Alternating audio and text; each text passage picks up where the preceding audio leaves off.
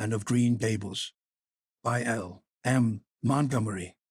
Chapter 1. Mrs. Rachel Lynde is surprised. MRS. Rachel Lynde lived just where the Avonlea main road dipped down into a little hollow, fringed with alders and ladies' eardrops and traversed by a brook that had its source away back in the woods of the old Cuthbert place. It was reputed to be an intricate, headlong brook in its earlier course through those woods, with dark secrets of pool and cascade. But by the time it reached Lynde's Hollow it was a quiet, well-conducted little stream.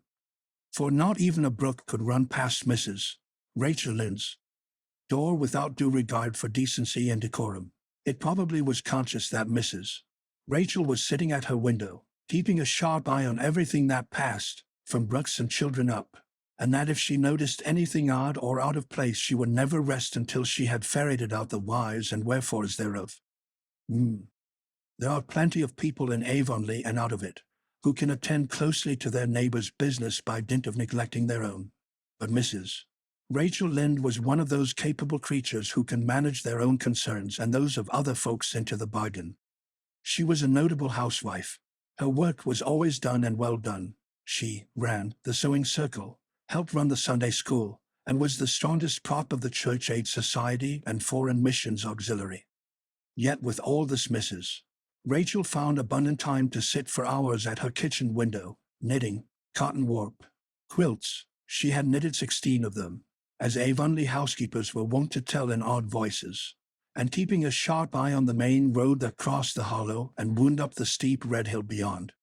Since Avonlea occupied a little triangular peninsula jutting out into the Gulf of St. Lawrence with water on two sides of it, anybody who went out of it or into it had to pass over that hill road and so run the unseen gauntlet of Mrs. Rachel's all-seeing eye. She was sitting there one afternoon in early June. The sun was coming in at the window warm and bright. The orchard on the slope below the house was in a bridal flush of pinky-white bloom, hummed over by a myriad of bees.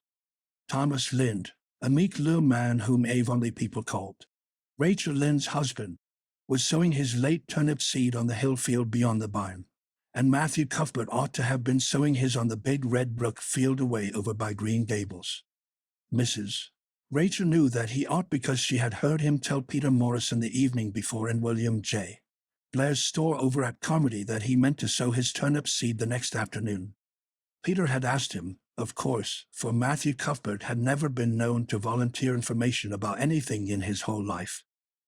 And yet here was Matthew Cuthbert, at 3:30 on the afternoon of a busy day, placidly driving over the hollow and up the hill. Moreover, he wore a white collar and his best suit of clothes, which was plain proof that he was going out of Avonlea, and he had the buggy and the sorrel mare, which betokened that he was going a considerable distance. Now, where was Matthew Cuthbert going, and why was he going there? Had it been any other man in Avonlea, Mrs. Rachel, deftly putting this and that together, might have given a pretty good guess as to both questions. But Matthew so rarely went from home that it must be something pressing and unusual which was taking him.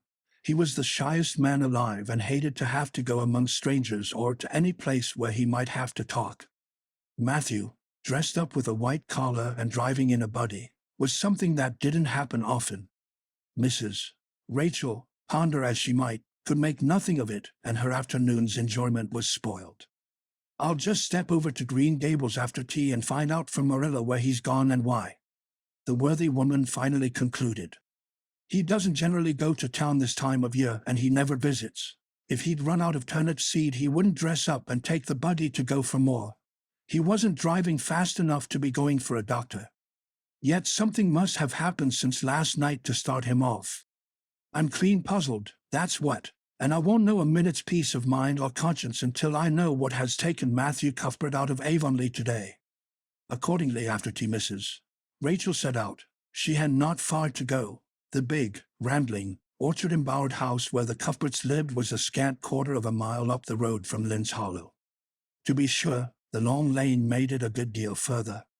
Matthew Cuthbert's father, as shy and silent as his son after him, had got as far away as he possibly could from his fellow men without actually retreating into the woods when he founded his homestead. Green Gables was built at the furthest edge of his cleared land, and there it was to this day. barely visible from the main road along which all the other Avonlea houses were so sociably situated. Mrs. Rachel Lynde did not call living in such a place living at all. "It's just staying, that's what," she said as she stepped along the deep-rutted, grassy lane bordered with wild rose bushes. "It's no wonder Matthew and Marilla are both a little odd, living away back here by themselves. Trees aren't much company, though dear knows if they were there'd be enough of them. I'd ruther look at people. To be sure, they seem contented enough, but then I suppose they're used to it.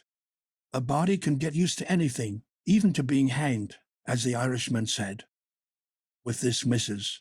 Rachel stepped out of the lane into the backyard of Green Gables. Very green and neat and precise was that yard, set about on one side with great patriarchal willows and the other with prim Lombardies. Not a stray stick nor stone was to be seen, for Mrs. Rachel would have seen it if there had been. Privately she was of the opinion that Marilla Cuthbert swept that yard over as often as she swept her house. One could have eaten a meal off the ground without overbrimming the proverbial peck of dirt. Mrs. Rachel rapped smartly at the kitchen door and stepped in when bidden to do so.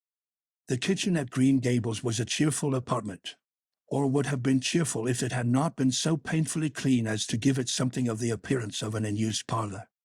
Its windows looked east and west. Through the west one, looking out on the backyard, came a flood of mellow June sunlight. But the east one, whence you got a glimpse of the bloom-white cherry trees in the left orchard and nodding, slender birches down in the hollow by the brook, was greened over by a tangle of vines.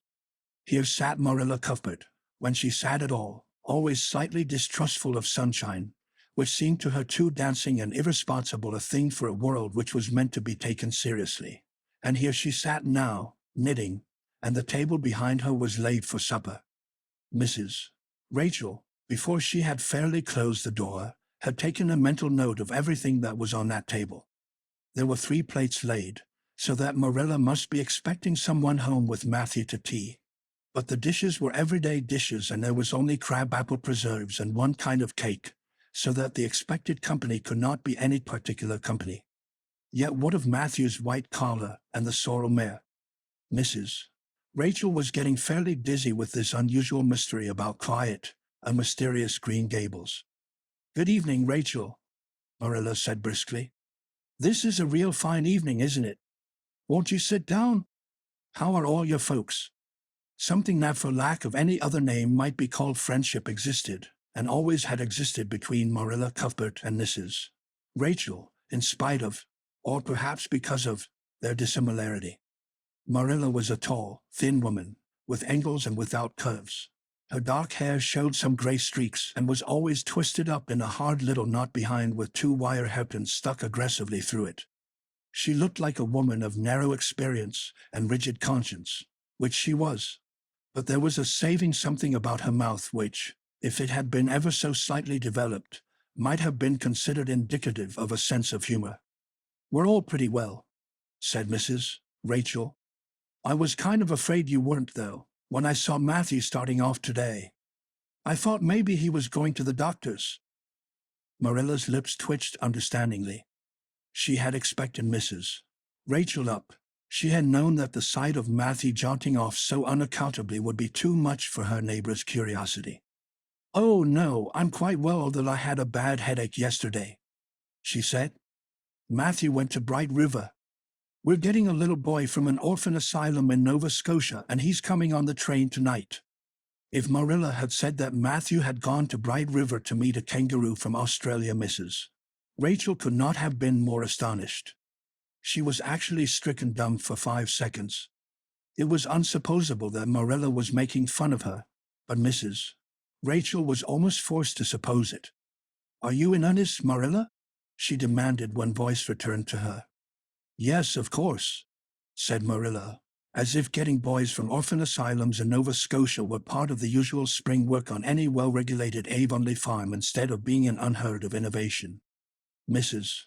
Rachel felt that she had received a severe mental jolt. She thought in exclamation points. A boy. Marilla and Matthew Cuthbert of all people adopting a boy. From an orphan asylum. Well, the world was certainly turning upside down. She would be surprised at nothing after this. Nothing. What on earth put such a notion into your head? She demanded disapprovingly. This had been done without her advice being asked, and must perforce be disapproved. Well, we've been thinking about it for some time, all winter in fact, returned Marilla. Mrs. Alexander Spencer was up here one day before Christmas, and she said she was going to get a little girl from the asylum over in Hopeton in the spring. Her cousin lives there, and Mrs. Spencer has visited here and knows all about it. So Matthew and I have talked it over off and on ever since. We thought we'd get a boy. Matthew is getting up in years, you know. He's 60, and he isn't so spry as he once was. His heart troubles him a good deal. And you know how desperate hard it's got to be to get hired help. There's never anybody to be had but those stupid, half-grown little French boys. And as soon as you do get one broken to your ways and taught something, he's up and off to the lobster canneries or the States. At first Matthew suggested getting a home boy, but I said no flat to that. They may be all right, I'm not saying they're not, but no London street Arabs for me, I said. Give me a native born at least. There'll be a risk, no matter who we get. But I'll feel easier in my mind and sleep sounder at nights if we get a born Canadian. So in the end we decided to ask Mrs. Spencer to pick us out one when she went over to get her little girl. We heard last week she was going, so we sent her word by Richard Spencer's folks at Carmody to bring us a smart, likely boy of about 10 or 11. We decided that would be the best age, old enough to be of some use in doing chores right off and young enough to be trained up proper. We mean to give him a good homeland schooling. We had a telegram from Mrs. Alexander Spencer today. The mailman brought it from the station, saying they were coming on the 5:30 train tonight. So Matthew went to Bright River to meet him. Mrs. Spencer will drop him off there. Of course she goes on to White Sands Station herself. Mrs. Rachel prided herself on always speaking her mind. She proceeded to speak it now, having adjusted her mental attitude to this amazing piece of news. Well, Marilla, I'll just tell you plain that I think you're doing a mighty foolish thing, a risky thing, that's what. You don't know what you're getting. You're bringing a strange child into your house and home, and you don't know a single thing about him, nor what his disposition is like, nor what sort of parents he had, nor how he's likely to turn out.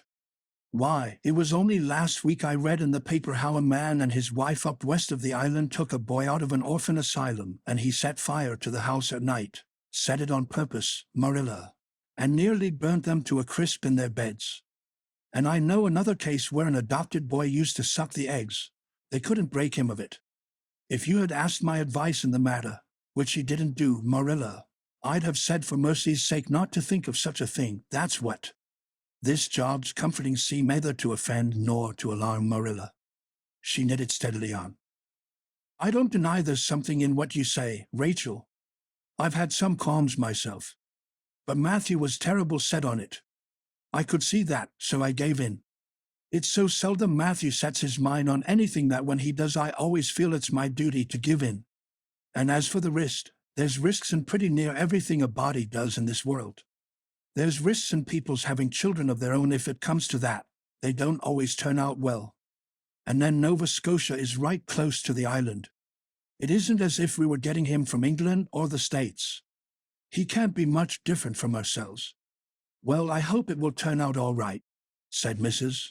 Rachel in a tone that plainly indicated her painful doubts. Only don't say I didn't warn you if he burns Green Gables down or puts strychnine in the well. I heard of a case over in New Brunswick where an orphan asylum child did that, and the whole family died in fearful agonies. Only it was a girl in that instance. Well, we're not getting a girl, said Marilla, as if poisoning wells were a purely feminine accomplishment, and not to be dreaded in the case of a boy. I'd never dream of taking a girl to bring up. I wonder at Mrs. Alexander Spencer for doing it. But there, she wouldn't shrink from adopting a whole orphan asylum if she took it into her head. Mrs. Rachel would have liked to stay until Matthew came home with his imported orphan. But reflecting that it would be a good 2 hours at least before his arrival, she concluded to go up the road to Robert Bell's and tell the news. It would certainly make a sensation second to none, and Mrs. Rachel dearly loved to make a sensation. So she took herself away, somewhat to Marilla's relief, for the latter felt her doubts and fears reviving under the influence of Mrs. Rachel's pessimism. "Well, of all things that ever were or will be," ejaculated Mrs. Rachel when she was safely out in the lane. "It does really seem as if I must be dreaming. Well, I'm sorry for that poor young one, and no mistake. Matthew and Marilla don't know anything about children, and they'll expect him to be wiser and steadier than his own grandfather, if so be's he ever had a grandfather, which is doubtful. It seems uncanny to think of a child at Green Gables somehow. There's never been one there, for Matthew and Marilla were grown up when the new house was built, if they ever were children, which is hard to believe when one looks at them. I wouldn't be in that orphan's shoes for anything. My, but I pity him, that's what." So said Mrs. Rachel to the wild rose bushes out of the fullness of her heart. But if she could have seen the child who was waiting patiently at the Bright River station at that very moment, her pity would have been still deeper and more profound. Chapter 2. Matthew Cuthbert is surprised. Another Cuthbert and the sorrel mare jogged comfortably over the 8 miles to Bright River. It was a pretty road, running along between snug farmsteads, with now and again a bit of balsamy firwood to drive through or a hollow where wild plums hung out their filmy bloom. The air was sweet with the breath of many apple orchards, and the meadows sloped away in the distance to horizon mists of pearl and purple, while Matthew enjoyed the drive after his own fashion, except during the moments when he met women and had to nod to them, for in Prince Edward Island you are supposed to nod to all and sundry you meet on the road whether you know them or not. Matthew dreaded all women except Marilla and Mrs. Rachel. He had an uncomfortable feeling that the mysterious creatures were secretly laughing at him. He may have been quite right in thinking so, for he was an odd-looking personage, with an ungainly figure and long iron-gray hair that touched his stooping shoulders, and a full, soft brown beard which he had worn ever since he was 20. In fact, he had looked at 20 very much as he looked at 60, lacking a little of the grayness. When he reached Bright River there was no sign of any train. He thought he was too early, so he tied his horse in the yard of the small Bright River Hotel and went over to the station house. The long platform was almost deserted, the only living creature in sight being a girl who was sitting on a pile of shingles at the extreme end.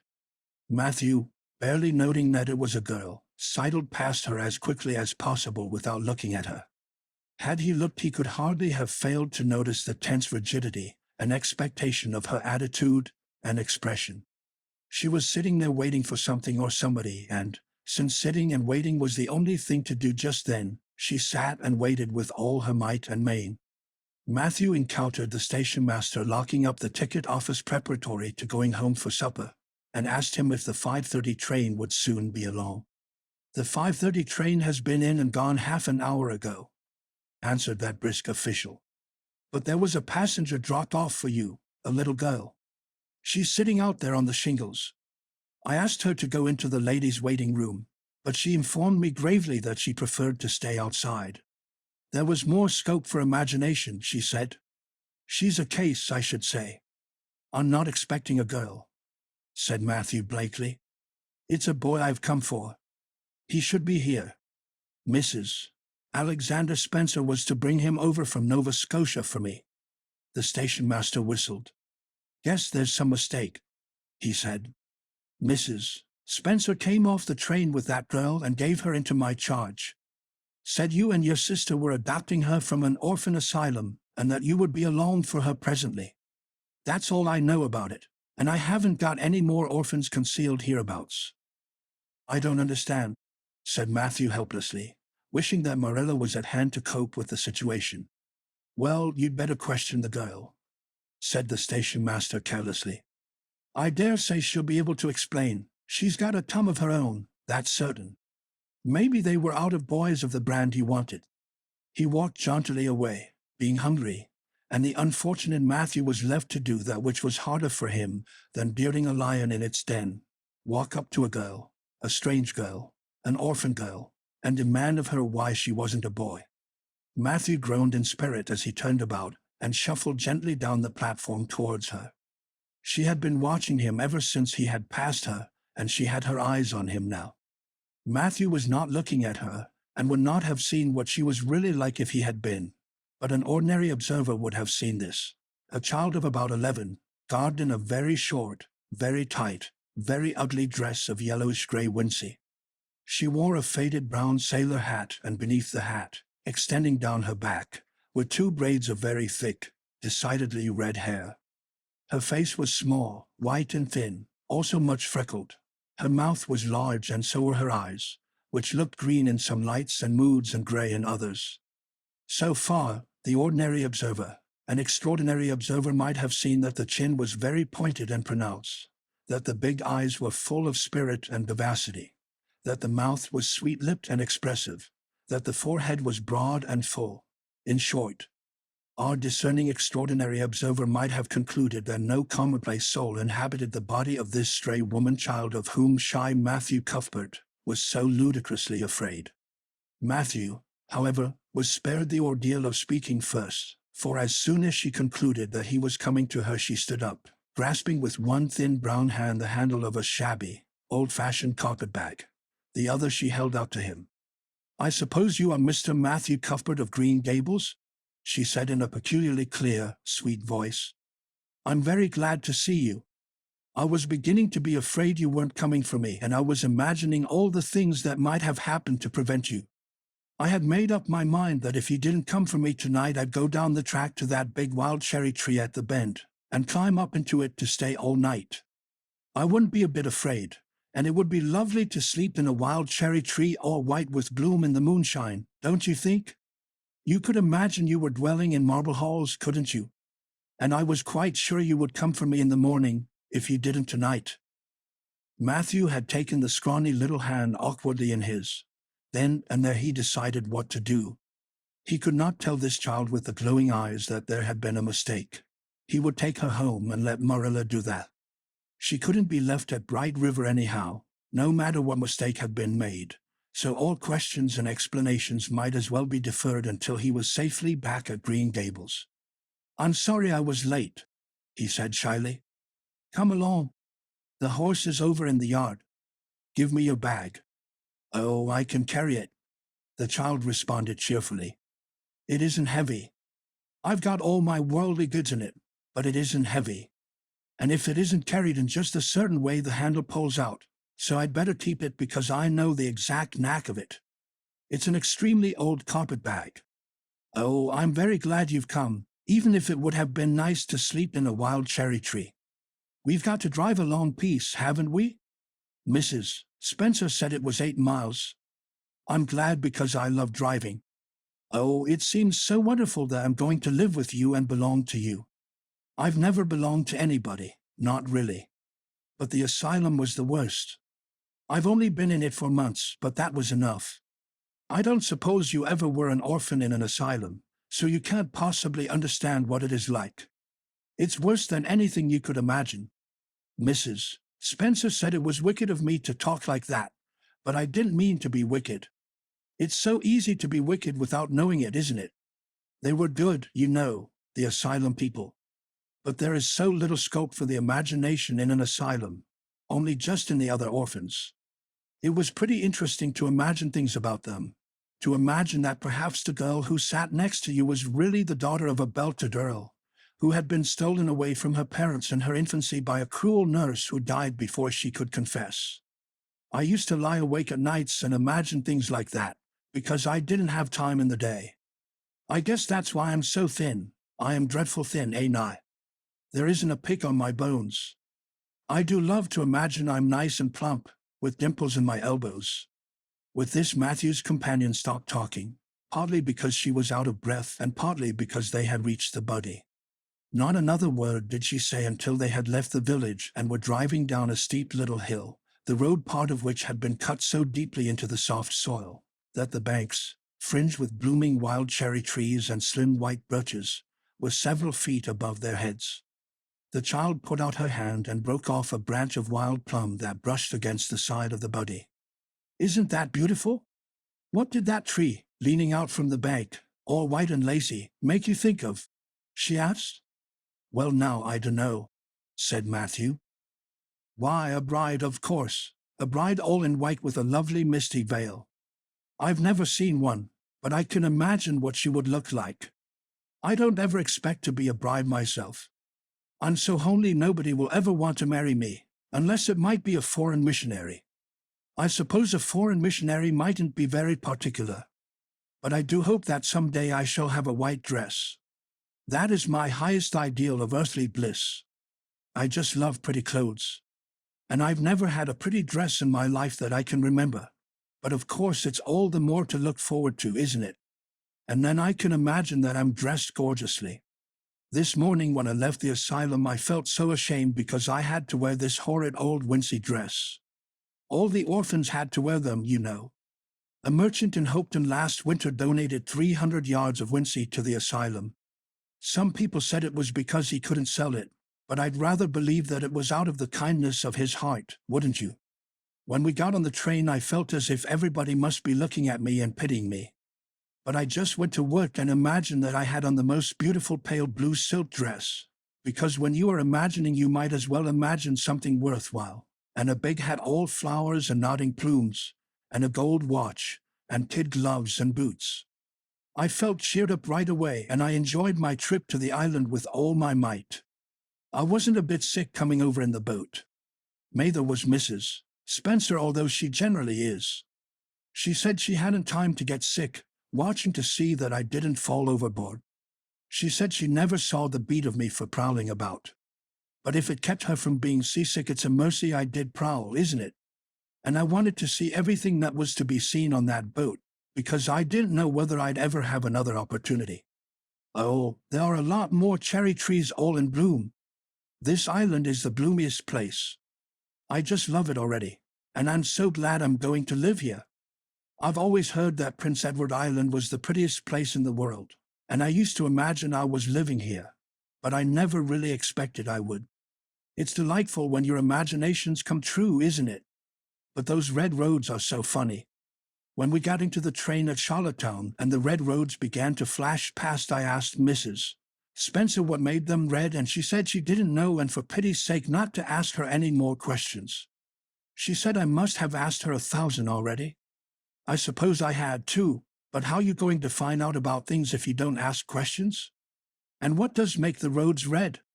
Well, now I dunno, said Matthew. Well, that is one of the things to find out sometime. Isn't it splendid to think of all the things there are to find out about? It just makes me feel glad to be alive. It's such an interesting world. It wouldn't be half so interesting if we know all about everything, would it? There'd be no scope for imagination then, would there? But am I talking too much? People are always telling me I do. Would you rather I didn't talk? If you say so, I'll stop. I can stop when I make up my mind to it, although it's difficult. Matthew, much to his own surprise, was enjoying himself. Like most quiet folks, he liked talkative people when they were willing to do the talking themselves and did not expect him to keep up his end of it. But he had never expected to enjoy the society of a little girl. Women were bad enough in all conscience, but little girls were worse. He detested the way they had of sidling past him timidly, with sidewise glances, as if they expected him to gobble them up at a mouthful if they ventured to say a word. That was the Avonlea type of well-bred little girl.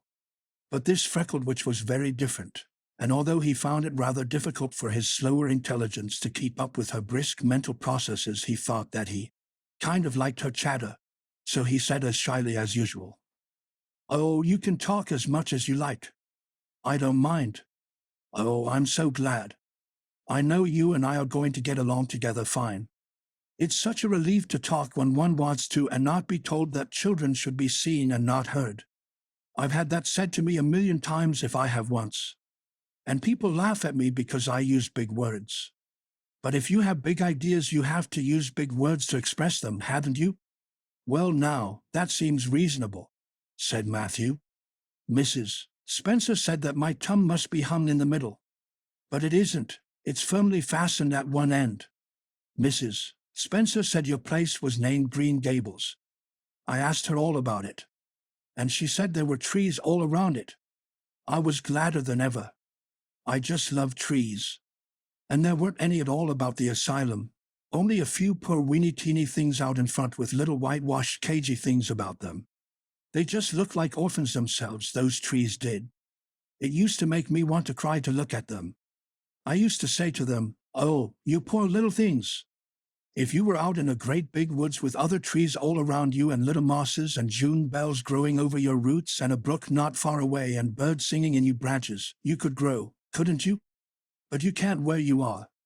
I know just exactly how you feel, little trees. I felt sorry to leave them behind this morning. You do get so attached to things like that, don't you? Is there a brook anywhere near Green Gables? I forgot to ask Mrs. Spencer that. Well now, yes, there's one right below the house. Fancy. It's always been one of my dreams to live near a brook. I never expected I would, though. Dreams don't often come true, do they? Wouldn't it be nice if they did? But just now I feel pretty nearly perfectly happy. I can't feel exactly perfectly happy because, well, what color would you call this? She twitched one of her long glossy braids over her thin shoulder and held it up before Matthew's eyes. Matthew was not used to deciding on the tints of ladies' tresses, but in this case there couldn't be much doubt. "It's red, ain't it?" he said. The girl let the braid drop back with a sigh that seemed to come from her very toes and to exhale forth all the sorrows of the ages. "Yes, it's red," she said resignedly. "Now you see why I can't be perfectly happy. Nobody could who has red hair. I don't mind the other things so much, the freckles and the green eyes and my skinniness. I can imagine them away. I can imagine that I have a beautiful rose-leaf complexion and lovely starry violet eyes. But I cannot imagine that red hair away. I do my best.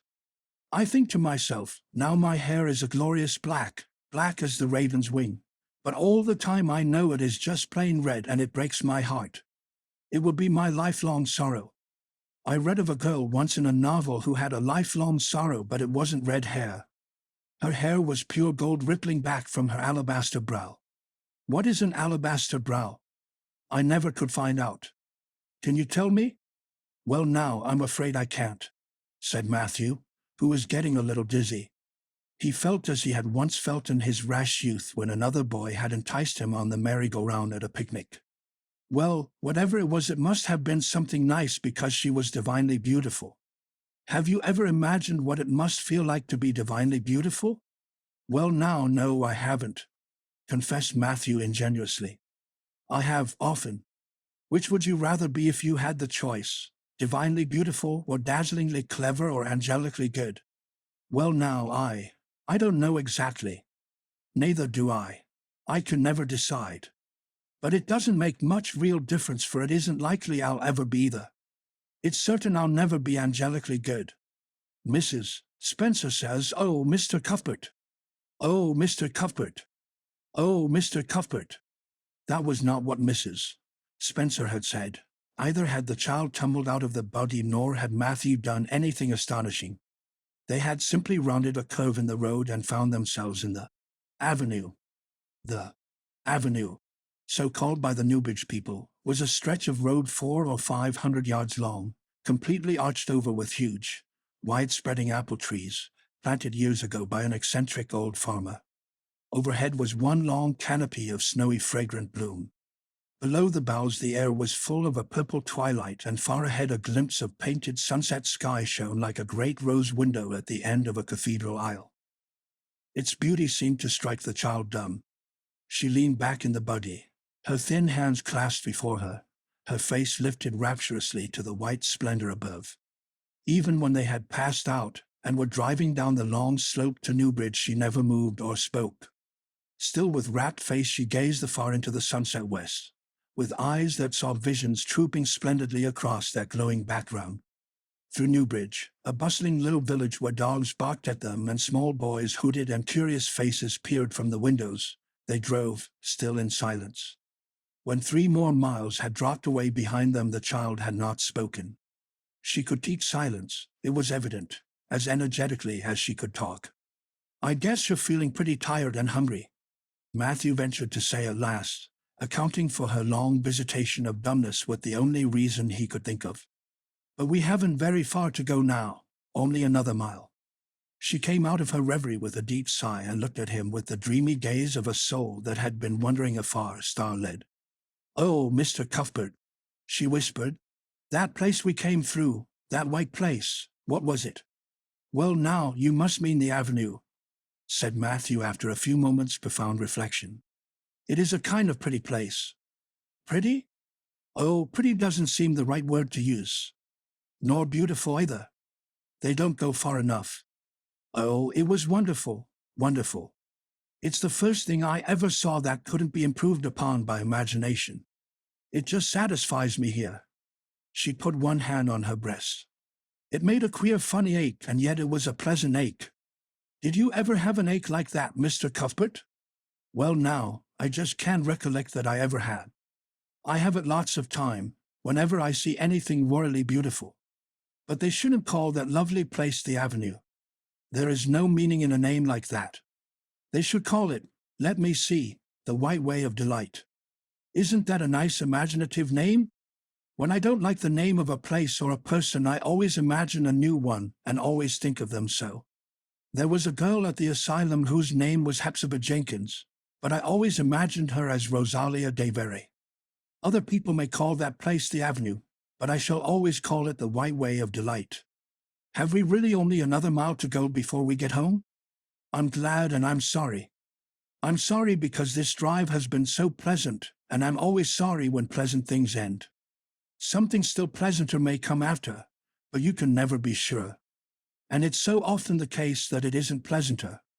That has been my experience anyhow. But I'm glad to think of getting home. You see, I've never had a real home since I can remember. It gives me that pleasant ache again just to think of coming to a really truly home. Oh, isn't that pretty? They had driven over the crest of a hill. Below them was a pond, looking almost like a river, so long and winding was it. A bridge spanned it midway, and from there to its lower end, where an amber-hued belt of sandhills shut it in from the dark blue gulf beyond, the water was a glory of many shifting hues, the most spiritual shadings of crocus and rose and ethereal green, with other elusive tintings for which no name has ever been found. Above the bridge the pond ran up into fringing groves of fir and maple and lay all darkly translucent in their wavering shadows. Here and there a wild plum leaned out from the bank like a white-clad girl tiptoeing to her own reflection. From the marsh at the head of the pond came the clear, mournfully sweet chorus of the frogs. There was a little gray house peering around a white apple orchard on a slope beyond, and, although it was not yet quite dark, a light was shining from one of its windows. "That's Barry's Pond," said Matthew. "Oh, I don't like that name either. I shall call it, let me see, the Lake of Shining Waters. Yes, that is the right name for it. I know because of the thrill. When I hit on a name that suits exactly, it gives me a thrill. Do things ever give you a thrill?" Matthew ruminated. "Well now, yes. It always kind of gives me a thrill to see them ugly white grubs that spade up in the cucumber beds. I hate the look of them. Oh, I don't think that can be exactly the same kind of a thrill. Do you think it can? There doesn't seem to be much connection between grubs and lakes of shining waters, does there? But why do other people call it Barry's Pond? I reckon because Mr. Barry lives up there in that house. Orchard Slope's the name of his place. If it wasn't for that big bush behind it, you could see Green Gables from here. But we have to go over the bridge and round by the road, so it's near half a mile further. Has Mr. Barry any little girls? Well, not so very little either, about my size. He's got one about 11. Her name is Diana. Oh, with a long indrawing of breath.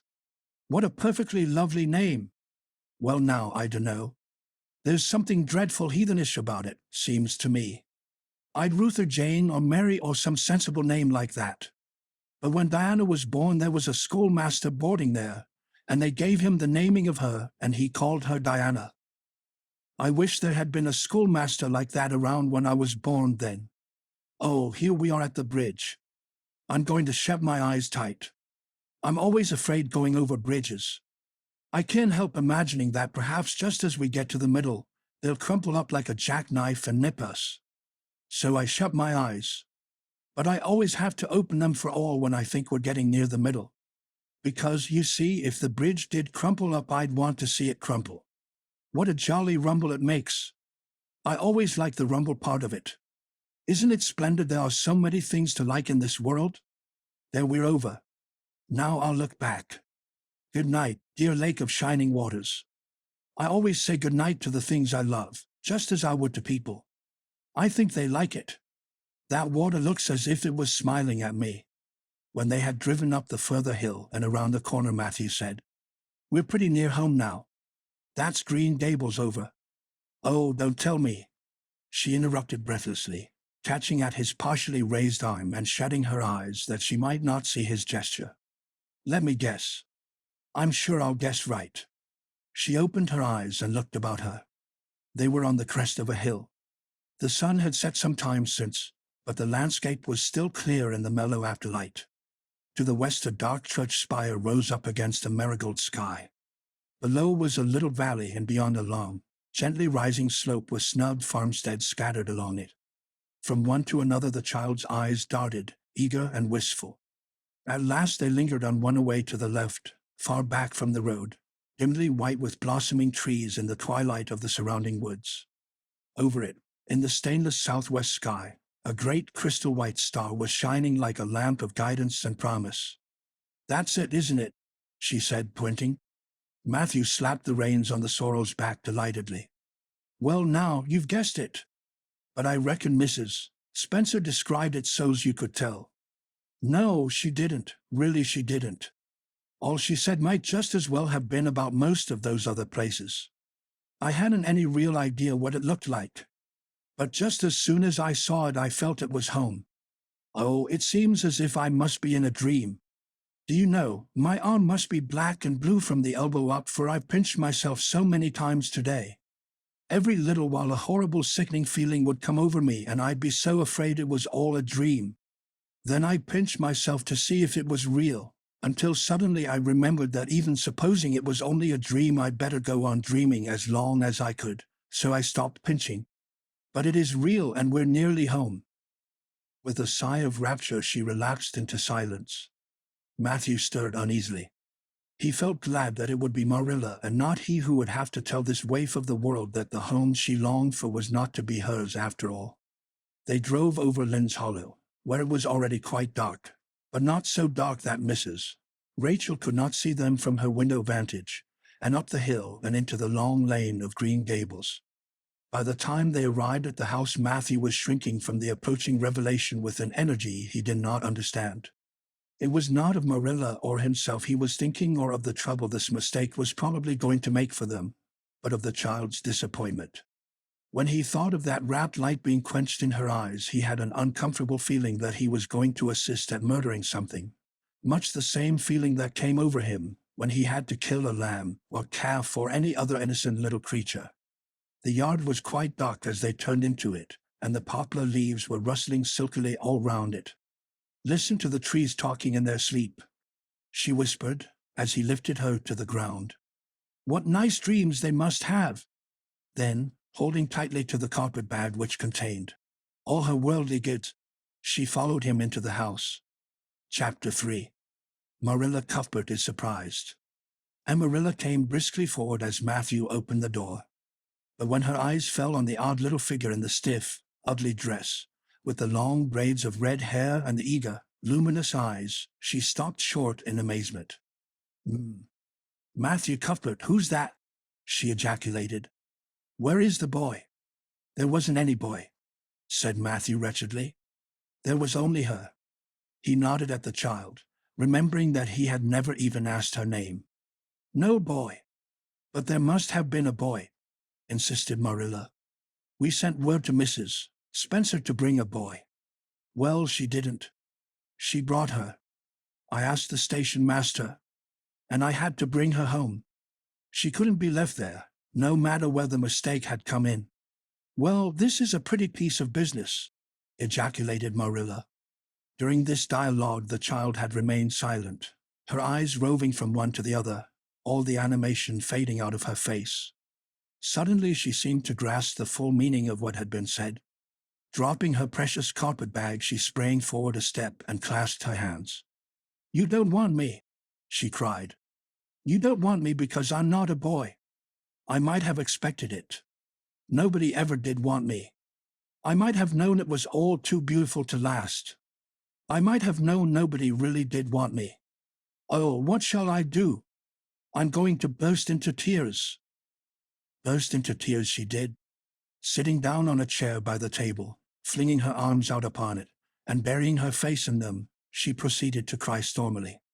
Marilla and Matthew looked at each other deprecatingly across the stove. Neither of them knew what to say or do. Finally Marilla stepped lamely into the breach. Well, well, there's no need to cry so about it." "Yes, there is need." The child raised her head quickly, revealing a tear-stained face and trembling lips. "You would cry, too, if you were an orphan and had come to a place you thought was going to be home and found that they didn't want you because you weren't a boy. Oh, this is the most tragical thing that ever happened to me." Something like a reluctant smile, rather rusty from long disuse, mellowed Marilla's grim expression. "Well, don't cry any more. We're not going to turn you out of doors tonight. You'll have to stay here until we investigate this affair. What's your name?" The child hesitated for a moment. "Will you please call me Cordelia?" she said eagerly. "Call you Cordelia? Is that your name?" "No, it's not exactly my name, but I would love to be called Cordelia. It's such a perfectly elegant name.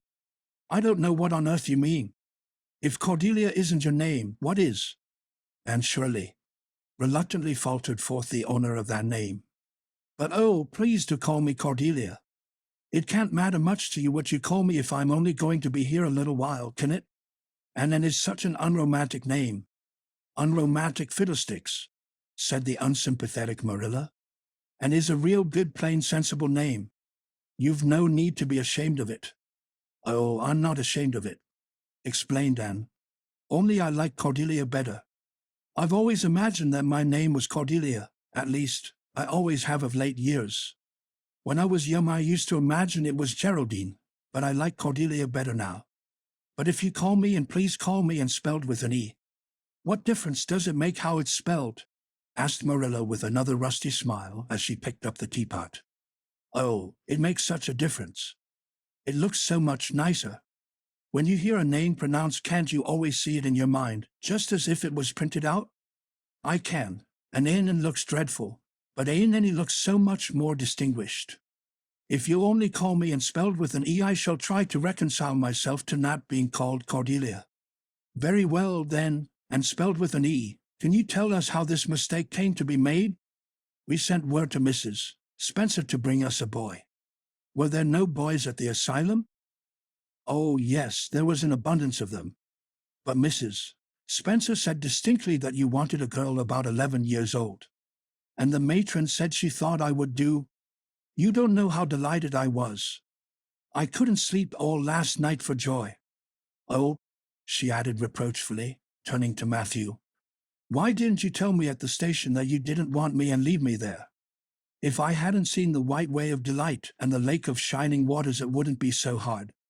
"What on earth does she mean?" demanded Marilla, staring at Matthew. She's just referring to some conversation we had on the road," said Matthew hastily. "I'm going out to put the mare in, Marilla. Have tea ready when I come back." "Did Mrs. Spencer bring anybody over besides you?" continued Marilla when Matthew had gone out. "She brought Lily Jones for herself. Lily is only 5 years old, and she is very beautiful and had nut brown hair." "If I was very beautiful and had nut brown hair, would you keep me?" "No, we want a boy to help Matthew on the farm. A girl would be of no use to us. Take off your hat. I'll lay it and your bag on the hall table," and took off her hat meekly. Matthew came back presently, and they sat down to supper. But Anne could not eat.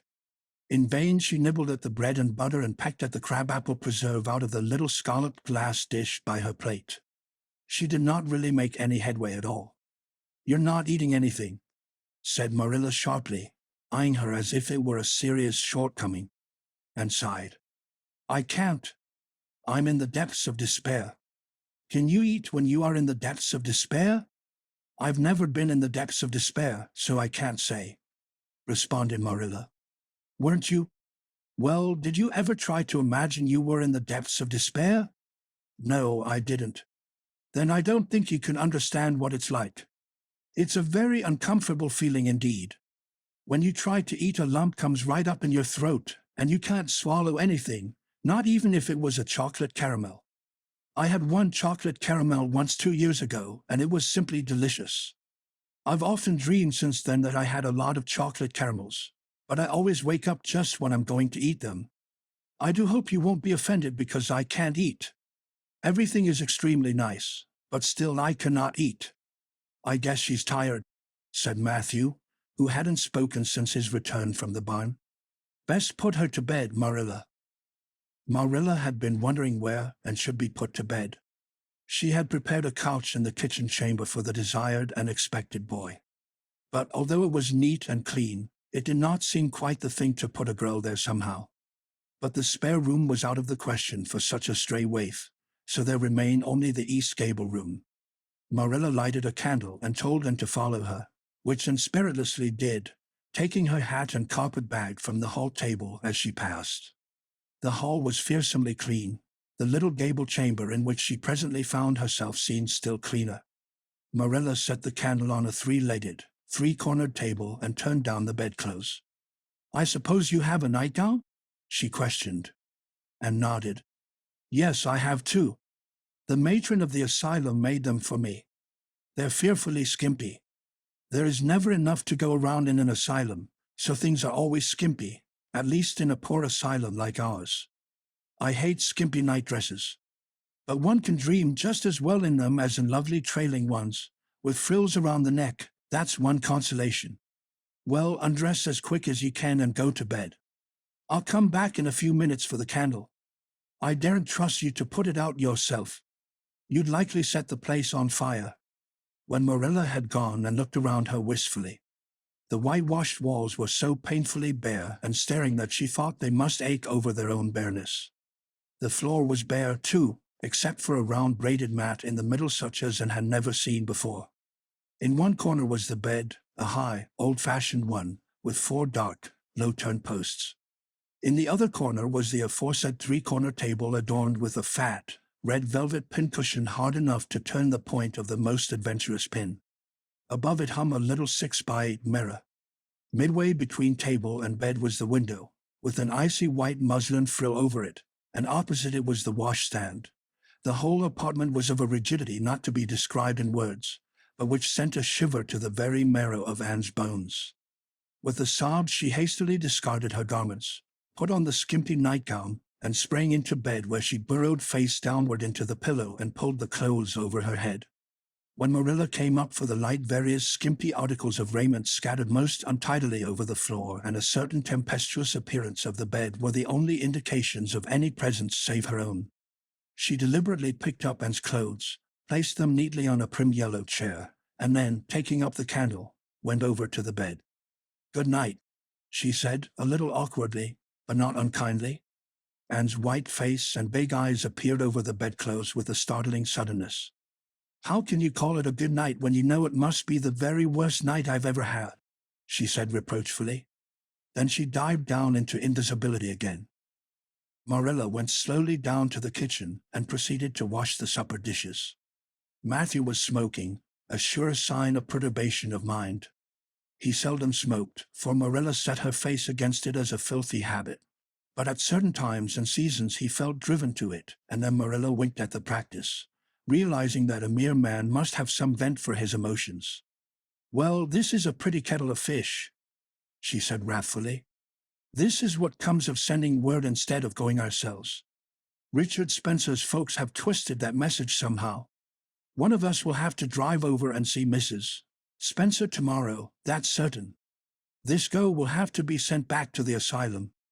"Yes, I suppose so," said Matthew reluctantly. "You suppose so? Don't you know it?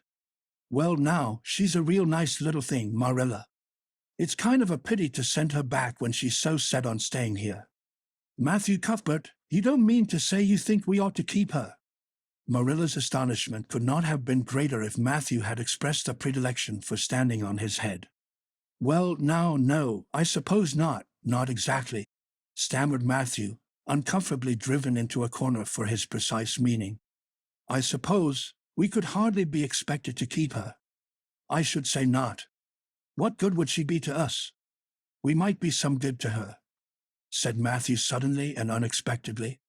Matthew Cuthbert, I believe that child has bewitched you. I can see as plain that you want to keep her. Well now, she's a real interesting little thing, persisted Matthew. You should have heard her talk coming from the station. Oh, she can talk fast enough. I saw that at once. It's nothing in her favor either. I don't like children who have so much to say. I don't want an orphan girl, and if I did, she isn't the style I'd pick out. There's something I don't understand about her. No, she's got to be dispatched straightway back to where she came from. I could hire a French boy to help me, said Matthew, and she'd be company for you. I'm not suffering for company, said Marilla shortly, and I'm not going to keep her. Well now, it's just as you say, of course, Marilla, said Matthew, rising and putting his pipe away. I'm going to bed. To bed when Matthew. And to bed when she had put her dishes away, when Marilla, frowning most resolutely. And upstairs, in the east gable, a lonely, heart-hungry, friendless child cried herself to sleep. Chapter 4. Morning at Green Gables. It was broad daylight when Anne awoke and sat up in bed, staring confusedly at the window through which a flood of cheery sunshine was pouring and outside of which something white and feathery waved across glimpses of blue sky. For a moment she could not remember where she was. First came a delightful thrill, as something very pleasant, then a horrible remembrance. This was Green Gables, and they didn't want her because she wasn't a boy. But it was morning, and yes, it was a cherry tree in full bloom outside of her window. With a bound she was out of bed and across the floor. She pushed up the sash. It went up stiffly and creakily, as if it hadn't been opened for a long time, which was the case, and it stuck so tight that nothing was needed to hold it up. And dropped on her knees and gazed out into the June morning, her eyes glistening with delight. Oh, wasn't it beautiful? Wasn't it a lovely place? Suppose she wasn't really going to stay here. She would imagine she was. There was scope for imagination here. A huge cherry tree grew outside, so close that its boughs tapped against the house, and it was so thick set with blossoms that hardly a leaf was to be seen. On both sides of the house was a big orchard, one of apple trees and one of cherry trees, also showered over with blossoms, and their grass was all sprinkled with dandelions. In the garden below were lilac trees purple with flowers, and their dizzily sweet fragrance drifted up to the window on the morning wind. Below the garden a green field lush with clover sloped down to the hollow where the brook ran and where scores of white birches grew, upspringing airily out of an undergrowth suggestive of delightful possibilities in ferns and mosses and woodsy things generally. Beyond it was a hill, green and feathery with spruce and fir. There was a gap in it where the gray gable end of the little house she had seen from the other side of the lake of shining waters was visible. Off to the left were the big barns, and beyond them, away down over green, low-sloping fields, was a sparkling blue glimpse of sea. Anne's beauty-loving eyes lingered on it all, taking everything greedily in. She had looked on so many unlovely places in her life, poor child, but this was as lovely as anything she had ever dreamed. She knelt there, lost to everything but the loveliness around her, until she was startled by a hand on her shoulder. Marilla had come in unheard by the small dreamer. "It's time you were dressed," she said curtly. Marilla really did not know how to talk to the child, and her uncomfortable ignorance made her crisp and curt when she did not mean to be. And stood up and drew a long breath. "Oh, isn't it wonderful?" she said, waving her hand comprehensively at the good world outside. "It's a big tree," said Marilla, "and it blooms great, but the fruit don't amount to much, never, small and wormy." "Oh, I don't mean just the tree. Of course it's lovely. Yes, it's radiantly lovely. It blooms as if it meant it. But I meant everything, the garden and the orchard and the brook and the woods, the whole big dear world. Don't you feel as if you just loved the world on a morning like this? And I can hear the brook laughing all the way up here. Have you ever noticed what cheerful things brooks are? They're always laughing. Even in wintertime I've heard them under the ice. I'm so glad there's a brook near Green Gables. Perhaps you think it doesn't make any difference to me when you're not going to keep me, but it does. I shall always like to remember that there is a brook at Green Gables even if I never see it again. If there wasn't a brook, I'd be haunted by the uncomfortable feeling that there ought to be one. I'm not in the depths of despair this morning. I never can be in the morning. Isn't it a splendid thing that there are mornings? But I feel very sad. I've just been imagining that it was really me you wanted after all, and I was to stay here forever and ever. It was a great comfort while it lasted. But the worst of imagining things is that the time comes when you have to stop, and that hurts. You'd better get dressed and come downstairs and never mind your imaginings, said Marilla as soon as she could get a word in edgewise. Breakfast is waiting. Wash your face and comb your hair. Leave the window up and turn your bedclothes back over the foot of the bed. Be as smart as you can. And could evidently be smart to some purpose, for she was downstairs in 10 minutes' time, with her clothes neatly on, her hair brushed and braided, her face washed, and a comfortable consciousness pervading her soul that she had fulfilled all Marilla's requirements. As a matter of fact, however, she had forgotten to turn back the bedclothes. I'm pretty hungry this morning, she announced as she slipped into the chair Marilla placed for her. The world doesn't seem such a howling wilderness as it did last night. I'm so glad it's a sunshiny morning. But I like rainy mornings real well, too. All sorts of mornings are interesting, don't you think? You don't know what's going to happen through the day, and there's so much scope for imagination. But I'm glad it's not rainy today, because it's easier to be cheerful and bear up under affliction on a sunshiny day.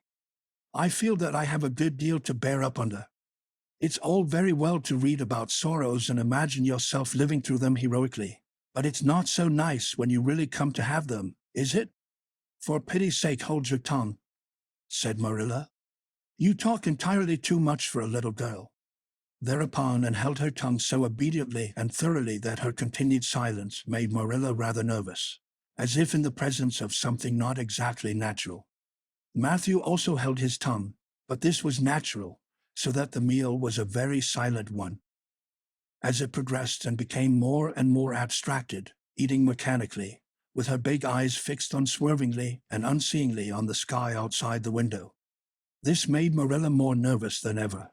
She had an uncomfortable feeling that while this odd child's body might be there at the table, her spirit was far away in some remote airy cloudland, borne aloft on the wings of imagination.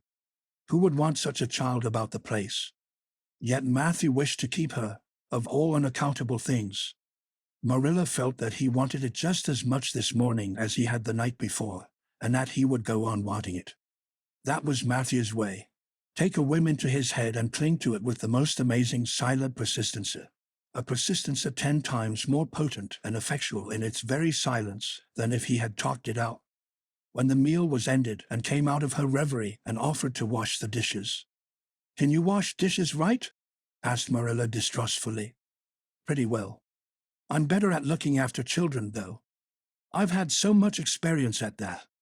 It's such a pity you haven't any here for me to look after. I don't feel as if I wanted any more children to look after than I've got at present. You're problem enough in all conscience. What's to be done with you I don't know. Matthew is a most ridiculous man. I think he's lovely, said Anne reproachfully. He is so very sympathetic. He didn't mind how much I talked. He seemed to like it. I felt that he was a kindred spirit as soon as ever I saw him. You're both queer enough, if that's what you mean by kindred spirits, said Marilla with a sniff. Yes, you may wash the dishes. Take plenty of hot water, and be sure you dry them well. I've got enough to attend to this morning, for I'll have to drive over to White Sands in the afternoon and see Mrs. Spencer. You'll come with me and we'll settle what's to be done with you. After you've finished the dishes, go upstairs and make your bed. And wash the dishes deftly enough, as Marilla, who kept a sharp eye on the process, discerned. Later on she made her bed less successfully, for she had never learned the art of wrestling with the feather tick. But it was done somehow and smoothed down, and then Marilla, to get rid of her, told her she might go out of doors and amuse herself until dinner time, and flew to the door, face alight, eyes glowing. On the very threshold she stopped short, wheeled about, came back and sat down by the table, light and glow as effectually blotted out as if someone had clapped an extinguisher on her. What's the matter now? demanded Marilla. I don't dare go out, said Anne, in the tone of a martyr relinquishing all earthly joys. If I can't stay here, there is no use in my loving Green Gables.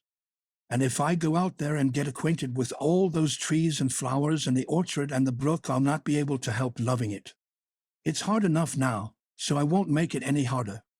I want to go out so much. Everything seems to be calling to me, and come out to us.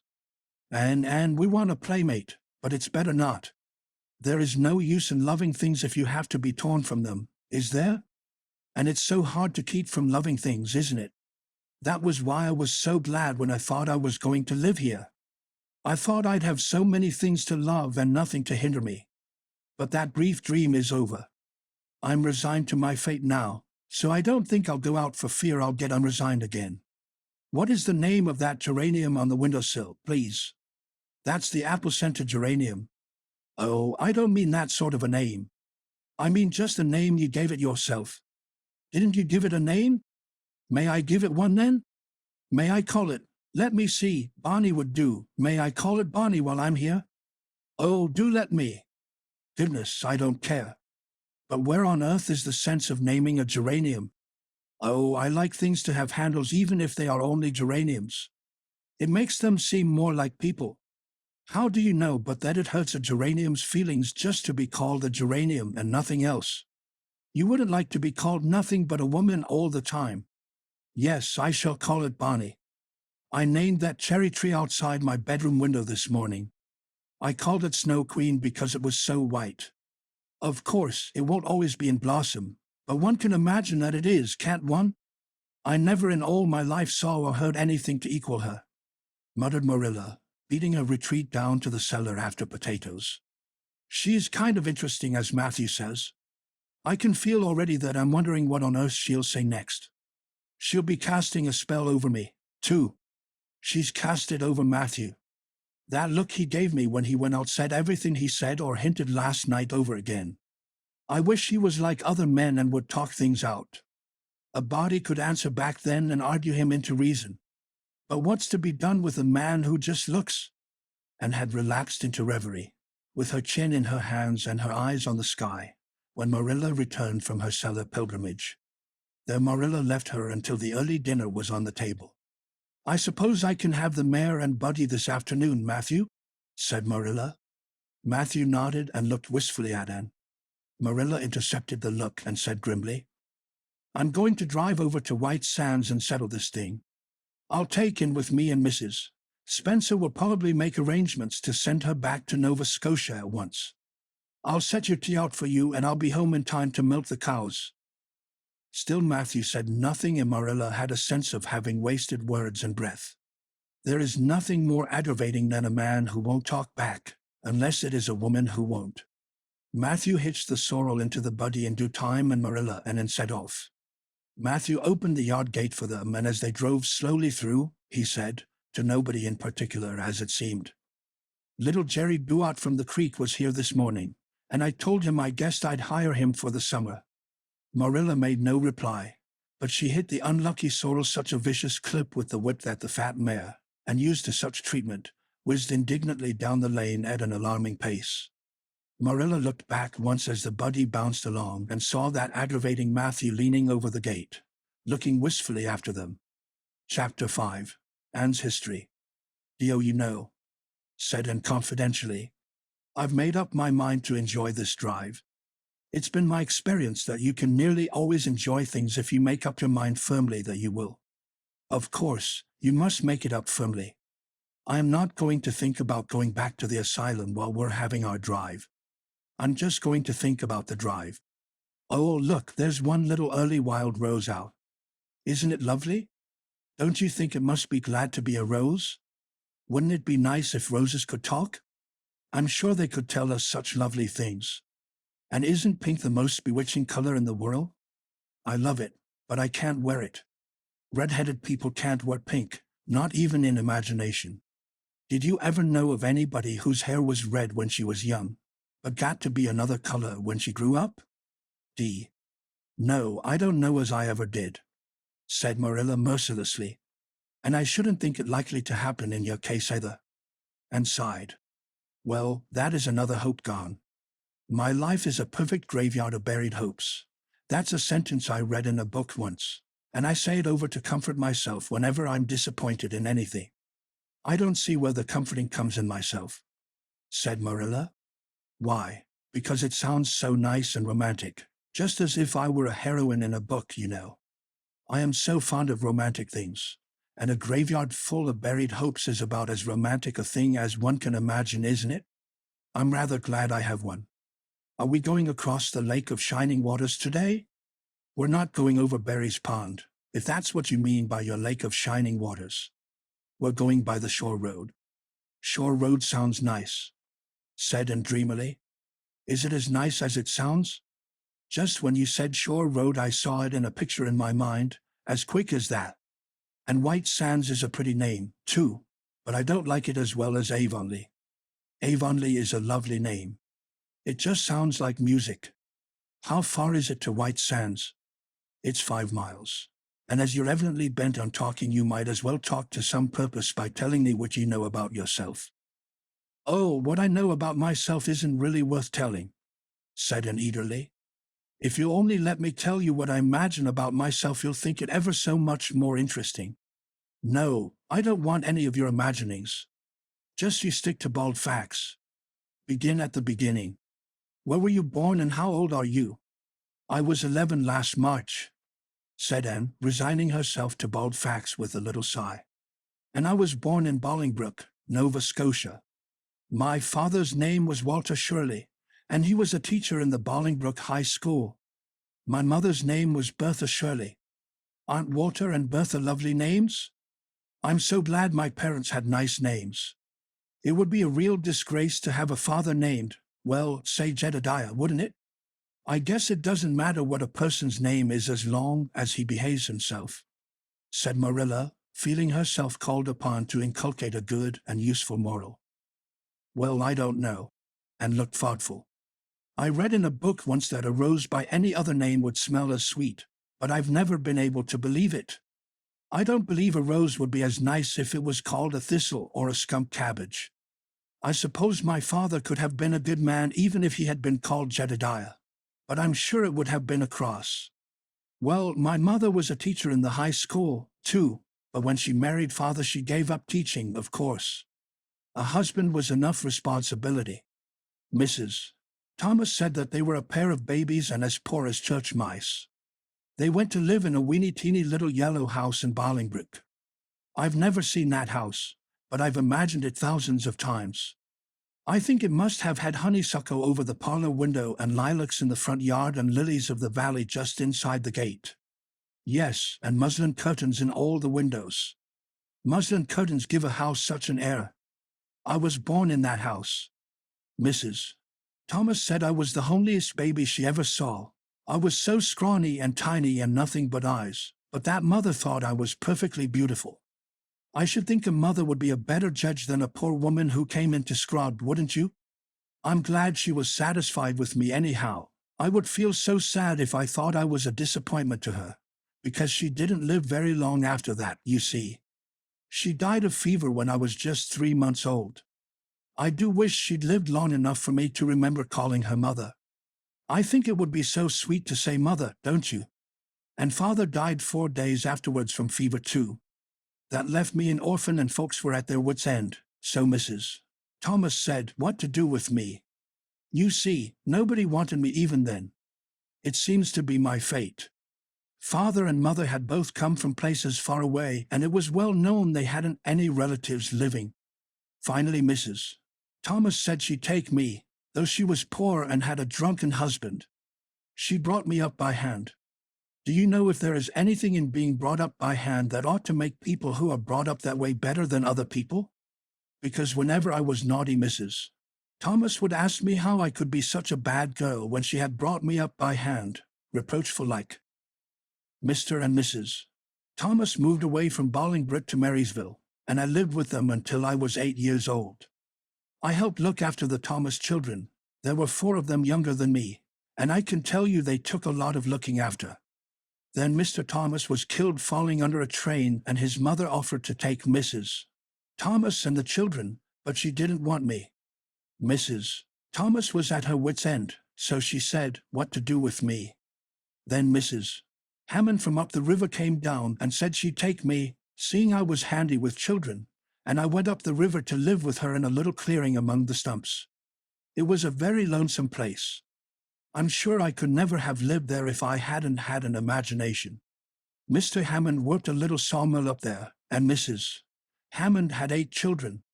She had twins 3 times. I like babies in moderation, but twins 3 times in succession is too much. I told Mrs.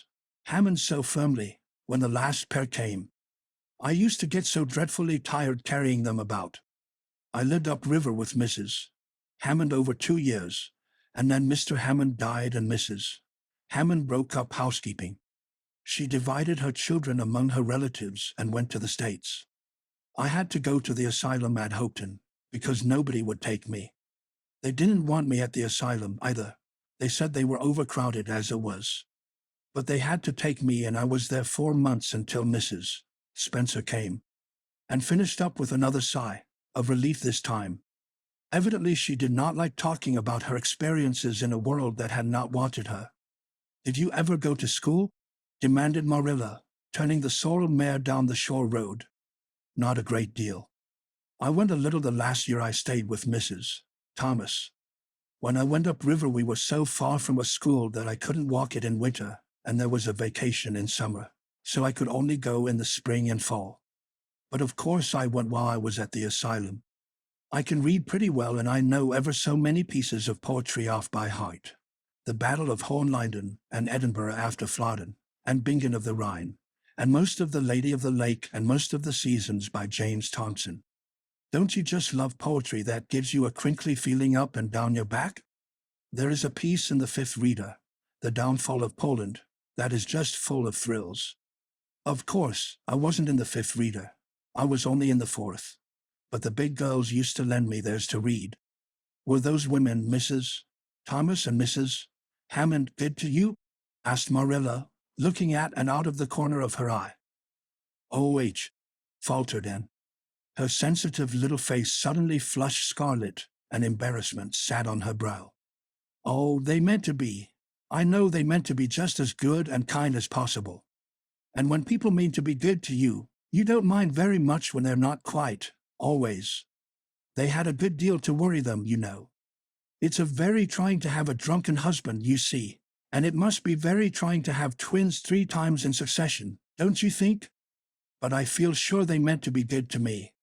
Marilla asked no more questions, and gave herself up to a silent rapture over the shore road, and Marilla guided the sorrel abstractedly while she pondered deeply. Pity was suddenly stirring in her heart for the child. What a starved, unloved life she had had, a life of drudgery and poverty and neglect. For Marilla was shrewd enough to read between the lines of Anne's history and divine the truth. No wonder she had been so delighted at the prospect of a real home. It was a pity she had to be sent back.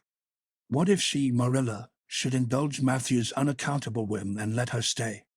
He was set on it, and the child seemed a nice, teachable little thing.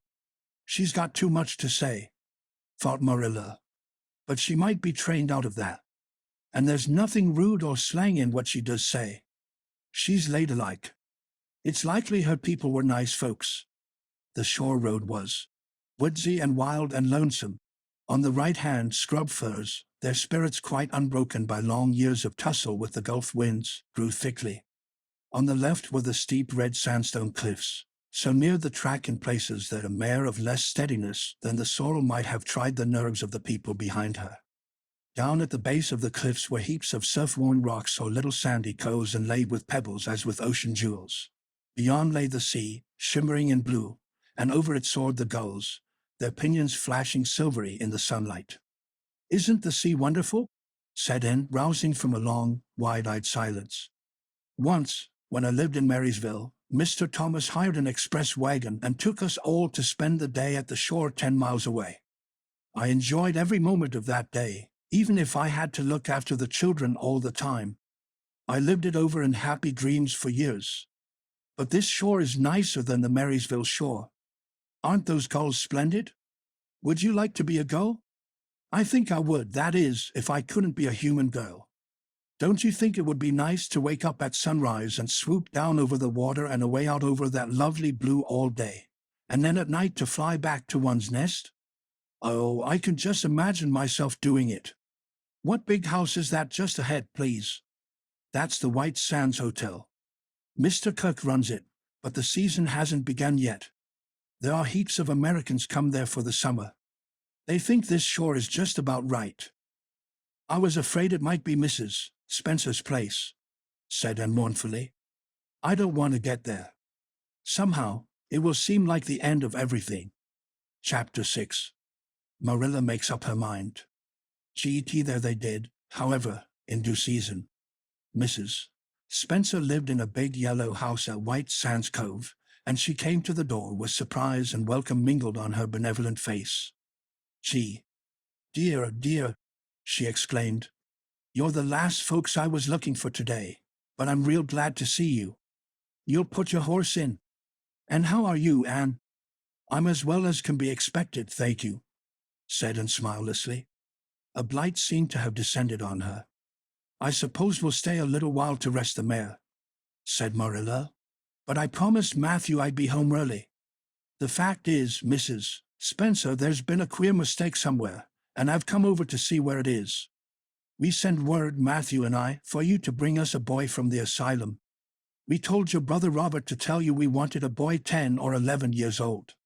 Marilla Cuthbert, you don't say so, said Mrs. Spencer in distress. Why, Robert sent word down by his daughter Nancy, and she said you wanted a girl. Didn't she, Flora Jane?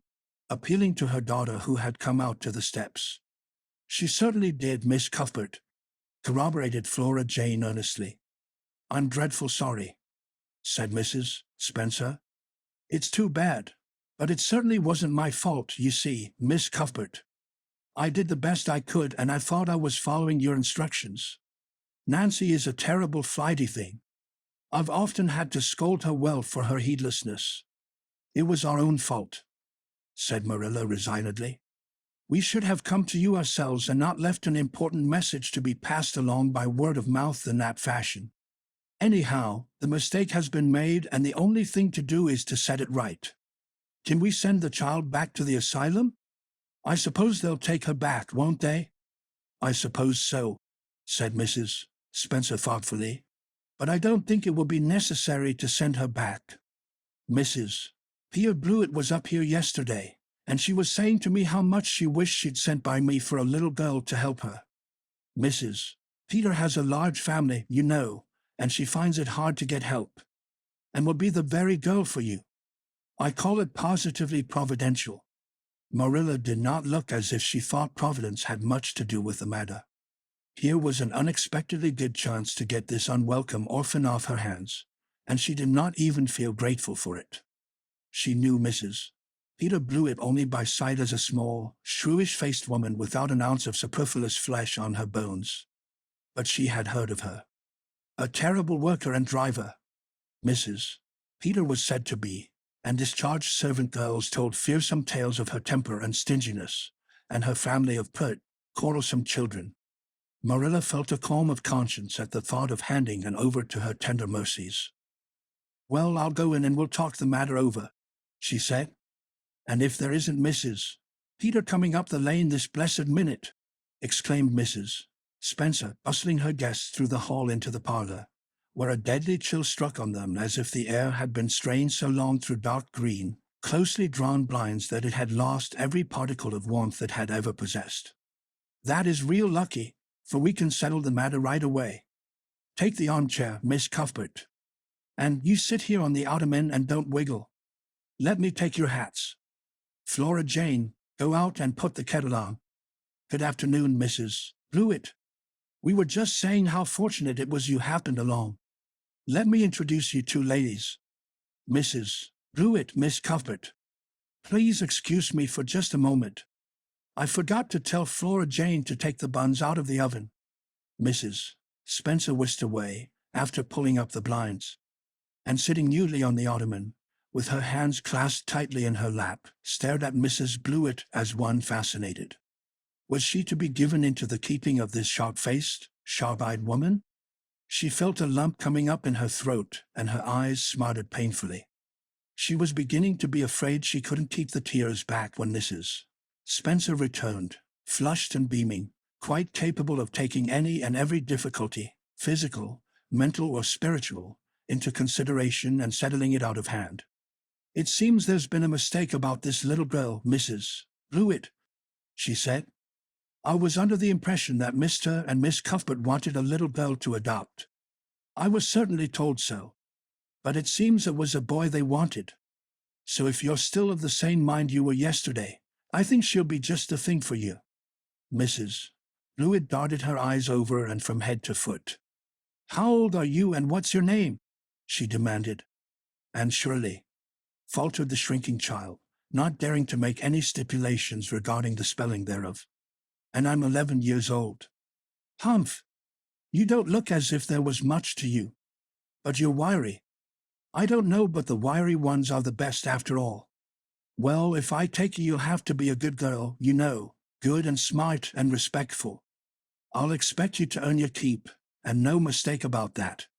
"Yes, I suppose I might as well take her off your hands, Miss Cuthbert. The baby's awful fractious, and I'm clean worn out attending to him. If you like, I can take her right home now." Marilla looked at and then softened at sight of the child's pale face with its look of new misery, the misery of a helpless little creature who finds itself once more caught in the trap from which it had escaped. Marilla felt an uncomfortable conviction that, if she denied the appeal of that look, it would haunt her to her dying day. Moreover, she did not fancy Mrs. Blewett. To hand a sensitive, high-strung child over to such a woman. No, she could not take the responsibility of doing that. "Well, I don't know," she said slowly. "I didn't say that Matthew and I had absolutely decided that we wouldn't keep her. In fact, I may say that Matthew is disposed to keep her. I just came over to find out how the mistake had occurred. I think I'd better take her home again and talk it over with Matthew. I feel that I oughtn't to decide on anything without consulting him. If we make up our mind not to keep her, we'll bring or send her over to you tomorrow night. If we don't, you may know that she is going to stay with us. Will that suit you, Mrs. Blewett?" "I suppose you'll have to," said Mrs. Blewett ungraciously. During Marilla's speech, a sunrise had been dawning on Anne's face. First the look of despair faded out, then came a faint flush of hope. Her eyes grew deep and bright as morning stars.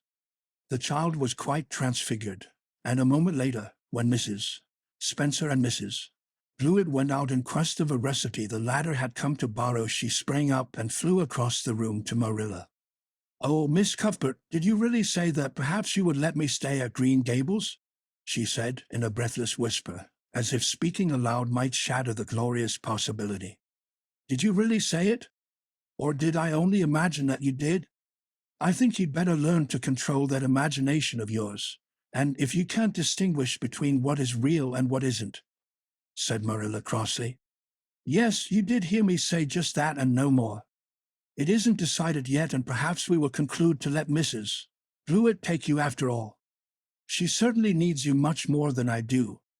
I'd rather go back to the asylum than go to live with her," said Anne passionately. "She looks exactly like a gimlet." Marilla smothered a smile under the conviction that Anne must be reproved for such a speech. "A little girl like you should be ashamed of talking so about a lady and a stranger," she said severely. "Go back and sit down quietly and hold your tongue and behave as a good girl should." "I'll try to do and be anything you want me, if you'll only keep me," said Anne, returning meekly to her ottoman. When they arrived back at Green Gables that evening, Matthew met them in the lane. Marilla from afar had noted him prowling along it and guessed his motive. She was prepared for the relief she read in his face when he saw that she had at least brought back and back with her. But she said nothing to him relative to the affair until they were both out in the yard behind the barn milking the cows. Then she briefly told him Anne's history and the result of the interview with Mrs. Spencer. "I wouldn't give a dog I like to that Blewett woman," said Matthew with unusual vim. "I don't fancy her style myself," admitted Marilla. "But it's that or keeping her ourselves, Matthew. And since you seem to want her, I suppose I'm willing, or have to be." I've been thinking over the idea until I've got kind of used to it. It seems a sort of duty. I've never brought up a child, especially a girl, and I dare say I'll make a terrible mess of it. But I'll do my best. So far as I'm concerned, Matthew, she may stay. Matthew's shy face was a glow of delight. Well, now, I reckoned you'd come to see it in that light, Marilla, he said. She's such an interesting little thing. It'd be more to the point if you could say she was a useful little thing, retorted Marilla. But I'll make it my business to see she's trained to be that. And mind, Matthew, you're not to go interfering with my methods. Perhaps an old maid doesn't know much about bringing up a child, but I guess she knows more than an old bachelor. So you just leave me to manage her. When I fail, it'll be time enough to put your oar in. There, Marilla, you can have your own way, said Matthew reassuringly. Only be as good and kind to her as you can without spoiling her. I kind of think she's one of the sort you can do anything with if you only get her to love you. Marilla sniffed, to express her contempt for Matthew's opinions concerning anything feminine, and walked off to the dairy with the pails. I won't tell her tonight that she can stay, she reflected, as she strained the milk into the creamers. She'd be so excited that she wouldn't sleep a wink. Marilla Cuthbert, you're fairly in for it. Did you ever suppose you'd see the day when you'd be adopting an orphan girl?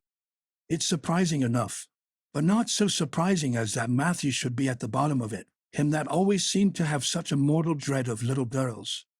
Anyhow, we've decided on the experiment, and goodness only knows what will come of it. Chapter 7. And says her prayers. Hen Marilla took and up to bed that night, she said stiffly. Now, and I noticed last night that you threw your clothes all about the floor when you took them off. That is a very untidy habit, and I can't allow it at all. As soon as you take off any article of clothing, fold it neatly and place it on the chair. I haven't any use at all for little girls who are neat. I was so harrowed up in my mind last night that I didn't think about my clothes at all, said Anne. I'll fold them nicely tonight. They always made us do that at the asylum. Half the time, though, I'd forget. I'd be in such a hurry to get into bed nice and quiet and imagine things. You'll have to remember a little better if you stay here, admonished Marilla. There, that looks something like. Say your prayers now and get into bed. I never say any prayers, announced Anne. Marilla looked horrified astonishment. Why, and what do you mean? Were you never taught to say your prayers? God always wants little girls to say their prayers. Don't you know who God is, Anne? God is a spirit, infinite, eternal, and unchangeable, in his being, wisdom, power, holiness, justice, goodness, and truth, responded Anne promptly and glibly. Marilla looked rather relieved. So you do know something then, thank goodness. You're not quite a heathen. Where did you learn that? Oh, at the asylum Sunday school. They made us learn the whole catechism. I liked it pretty well. There's something splendid about some of the words. Infinite, eternal, and unchangeable. Isn't that grand?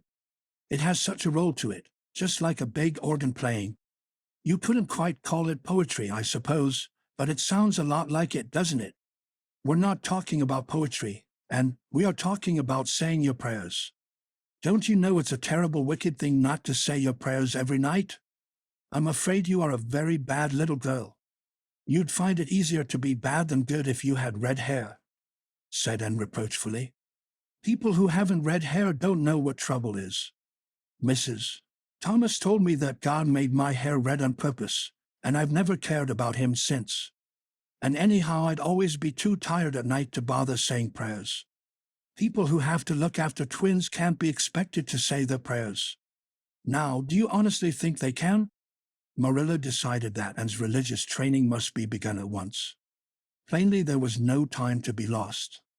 You must say your prayers while you are under my roof, and, why, of course, if you want me to, assented Anne cheerfully. I'd do anything to oblige you. But you'll have to tell me what to say for this once. After I get into bed, I'll imagine out a real nice prayer to say always.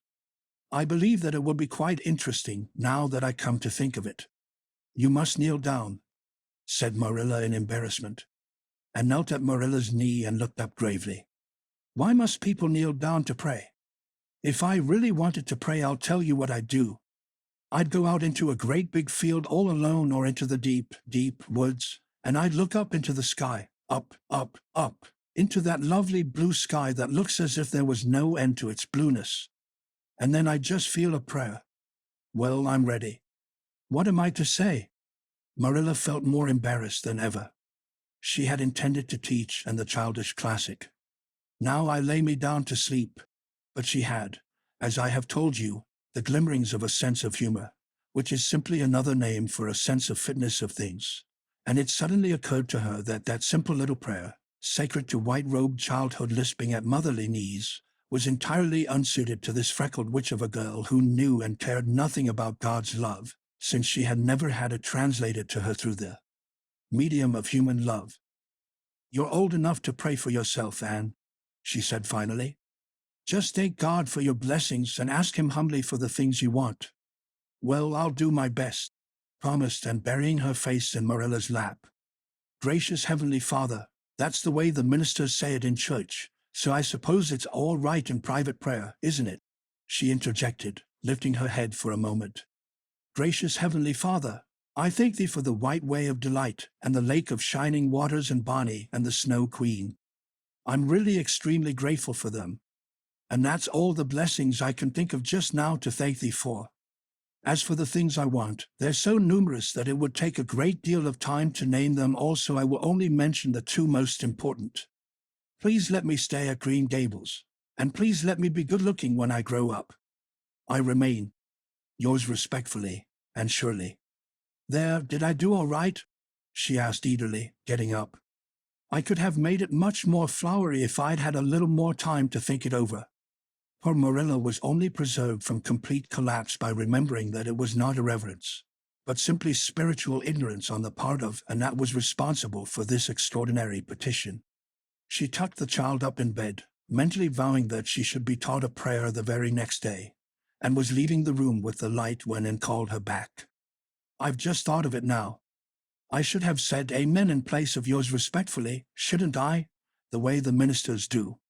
I'd forgotten it, but I felt a prayer should be finished off in some way, so I put in the other. Do you suppose it will make any difference?" I don't suppose it will," said Marilla. "Go to sleep now like a good child. Good night."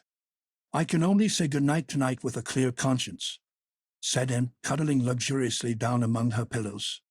Marilla retreated to the kitchen, set the candle firmly on the table, and glared at Matthew.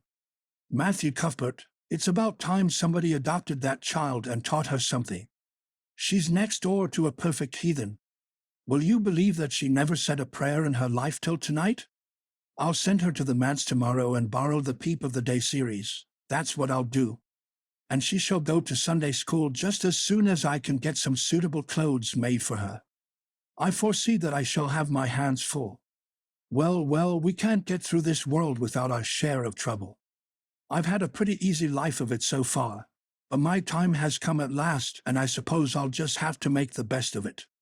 Chapter 8. Anne's bringing up is begun. For reasons best known to herself, Marilla did not tell Anne that she was to stay at Green Gables until the next afternoon. During the forenoon she kept the child busy with various tasks, and watched over her with a keen eye while she did them.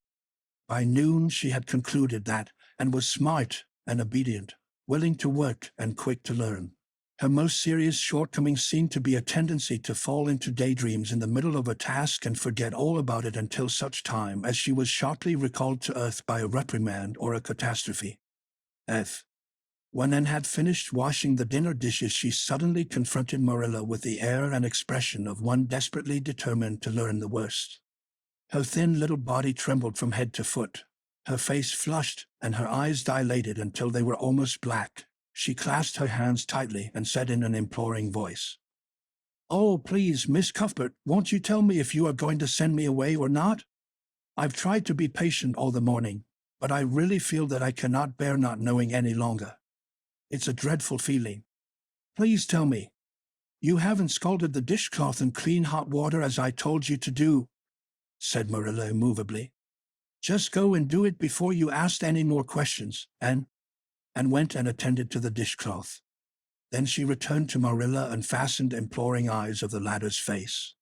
"Well," said Marilla, unable to find any excuse for deferring her explanation longer, "I suppose I might as well tell you.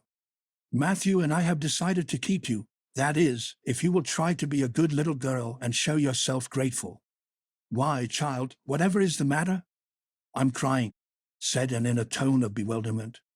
"I can't think why. I'm glad as glad can be. Oh, glad doesn't seem the right word at all. I was glad about the white way and the cherry blossoms, but this, oh, it's something more than glad. I'm so happy.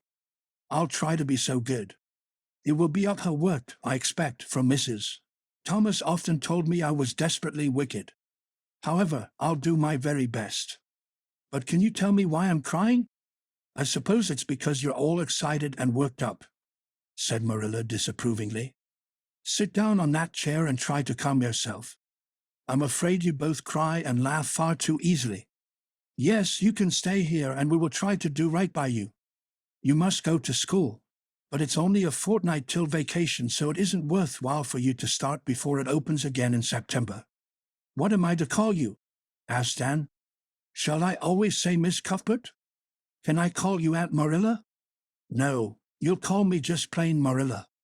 I'm not used to being called Miss Cuthbert, and it would make me nervous." "It sounds awfully disrespectful to just say Marilla," protested Anne. "I guess there'll be nothing disrespectful in it if you're careful to speak respectfully. Everybody, young and old, and Avonlea calls me Marilla except the minister. He says Miss Cuthbert when he thinks of it." "I'd love to call you Aunt Marilla," said Anne wistfully. "I've never had an aunt or any relation at all, not even a grandmother. It would make me feel as if I really belonged to you. Can't I call you Aunt Marilla?" "No, I'm not your aunt, and I don't believe in calling people names that don't belong to them. But we could imagine you were my aunt." "I couldn't," said Marilla grimly. "Do you never imagine things different from what they really are?" asked Anne wide-eyed. "No." "Oh," and drew a long breath. "Oh, Miss Marilla, how much you miss." "I don't believe in imagining things different from what they really are," retorted Marilla. "When the Lord puts us in certain circumstances, he doesn't mean for us to imagine them away. And that reminds me, go into the sitting room, and be sure your feet are clean and don't let any flies in, and bring me out the illustrated card that's on the mantelpiece. The Lord's Prayer is on it, and you'll devote your spare time this afternoon to learning it off by heart. There's to be no more of such praying as I heard last night."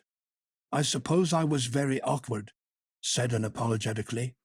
"But then, you see, I never had any practice. You couldn't really expect a person to pray very well the first time she tried, could you? I thought out a splendid prayer after I went to bed, just as I promised you I would. It was nearly as long as a minister's and so poetical. But would you believe it? I couldn't remember one word when I woke up this morning, and I'm afraid I'll never be able to think out another one as good. Somehow, things never are so good when they're thought out a second time. Have you ever noticed that? Here is something for you to notice, and when I tell you to do a thing, I want you to obey me at once and not stand stock still and discourse about it. Just you go and do as I bid you." And promptly departed for the sitting room across the hall. She failed to return.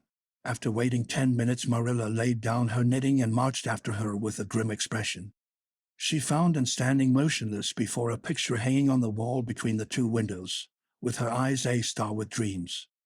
The white and green light strained through apple trees and clustering vines outside fell over the rapt little figure with a half-unearthly radiance. "And whatever are you thinking of?" demanded Marilla sharply, and came back to earth with a start. "That," she said, pointing to the picture, a rather vivid chromo entitled, "Christ Blessing Little Children," and I was just imagining I was one of them, that I was the little girl in the blue dress, standing off by herself in the corner as if she didn't belong to anybody, like me. She looks lonely and sad, don't you think? I guess she hadn't any father or mother of her own. But she wanted to be blessed, too, so she just crept shyly up on the outside of the crowd, hoping nobody would notice her, except him. I'm sure I know just how she felt. Her heart must have beat, and her hands must have got cold, like mine did when I asked you if I could stay. She was afraid he mightn't notice her. But it's likely he did, don't you think?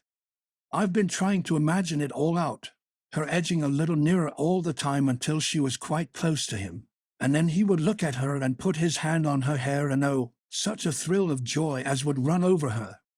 But I wish the artist hadn't painted him so sorrowful looking. All his pictures are like that, if you've noticed. But I don't believe he could really have looked so sad, or the children would have been afraid of him. And, said Marilla, wondering why she had not broken into this speech long before, you shouldn't talk that way. It's irreverent, positively irreverent. Anne's eyes marveled. Why, I felt just as reverent as could be. I'm sure I didn't mean to be irreverent. Well, I don't suppose you did, but it doesn't sound right to talk so familiarly about such things. And another thing, and when I send you after something, you're to bring it at once and not fall into mooning and imagining before pictures. Remember that. Take that card and come right to the kitchen. Now sit down in the corner and learn that prayer off by heart. And set the card up against the jugful of apple blossoms she had brought in to decorate the dinner table. Marilla had eyed that decoration askance, but had said nothing, dropped her chin on her hands, and fell to studying it intently for several silent minutes. I like this, she announced at length. It's beautiful. I've heard it before. I heard the superintendent of the asylum Sunday school say it over once. But I didn't like it then. He had such a cracked voice, and he prayed it so mournfully. I really felt sure he thought praying was a disagreeable duty. This isn't poetry, but it makes me feel just the same way poetry does. Our Father who art in heaven, hallowed be thy name. That is just like a line of music.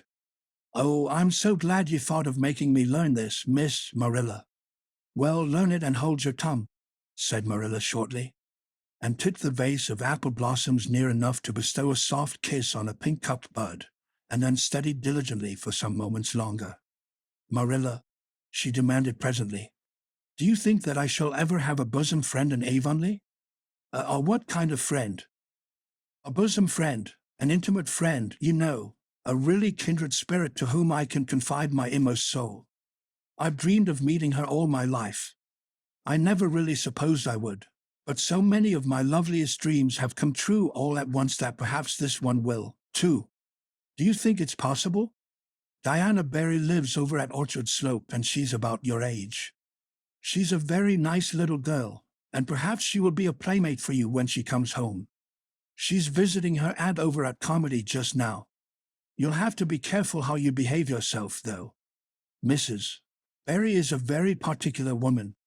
She won't let Diana play with any little girl who isn't nice and good. And looked at Marilla through the apple blossoms, her eyes aglow with interest. What is Diana like? Her hair isn't red, is it? Oh, I hope not. It's bad enough to have red hair myself, but I positively couldn't endure it in a bosom friend. Diana is a very pretty little girl. She has black eyes and hair and rosy cheeks. And she is good and smart, which is better than being pretty. Marilla was as fond of morals as the Duchess in Wonderland, and was firmly convinced that one should be tacked on to every remark made to a child who was being brought up. But Anne waved the moral inconsequently aside and seized only on the delightful possibilities before it. Oh, I'm so glad she's pretty. Next to being beautiful oneself, and that's impossible in my case, it would be best to have a beautiful bosom friend. When I lived with Mrs. Thomas, she had a bookcase in her sitting room with glass doors. There weren't any books in it. Mrs. Thomas kept her best china and her preserves there, when she had any preserves to keep. One of the doors was broken. Mr. Thomas smashed it one night when he was slightly intoxicated. But the other was whole, and I used to pretend that my reflection in it was another little girl who lived in it. I called her Katie Maurice, and we were very intimate. I used to talk to her by the hour, especially on Sunday, and tell her everything. Katie was the comfort and consolation of my life. We used to pretend that the bookcase was enchanted, and that if I only knew the spell I could open the door and step right into the room where Katie Maurice lived, instead of into Mrs. Thomas's shelves of preserves and china. And then Katie Maurice would have taken me by the hand and led me out into a wonderful place, all flowers and sunshine and fairies, and we would have lived there happy forever after. When I went to live with Mrs. Hammond, it just broke my heart to leave Katie Maurice. She felt it dreadfully, too, I know she did, for she was crying when she kissed me goodbye through the bookcase door. There was no bookcase at Mrs. Hammond's, but just up the river a little way from the house there was a long green little valley, and the loveliest echo lived there. It echoed back every word you said, even if you didn't talk a bit loud. So I imagined that it was a little girl called Violetta, and we were great friends, and I loved her almost as well as I loved Katie Maurice. Not quite, but almost, you know. The night before I went to the asylum I said goodbye to Violetta, and oh, her goodbye came back to me in such sad, sad tones. I had become so attached to her that I hadn't the heart to imagine a bosom friend at the asylum, even if there had been any scope for imagination there. I think it's just as well there wasn't, said Marilla drily. I don't approve of such goings-on. You seem to half believe your own imaginations. It will be well for you to have a real live friend to put such nonsense out of your head. But don't let Mrs. Barry hear you talking about your Katie Maurices and your Violettas, or she'll think you tell stories. Oh, I won't. I couldn't talk of them to everybody. Their memories are too sacred for that. But I thought I'd like to have you know about them. Oh, look, here's a baby just tumbled out of an apple blossom. Just think what a lovely place to live, in an apple blossom. Fancy going to sleep in it when the wind was rocking it. If I wasn't a human girl, I think I'd like to be a bee and live among the flowers. Yesterday you wanted to be a seagull, sniffed Marilla. I think you are very fickle-minded. I told you to learn that prayer and not talk. But it seems impossible for you to stop talking if you've got anybody that will listen to you. So go up to your room and learn it. Oh, I know it pretty nearly all now, all but just the last line. Well, never mind, do as I tell you. Go to your room and finish learning it well, and stay there until I call you down to help me get tea. Can I take the apple blossoms with me for company? Pleaded Anne. No, you don't want your room cluttered up with flowers. You should have left them on the tree in the first place. I did feel a little that way, too, said Anne. I kind of felt I shouldn't shorten their lovely lives by picking them. I wouldn't want to be picked if I were an apple blossom. But the temptation was irresistible. What do you do when you meet with an irresistible temptation? And did you hear me tell you to go to your room? And sighed, retreated to the east gable, and sat down in a chair by the window. There, I know this prayer. I learned that last sentence coming upstairs. Now I'm going to imagine things into this room so that they'll always stay imagined. The floor is covered with a white velvet carpet with pink roses all over it, and there are pink silk curtains at the windows. The walls are hung with gold and silver brocade tapestry. The furniture is mahogany. I never saw any mahogany, but it does sound so luxurious. This is a couch all heaped with gorgeous silken cushions, pink and blue and crimson and gold, and I am reclining gracefully on it. I can see my reflection in that splendid big mirror hanging on the wall. I am tall and regal, clad in a gown of trailing white lace, with a pearl cross on my breast and pearls in my hair. My hair is of midnight darkness, and my skin is a clear ivory pallor. My name is the Lady Cordelia Fitzgerald. No, it isn't. I can't make that seem real. She danced up to the little looking-glass and peered into it. Her pointed freckled face and solemn gray eyes peered back at her. You're only Anne of Green Gables, she said earnestly. And I see you, just as you are looking now, whenever I try to imagine I'm the Lady Cordelia. But it's a million times nicer to be Anne of Green Gables than Anne of Nowhere in particular, isn't it? She bent forward, kissed her reflection affectionately, and betook herself to the open window. Dear Snow Queen, good afternoon. And good afternoon, dear birches down in the hollow. And good afternoon, dear gray house up on the hill. I wonder if Diana is to be my bosom friend. I hope she will, and I shall love her very much. But I must never quite forget Katie Maurice and Violetta. They would feel so hurt if I did, and I'd hate to hurt anybody's feelings, even a little bookcase girl's or a little echo girl's. I must be careful to remember them and send them a kiss every day.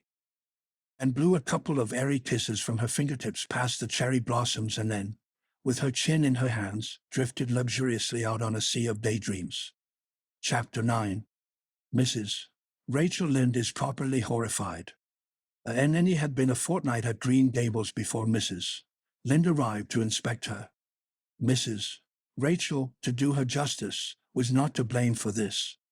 A severe and unseasonable attack of grippe had confined that good lady to her house ever since the occasion of her last visit to Green Gables. Mrs. Rachel was not often sick and had a well-defined contempt for people who were, but grippe, she asserted, was like no other illness on earth and could only be interpreted as one of the special visitations of Providence. As soon as her doctor allowed her to put her foot out of doors, she hurried up to Green Gables, bursting with curiosity to see Matthew and Marilla's orphan, concerning whom all sorts of stories and suppositions had gone abroad in Avonlea, and had made good use of every waking moment of that fortnight. Already she was acquainted with every tree and shrub about the place. She had discovered that a lane opened out below the apple orchard and ran up through a belt of woodland, and she had explored it to its furthest end in all its delicious vagaries of brook and bridge, fir coppice and wild cherry arch, corners thick with fern, and branching byways of maple and mountain ash. She had made friends with the spring down in the hollow, the wonderful deep, clear, icy-cold spring. It was set about with smooth red sandstones and rimmed in by great palm-like clumps of water fern, and beyond it was a log bridge over the brook. That bridge led Anne's dancing feet up over a wooded hill beyond, where perpetual twilight reigned under the straight, thick-growing firs and spruces. The only flowers there were myriads of delicate June bells, those shyest and sweetest of woodland blooms, and a few pale, aerial starflowers, like the spirits of last year's blossoms. Gossamers glimmered like threads of silver among the trees, and the fir boughs and tassels seemed to utter friendly speech. All these raptured voyages of exploration were made in the odd half-hours which she was allowed for play, and in talked Matthew and Marilla half-deaf over her discoveries. Not that Matthew complained, to be sure. He listened to it all with a wordless smile of enjoyment on his face. Marilla permitted their chatter, until she found herself becoming too interested in it, whereupon she always promptly quenched, and by curt command to hold her tongue, and was out in the orchard when Mrs. Rachel came, wandering at her own sweet will through the lush, tremulous grasses splashed with ruddy evening sunshine, so that good lady had an excellent chance to talk her illness fully over, describing every ache and pulse beat with such evident enjoyment that Marilla thought even grippe must bring its compensations. When details were exhausted, Mrs. Rachel introduced the real reason of her call. "I've been hearing some surprising things about you and Matthew. I don't suppose you are any more surprised than I am myself," said Marilla. "I'm getting over my surprise now." "It was too bad there was such a mistake," said Mrs. Rachel sympathetically. "Couldn't you have sent her back?" "I suppose we could, but we decided not to. Matthew took a fancy to her, and I must say I like her myself, although I admit she has her faults. The house seems a different place already. She's a real bright little thing." Marilla said more than she had intended to say when she began, for she read disapproval in Mrs. Rachel's expression. "It's a great responsibility you've taken on yourself," said that lady gloomily, "especially when you've never had any experience with children. You don't know much about her or her real disposition, I suppose, and there's no guessing how a child like that will turn out. But I don't want to discourage you, I'm sure, Marilla." "I'm not feeling discouraged," was Marilla's dry response. "When I make up my mind to do a thing, it stays made up. I suppose you'd like to see Anne. I'll call her in," and came running in presently, her face sparkling with the delight of her orchard rovings. But abashed at finding the delight herself in the unexpected presence of a stranger, she halted confusedly inside the door. She certainly was an odd-looking little creature in the short, tight wincey dress she had worn from the asylum, below which her thin legs seemed ungracefully long. Her freckles were more numerous and obtrusive than ever. The wind had ruffled her hatless hair into over-brilliant disorder. It had never looked redder than at that moment. "Well, they didn't pick you for your looks, that's sure and certain," was Mrs. Rachel Lynde's emphatic comment. Mrs. Rachel was one of those delightful and popular people who pride themselves on speaking their mind without fear or favor. "She's terrible skinny and homely, Marilla. Come here, child, and let me have a look at you. Lawful heart, did anyone ever see such freckles? And hair as red as carrots? Come here, child, I say." Anne came there, but not exactly as Mrs. Rachel expected. With one bound she crossed the kitchen floor and stood before Mrs. Rachel, her face scarlet with anger, her lips quivering, and her whole slender form trembling from head to foot. "I hate you," she cried in a choked voice, stamping her foot on the floor. "I hate you, I hate you, I hate you," a louder stamp with each assertion of hatred. "How dare you call me skinny and ugly? How dare you say I'm freckled and red-headed? You are a rude, impolite, unfeeling woman." "Anne," exclaimed Marilla in consternation, but Anne continued to face Mrs. Rachel undauntedly, head up, eyes blazing, hands clenched, passionate indignation exhaling from her like an atmosphere. "How dare you say such things about me?" she repeated vehemently. "How would you like to have such things said about you? How would you like to be told that you are fat and clumsy and probably hadn't a spark of imagination in you? I don't care if I do hurt your feelings by saying so. I hope I hurt them. You have hurt mine worse than they were ever hurt before, even by Mrs. Thomas's intoxicated husband. And I'll never forgive you for it, never, never." "Stamp! Stamp! Did anybody ever see such a temper?" exclaimed the horrified Mrs. Rachel. "And go to your room and stay there until I come up," said Marilla, recovering her powers of speech with difficulty, and bursting into tears, rushed to the hall door, slammed it until the tins on the porch wall outside rattled in sympathy, and fled through the hall and up the stairs like a whirlwind. A subdued slam above told that the door of the east gable had been shut with equal vehemence. "Well, I don't envy you your job bringing that up, Marilla," said Mrs. Rachel with unspeakable solemnity. Marilla opened her lips to say she knew not what of apology or deprecation.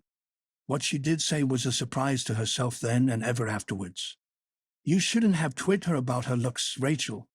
Marilla Cuthbert, you don't mean to say that you are upholding her in such a terrible display of temper as we've just seen?" demanded Mrs.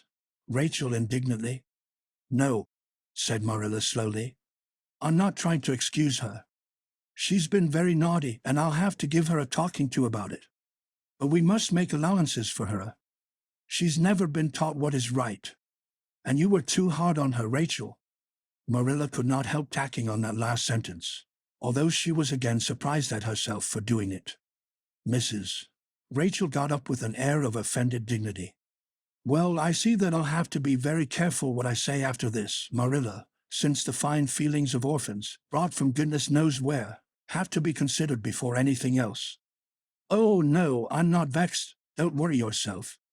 I'm too sorry for you to leave any room for anger in my mind. You'll have your own troubles with that child. But if you'll take my advice, which I suppose you won't do, although I've brought up 10 children and buried 2, you'll do that talking to you mentioned with a fair-sized birch switch. I should think that would be the most effective language for that kind of a child. Her temper matches her hair, I guess. Well, good evening, Marilla. I hope you'll come down to see me often as usual. But you can't expect me to visit here again in a hurry, if I'm liable to be flown at and insulted in such a fashion. It's something new in my experience."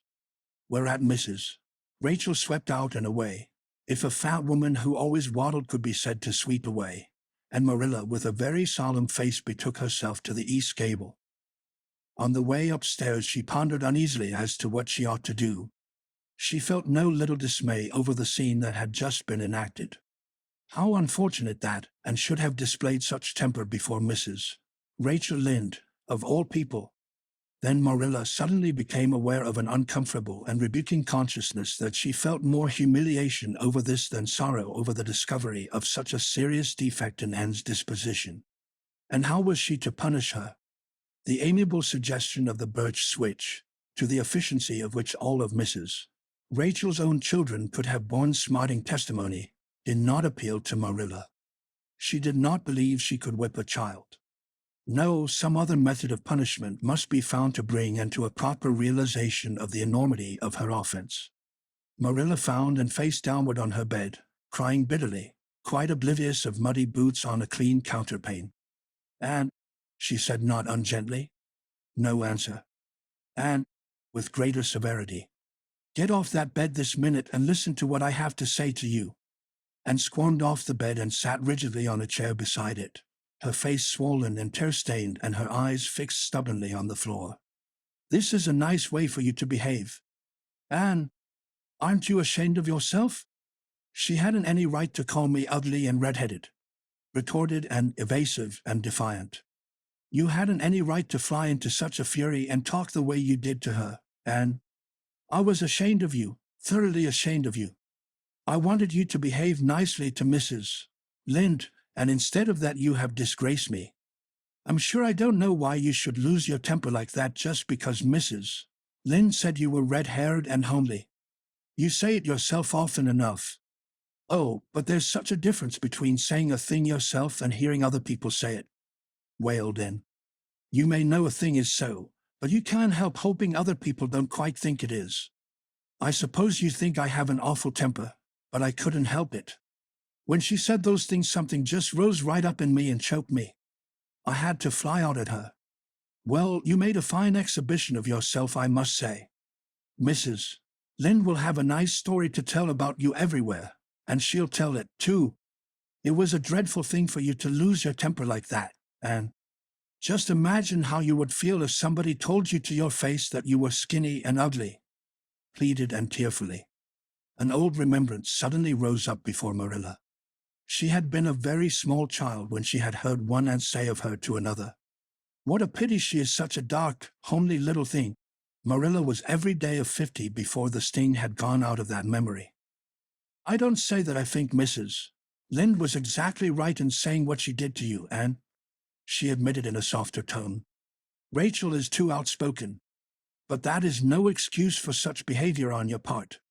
She was a stranger and an elderly person and my visitor, all three very good reasons why you should have been respectful to her. You were rude and saucy and—" Marilla had a saving inspiration of punishment. "You must go to her and tell her you are very sorry for your bad temper and ask her to forgive you." "I can never do that," said Anne determinedly and darkly. "You can punish me in any way you like, Marilla. You can shut me up in a dark, damp dungeon inhabited by snakes and toads and feed me only on bread and water, and I shall not complain. But I cannot ask Mrs. Lynde to forgive me. We're not in the habit of shutting people up in dark, damp dungeons," said Marilla drily, "especially as they're rather scarce in Avonlea. But apologize to Mrs. Lynde you must and shall, and you'll stay here in your room until you can tell me you're willing to do it." "I shall have to stay here forever then," said Anne mournfully, "because I can't tell Mrs. Lynde I'm sorry I said those things to her. How can I? I'm not sorry. I'm sorry I vexed you, but I'm glad I told her just what I did. It was a great satisfaction. I can't say I'm sorry when I'm not, can I? I can't even imagine I'm sorry. Perhaps your imagination will be in better working order by the morning," said Marilla, rising to depart. "You'll have the night to think over your conduct in and come to a better frame of mind. You said you would try to be a very good girl if we kept you at Green Gables, but I must say it hasn't seemed very much like it this evening." Leaving this Parthian shaft to rankle in Anne's stormy bosom, Marilla descended to the kitchen, grievously troubled in mind and vexed in soul. She was as angry with herself as with Anne because, whenever she recalled Mrs. Rachel's dumbfounded countenance, her lips twitched with amusement, and she felt a most reprehensible desire to laugh. Chapter 10. Anne's Apology. And Marilla said nothing to Matthew about the affair that evening, but when it proved still refractory the next morning an explanation had to be made to account for her absence from the breakfast table. Marilla told Matthew the whole story, taking pains to impress him with a due sense of the enormity of Anne's behavior. "It's a good thing Rachel Lynde got a calling down. She's a meddlesome old gossip," was Matthew's consolatory rejoinder. "Matthew Cuthbert, I'm astonished at you. You know that Anne's behavior was dreadful, and yet you take her part. I suppose you'll be saying next thing that she oughtn't to be punished at all." Well now, no, not exactly, said Matthew uneasily. I reckon she ought to be punished a little. But don't be too hard on her, Marilla. Recollect she hasn't ever had anyone to teach her right. You're going to give her something to eat, aren't you? When did you ever hear of me starving people into good behavior? Demanded Marilla indignantly. She'll have her meals regular, and I'll carry them up to her myself. But she'll stay up there until she's willing to apologize to Mrs. Lynde, and that's final, Matthew. Breakfast, dinner, and supper were very silent meals, for Anne still remained obdurate. After each meal Marilla carried a well-filled tray to the east gable and brought it down later on not noticeably depleted. Matthew eyed its last descent with a troubled eye. Hadn't eaten anything at all? When Marilla went out that evening to bring the cows from the back pasture, Matthew, who had been hanging about the barns and watching, slipped into the house with the air of a burglar and crept upstairs. As a general thing, Matthew gravitated between the kitchen and the little bedroom off the hall where he slept. Once in a while he ventured uncomfortably into the parlor or sitting room when the minister came to tea. But he had never been upstairs in his own house since the spring he helped Marilla paper the spare bedroom, and that was 4 years ago. He tiptoed along the hall and stood for several minutes outside the door of the east gable before he summoned courage to tap on it with his fingers and then opened the door to peep in, and was sitting on the yellow chair by the window gazing mournfully out into the garden. Very small and unhappy she looked, and Matthew's heart smote him. He softly closed the door and tiptoed over to her. "Anne," he whispered, as if afraid of being overheard. "How are you making it, Anne?" And smiled wanly. "Pretty well. I imagine a good deal, and that helps to pass the time. Of course, it's rather lonesome. But then I may as well get used to that." And smiled again, bravely facing the long years of solitary imprisonment before her. Matthew recollected that he must say what he had come to say without loss of time, lest Marilla return prematurely. "Well now, and don't you think he'd better do it and have it over with?" he whispered. "It'll have to be done sooner or later, you know, for Marilla's a dreadful determined woman, dreadful determined, and do it right off, I say, and have it over." "Do you mean apologize to Mrs. Lynde?" "Yes, apologize, that's the very word," said Matthew eagerly. "Just smooth it over, so to speak. That's what I was trying to get at." "I suppose I could do it to oblige you," said Anne thoughtfully. "It would be true enough to say I am sorry, because I am sorry now. I wasn't a bit sorry last night. I was mad clear through, and I stayed mad all night. I know I did because I woke up 3 times and I was just furious every time. But this morning it was over. I wasn't in a temper anymore, and it left a dreadful sort of goneness, too. I felt so ashamed of myself. But I just couldn't think of going and telling Mrs. Lynde so. It would be so humiliating. I made up my mind I'd stay shut up here forever rather than do that. But still, I'd do anything for you, if you really want me to." "Well now, of course I do. It's terrible lonesome downstairs without you. Just go and smooth things over, that's a good girl." "Very well," said Anne resignedly. "I'll tell Marilla as soon as she comes and I've repented." That's right, Anne. But don't tell Marilla I said anything about it. She might think I was putting my oar in, and I promised not to do that.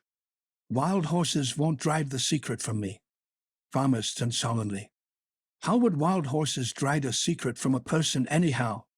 But Matthew was gone, scared at his own success. He fled hastily to the remotest corner of the horse pasture lest Marilla should suspect what he had been up to. Marilla herself, upon her return to the house, was agreeably surprised to hear a plaintive voice calling Marilla over the banisters. "Well," she said, going into the hall, "I'm sorry I lost my temper and said rude things, and I'm willing to go and tell Mrs. Lynde so." "Very well." Marilla's crispness gave no sign of her relief. She had been wondering what under the canopy she should do if, and did not give in. "I'll take you down after milking." Accordingly, after milking, behold Marilla and Anne walking down the lane, the former erect and triumphant, the latter drooping and dejected. But halfway down Anne's dejection vanished as if by enchantment. She lifted her head and stepped lightly along, her eyes fixed on the sunset sky and an air of subdued exhilaration about her. Marilla beheld the change disapprovingly. This was no meek penitence such as it behooved her to take into the presence of the offended Mrs.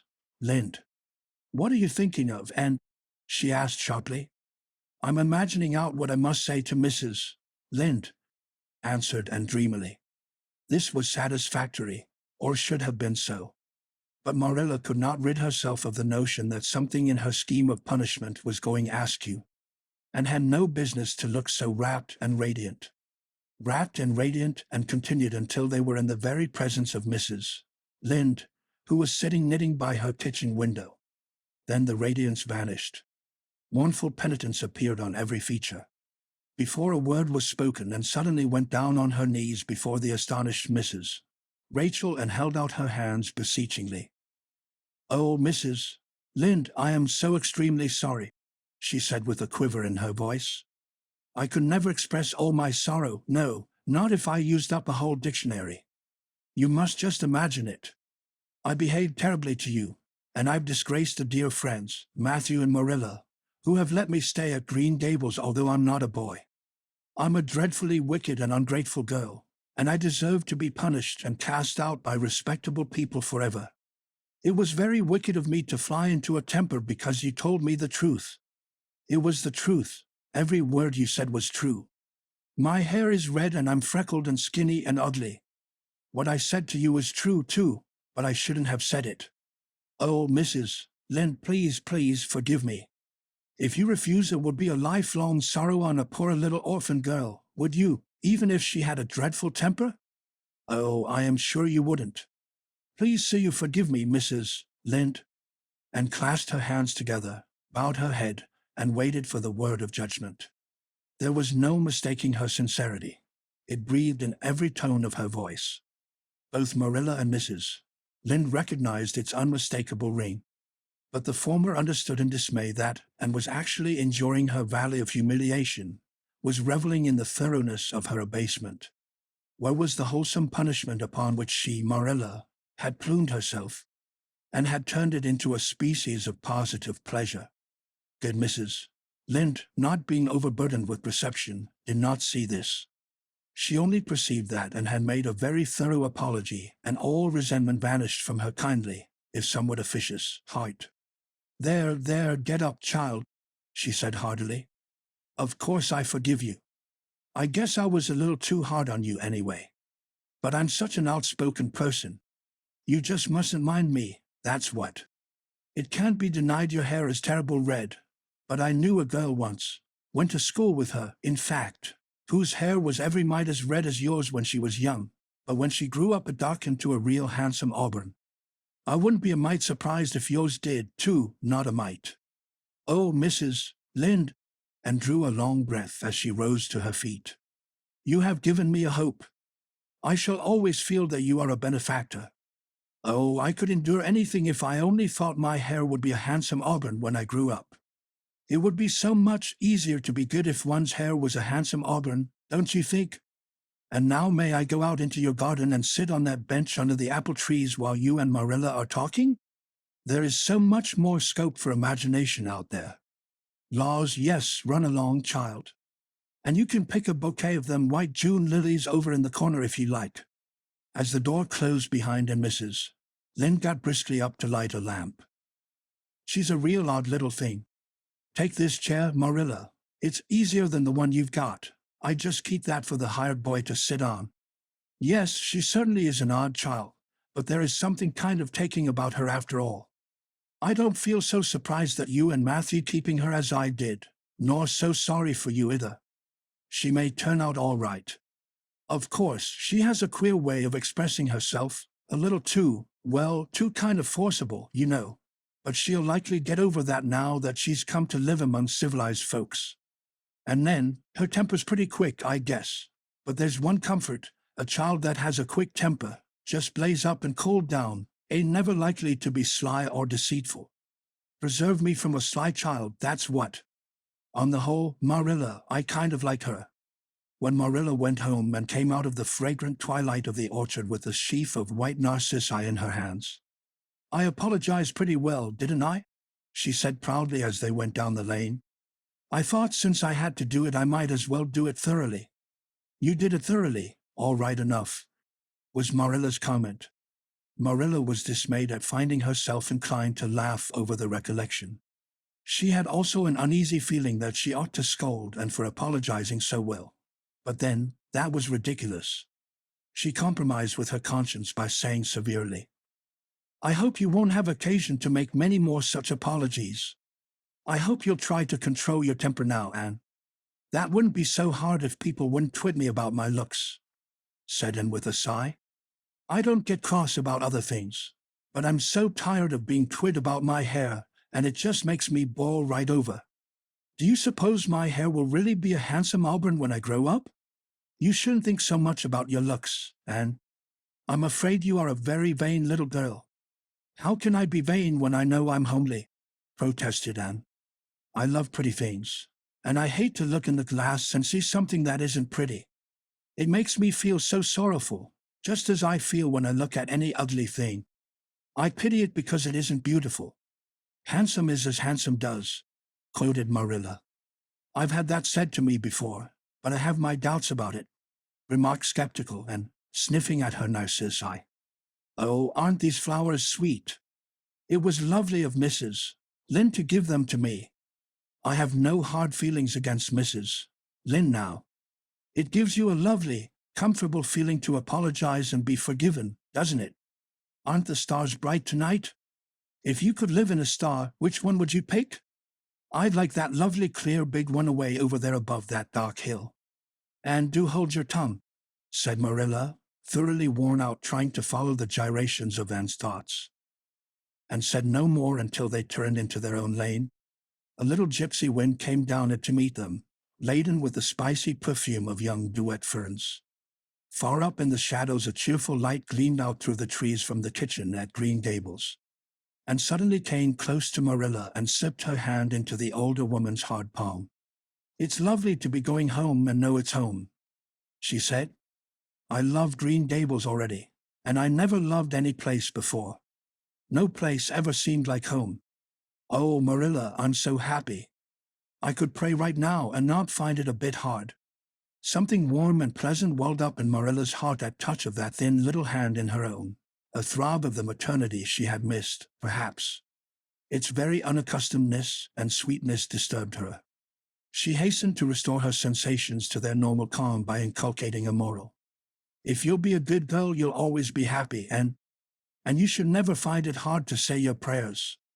Saying one's prayers isn't exactly the same thing as praying, said Anne meditatively. But I'm going to imagine I'm the wind that is blowing up there in those treetops. When I get tired of the trees, I'll imagine I'm gently waving down here in the ferns, and then I'll fly over to Mrs.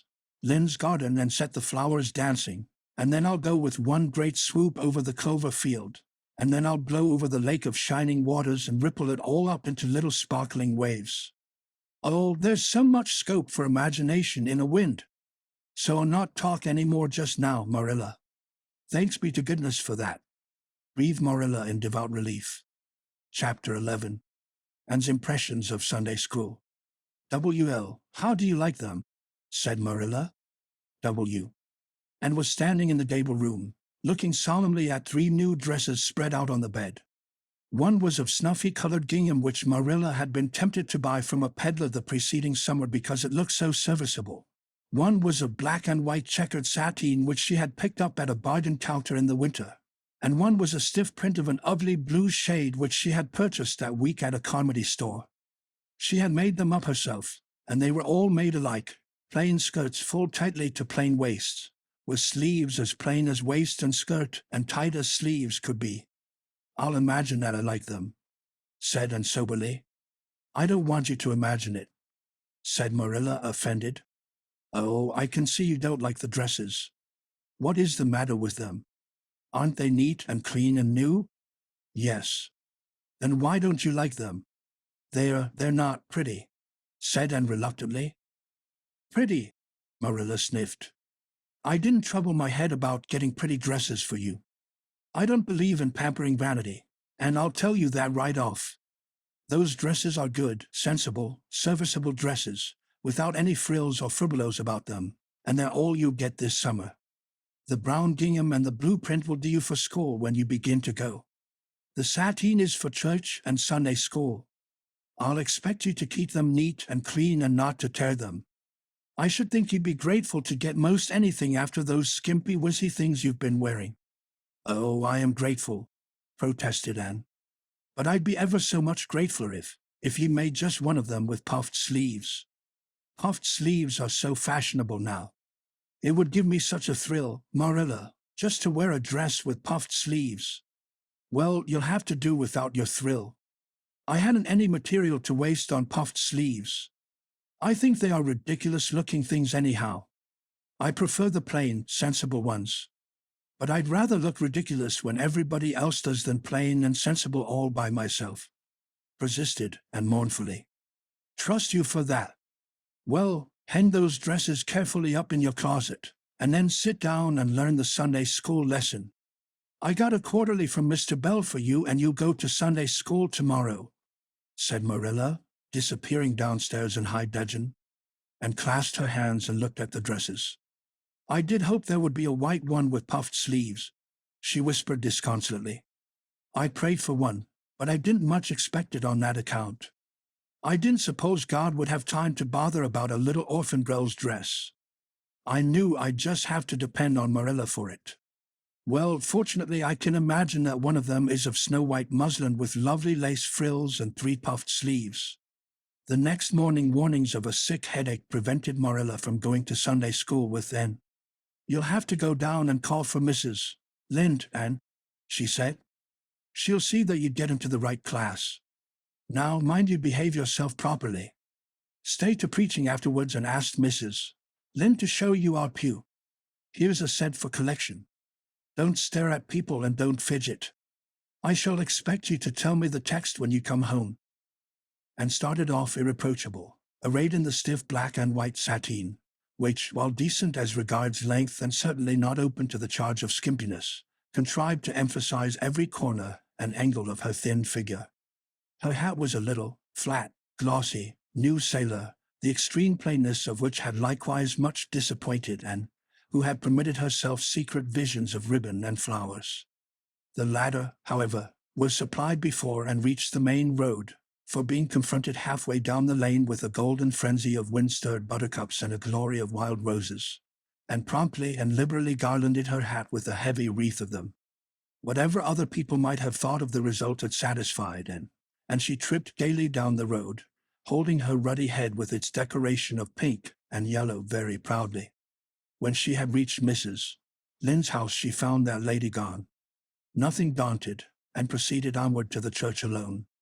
In the porch she found a crowd of little girls, all more or less gaily attired in whites and blues and pinks, and all staring with curious eyes at this stranger in their midst, with her extraordinary head adornment. Avonlea little girls had already heard queer stories about Anne. Mrs. Lynde said she had an awful temper. Jerry Buat, the hired boy at Green Gables, said she talked all the time to herself or to the trees and flowers like a crazy girl.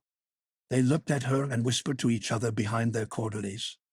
Nobody made any friendly advances then or later on when the opening exercises were over and found herself in Miss Rogerson's class. Miss Rogerson was a middle-aged lady who had taught a Sunday school class for 20 years. Her method of teaching was to ask the printed questions from the quarterly and look sternly over its edge at the particular little girl she thought ought to answer the question. She looked very often at Anne, and then, thanks to Marilla's drilling, answered promptly, but it may be questioned if she understood very much about either question or answer. She did not think she liked Miss Rogerson, and she felt very miserable. Every other little girl in the class had puffed sleeves, and felt that life was really not worth living without puffed sleeves. "Well, how did you like Sunday school?" Marilla wanted to know when Anne came home. Her wreath having faded, and had discarded it in the lane, so Marilla was spared the knowledge of that for a time. "I didn't like it a bit. It was horrid." "Anne Shirley," said Marilla rebukingly, and sat down on the rocker with a long sigh, kissed one of Bonnie's leaves, and waved her hand to a blossoming fuchsia. "They might have been lonesome while I was away," she explained. "And now about the Sunday school. I behaved well, Just as you told me. Mrs. Lind was gone, but I went right on myself. I went into the church, with a lot of other little girls, and I sat in the corner of a pew by the window while the opening exercises went on. Mr. Bell made an awfully long prayer. I would have been dreadfully tired before he got through if I hadn't been sitting by that window. But it looked right out on the lake of shining waters, so I just gazed at that and imagined all sorts of splendid things. You shouldn't have done anything of the sort. You should have listened to Mr. Bell. But he wasn't talking to me, protested Anne. He was talking to God, and he didn't seem to be very much interested in it either. I think he thought God was too far off, though. There was a long row of white birches hanging over the lake, and the sunshine fell down through them, way, way down, deep into the water. Oh, Marilla, it was like a beautiful dream. It gave me a thrill, and I just said, "Thank you for it, God," 2 or 3 times. Not out loud, I hope, said Marilla anxiously. Oh, no, just under my breath. Well, Mr. Bell did get through at last, and they told me to go into the classroom with Miss Rogerson's class. There were 9 other girls in it. They all had puffed sleeves. I tried to imagine mine were puffed too, but I couldn't. Why couldn't I? It was as easy as could be to imagine they were puffed when I was alone in the East Gable, but it was awfully hard there among the others who had really truly puffs. You shouldn't have been thinking about your sleeves in Sunday school. You should have been attending to the lesson. I hope you knew it. Oh, yes, and I answered a lot of questions. Miss Rogerson asked ever so many. I don't think it was fair for her to do all the asking. There were lots I wanted to ask her, but I didn't like to because I didn't think she was a kindred spirit. Then all the other little girls recited a paraphrase. She asked me if I knew any. I told her I didn't, but I could recite "The Dog at His Master's Grave" if she liked. That's in the Third Royal Reader.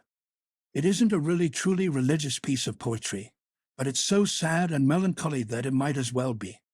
She said it wouldn't do, and she told me to learn the 19th paraphrase for next Sunday. I read it over in church afterwards, and it's splendid. There are 2 lines in particular that just thrill me. I don't know what squadrons means nor Midian either, but it sounds so tragical. I can hardly wait until next Sunday to recite it. I'll practice it all the week. After Sunday school, I asked Miss Rogerson, because Mrs. Lind was too far away, to show me your pew. I sat just as still as I could, and the text was Revelations, 3rd chapter, 2nd and 3rd verses. It was a very long text. If I was a minister, I'd pick the short, snappy ones. The sermon was awfully long, too. I suppose the minister had to match it to the text. I didn't think he was a bit interesting. The trouble with him seems to be that he hasn't enough imagination. I didn't listen to him very much. I just let my thoughts run, and I thought of the most surprising things.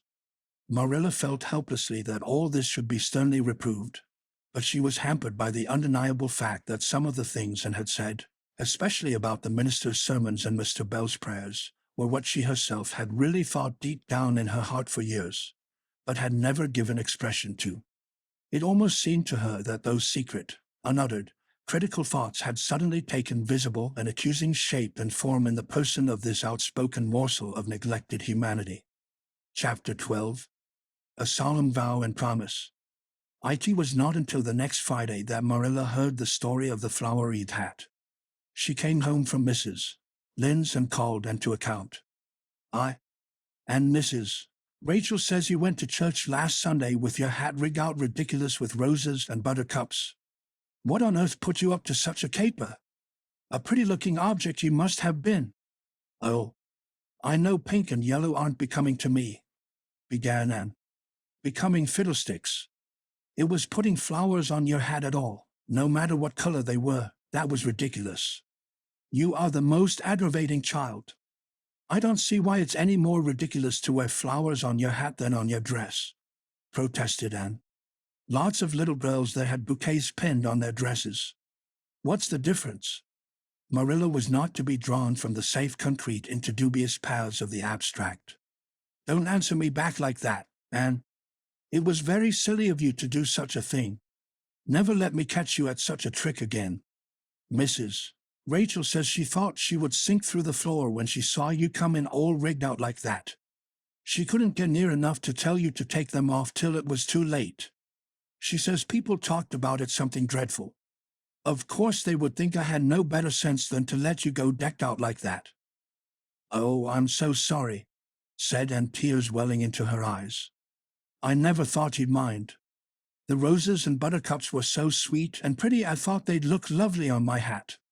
Lots of the little girls had artificial flowers on their hats. I'm afraid I'm going to be a dreadful trial to you. Maybe you'd better send me back to the asylum.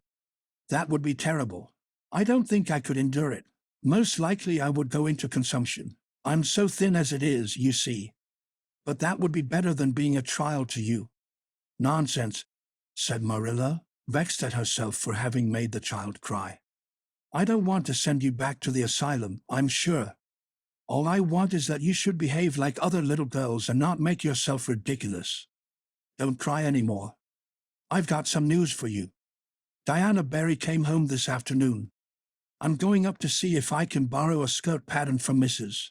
Barry, and if you like you can come with me and get acquainted with Diana." And rose to her feet, with clasped hands, the tears still glistening on her cheeks. The dish towels she had been hemming slipped unheeded to the floor. "Oh, Marilla, I'm frightened. Now that it has come, I'm actually frightened. What if she shouldn't like me? It would be the most tragical disappointment of my life. Now, don't get into a fluster. And I do wish you wouldn't use such long words. It sounds so funny in a little girl. I guess Diana'll like you well enough. It's her mother you've got to reckon with. If she doesn't like you, it won't matter how much Diana does. If she has heard about your outburst to Mrs. Lynde and going to church with buttercups round your hat, I don't know what she'll think of you. You must be polite and well-behaved, and don't make any of your startling speeches. For pity's sake, if the child isn't actually trembling," and was trembling. Her face was pale and tense. "Oh, Marilla, you'd be excited, too, if you were going to meet a little girl you hoped to be your bosom friend and whose mother mightn't like you," she said as she hastened to get her hat. They went over to Orchard Slope by the short cut across the brook and up the Freehill Grove. Mrs. Barry came to the kitchen door in answer to Marilla's knock. She was a tall, black-eyed, black-haired woman with a very resolute mouth. She had the reputation of being very strict with her children. "How do you do, Marilla?" she said cordially. "Come in. And this is the little girl you have adopted, I suppose?" "Yes, this is Anne Shirley," said Marilla. "Spelled with an E," gasped and, grew tremulous and excited as she was determined there should be no misunderstanding on that important point. Mrs. Barry, not hearing or not comprehending, merely shook hands and said kindly, "How are you?" "I am well in body, although considerable rumpled up in spirit, thank you, ma'am," said Anne gravely. Then aside to Marilla in an audible whisper, "There wasn't anything startling in that, was there, Marilla?" Diana was sitting on the sofa, reading a book which she dropped when the callers entered. She was a very pretty little girl, with her mother's black eyes and hair, and rosy cheeks, and the merry expression which was her inheritance from her father. "This is my little girl Diana," said Mrs. Barry. "Diana, you might take Anne out into the garden and show her your flowers. It will be better for you than straining your eyes over that book. She reads entirely too much." This to Marilla as the little girls went out. "And I can't prevent her, for her father aids and abets her. She's always poring over a book. I'm glad she has the prospect of a playmate. Perhaps it will take her more out of doors." Outside in the garden, which was full of mellow sunset lights streaming through the dark old firs to the west of it, stood Anne and Diana, gazing bashfully at each other over a clump of gorgeous tiger lilies. The berry garden was a bowery wilderness of flowers which would have delighted Anne's heart at any time less fraught with destiny. It was encircled by huge old willows and tall firs, beneath which flourished flowers that loved the shade. Prim, right-angled paths neatly bordered with clamshells intersected it like moist red ribbons, and in the beds between old-fashioned flowers ran riot. There were rosy bleeding hearts and great splendid crimson peonies, white, fragrant narcissi and thorny, sweet Scotch roses, pink and blue and white columbines and lilac-tinted bouncing beds, clumps of southernwood and ribbon grass and mint, purple Adam and Eve, daffodils, and masses of sweet clover white with its delicate, fragrant, feathery sprays, scarlet lightning that shot its fiery lances over prim white musk flowers. A garden it was where sunshine lingered and bees hummed, and winds, beguiled into loitering, purred and rustled. "Oh, Diana," said Anne at last, clasping her hands and speaking almost in a whisper. "Oh, do you think you can like me a little, enough to be my bosom friend?" Diana laughed. Diana always laughed before she spoke. "Why, I guess so," she said frankly. "I'm awfully glad you've come to live at Green Gables. It will be jolly to have somebody to play with. There isn't any other girl who lives near enough to play with, and I've no sisters big enough." "Will you swear to be my friend forever and ever?"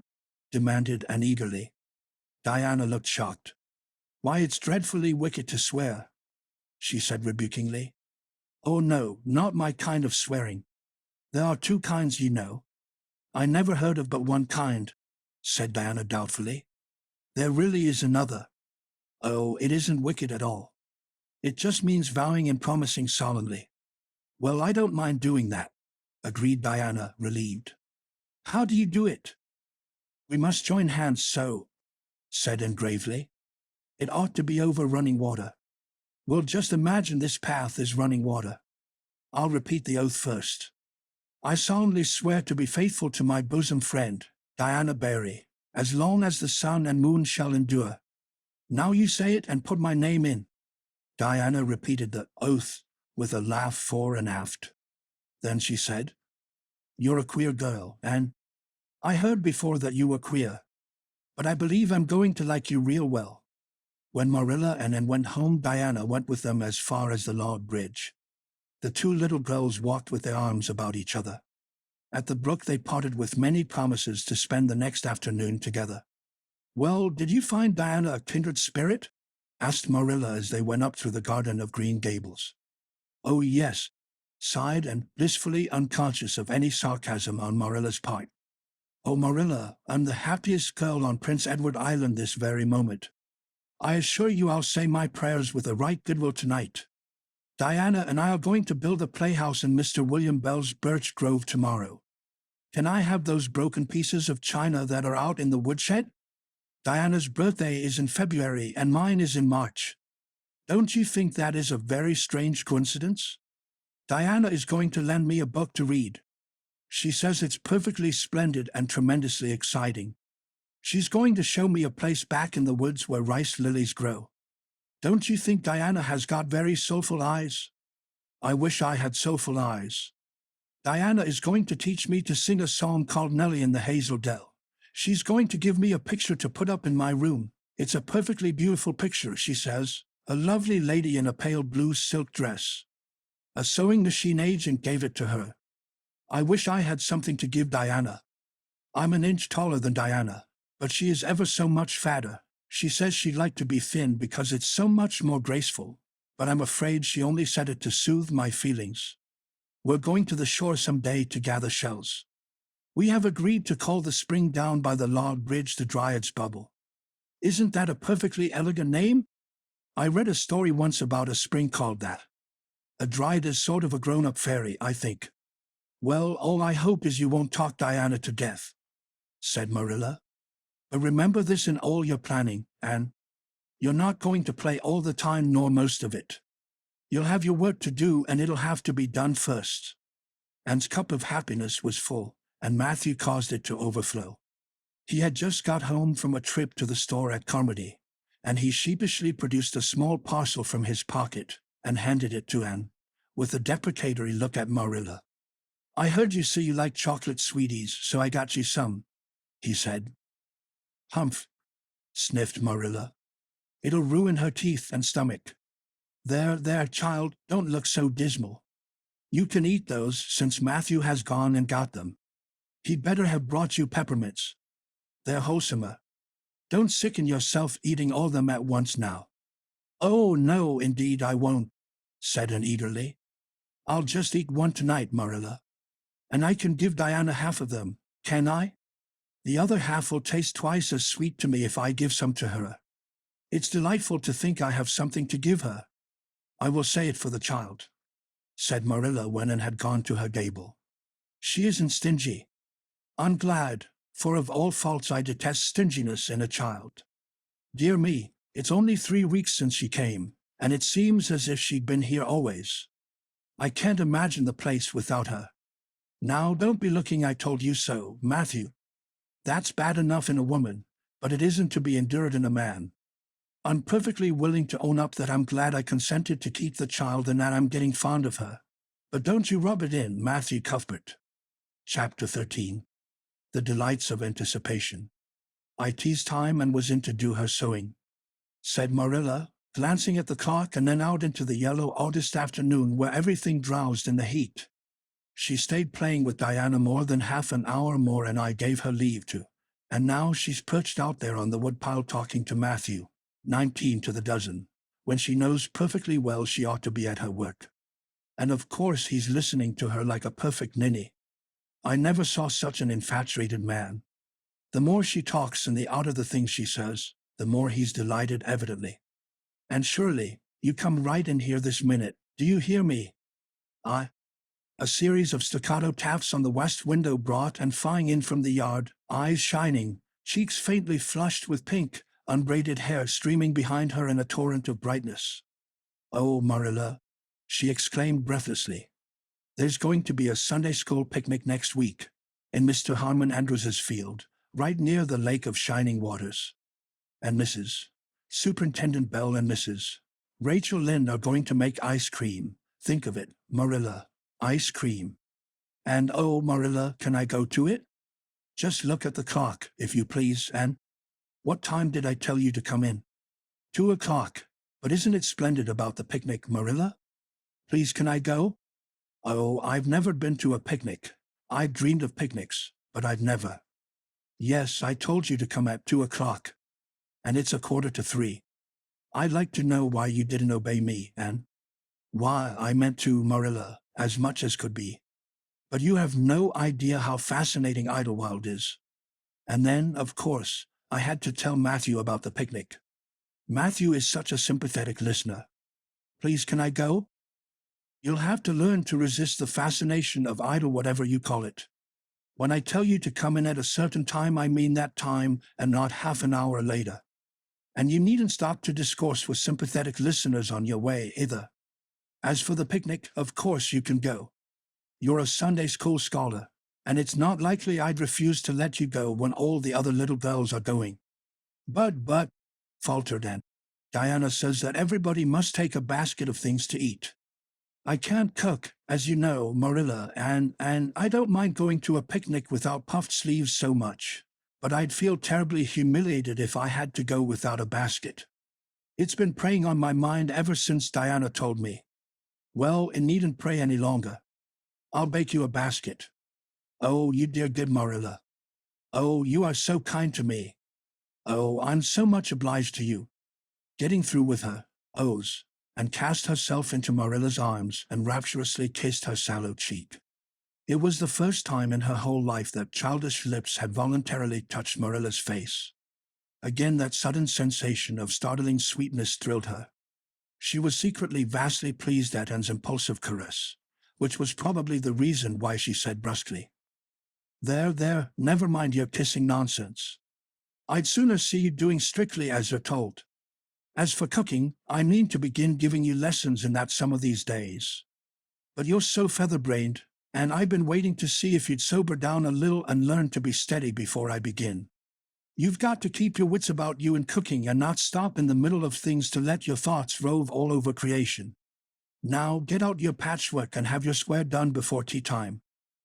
I do not like patchwork, said Anne dolefully, hunting out her work basket and sitting down before a little heap of red and white diamonds with a sigh. I think some kinds of sewing would be nice, but there's no scope for imagination in patchwork. It's just one little seam after another, and you never seem to be getting anywhere. But of course I'd rather be Anne of Green Gables sewing patchwork than Anne of any other place with nothing to do but play. I wish time went as quick sewing patches as it does when I'm playing with Diana, though. Oh, we do have such elegant times, Marilla. I had to furnish most of the imagination, but I'm well able to do that. Diana is simply perfect in every other way. You know that little piece of land across the brook that runs up between our farm and Mr. Barry's? It belongs to Mr. William Bell, and right in the corner there is a little ring of white birch trees, the most romantic spot, Marilla. Diana and I have our playhouse there. We call it Idlewild. Isn't that a poetical name? I assure you it took me some time to think it out. I stayed awake nearly a whole night before I invented it. Then, just as I was dropping off to sleep, it came like an inspiration. Diana was enraptured when she heard it. We have got our house fixed up elegantly. You must come and see it, Marilla, won't you? We have great big stones, all covered with moss for seats, and boards from tree to tree for shelves. And we have all our dishes on them. Of course, they're all broken, but it's the easiest thing in the world to imagine that they are whole. There's a piece of a plate with a spray of red and yellow ivy on it that is especially beautiful. We keep it in the parlor, and we have the fairy glass there, too. The fairy glass is as lovely as a dream. Diana found it out in the woods behind their chicken house. It's all full of rainbows, just little young rainbows that haven't grown big yet, and Diana's mother told her it was broken off a hanging lamp they once had. But it's nice to imagine the fairies lost it one night when they had a ball, so we call it the fairy glass. Matthew is going to make us a table. Oh, we have named that little round pole over in Mr. Barry's field Willamere. I got that name out of the book Diana lent me. That was a thrilling book, Marilla. The heroine had 5 lovers. I'd be satisfied with one, wouldn't you? She was very handsome and she went through great tribulations. She could faint as easy as anything. I'd love to be able to faint, wouldn't you, Marilla? It's so romantic. But I'm really very healthy for all I'm so thin. I believe I'm getting fatter, though. Don't you think I am? I look at my elbows every morning when I get up to see if any dimples are coming. Diana is having a new dress made with elbow sleeves. She is going to wear it to the picnic. Oh, I do hope it will be fine next Wednesday. I don't feel that I could endure the disappointment if anything happened to prevent me from getting to the picnic. I suppose I'd live through it, but I'm certain it would be a lifelong sorrow. It wouldn't matter if I got to 100 picnics and after years. They wouldn't make up for missing this one. They're going to have boats on the Lake of Shining Waters, and ice cream, as I told you. I have never tasted ice cream. Diana tried to explain what it was like, but I guess ice cream is one of those things that are beyond imagination. And you have talked even on for 10 minutes by the clock, said Marilla. Now, just for curiosity's sake, see if you can hold your tongue for the same length of time. And held her tongue as desired. But for the rest of the week she talked picnic and thought picnic and dreamed picnic. On Saturday it rained and she worked herself up into such a frantic state lest it should keep on raining until and over Wednesday that Marilla made her sew an extra patchwork square by way of steadying her nerves. On Sunday and confided to Marilla on the way home from church that she grew actually cold all over with excitement when the minister announced the picnic from the pulpit. Such a thrill as went up and down my back, Marilla. I don't think I'd ever really believed until then that there was honestly going to be a picnic. I couldn't help fearing I'd only imagined it. But when a minister says a thing in the pulpit, you just have to believe it. You set your heart too much on things, Anne, said Marilla with a sigh. I'm afraid there'll be a great many disappointments in store for you through life. Oh, Marilla, looking forward to things is half the pleasure of them, exclaimed Anne. You mayn't get the things themselves, but nothing can prevent you from having the fun of looking forward to them. Mrs. Lynde says, blessed are they who expect nothing, for they shall not be disappointed. But I think it would be worse to expect nothing than to be disappointed. Marilla wore her amethyst brooch to church that day as usual. Marilla always wore her amethyst brooch to church. She would have thought it rather sacrilegious to leave it off, as bad as forgetting her Bible or her collection dime. That amethyst brooch was Marilla's most treasured possession. A seafaring uncle had given it to her mother, who in turn had bequeathed it to Marilla. It was an old-fashioned oval, containing a braid of her mother's hair, surrounded by a border of very fine amethysts. Marilla knew too little about precious stones to realize how fine the amethysts actually were, but she thought them very beautiful and was always pleasantly conscious of their violet shimmer at her throat, above her good brown satin dress, even although she could not see it, and had been smitten with delighted admiration when she first saw that brooch. "Oh, Marilla, it's a perfectly elegant brooch. I don't know how you can pay attention to the sermon or the prayers when you have it on." "I couldn't, I know. I think amethysts are just sweet. They are what I used to think diamonds were like. Long ago, before I had ever seen a diamond, I read about them and I tried to imagine what they would be like. I thought they would be lovely glimmering purple stones. When I saw a real diamond in a lady's ring one day, I was so disappointed I cried. Of course, it was very lovely, but it wasn't my idea of a diamond. Will you let me hold the brooch for 1 minute, Marilla? Do you think amethysts can be the souls of good violets?" Chapter 14. Anne's Confession. On the Monday evening before the picnic, Marilla came down from her room with a troubled face. "Oh, Anne," she said to that small personage, who was shelling peas by the spotless table and singing "Nellie of the Hazel Dell," with a vigor and expression that did credit to Diana's teaching. "Did you see anything of my amethyst brooch? I thought I stuck it in my pincushion when I came home from church yesterday evening, but I can't find it anywhere." I saw it this afternoon when you were away at the Aid Society," said Anne a little slowly. "I was passing your door when I saw it on the cushion, so I went in to look at it." "Did you touch it?" said Marilla sternly.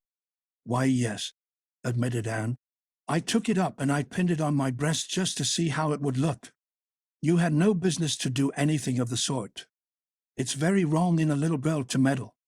You shouldn't have gone into my room in the first place, and you shouldn't have touched a brooch that didn't belong to you in the second.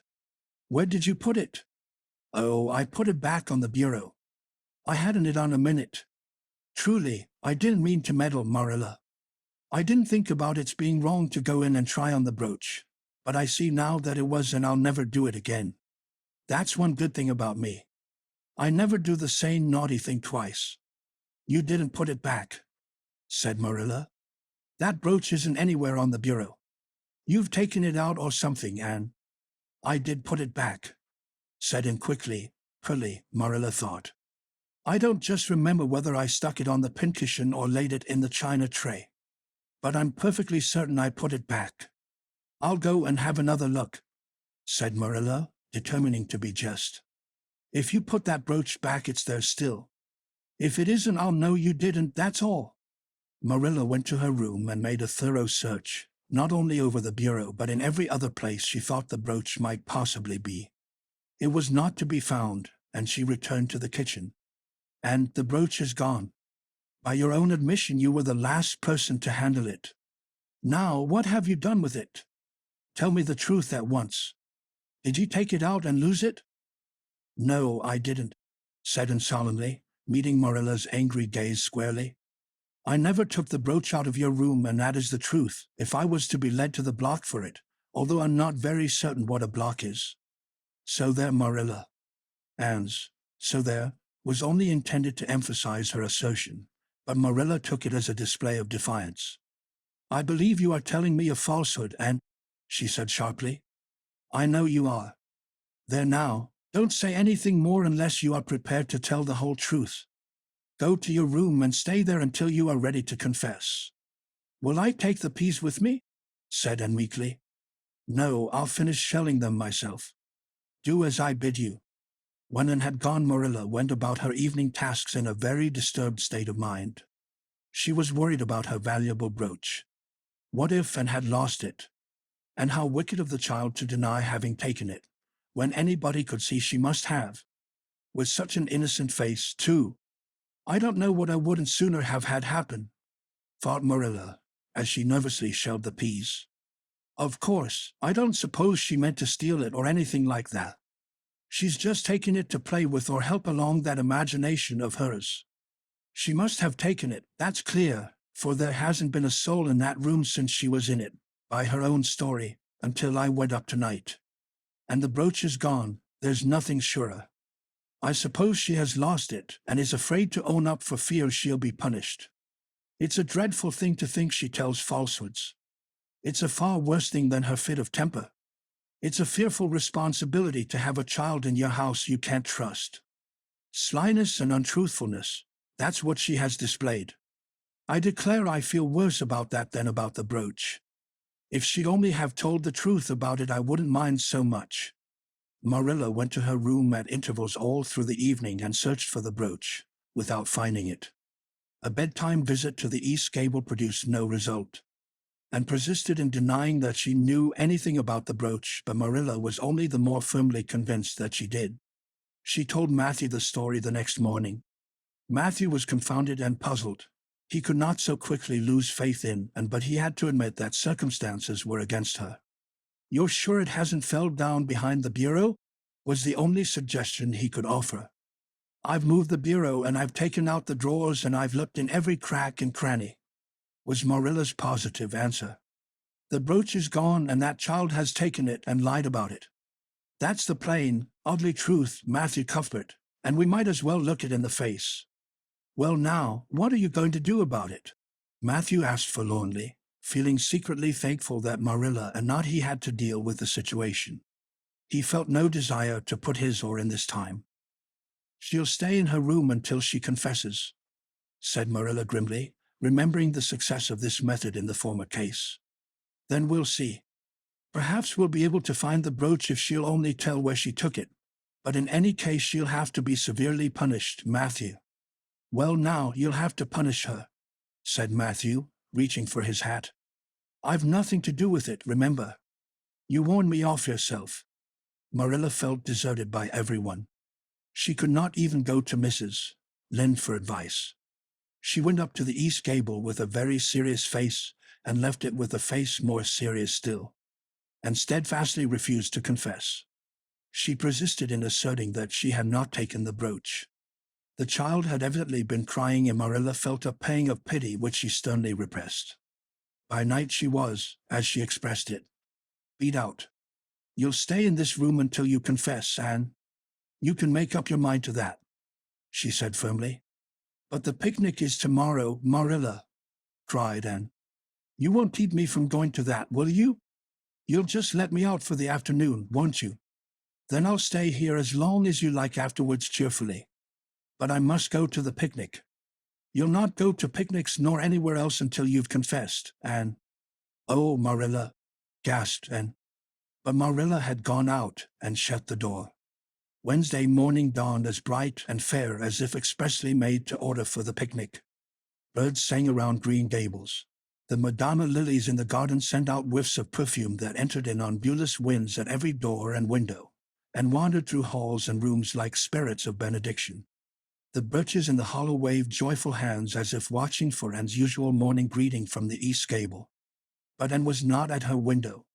When Marilla took her breakfast up to her, she found the child sitting primly on her bed, pale and resolute, with tight-shut lips and gleaming eyes. "Marilla, I'm ready to confess." "Ah." Marilla laid down her tray. Once again her method had succeeded, but her success was very bitter to her. "Let me hear what you have to say then, Anne." "I took the amethyst brooch," said Anne, as if repeating a lesson she had learned. "I took it just as you said. I didn't mean to take it when I went in. But it did look so beautiful, Marilla, when I pinned it on my breast that I was overcome by an irresistible temptation. I imagined how perfectly thrilling it would be to take it to Idlewild and play I was the Lady Cordelia Fitzgerald. It would be so much easier to imagine I was the Lady Cordelia if I had a real amethyst brooch on. Diana and I make necklaces of roseberries, but what are roseberries compared to amethysts? So I took the brooch. I thought I could put it back before you came home. I went all the way around by the road to lengthen out the time. When I was going over the bridge across the lake of shining waters, I took the brooch off to have another look at it. Oh, how it did shine in the sunlight! And then, when I was leaning over the bridge, it just slipped through my fingers, so, and went down, down, down, all purply sparkling, and sank forevermore beneath the lake of shining waters. And that's the best I can do at confessing, Marilla." Marilla felt hot anger surge up into her heart again. This child had taken and lost her treasured amethyst brooch, and now sat there calmly reciting the details thereof without the least apparent compunction or repentance. "And this is terrible," she said, trying to speak calmly. "You are the very wickedest girl I ever heard of." "Yes, I suppose I am," agreed Anne tranquilly. "And I know I'll have to be punished. It'll be your duty to punish me, Marilla. Won't you please get it over right off, because I'd like to go to the picnic with nothing on my mind." "Picnic indeed! You'll go to no picnic today, Anne Shirley. That shall be your punishment. And it isn't half severe enough either for what you've done. Not go to the picnic," and sprang to her feet and clutched Marilla's hand. "But you promised me I might."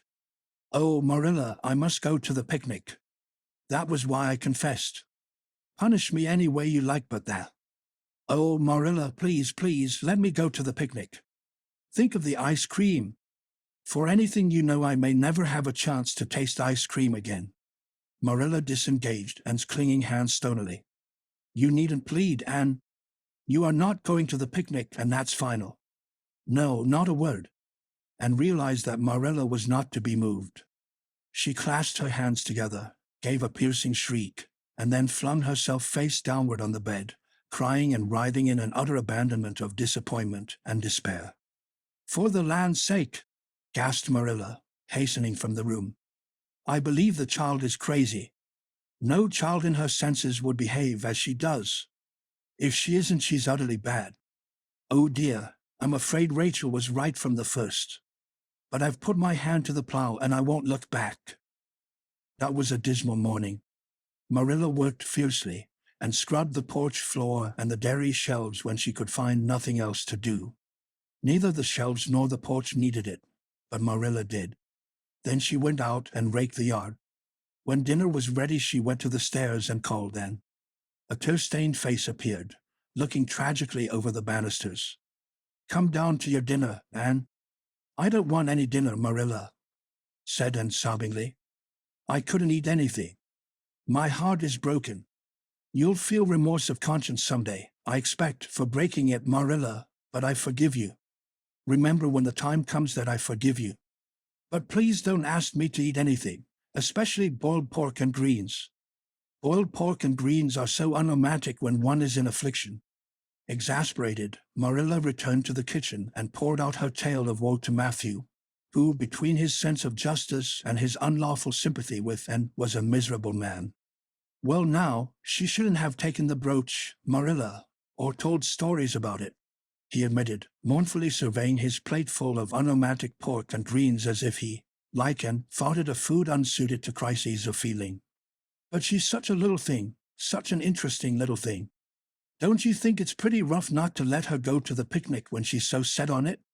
Matthew Cuthbert, I'm amazed at you. I think I've let her off entirely too easy. And she doesn't appear to realize how wicked she's been at all. That's what worries me most. If she really felt sorry, it wouldn't be so bad. And you don't seem to realize it either. You're making excuses for her all the time to yourself. I can see that." "Well now, she's such a little thing," feebly reiterated Matthew.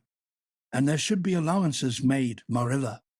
You know she's never had any bringing up." "Well, she's having it now," retorted Marilla. The retort silenced Matthew if it did not convince him. That dinner was a very dismal meal. The only cheerful thing about it was Jerry Buat, the hired boy, and Marilla resented his cheerfulness as a personal insult. When her dishes were washed and her bread sponge set and her hands fed, Marilla remembered that she had noticed a small rent in her best black lace shawl when she had taken it off on Monday afternoon on returning from the Ladies' Aid. She would go and mend it. The shawl was in a box in her trunk. As Marilla lifted it out, the sunlight, falling through the vines that clustered thickly about the window, struck upon something caught in the shawl, something that glittered and sparkled in facets of violet light. Marilla snatched at it with a gasp. It was the amethyst brooch, hanging to a thread of the lace by its catch. "Dear life and heart," said Marilla blankly. "What does this mean? Here's my brooch safe and sound that I thought was at the bottom of Barry's pond. Whatever did that girl mean by saying she took it and lost it? I declare I believe Green Gables is bewitched. I remember now that when I took off my shawl Monday afternoon, I laid it on the bureau for a minute. I suppose the brooch got caught in it somehow. Well, Marilla betook herself to the east gable, brooch in hand, and had cried herself out, and was sitting dejectedly by the window. "Anne Shirley," said Marilla solemnly, "I've just found my brooch hanging to my black lace shawl. Now I want to know what that ringroll you told me this morning meant." "Why, you said you'd keep me here until I confessed," returned Anne wearily. "And so I decided to confess because I was bound to get to the picnic. I thought out a confession last night after I went to bed and made it as interesting as I could. And I said it over and over so that I wouldn't forget it. But you wouldn't let me go to the picnic after all, so all my trouble was wasted." Marilla had to laugh in spite of herself, but her conscience pricked her. "And you do beat all. But I was wrong, I see that now. I shouldn't have doubted your word when I'd never known you to tell a story. Of course, it wasn't right for you to confess to a thing you hadn't done. It was very wrong to do so. But I drove you to it. So if you'll forgive me, and I'll forgive you, and we'll start square again. And now get yourself ready for the picnic." And flew up like a rocket. "Oh, Marilla, isn't it too late?" "No, it's only 2 o'clock. They won't be more than well gathered yet, and it'll be an hour before they have tea. Wash your face and comb your hair and put on your gingham. I'll fill a basket for you. There's plenty of stuff baked in the house. And I'll get Jerry to hitch up the sorrel and drive you down to the picnic ground." "Oh, Marilla," exclaimed Anne, flying to the washstand. "5 minutes ago I was so miserable I was wishing I'd never been born, and now I wouldn't change places with an angel." That night, thoroughly happy, completely tired out, and returned to Green Gables in a state of beatification impossible to describe. "Oh, Marilla, I've had a perfectly scrumptious time. Scrumptious is a new word I learned today. I heard Mary Alice Bell use it. Isn't it very expressive? Everything was lovely. We had a splendid tea, and then Mr. Harmon Andrews took us all for a row on the Lake of Shining Waters, 6 of us at a time. And Jane Andrews nearly fell overboard. She was leaning out to pick water lilies, and if Mr. Andrews hadn't caught her by her sash just in the nick of time, she'd fallen in and probably been drowned. I wish it had been me. It would have been such a romantic experience to have been nearly drowned. It would be such a thrilling tale to tell. And we had the ice cream. Words fail me to describe that ice cream. Marilla, I assure you it was sublime." That evening Marilla told the whole story to Matthew over her stocking basket. "I'm willing to own up that I made a mistake," she concluded candidly. "But I've learned a lesson. I have to laugh when I think of Anne's confession, although I suppose I shouldn't, for it really was a falsehood.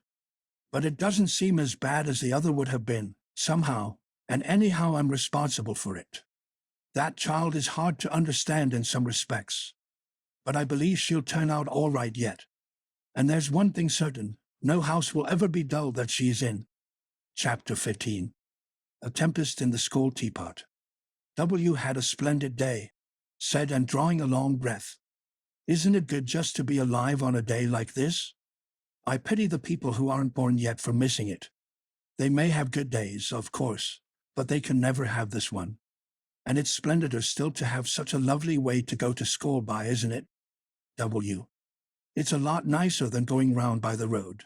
That is so dusty and hot," said Diana practically, peeping into her dinner basket and mentally calculating if the 3 juicy, toothsome raspberry tarts reposing there were divided among 10 girls, how many bites each girl would have. The little girls of Avonlea school always pooled their lunches, and to eat 3 raspberry tarts all alone, or even to share them only with one's best chum, would have forever and ever branded as awful mean the girl who did it. And yet, when the tarts were divided among 10 girls, you just got enough to tantalize you. The way Anne and Diana went to school was a pretty one, and thought those walks to and from school with Diana couldn't be improved upon even by imagination. Going around by the main road would have been so unromantic, but to go by Lover's Lane and Willamere and Violet Vale and the Birch Path was romantic, if ever anything was. Lover's Lane opened out below the orchard at Green Gables and stretched far up into the woods to the end of the Cuthbert farm. It was the way by which the cows were taken to the back pasture and the wood hauled home in winter, and had named it Lover's Lane before she had been a month at Green Gables. Not that lovers ever really walked there. she explained to Marilla. "But Diana and I are reading a perfectly magnificent book, and there's a lover's lane in it. So we want to have one too. And it's a very pretty name, don't you think? So romantic. We can imagine a lover's into it, you know. I like that lane because you can think out loud there without people calling you crazy." And starting out alone in the morning, went down Lover's Lane as far as the brook. Here Diana met her, and the two little girls went on up the lane under the leafy arch of maples. "Maples are such sociable trees," said Anne. "They're always rustling and whispering to you," until they came to a rustic bridge. Then they left the lane and walked through Mr. Berry's back field and past Willowmere. Beyond Willowmere came Violet Vale, a little green dimple in the shadow of Mr. Andrew Bell's big woods. "Of course there are no violets there now," Anne told Marilla, "but Diana says there are millions of them in spring. Oh, Marilla, can't you just imagine you see them? It actually takes away my breath. I named it Violet Vale. Diana says she never saw the beat of me for hitting on fancy names for places. It's nice to be clever at something, isn't it? But Diana named the Birch Path. She wanted to, so I let her. But I'm sure I could have found something more poetical than plain Birch Path. Anybody can think of a name like that. But the Birch Path is one of the prettiest places in the world, Marilla." It was. Other people besides and thought so when they stumbled on it. It was a little narrow, twisting path, winding down over a long hill straight through Mr. Bell's woods, where the light came down sifted through so many emerald screens that it was as flawless as the heart of a diamond.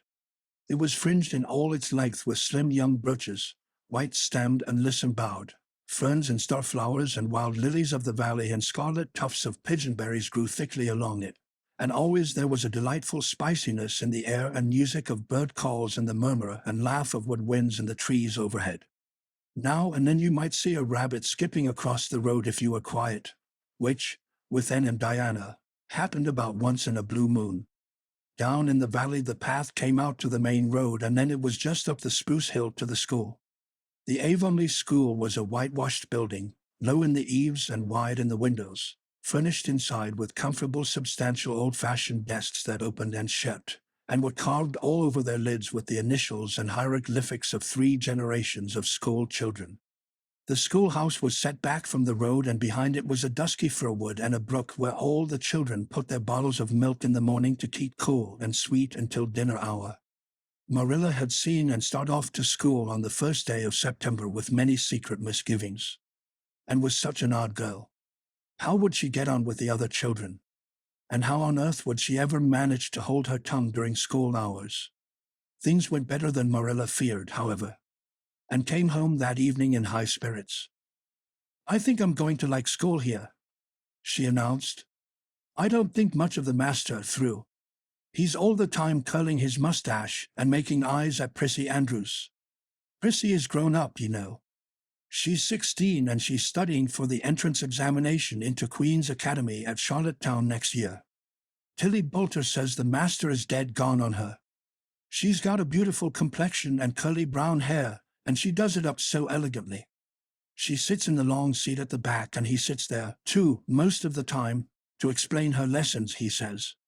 But Ruby Gillis says she saw him writing something on her slate, and when Prissy read it she blushed as red as a beet and giggled, and Ruby Gillis says she doesn't believe it had anything to do with the lesson. And Shirley, don't let me hear you talking about your teacher in that way again," said Marilla sharply. "You don't go to school to criticize the master. I guess he can teach you something, and it's your business to learn.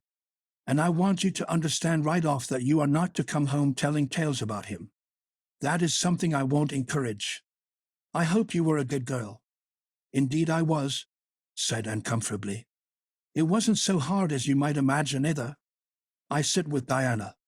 Our seat is right by the window, and we can look down to the lake of shining waters. There are a lot of nice girls in school, and we had scrumptious fun playing at dinner time. It's so nice to have a lot of little girls to play with. But of course I like Diana best and always will. I adore Diana. I'm dreadfully far behind the others. They're all in the 5th book, and I'm only in the 4th. I feel that it's kind of a disgrace. But there's not one of them has such an imagination as I have, and I soon found that out. We had reading and geography and Canadian history and dictation today. Mr. Phillips said my spelling was disgraceful, and he held up my slate so that everybody could see it, all marked over. I felt so mortified, Marilla. He might have been politer to a stranger, I think. Ruby Gillis gave me an apple, and Sophia Sloane lent me a lovely pink card with "May I see you home" on it. I'm to give it back to her tomorrow. And Tilly Boulter let me wear her bead ring all the afternoon. Can I have some of those pearl beads off the old pincushion in the garret to make myself a ring? And oh, Marilla, Jane Andrews told me that Minnie Macpherson told her that she heard Prissy Andrews tell Sarah Gillis that I had a very pretty nose. Marilla, that is the first compliment I have ever had in my life, and you can't imagine what a strange feeling it gave me. Marilla, have I really a pretty nose? I know you'll tell me the truth. Your nose is well enough, said Marilla shortly. Secretly she thought Anne's nose was a remarkable pretty one, but she had no intention of telling her so. That was 3 weeks ago, and all had gone smoothly so far. And now, this crisp September morning, Anne and Diana were tripping blithely down the birch path, two of the happiest little girls in Avonlea. I guess Gilbert Blythe will be in school today, said Diana. He's been visiting his cousins over in New Brunswick all summer, and he only came home Saturday night. He's awfully handsome, and he teases the girls something terrible. He just torments our lives out. Diana's voice indicated that she rather liked having her life tormented out than not. Gilbert Blythe, said Anne. Isn't his name that's written up on the porch wall with Julia Bell's and a big "Take Notice" over them? Yes, said Diana, tossing her head. But I'm sure he doesn't like Julia Bell so very much. I've heard him say he studied the multiplication table by her freckles. Oh, don't speak about freckles to me, implored Anne. It isn't delicate when I've got so many. But I do think that writing "Take Notices" up on the wall about the boys and girls is the silliest ever. I should just like to see anybody dare to write my name up with the boys. Not, of course, she hastened to add, that anybody would, and sighed. She didn't want her name written up, but it was a little humiliating to know that there was no danger of it. Nonsense, said Diana, whose black eyes and glossy tresses had played such havoc with the hearts of Avonlea schoolboys that her name figured on the porch walls in half a dozen take notices. It's only meant as a joke. And don't you be too sure your name won't ever be written up. Charlie Sloane is dead gone on you. He told his mother, mind you, that you were the smartest girl in school. That's better than being good-looking. No, it isn't, said Anne, feminine to the core. I'd rather be pretty than clever. And I hate Charlie Sloane. I can't bear a boy with goggle eyes. If anyone wrote my name up with his I'd never get over it, Diana Barry. But it is nice to keep head of your class. You'll have Gilbert in your class after this, said Diana, and he's used to being head of his class, I can tell you. He's only in the 4th book, although he's nearly 14. 4 years ago his father was sick and had to go out to Alberta for his health, and Gilbert went with him. They were there 3 years, and Gil didn't go to school hardly any until they came back. You won't find it so easy to keep head after this, Anne. I'm glad, said Anne quickly. I couldn't really feel proud of keeping head of little boys and girls of just 9 or 10. I got up yesterday spelling abolition. Josie Pye was head, and mind you, she peeped in her book. Mr. Phillips didn't see her. He was looking at Prissy Andrews, but I did. I just swept her a look of freezing scorn, and she got as red as a beet and spelled it wrong after all. Those Pye girls are cheats all round, said Diana indignantly, as they climbed the fence of the main road. Gertie Pye actually went and put her milk bottle in my place in the brook yesterday. Did you ever? I don't speak to her now. When Mr. Phillips was in the back of the room hearing Prissy Andrews's Latin, Diana whispered to Anne, That's Gilbert Blythe sitting right across the aisle from you, Anne.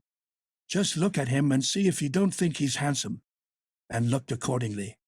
She had a good chance to do so, for the said Gilbert Blythe was absorbed in stealthily pinning the long yellow braid of Ruby Gillis, who sat in front of him, to the back of her seat. He was a tall boy, with curly brown hair, roguish hazel eyes, and a mouth twisted into a teasing smile. Presently Ruby Gillis started up to take a sum to the master. She fell back into her seat with a little shriek, believing that her hair was pulled out by the roots. Everybody looked at her, and Mr. Phillips glared so sternly that Ruby began to cry. Gilbert had whisked the pin out of sight and was studying his history with the soberest face in the world. But when the commotion subsided, he looked at and then winked with inexpressible drollery. "I think your Gilbert Blythe is handsome," confided Anne to Diana. "But I think he's very bold. It isn't good manners to wink at a strange girl." But it was not until the afternoon that things really began to happen.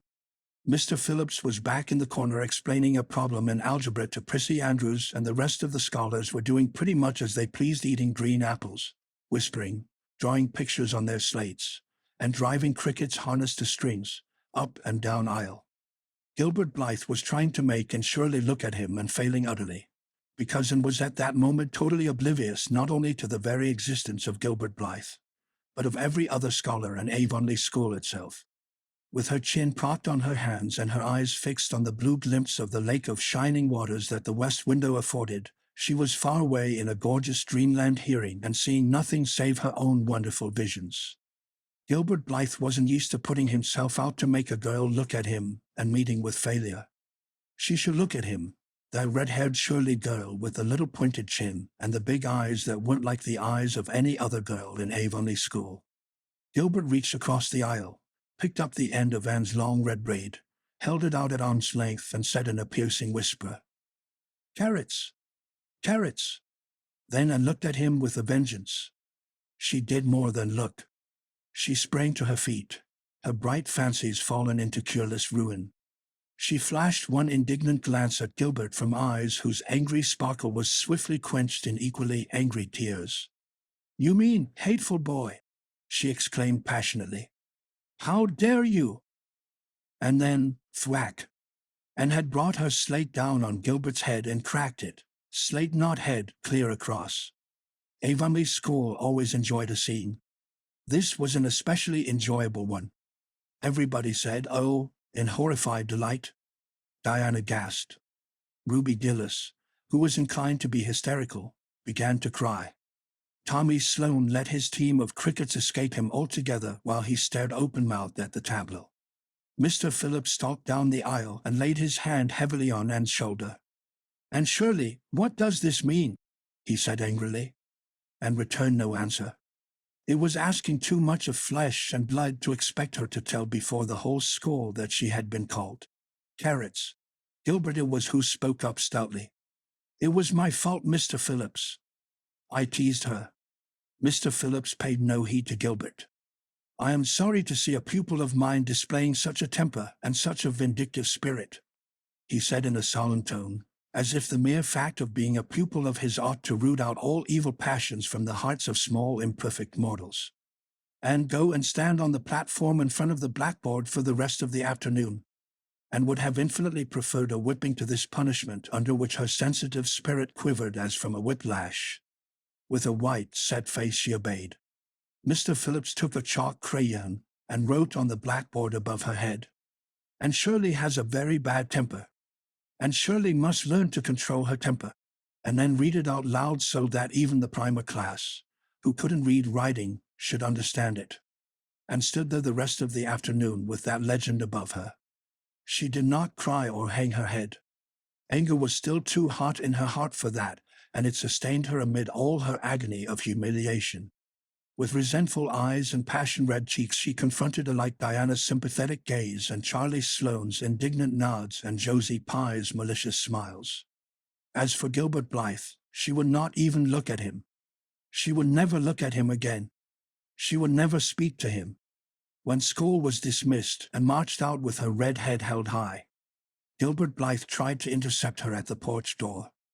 "I'm awfully sorry I made fun of your hair, Anne," he whispered contritely. "Honest I am. Don't be mad for keeps, now," and swept by disdainfully, without look or sign of hearing. "Oh, how could you, Anne?" breathed Diana as they went down the road, half reproachfully, half admiringly. Diana felt that she could never have resisted Gilbert's plea. "I shall never forgive Gilbert Blythe." said Anne firmly. And Mr. Phillips spelled my name without an E too. The iron has entered into my soul, Diana.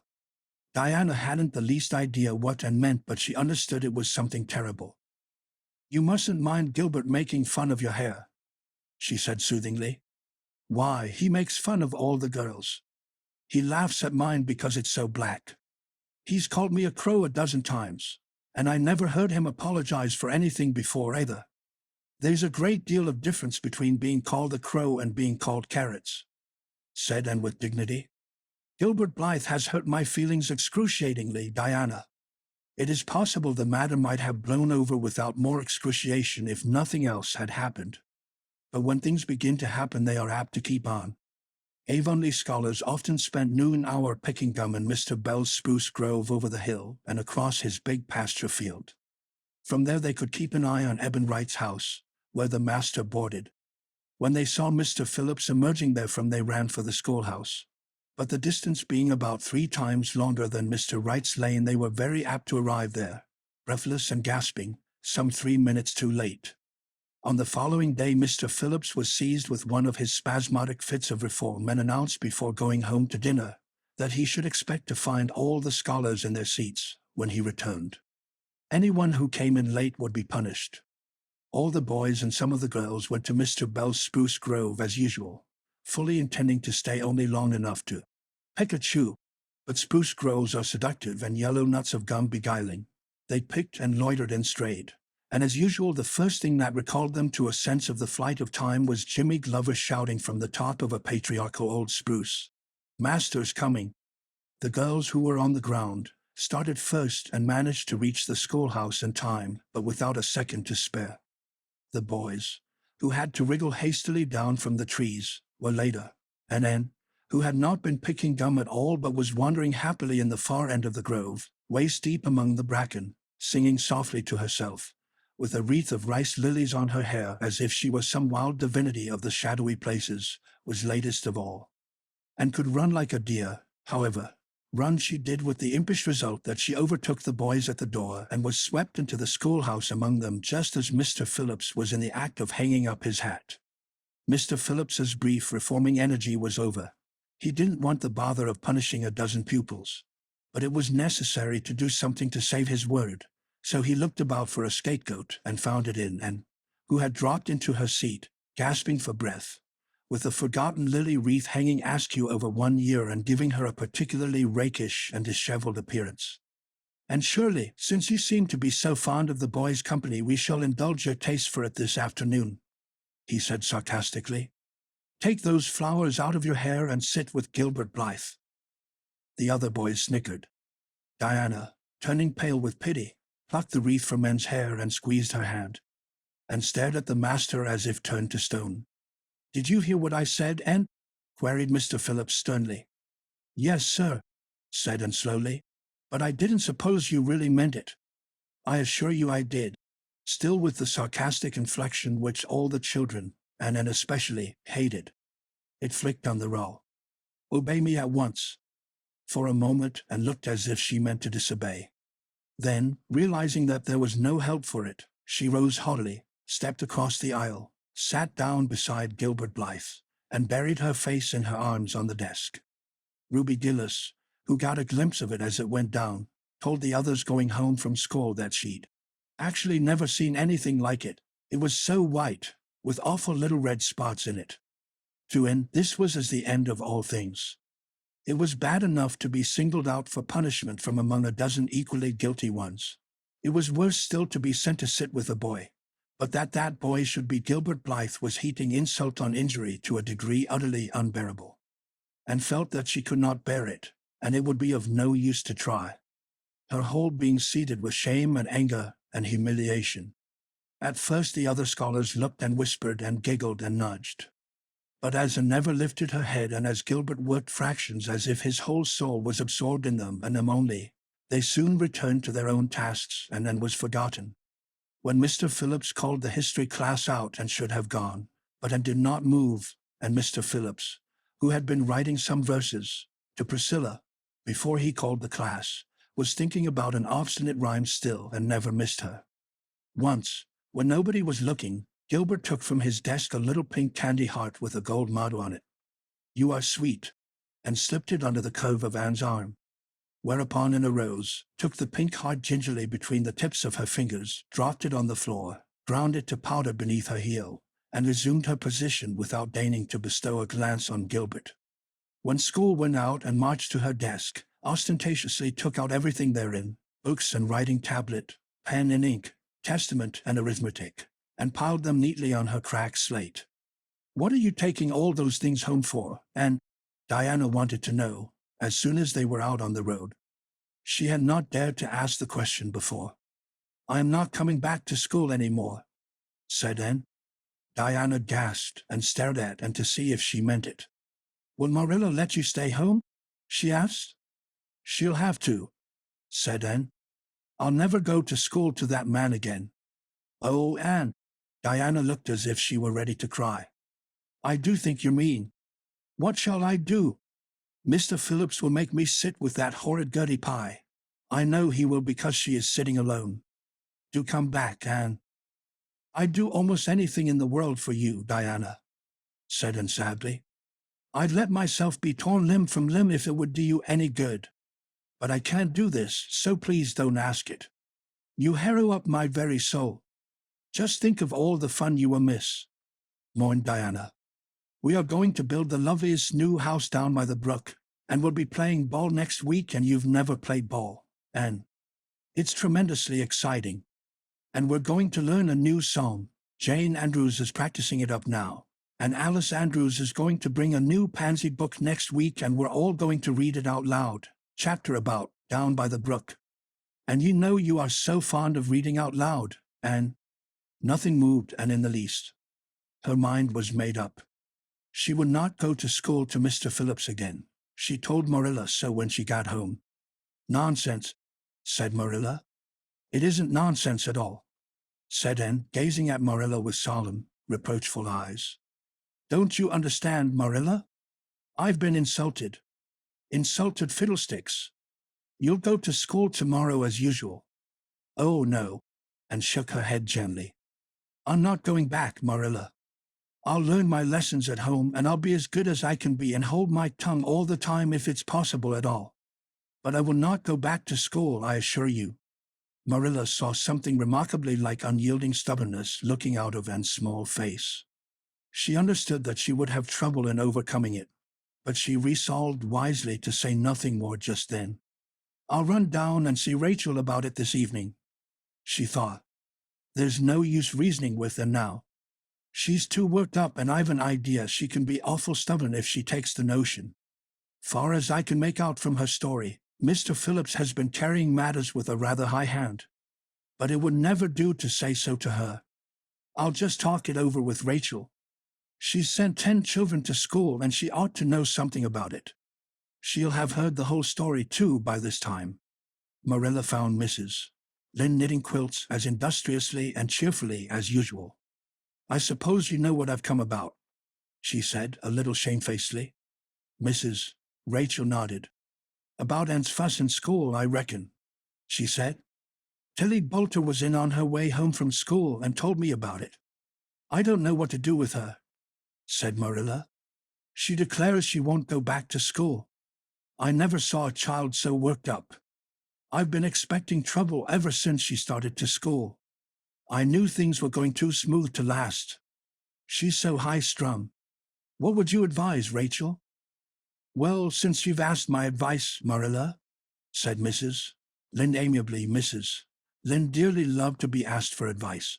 "I'd just humor her a little at first, that's what I'd do. It's my belief that Mr. Phillips was in the wrong. Of course, it doesn't do to say so to the children, you know. And of course he did right to punish her yesterday for giving way to temper. But today it was different. The others who were late should have been punished as well as Anne, that's what. And I don't believe in making the girls sit with the boys for punishment. It isn't modest. Tilly Boulter was real indignant. She took Anne's part right through and said all the scholars did too. And seems real popular among them, somehow. I never thought she'd take with them so well." "Then you really think I'd better let her stay home?" said Marilla in amazement. "Yes," That is, I wouldn't say school to her again until she said it herself. Depend upon it, Marilla, she'll cool off in a week or so and be ready enough to go back of her own accord, that's what. While, if you were to make her go back right off, dear knows what freak or tantrum she'd take next and make more trouble than ever. The less fuss made the better, in my opinion. She won't miss much by not going to school, as far as that goes. Mr. Phillips isn't any good at all as a teacher. The order he keeps is scandalous, that's what, and he neglects the young fry and puts all his time on those big scholars he's getting ready for Queen's. He'd never have got the school for another year if his uncle hadn't been a trustee, for he just leads the other two around by the nose, that's what. I declare, I don't know what education in this island is coming to. Mrs. Rachel shook her head, as much as to say if she were only at the head of the educational system of the province things would be much better managed. Marilla took Mrs. Rachel's advice, and not another word was said to and about going back to school. She learned her lessons at home, did her chores, and played with Diana in the chilly purple autumn twilights. But when she met Gilbert Blythe on the road or encountered him in Sunday school, she passed him by with an icy contempt that was no whit thawed by his evident desire to appease her. Even Diana's efforts as a peacemaker were of no avail, and had evidently made up her mind to hate Gilbert Blythe to the end of life. As much as she hated Gilbert, however, did she love Diana, with all the love of her passionate little heart, equally intense in its likes and dislikes. One evening Marilla, coming in from the orchard with a basket of apples, found Anne sitting along by the east window in the twilight, crying bitterly. "Whatever's the matter now, Anne?" she asked. "It's about Diana," sobbed Anne luxuriously. "I love Diana so, Marilla. I cannot ever live without her. But I know very well when we grow up that Diana will get married and go away and leave me. And oh, what shall I do? I hate her husband. I just hate him furiously. I've been imagining it all out, the wedding and everything, Diana dressed in snowy garments, with a veil, and looking as beautiful and regal as a queen, and me the bridesmaid, with a lovely dress too, and puffed sleeves, but with a breaking heart hid beneath my smiling face.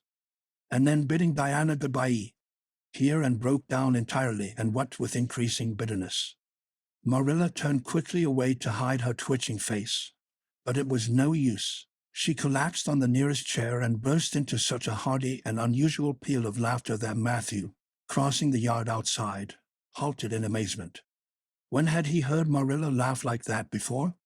"Well, Anne Shirley," said Marilla as soon as she could speak, "if you must borrow trouble, for pity's sake borrow it handier home. I should think you had an imagination, sure enough." Chapter 16. Diana is invited to tea with tragic results. October was a beautiful month at Green Gables, when the birches in the hollow turned as golden as sunshine and the maples behind the orchard were royal crimson and the wild cherry trees along the lane put on the loveliest shades of dark red and bronzy green, while the fields sunned themselves in aftermaths. Oh, and reveled in the world of color about her. "Oh, Marilla," she exclaimed one Saturday morning, coming dancing in with her arms full of gorgeous boughs.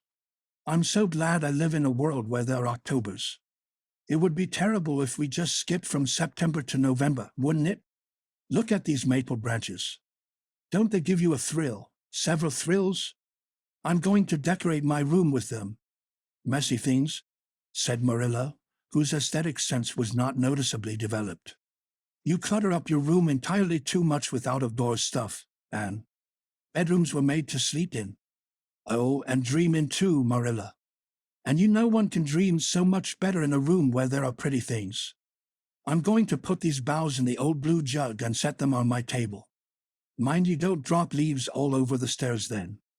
I'm going on a meeting of the Aid Society at Carmody this afternoon, Anne, and I won't likely be home before dark. You'll have to get Matthew and Jerry their supper, so mind you don't forget to put the tea to draw until you sit down at the table as you did last time." "It was dreadful of me to forget," said Anne apologetically. "But that was the afternoon I was trying to think of a name for Violet Vale, and it crowded other things out. Matthew was so good. He never scolded a bit. He put the tea down himself and said we could wait a while as well as not. And I told him a lovely fairy story while we were waiting, so he didn't find the time long at all. It was a beautiful fairy story, Marilla. I forgot the end of it, so I made up an end for it myself, and Matthew said he couldn't tell where the joint came in. Matthew would think it all right, and if he took a notion to get up and have dinner in the middle of the night. But you keep your wits about you this time. And I don't really know if I'm doing right. It may make you more agitated than ever. But you can ask Diana to come over and spend the afternoon with you and have tea here. Oh, Marilla, and clasped her hands. How perfectly lovely. You are able to imagine things after all, or else you'd never have understood how I've longed for that very thing. It will seem so nice and grown-uppish. No fear of my forgetting to put the tea to draw when I have company. Oh, Marilla, can I use the rosebud spray tea set? No, indeed. The rosebud tea set. Well, what next? You know I never use that except for the minister or the aides. You'll put down the old brown tea set. But you can open the little yellow crock of cherry preserves. It's time it was being used anyhow. I believe it's beginning to work. And you can cut some fruit cake and have some of the cookies and snaps. I can just imagine myself sitting down at the head of the table and pouring out the tea, said Anne, shutting her eyes ecstatically, and asking Diana if she takes sugar. I know she doesn't, but of course I'll ask her just as if I didn't know. And then pressing her to take another piece of fruit cake and another helping of preserves. Oh, Marilla, it's a wonderful sensation just to think of it. Can I take her into the spare room to lay off her hat when she comes? And then into the parlor to sit? No, the sitting room will do for you and your company. But there's a bottle half full of raspberry cordial that was left over from the church social the other night. It's on the second shelf of the sitting room closet, and you and Diana can have it if you like, and a cookie to eat with it along in the afternoon, for I dare say Matthew'll be late coming in to tea since he's hauling potatoes to the vessel. And flew down to the hollow, past the Dryad's Bubble and up the spruce path to Orchard Slope, to ask Diana to tea.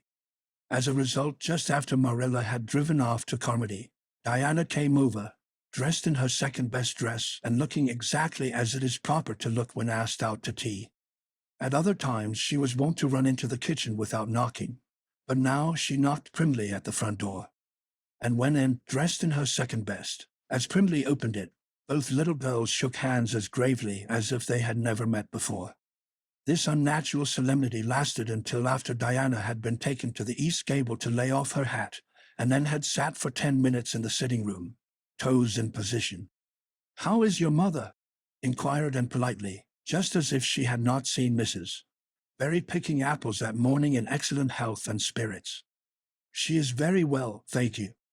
I suppose Mr. Cuthbert is hauling potatoes to the Lily Sands this afternoon, is he?" said Diana, who had ridden down to Mr. Harmon Andrews's that morning in Matthew's cart. "Yes. Our potato crop is very good this year. I hope your father's crop is good too." "It is fairly good, thank you." "Have you picked many of your apples yet?" "Oh, ever so many," said Anne, forgetting to be dignified and jumping up quickly. "Let's go out to the orchard and get some of the red sweetings, Diana. Marilla says we can have all that are left on the tree. Marilla is a very generous woman. She said we could have fruit cake and cherry preserves for tea. But it isn't good manners to tell your company what you are going to give them to eat, so I won't tell you what she said we could have to drink. Only it begins with an R and a C and it's bright red color. I love bright red drinks, don't you? They taste twice as good as any other color." The orchard, with its great sweeping boughs that bent to the ground with fruit, proved so delightful that the little girls spent most of the afternoon in it, sitting in a grassy corner where the frost had spared the green and the mellow autumn sunshine lingered warmly, eating apples and talking as hard as they could. Diana had much to tell Anne of what went on in school. She had to sit with Gertie Pye, and she hated it. Gertie squeaked her pencil all the time, and it just made her, Diana's, blood run cold. Ruby Gillis had charmed all her warts away, true's you live, with a magic pebble that old Mary Joe from the creek gave her. You had to rub the warts with the pebble, and then throw it away over your left shoulder at the time of the new moon, and the warts would all go. Charlie Sloane's name was written up with M. White's on the porch wall, and M. White was awful mad about it. Sam Bolter had sassed Mr. Phillips in class, and Mr. Phillips whipped him, and Sam's father came down to the school and dared Mr. Phillips to lay a hand on one of his children again. And Maddie Andrews had a new red hood and a blue crossover with tassels on it, and the airs she put on about it were perfectly sickening.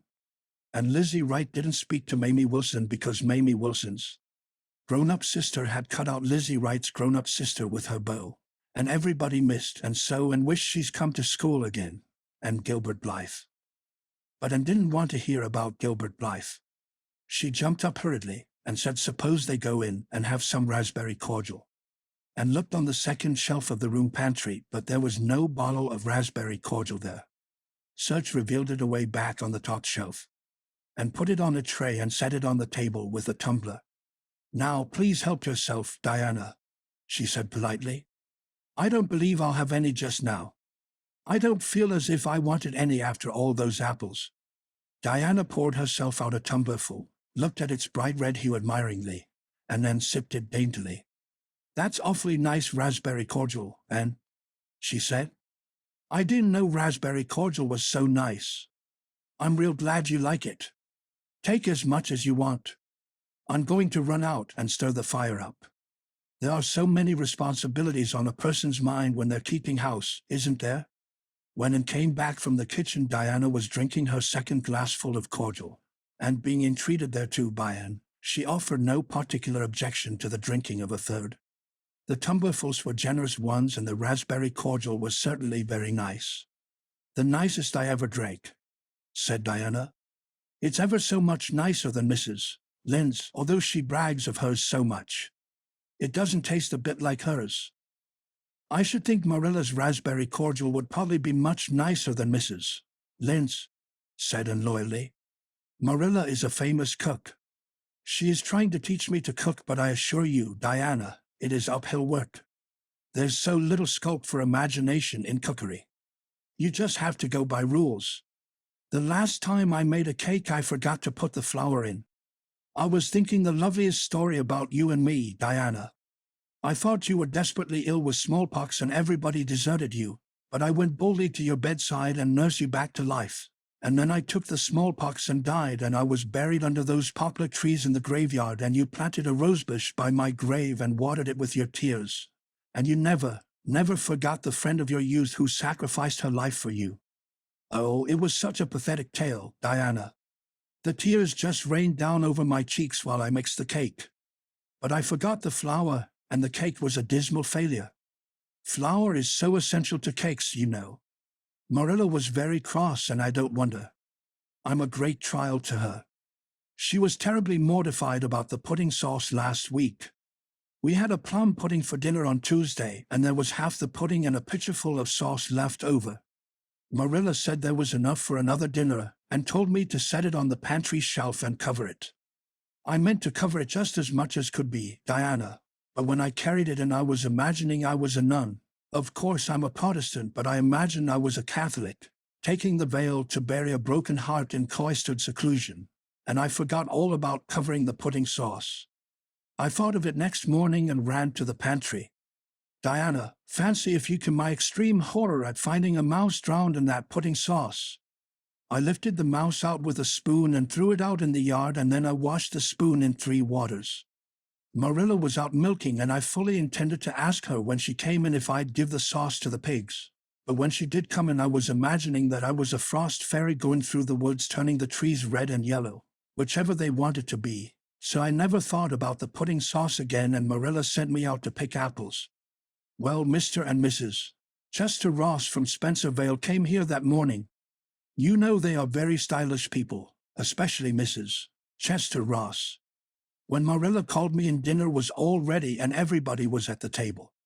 I tried to be as polite and dignified as I could be, for I wanted Mrs. Chester Ross to think I was a ladylike little girl, even if I wasn't pretty. Everything went right until I saw Marilla coming with the plum pudding in one hand and the pitcher of pudding sauce warmed up in the other. Diana, that was a terrible moment. I remembered everything, and I just stood up in my place and shrieked out, "Marilla, you mustn't use that pudding sauce. There was a mouse drowned in it. I forgot to tell you before." "Oh, Diana, I shall never forget that awful moment if I live to be 100. Mrs. Chester Ross just looked at me and I thought I would sink through the floor with mortification. She is such a perfect housekeeper, and fancy what she must have thought of us. Marilla turned red as fire, but she never said a word then. She just carried that sauce and pudding out and brought in some strawberry preserves. She even offered me some, but I couldn't swallow a mouthful. It was like heaping coals of fire on my head. After Mrs. Chester Ross went away, Marilla gave me a dreadful scolding. "Why, Diana, what is the matter?" Diana had stood up very unsteadily. Then she sat down again, putting her hands to her head. I'm awful sick," she said a little thickly.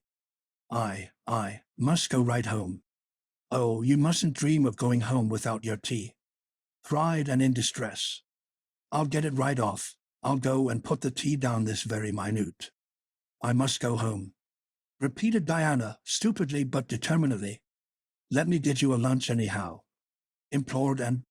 "Let me give you a bit of fruit cake and some of the cherry preserves. Lie down on the sofa for a little while and you'll be better. Where do you feel bad?" "I must go home," said Diana, and that was all she would say. In vain Anne pleaded. "I never heard of company going home without tea," she mourned. "Oh, Diana, do you suppose that it's possible you're really taking the smallpox? If you are, I'll go and nurse you. You can depend on that. I'll never forsake you. But I do wish you'd stay till after tea. Where do you feel bad?" "I'm awful dizzy," said Diana. And indeed she walked very dizzily, and with tears of disappointment in her eyes got Diana's hat and went with her as far as the Berry Yard fence. Then she wept all the way back to Green Gables, where she sorrowfully put the remainder of the raspberry cordial back into the pantry and got tea ready for Matthew and Jerry, with all the zest gone out of the performance. The next day was Sunday, and as the rain poured down in torrents from dawn till dusk and did not stir abroad from Green Gables, Monday afternoon Marilla sent her down to Mrs. Lynde's on an errand. In a very short space of time, and came flying back up the lane with tears rolling down her cheeks.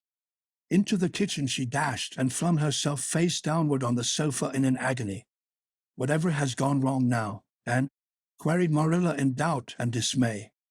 "I do hope you haven't gone and been saucy to Mrs. Lynde again." No answer from Anne save more tears and stormier sobs. "Anne Shirley, when I asked you a question I want to be answered. Sit right up this very minute and tell me what you are crying about." And sat up, tragedy personified. Mrs. Lynde was up to see Mrs. Berry today, and Mrs. Berry was in an awful state. She wailed. "She says that I set Diana drunk Saturday and sent her home in a disgraceful condition. And she says I must be a thoroughly bad, wicked little girl, and she's never going to let Diana play with me again." "Oh, Marilla, I'm just overcome with woe." Marilla stared in blank amazement. "Set Diana drunk," she said when she found her voice. "And are you or Mrs. Berry crazy? What on earth did you give her?" "Not a thing but raspberry cordial," sobbed Anne. "I never thought raspberry cordial would set people drunk, Marilla, not even if they drank 3 big tumblerfuls as Diana did." "Oh, it sounds so like Mrs. Thomas's husband. But I didn't mean to set her drunk." "Drunk fiddlesticks," said Marilla, marching to the sitting-room pantry. There on the shelf was a bottle which she at once recognized as one containing some of her 3-year-old homemade currant wine for which she was celebrated in Avonlea, although certain of the stricter sort, Mrs. Berry among them, disapproved strongly of it. And at the same time Marilla recollected that she had put the bottle of raspberry cordial down in the cellar instead of in the pantry, as she had told Anne. She went back to the kitchen with the wine bottle in her hand. Her face was twitching in spite of herself. "And you certainly have a genius for getting into trouble. You went and gave Diana currant wine instead of raspberry cordial. Didn't you know the difference yourself?" "I never tasted it," said Anne. "I thought it was the cordial. I meant to be so hospitable. Diana got awfully sick and had to go home. Mrs. Berry told Mrs. Lynde she was simply dead drunk. She just laughed silly like when her mother asked her what was the matter and went to sleep and slept for hours. Her mother smelled her breath and knew she was drunk. She had a fearful headache all day yesterday. Mrs. Berry is so indignant. She will never believe but what I did it on purpose. I should think she would better punish Diana for being so greedy as to drink 3 glassfuls of anything, said Marilla shortly. Why, 3 of those big glasses would have made her sick even if it had only been cordial. Well, this story would be a nice handle for those folks who are so down on me for making currant wine, although I haven't made any for 3 years ever since I found out that the minister didn't approve. I just kept that bottle for sickness. There, child, don't cry. I can't see as you were to blame, although I'm sorry it happened so. I must cry, said Anne. My heart is broken. The stars in their courses fight against me, Marilla. Diana and I are parted forever. Oh, Marilla, I little dreamed of this when first we swore our vows of friendship. Don't be foolish, Anne. Mrs. Berry will think better of it when she finds you're not to blame. I suppose she thinks you've done it for a silly joke or something of that sort. You'd best go up this evening and tell her how it was. My courage fails me at the thought of facing Diana's injured mother, sighed Anne. I wish she'd go, Marilla. You're so much more dignified than I am. Likely she'd listen to you quicker than to me. Well, I will, said Marilla, reflecting that it would probably be the wiser course. Don't cry any more, Anne. It will be all right. Marilla had changed her mind about it being all right by the time she got back from Orchard Slope, and was watching for her coming and flew to the porch door to meet her.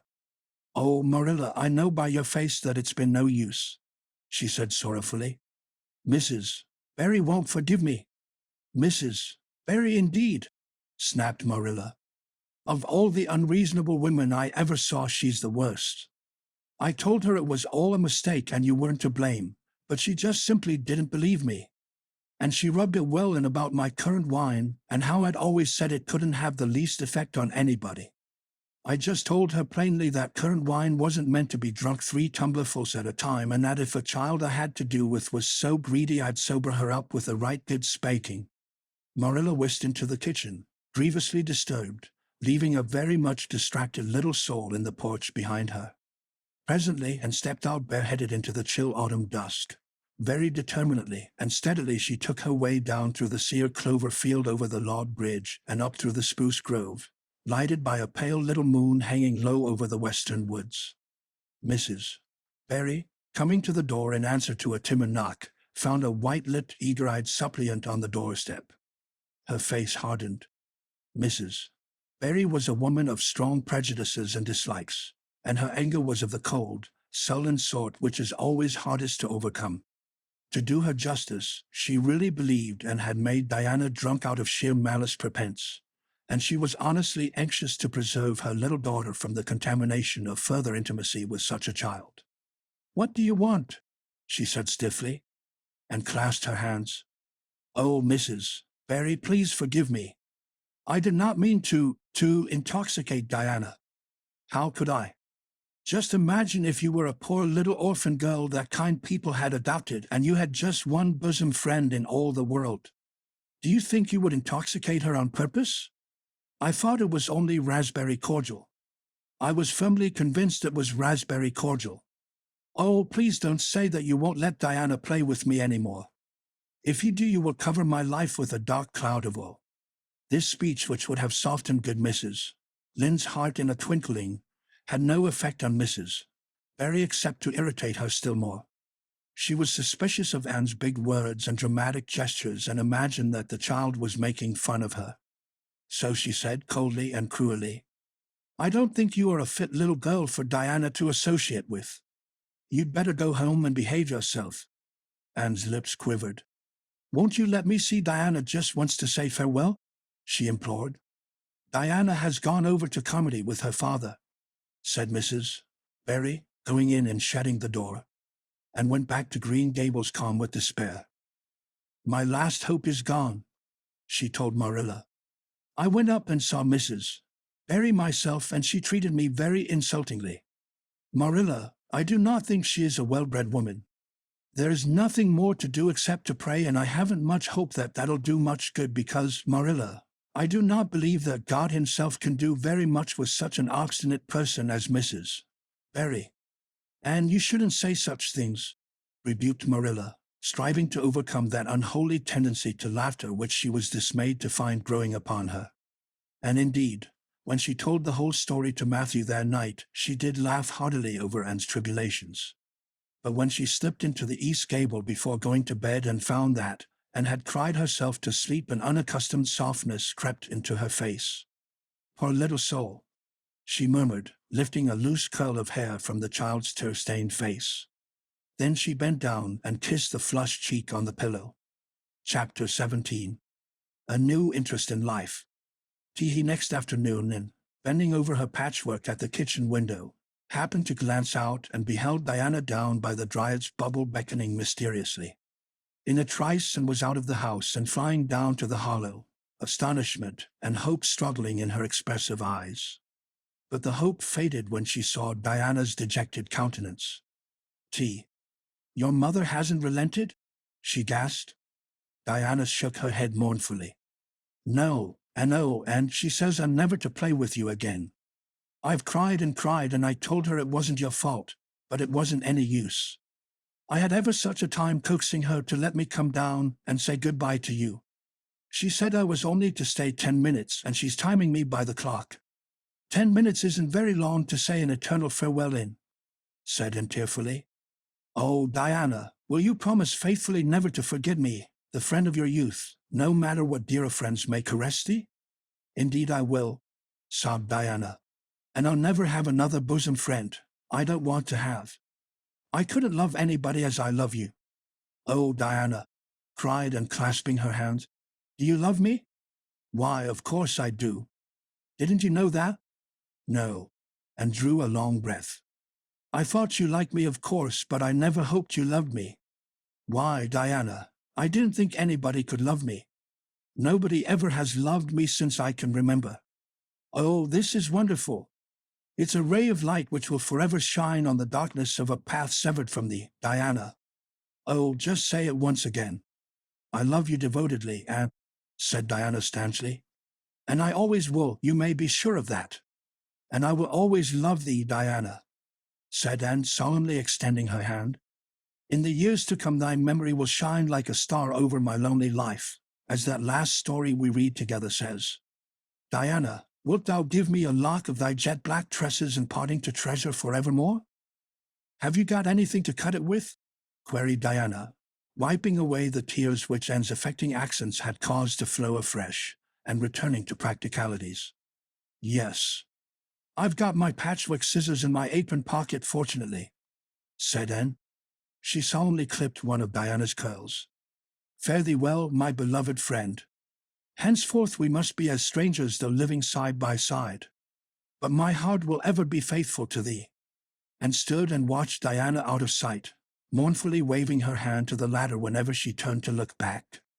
Then she returned to the house, not a little consoled for the time being by this romantic parting. It is all over, she informed Marilla. I shall never have another friend. I'm really worse off than ever before, for I haven't Katie, Maurice, and Arletta now. And even if I had, it wouldn't be the same. Somehow, little dream girls are not satisfying after a real friend. Diana and I had such an affecting farewell down by the spring. It will be sacred in my memory forever. I used the most pathetic language I could think of and said thou and thee. Thou and thee seems so much more romantic than you. Diana gave me a lock of her hair, and I'm going to sew it up in a little bag and wear it around my neck all my life. Please see that it is buried with me, for I don't believe I'll live very long. Perhaps when she sees me lying cold and dead before her missus, Barry may feel remorse for what she has done, and will let Diana come to my funeral. I don't think there is much fear of your dying of grief as long as you can talk, Anne, said Marilla unsympathetically. The following Monday Anne surprised Marilla by coming down from her room with a basket of books on her arm and hip and her lips primmed up into a line of determination. I'm going back to school, she announced. That is all there is left in life for me, now that my friend has been ruthlessly torn from me. In school I can look at her and muse over days departed. You'd better muse over your lessons and sums, said Marilla, concealing her delight at this development of the situation. "If you're going back to school, I hope we'll hear no more of breaking slates over people's heads and such carryings on. Behave yourself and do just what your teacher tells you." "I'll try to be a model pupil," agreed Anne dolefully. "There won't be much fun in it, I expect."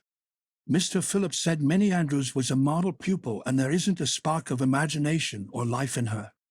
She is just dull and poky and never seems to have a good time. But I feel so depressed that perhaps it will come easy to me now. I'm going round by the road. I couldn't bear to go by the birch path all alone. I should weep bitter tears if I did. And was welcomed back to school with open arms. Her imagination had been sorely missed in games, her voice in the singing and her dramatic ability in the perusal aloud of books at dinner hour. Ruby Gillis smuggled 3 blue plums over to her during Testament reading. Ella Mae McPherson gave her an enormous yellow pansy cut from the covers of a floral catalogue, a species of desk decoration much prized in Avonlea school.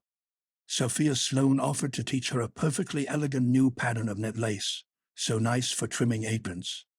Katie Bolter gave her a perfume bottle to keep slate water in, and Julia Bell copied carefully on a piece of pale pink paper sculpted on the edges the following effusion. "It's so nice to be appreciated," sighed Anne rapturously to Marilla that night. The girls were not the only scholars who appreciated her. When Anne went to her seat after dinner hour, she had been told by Mr. Phillips to sit with the model Minnie Andrews. She found on her desk a big luscious strawberry apple, and caught it up all ready to take a bite when she remembered that the only place in Avonlea where strawberry apples grew was in the old Blythe orchard on the other side of the Lake of Shining Waters. And dropped the apple as if it were a red-hot coal and ostentatiously wiped her fingers on her handkerchief. The apple lay untouched on her desk until the next morning, when little Timothy Andrews, who swept the school and kindled the fire, annexed it as one of his perquisites. Charlie Sloane's slate pencil, gorgeously bedizened with striped red and yellow paper, costing 2 cents where ordinary pencils cost only 1, which he sent up to her after dinner hour, met with a more favorable reception, and was graciously pleased to accept it, and rewarded the donor with a smile which exalted that infatuated youth straightway into the 7th heaven of delight, and caused him to make such fearful errors in his dictation that Mr. Phillips kept him in after school to rewrite it. So the marked absence of any tribute or recognition from Diana Barry, who was sitting with Gertie Pye, embittered Anne's little triumph. "Diana might just have smiled at me once, I think," she mourned to Marilla that night. But the next morning a note most fearfully and wonderfully twisted and folded, and a small parcel were passed across to Anne. "Dear Anne," ran the former, "Mother says I'm not to play with you or talk to you even in school. It isn't my fault, and don't be cross at me, because I love you as much as ever. I miss you awfully to tell all my secrets to, and I don't like Gertie Pye one bit. I made you one of the new bookmarkers out of red tissue paper. They are awfully fashionable now, and only 3 girls in school know how to make them. When you look at it, remember, your true friend, Diana Barry." And read the note, kissed the bookmark, and dispatched a prompt reply back to the other side of the school. "My own darling Diana, of course I am not cross at you because you have to obey your mother. Our spirits can commune. I shall keep your lovely present forever. Minnie Andrews is a very nice little girl, although she has no imagination, but after having been Diana's bosom friend I cannot be Minnie's. Please excuse mistakes because my spelling isn't very good yet, although much improved. Yours until death us do part, and or Cordelia Shirley. P.S. I shall sleep with your letter under my pillow tonight. A. or C.S." Marilla pessimistically expected more trouble since, and had again begun to go to school. But none developed. Perhaps Anne caught something of the model spirit from Minnie Andrews. At least she got on very well with Mr. Phillips thenceforth. She flung herself into her studies heart and soul, determined not to be outdone in any class by Gilbert Blythe. The rivalry between them was soon apparent. It was entirely good-natured on Gilbert's side, but it is much to be feared that the same thing cannot be said of Anne, who had certainly an unpraiseworthy tenacity for holding grudges. She was as intense in her hatreds as in her loves. She would not stoop to admit that she meant to rival Gilbert in schoolwork, because that would have been to acknowledge his existence, which Anne persistently ignored. But the rivalry was there and honors fluctuated between them. Now Gilbert was head of the spelling class. Now Anne, with a toss of her long red braids, spelled him down. One morning Gilbert had all his sums done correctly, and had his name written on the blackboard on the roll of honor. The next morning Anne, having wrestled wildly with decimals the entire evening before, would be first. One awful day they were ties and their names were written up together. It was almost as bad as a take notice, and Anne's mortification was as evident as Gilbert's satisfaction. When the written examinations at the end of each month were held, the suspense was terrible. The first month Gilbert came out 3 marks ahead. The second, and beat him by 5. But her triumph was marred by the fact that Gilbert congratulated her heartily before the whole school. It would have been ever so much sweeter to her if he had felt the sting of his defeat. Mr. Phillips might not be a very good teacher, but a pupil so inflexibly determined on learning as Anne was could hardly escape making progress under any kind of teacher.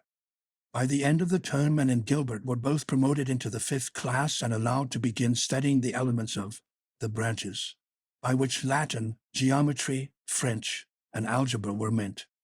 In geometry Anne met her Waterloo.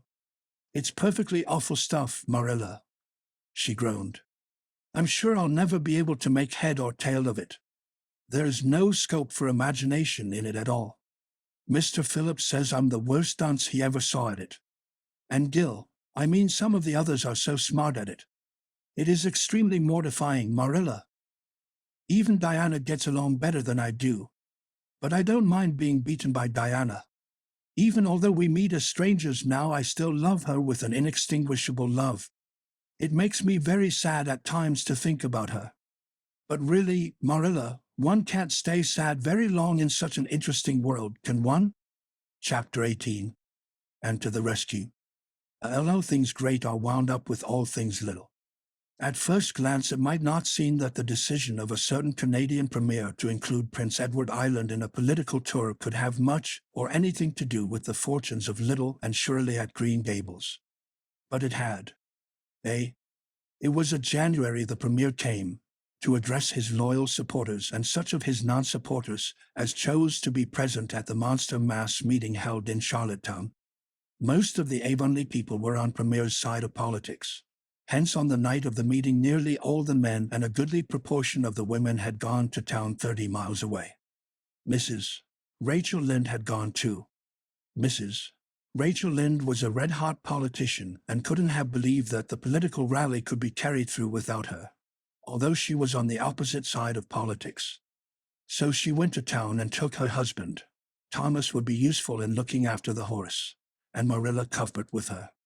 Marilla had a sneaking interest in politics herself, and as she thought it might be her only chance to see a real live premier, she promptly took it, leaving Anne and Matthew to keep house until her return the following day. Hence, while Marilla and Mrs. Rachel were enjoying themselves hugely at the mass meeting, Anne and Matthew had the cheerful kitchen at Green Gables all to themselves. A bright fire was glowing in the old-fashioned Waterloo stove, and blue-white frost crystals were shining on the window panes. Matthew nodded over a farmer's advocate on the sofa and at the table studied her lessons with grim determination, despite sundry wistful glances at the clock shelf, where lay a new book that Jane Andrews had lent her that day. Jane had assured her that it was warranted to produce any number of thrills, or words to that effect, and Anne's fingers tingled to reach out for it. But that would mean Gilbert Blythe's triumph on the morrow. Anne turned her back on the clock shelf and tried to imagine it wasn't there. "Matthew, did you ever study geometry when you went to school?" "Well now, no, I didn't," said Matthew, coming out of his doze with a start. "I wish you had," sighed Anne, "because then you'd be able to sympathize with me. You can't sympathize properly if you've never studied it. It is casting a cloud over my whole life. I'm such a dunce at it, Matthew." "Well now, I dunno," said Matthew soothingly. "I guess you're all right at anything. Mr. Phillips told me last week in Blair's store at Comedy that you was the smartest scholar in school and was making rapid progress. Rapid progress was his very words. There's them as runs down Teddy Phillips and says he ain't much of a teacher, but I guess he's all right." Matthew would have fought anyone who praised and was all right. I'm sure I'd get on better with geometry if only he wouldn't change the letters, complained Anne. I learned the proposition off by height, and then he draws it on the blackboard and puts different letters from what are in the book, and I get all mixed up. I don't think a teacher should take such a mean advantage, do you? We're studying agriculture now, and I've found out at last what makes the roads red. It's a great comfort. I wonder how Marilla and Mrs. Lynde are enjoying themselves. Mrs. Lynde says Canada is going to the dogs the way things are being run at Ottawa, and that it's an awful warning to the electors. She says if women were allowed to vote, we would soon see a blessed change. What way do you vote, Matthew? Conservative, said Matthew promptly. To vote Conservative was part of Matthew's religion. Then I'm Conservative too, said Anne decidedly. I'm glad because some of the boys in school are grits. I guess Mr. Phillips is a grit too because Prissy Andrews's father is one, and Ruby Gillis says that when a man is courting he always has to agree with the girl's mother in religion and her father in politics. Is that true, Matthew? Well now, I dunno, said Matthew. Did you ever go courting, Matthew? Well now, no, I dunno's I ever did, said Matthew, who had certainly never thought of such a thing in his whole existence, and reflected with her chin in her hands. It must be rather interesting, don't you think, Matthew? Ruby Gillis says when she grows up she's going to have ever so many bows on the string and have them all crazy about her. But I think that would be too exciting. I'd rather have just one in his right mind. But Ruby Gillis knows a great deal about such matters because she has so many big sisters, and Mrs. Lynde says the Gillis girls have gone off like hot cakes. Mr. Phillips goes up to see Prissy Andrews nearly every evening. He says it is to help her with her lessons, but Miranda Sloane is studying for Queen's too, and I should think she needed help a lot more than Prissy because she's ever so much stupider, but he never goes to help her in the evenings at all.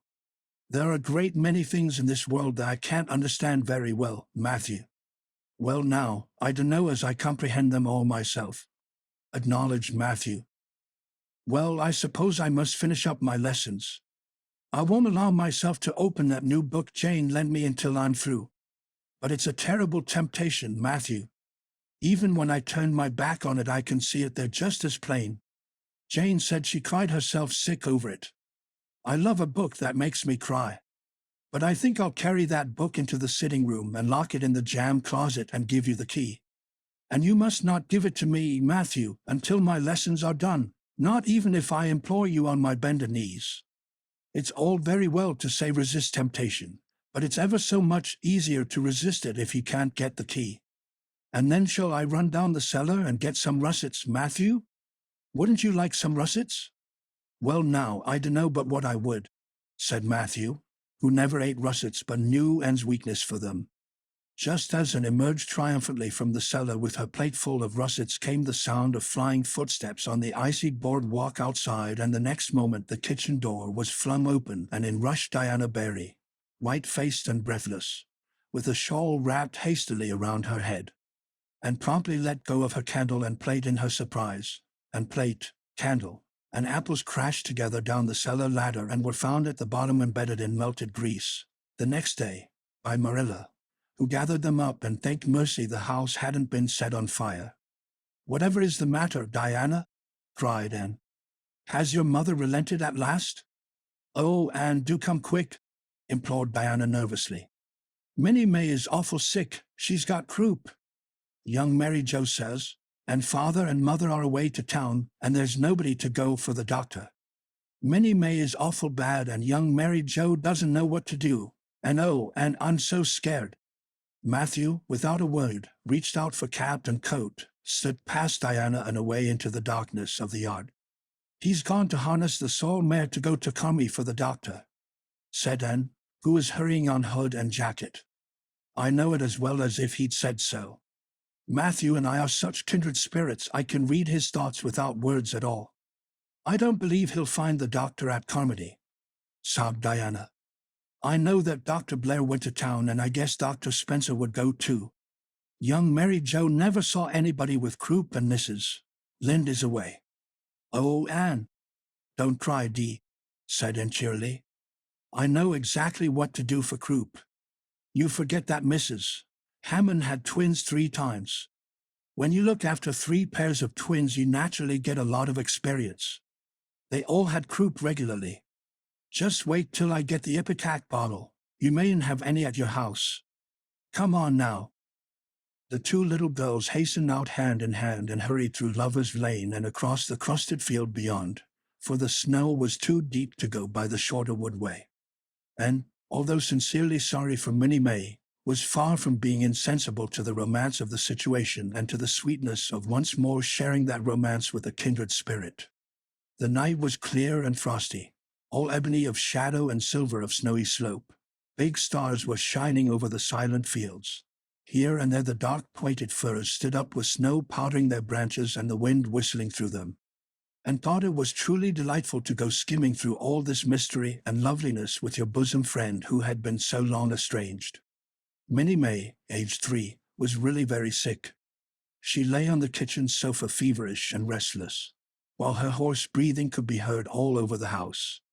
Young married Joe, a buxom, broad-faced French girl from the creek, whom Mrs. Berry had engaged to stay with the children during her absence, was helpless and bewildered, quite incapable of thinking what to do, or doing it if she thought of it, and went to work with skill and promptness. Minnie May has croup all right. She's pretty bad, but I've seen them worse. First we must have lots of hot water. I declare, Diana, there isn't more than a cupful in the kettle. There, I've filled it up, and Mary Joe, you may put some wood in the stove. I don't want to hurt your feelings, but it seems to me you might have thought of this before if you'd any imagination. Now I'll undress Minnie May and put her to bed, and you try to find some soft flannel cloths, Diana. I'm going to give her a dose of ipecac first of all. Minnie May did not take kindly to the ipecac, and had not brought up 3 pairs of twins for nothing.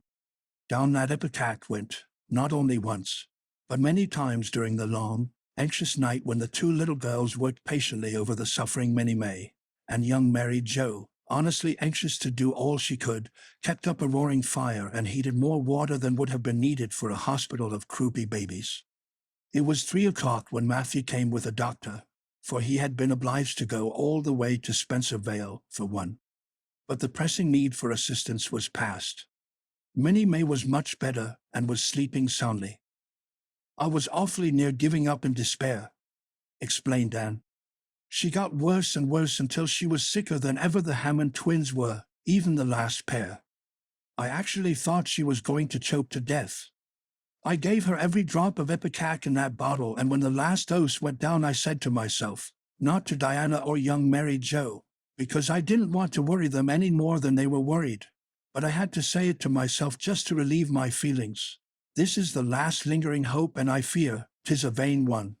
But in about 3 minutes she coughed up the phlegm and began to get better right away. You must just imagine my relief, doctor, because I can't express it in words. You know there are some things that cannot be expressed in words. Yes, I know, nodded the doctor. He looked at Anne as if he were thinking some things about her that couldn't be expressed in words. Later on, however, he expressed them to Mr. and Mrs. Berry. That little red-headed girl they have over at Cuthberts is as smart as they make 'em. I tell you she saved that baby's life, for it would have been too late by the time I got there. She seems to have a skill and presence of mind perfectly wonderful in a child of her age. I never saw anything like the eyes of her when she was explaining the case to me, and had gone home in the wonderful, white-frosted winter morning, heavy-eyed from loss of sleep, but still talking unworriedly to Matthew as they crossed the long white field and walked under the glittering fairy arch of the Lover's Lane maples. Oh, Matthew, isn't it a wonderful morning? The world looks like something God had just imagined for his own pleasure, doesn't it? Those trees look as if I could blow them away with a breath. Poof!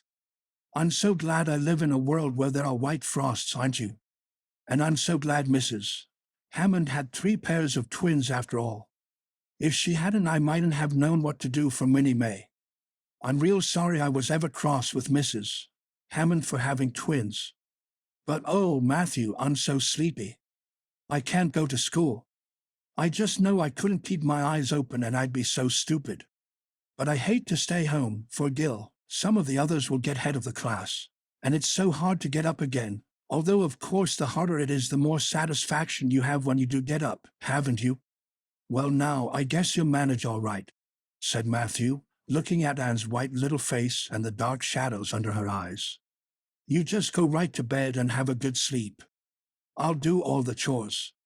And accordingly went to bed and slept so long and soundly that it was well on in the white and rosy winter afternoon when she awoke and descended to the kitchen where Marilla, who had arrived home in the meantime, was sitting knitting. "Oh, did you see the premier?" exclaimed Anne at once. "What did he look like, Marilla?" "Well, he never got to be premier on account of his looks," said Marilla. "Such a nose as that man had. But he can speak. I was proud of being a conservative. Rachel Lynde, of course, being a liberal, had no use for him. Your dinner is in the oven, and you can get yourself some blue plum preserve out of the pantry. I guess you're hungry. Matthew has been telling me about last night. I must say it was fortunate you knew what to do. I wouldn't have had any idea myself, for I never saw a case of croup. There now, never mind talking till you've had your dinner. I can tell by the look of you that you're just full up with speeches, but they'll keep." Marilla had something to tell then, but she did not tell it just then, for she knew if she did, Anne's consequent excitement would lift her clear out of the region of such material matters as appetite or dinner. Not until Anne had finished her saucer of blue plums did Marilla say, "Mrs. Barry was here this afternoon, Anne. She wanted to see you, but I wouldn't wake you up. She says you saved Minnie May's life, and she is very sorry she acted as she did in that affair of the currant wine. She says she knows now you didn't mean to set Diana drunk, and she hopes she'll forgive her and be good friends with Diana again. You're to go over this evening if you like, for Diana can't stir outside the door on account of a bad cold she caught last night. Now, Anne Shirley, for pity's sake don't fly up into the air." The warning seemed not unnecessary. So uplifted and aerial was Anne's expression and attitude as she sprang to her feet, her face irradiated with the flame of her spirit. "Oh, Marilla, can I go right now, without washing my dishes?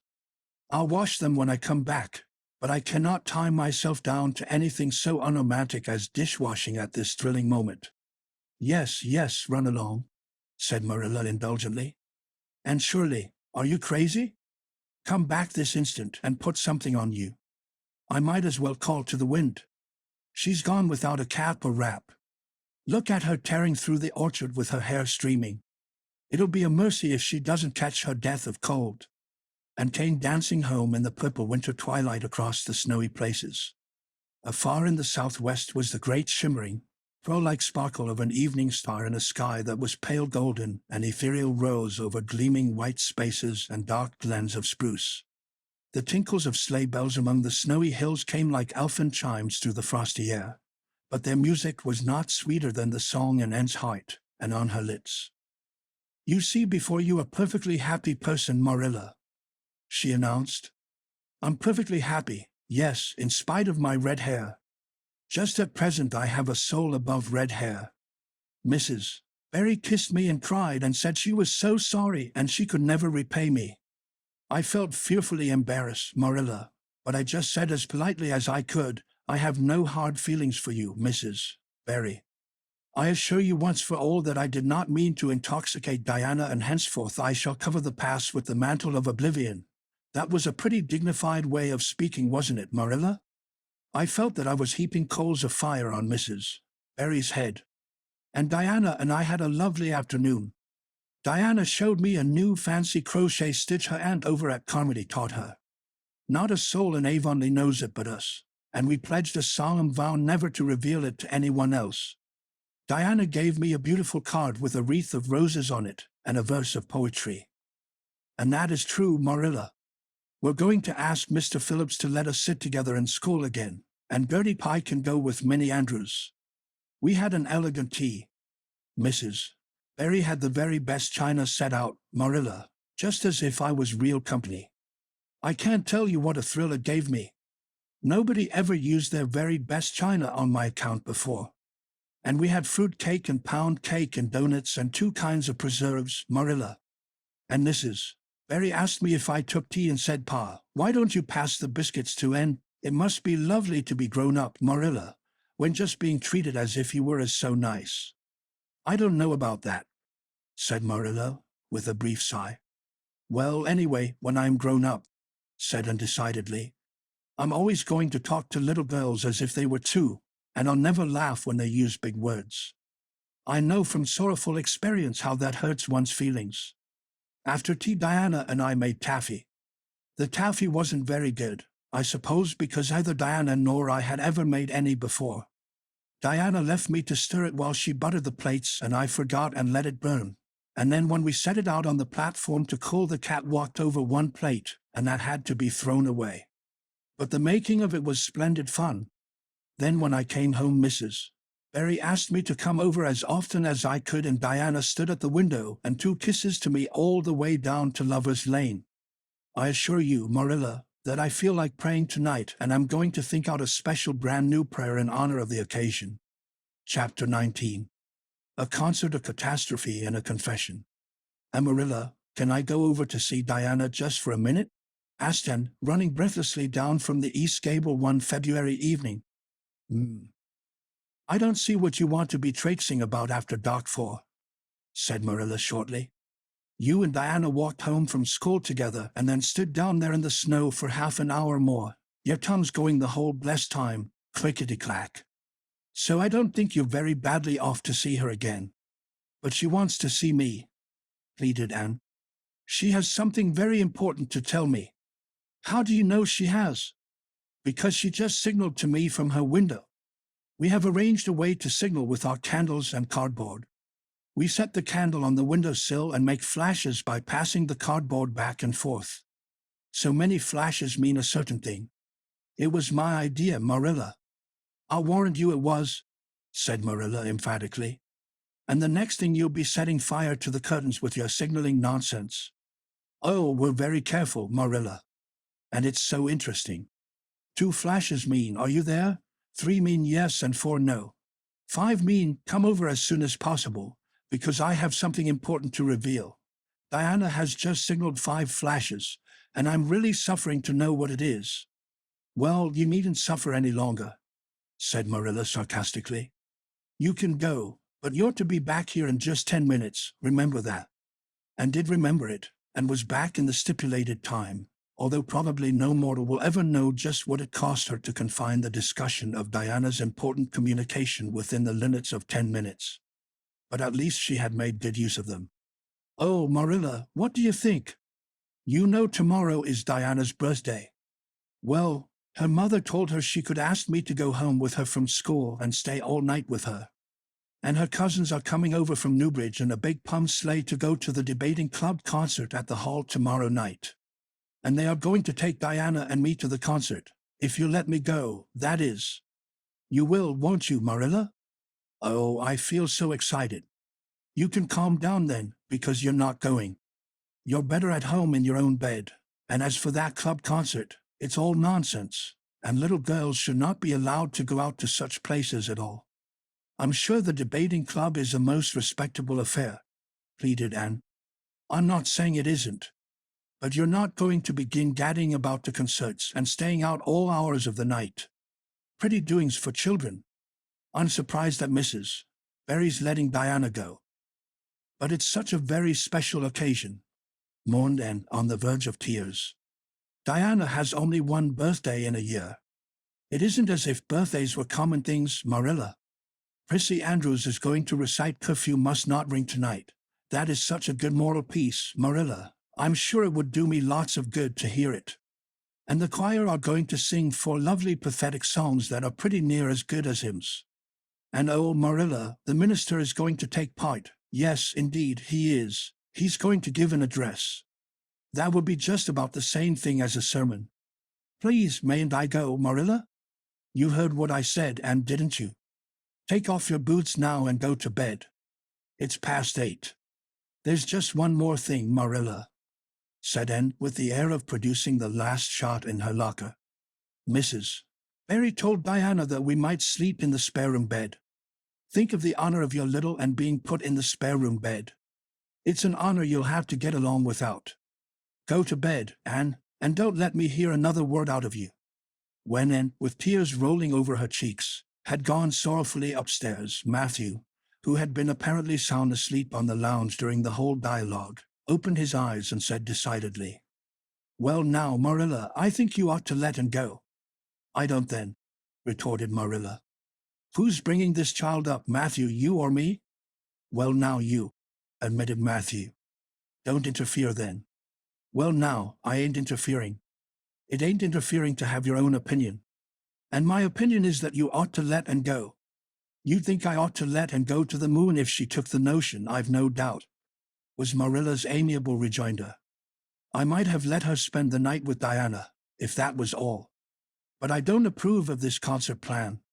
She'd go there and catch cold like as not, and have her head filled up with nonsense and excitement. It would unsettle her for a week. I understand that child's disposition, and what's good for it better than you, Matthew. I think you ought to let him go," repeated Matthew firmly. Argument was not his strong point, but holding fast to his opinion certainly was. Marilla gave a gasp of helplessness and took refuge in silence. The next morning, when Anne was washing the breakfast dishes in the pantry, Matthew paused on his way out to the barn to say to Marilla again, "I think you ought to let and go, Marilla." For a moment Marilla looked things not lawful to be uttered. Then she yielded to the inevitable and said tartly, "Very well, she can go, since nothing else'll please you," and flew out of the pantry, dripping dishcloth in hand. "Oh, Marilla, Marilla, say those blessed words again." "I guess once is enough to say them. This is Matthew's doings, and I wash my hands of it. If you catch pneumonia sleeping in a strange bed or coming out of that hot hall in the middle of the night, don't blame me, blame Matthew. And Shirley, you're dripping greasy water all over the floor. I never saw such a careless child." "Oh, I know I'm a great trial to you, Marilla," said Anne repentantly. "I make so many mistakes. But then just think of all the mistakes I don't make, although I might. I'll get some sand and scrub up the spots before I go to school. Oh, Marilla, my heart was just set on going to that concert. I never was to a concert in my life, and when the other girls talk about them in school I feel so out of it. You didn't know just how I felt about it, but you see Matthew did. Matthew understands me, and it's so nice to be understood, Marilla," and was too excited to do herself justice as to lessons that morning in school. Gilbert Blythe spelled her down in class and left her clear out of sight in mental arithmetic. Anne's consequent humiliation was less than it might have been, however, in view of the concert and the spare room bed. She and Diana talked so constantly about it all day that with a stricter teacher than Mr. Phillips, dire disgrace must inevitably have been their portion, and felt that she could not have borne it if she had not been going to the concert, for nothing else was discussed that day in school. The Avonlea Debating Club, which met fortnightly all winter, had had several smaller free entertainments, but this was to be a big affair, admission 10 cents, in aid of the library. The Avonlea young people had been practicing for weeks, and all the scholars were especially interested in it by reason of older brothers and sisters who were going to take part. Everybody in school over 9 years of age expected to go, except Carrie Sloane, whose father shared Marilla's opinions about small girls going out to night concerts. Carrie Sloane cried into her grammar all the afternoon, and felt that life was not worth living. And the real excitement began with the dismissal of school and increased therefrom in crescendo until it reached to a crash of positive ecstasy in the concert itself. They had a perfectly elegant tea, and then came the delicious occupation of dressing in Diana's little room upstairs. Diana did Anne's front hair in the new pompadour style and untied Diana's bows with the especial knack she possessed, and they experimented with at least half a dozen different ways of arranging their back hair. At last they were ready, cheeks scarlet and eyes glowing with excitement. True, and could not help a little pang when she contrasted her plain black tam and shapeless, tight-sleeved, homemade grey-cloth coat with Diana's jaunty fur cap and smart little jacket.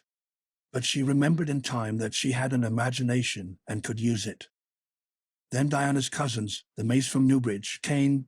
They all crowded into the big pung sleigh, among straw and furry robes, and reveled in the drive to the hall, slipping along over the satin-smooth roads with the snow crisping under the runners.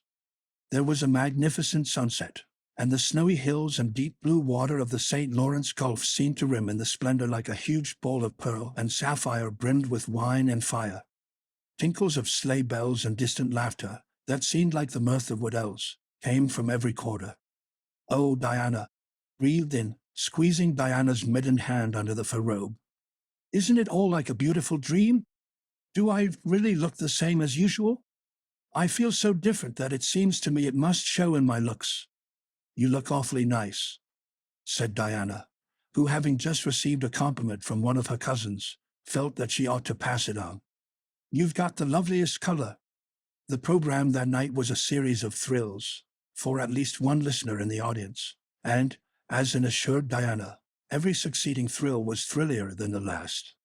When Prissy Andrews, attired in a new pink silk waist with a string of pearls about her smooth white throat and real carnations in her hair, rumor whispered that the master had sent all the way to town for them for her, climbed the slimy ladder, dark without one ray of light, and shivered in luxurious sympathy when the choir sang, "Far above the gentle daisies," and gazed at the ceiling as if it were frescoed with angels, when Sam Sloane proceeded to explain and illustrate how Sockery said a hen, and laughed until people sitting near her laughed too, more out of sympathy with her than with amusement at a selection that was rather threadbare even in Avonlea.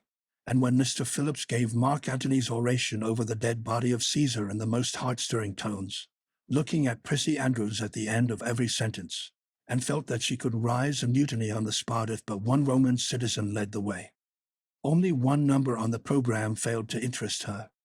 When Gilbert Blythe recited Bingen on the Rhine, and picked up Rhoda Murray's library book and read it until he had finished, when she sat rigidly stiff and motionless while Diana clapped her hands until they tingled.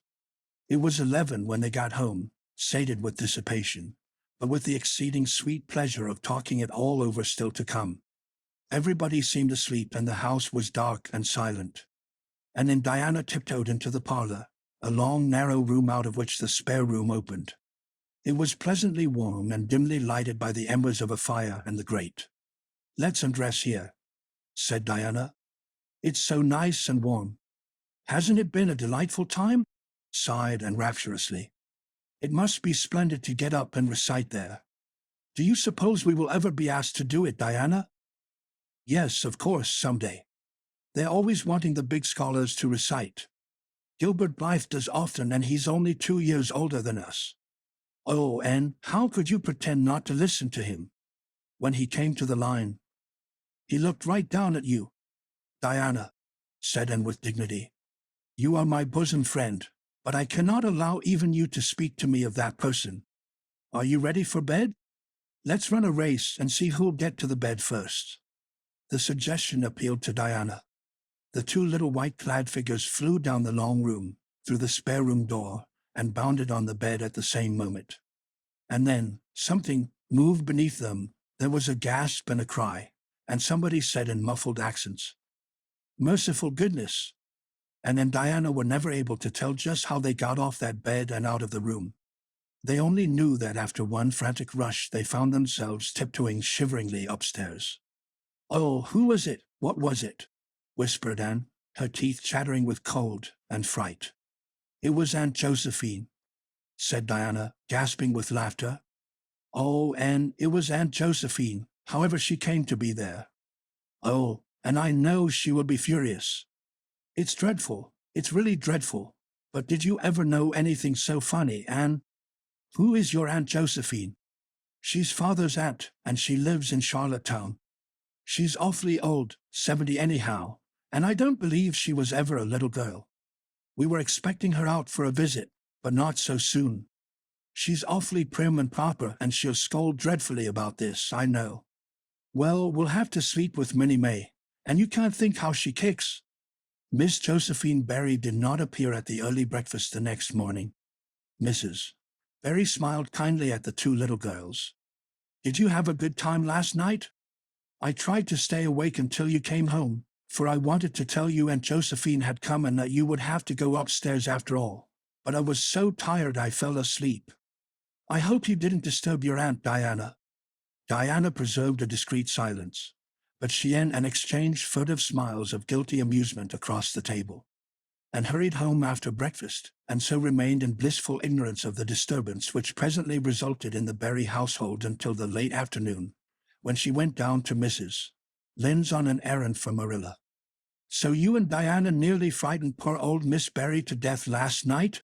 said Mrs. Lynde severely, but with a twinkle in her eye. "Mrs. Barry was here a few minutes ago on her way to Carmody.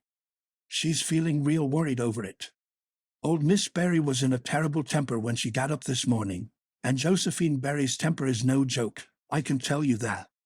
She wouldn't speak to Diana at all. It wasn't Diana's fault," said Anne contritely. "It was mine. I suggested racing to see who would get into bed first." "I knew it," said Mrs. Lynde, with the exultation of a correct guesser. "I knew that idea came out of your head. Well, it's made a nice lot of trouble, that's what. Old Miss Barry came out to stay for a month, but she declares she won't stay another day and is going right back to town tomorrow, Sunday and all as it is. She'd have gone today if they could have taken her. She had promised to pay for a quarter's music lessons for Diana, but now she is determined to do nothing at all for such a tomboy. Oh, I guess they had a lively time of it there this morning. The Barrys must feel cut up. Old Miss Barry is rich, and they'd like to keep on the good side of her. Of course, Mrs. Barry didn't say just that to me, but I'm a pretty good judge of human nature, that's what. I'm such an unlucky girl," mourned Anne. "I'm always getting into scrapes myself and getting my best friends, people I'd shed my heart's blood for, into them too. Can you tell me why it is so, Mrs. Lynde? It's because you're too heedless and impulsive, child, that's what. You never stop to think. Whatever comes into your head to say or do it without a moment's reflection." "Oh, but that's the best of it," protested Anne. "Something just flashes into your mind, so exciting, and you must out with it. If you stop to think it over, you spoil it all. Haven't you never felt that yourself, Mrs. Lynde?"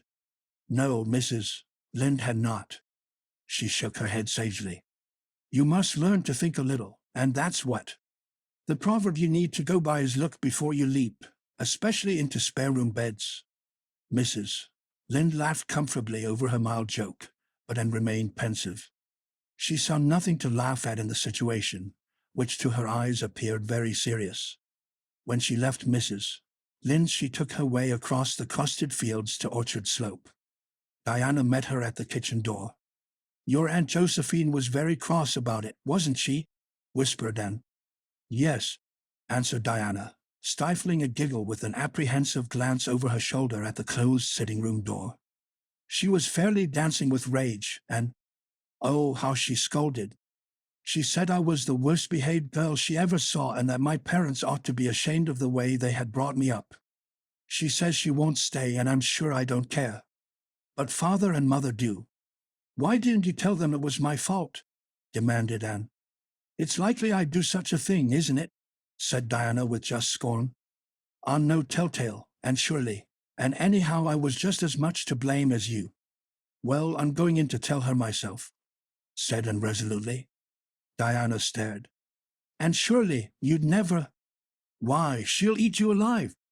Don't frighten me any more than I am frightened," implored Anne. "I'd rather walk up to a cannon's mouth. But I've got to do it, Diana. It was my fault, and I've got to confess.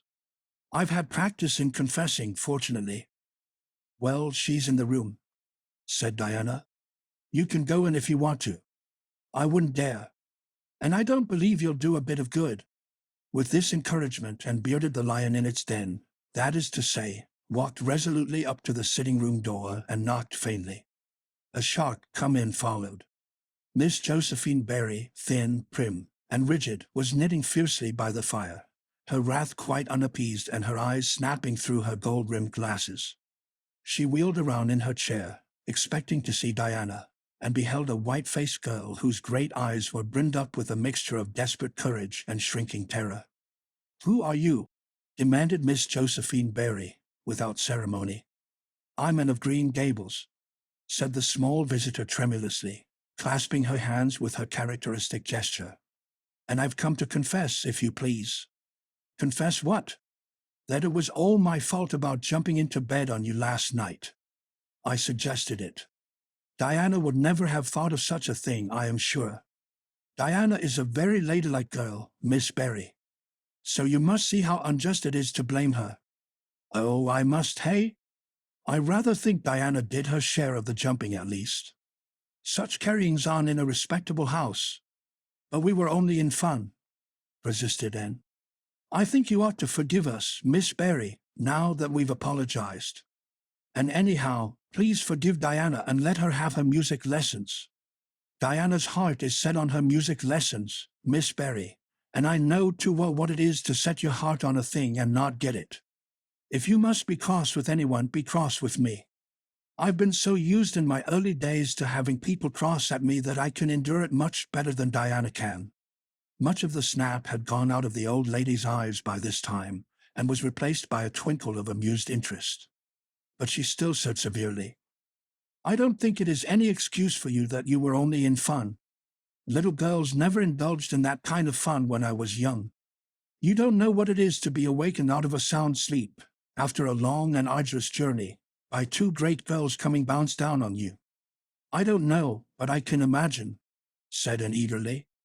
I'm sure it must have been very disturbing. But then there is our side of it too.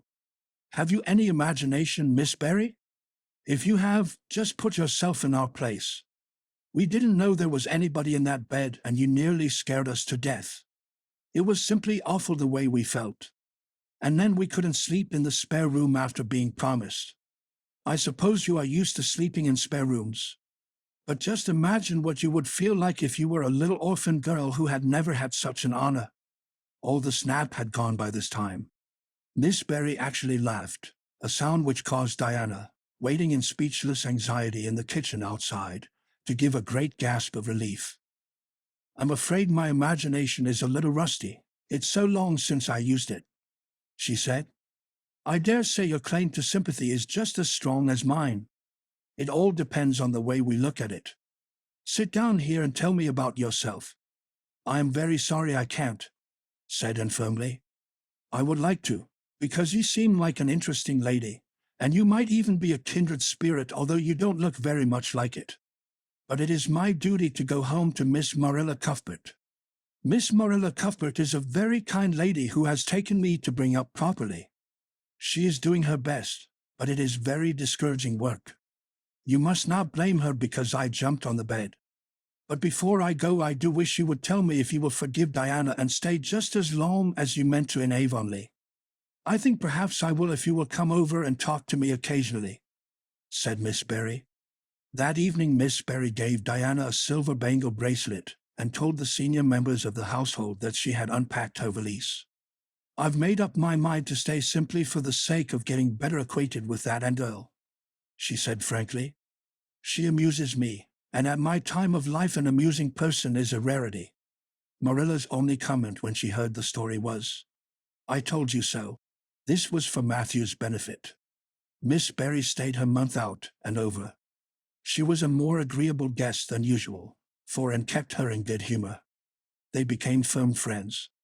When Miss Barry went away, she said, Remember, you Anne girl, when you come to town you're to visit me and I'll put you in my very spare room bed to sleep. Miss Barry was a kindred spirit, after all, and confided to Marilla. You wouldn't think so to look at her, but she is. You don't find it right out at first, as in Matthew's case, but after a while you come to see it. Kindred spirits are not so scarce as I used to think. It's splendid to find out there are so many of them in the world. Chapter 20. A good imagination gone wrong. As spring had come once more to Green Gables, the beautiful, capricious, reluctant Canadian spring, lingering along through April and May in a succession of sweet, fresh, chilly days, with pink sunsets and miracles of resurrection and growth. The maples in Lover's Lane were red-budded and little curly ferns pushed up around the Dryad's bubble. Away up in the barrens, behind Mr. Silas Sloane's place, the mayflowers blossomed out, pink and white stars of sweetness under their brown leaves. All the schoolgirls and boys had one golden afternoon gathering them, coming home in the clear, echoing twilight with arms and baskets full of flowery spoil. I'm so sorry for people who live in lands where there are no mayflowers, said Anne. Diana says perhaps they have something better, but there couldn't be anything better than mayflowers, could there, Marilla? And Diana says if they don't know what they are like, they don't miss them. But I think that is the saddest thing of all. I think it would be tragic, Marilla, not to know what mayflowers are like and not to miss them. Do you know what I think mayflowers are, Marilla? I think they must be the souls of the flowers that died last summer, and this is their heaven. But we had a splendid time today, Marilla. We had our lunch down in a big mossy hollow by an old well, such a romantic spot. Charlie Sloane dared Artie Gillis to jump over it, and Artie did because he wouldn't take a dare. Nobody would in school.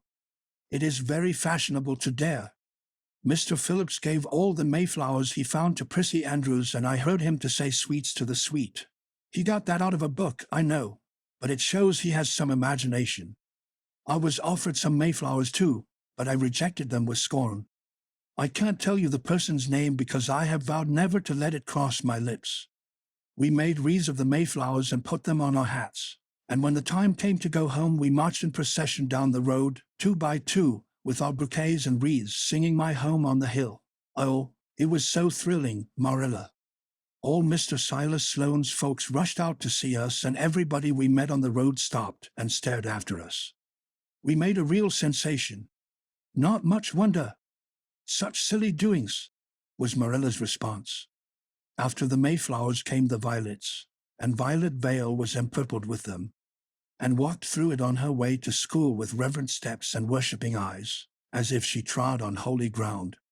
Somehow, she told Diana, when I'm going through here I don't really care whether anybody gets ahead of me in class or not.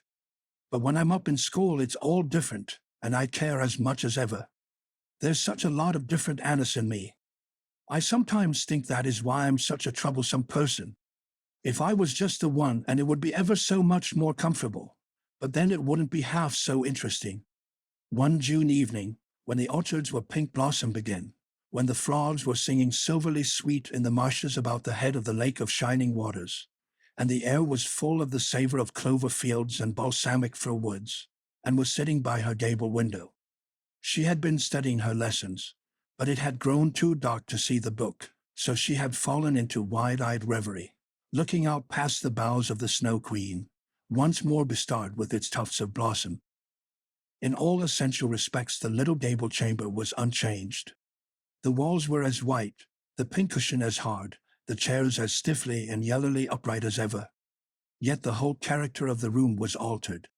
It was full of a new vital, pulsing personality that seemed to pervade it, and to be quite independent of schoolgirl books and dresses and ribbons, and even of the cracked blue jug full of apple blossoms on the table.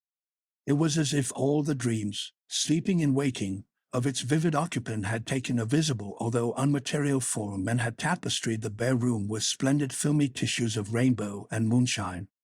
Presently Marilla came briskly in with some of Anne's freshly ironed school aprons. She hung them over a chair and sat down with a short sigh.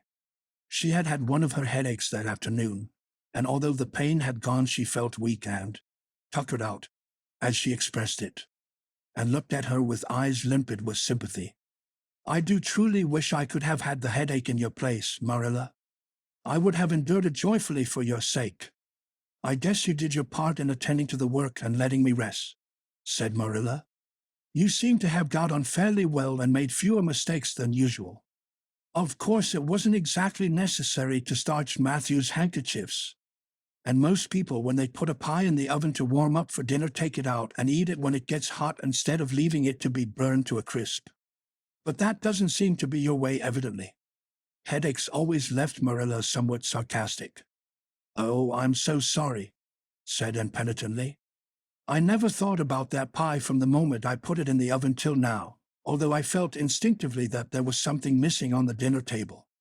I was firmly resolved, when you left me in charge this morning, not to imagine anything, but keep my thoughts on facts. I did pretty well until I put the pie in, and then an irresistible temptation came to me to imagine I was an enchanted princess shut up in a lonely tower with a handsome knight riding to my rescue on a coal-black steed. So that is how I came to forget the pie. I didn't know I starched the handkerchiefs, All the time I was ironing, I was trying to think of a name for a new island Diana and I have discovered up the brook. It's the most ravishing spot, Marilla. There are 2 maple trees on it, and the brook flows right around it. At last it struck me that it would be splendid to call it Victoria Island because we found it on the Queen's birthday. Both Diana and I are very loyal. But I'm sorry about that pie and the handkerchiefs.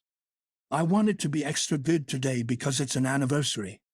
Do you remember what happened this day last year, Marilla? No, I can't think of anything special. Oh, Marilla, it was the day I came to Green Gables. I shall never forget it. It was the turning point in my life. Of course it wouldn't seem so important to you. I've been here for a year and I've been so happy. Of course I've had my troubles, but one can live down troubles. Are you sorry you kept me, Marilla? No, I can't say I'm sorry, said Marilla, who sometimes wondered how she could have lived before and came to Green Gables. No, not exactly sorry. If you've finished your lessons, and I want you to run over and ask Mrs. Barry if she'll lend me Diana's apron pattern. Oh, it's too dark, cried Anne. Too dark? Why, it's only twilight. And goodness knows you've gone over often enough after dark. I'll go over early in the morning, said Anne eagerly. I'll get up at sunrise and go over, Marilla. What has got into your head now, Anne Shirley? I'll want that pattern to cut out your new apron this evening. Go at once and be smart too. I'll have to go around by the road then, said Anne, taking up her hat reluctantly. Go by the road and waste half an hour. I'd like to catch you. I can't go through the haunted wood, Marilla, cried Anne desperately. Marilla stared. The haunted wood? Are you crazy? What under the canopy is the haunted wood? The spruce wood over the brook, said Anne in a whisper. Fiddlesticks! There is no such thing as a haunted wood anywhere. Who has been telling you such stuff? Nobody, confessed Anne. Diana and I just imagined the wood was haunted. All the places around here are so commonplace. We just got this up for our own amusement. We began it in April. A haunted wood is so very romantic, Marilla. We chose the spruce grove because it's so gloomy. Oh, we have imagined the most harrowing things. There's a white lady walks along the brook just about this time of the night and wrings her hands and utters wailing cries. She appears when there is to be a death in the family. And the ghost of a little murdered child haunts the corner up by Idlewild. It creeps up behind you and lays its cold fingers on your hand, so. Oh, Marilla, it gives me a shudder to think of it. And there's a headless man stalks up and down the path and skeletons glare at you between the boughs. Oh, Marilla, I wouldn't go through the haunted wood after dark now for anything. I'd be sure that white things would reach out from behind the trees and grab me. Did ever anyone hear the like? Ejaculated Marilla, who had listened in dumb amazement. And surely, do you mean to tell me you believe all that wicked nonsense of your own imagination? Not believe exactly, faltered Anne. At least, I don't believe it in daylight. But after dark, Marilla, it's different. That is when ghosts walk. There are no such things as ghosts, and— Oh, but there are, Marilla, cried Anne eagerly. I know people who have seen them, and they are respectable people. Charlie Sloane says that his grandmother saw his grandfather driving home the cows one night after he'd been buried for a year. You know Charlie Sloane's grandmother wouldn't tell a story for anything. She's a very religious woman. And Mrs. Thomas's father was pursued home one night by a lamb of fire with its head cut off hanging by a strip of skin. He said he knew it was the spirit of his brother and that it was a warning he would die within 9 days. He didn't, but he died 2 years after, so you see it was really true. And Ruby Gillis says— Anne Shirley, interrupted Marilla firmly, I never want to hear you talking in this fashion again. I've had my doubts about that imagination of yours right along, and if this is going to be the outcome of it, I won't countenance any such doings. You'll go right over to Barry's, and you'll go through that spruce grove, just for a lesson and a warning to you. And never let me hear a word out of your head about haunted woods again. And might plead and cry as she liked, and did, for her terror was very real. Her imagination had run away with her, and she held the spruce grove in mortal dread after nightfall. But Marilla was inexorable. She marched the shrinking Boseer down to the spring and ordered her to proceed straightway over the bridge and into the dusky retreats of wailing ladies and headless specters beyond. "Oh, Marilla, how can you be so cruel?" sobbed Anne. "What would you feel like if a white thing did snatch me up and carry me off?" "I'll risk it," said Marilla unfeelingly. "You know I always mean what I say. I'll cure you of imagining ghosts into places. March, now." And marched. That is, she stumbled over the bridge and went shuddering up the horrible dim path beyond. And never forgot that walk. Bitterly did she repent the license she had given to her imagination. The goblins of her fancy lurked in every shadow about her, reaching out their cold, fleshless hands to grasp the terrified small girl who had called them into being. A white strip of birch bark blowing up from the hollow over the brown floor of the grove made her heart stand still. The long-drawn wail of two old boughs rubbing against each other brought out the perspiration in beads on her forehead. The swoop of bats in the darkness over her was as the wings of unearthly creatures. When she reached Mr. William Bell's field, she fled across it as if pursued by an army of white things, and arrived at the buried kitchen door so out of breath that she could hardly gasp out her request for the apron pattern. Diana was away, so that she had no excuse to linger. The dreadful return journey had to be faced, and went back over it with shut eyes, preferring to take the risk of dashing her brains out among the boughs to that of seeing a white thing. When she finally stumbled over the log bridge, she drew one long, shivering breath of relief. "Well, so nothing caught you," said Marilla unsympathetically. "Oh, Marilla," chattered Anne. "I'll be contented with CC commonplace places after this." Chapter 21. A New Departure and Flavorings. "Dear me, there is nothing but meetings and partings in this world, as Mrs. Lynde says," remarked Anne plaintively, putting her slate and books down on the kitchen table on the last day of June and wiping her red eyes with a very damp handkerchief. "Wasn't it fortunate, Marilla, that I took an extra handkerchief to school today? I had a presentiment that it would be needed. D. I never thought you were so fond of Mr. Phillips that you'd require 2 handkerchiefs to dry your tears just because he was going away," said Marilla. "I don't think I was crying because I was really so very fond of him," reflected Anne. "I just cried because all the others did. It was Ruby Gillis started it. Ruby Gillis has always declared she hated Mr. Phillips, but just as soon as he got up to make his farewell speech, she burst into tears. Then all the girls began to cry, one after the other. I tried to hold out, Marilla. I tried to remember the time Mr. Phillips made me sit with Gil, with a boy, and the time he spelled my name without an E on the blackboard, and how he said I was the worst dunce he ever saw at geometry and laughed at my spelling, and all the times he had been so horrid and sarcastic. But somehow I couldn't, Marilla, and I just had to cry too.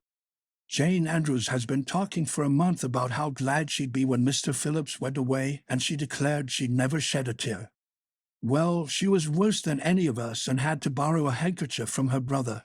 Of course the boys didn't cry, because she hadn't brought one of her own, not expecting to need it. Oh, Marilla, it was heartrending. Mr. Phillips made such a beautiful farewell speech beginning, 'The time has come for us to part.' It was very affecting. And he had tears in his eyes too, Marilla. Oh, I felt dreadfully sorry and remorseful for all the times I'd talked in school and drawn pictures of him on my slate and made fun of him and Prissy.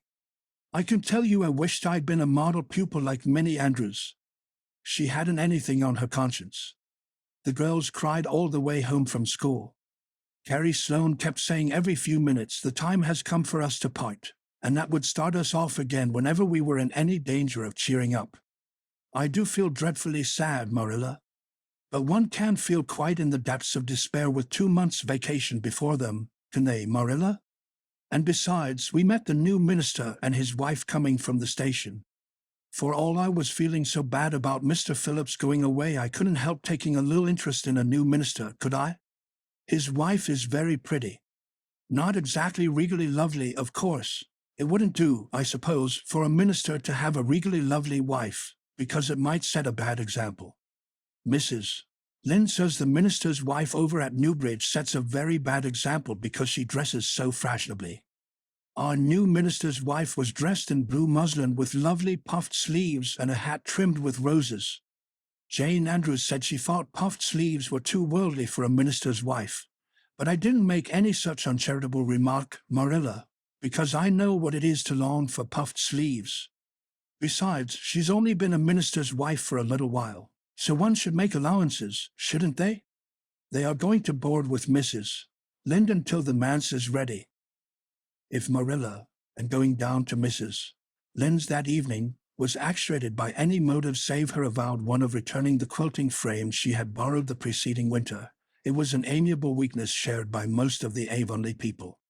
Many a thing Mrs. Lind had lent, sometimes never expecting to see it again, came home that night in charge of the borrowers thereof. A new minister, and moreover a minister with a wife, was a lawful object of curiosity in a quiet little country settlement where sensations were few and far between. Old Mr. Bentley, the minister whom Anne had found lacking in imagination, had been pastor of Avonlea for 18 years. He was a widower when he came, and a widower he remained, despite the fact that gossip regularly married him to this, that, or the other one, every year of his sojourn. In the preceding February he had resigned his charge and departed amid the regrets of his people, most of whom had the affection born of long intercourse for their good old minister in spite of his shortcomings as an orator.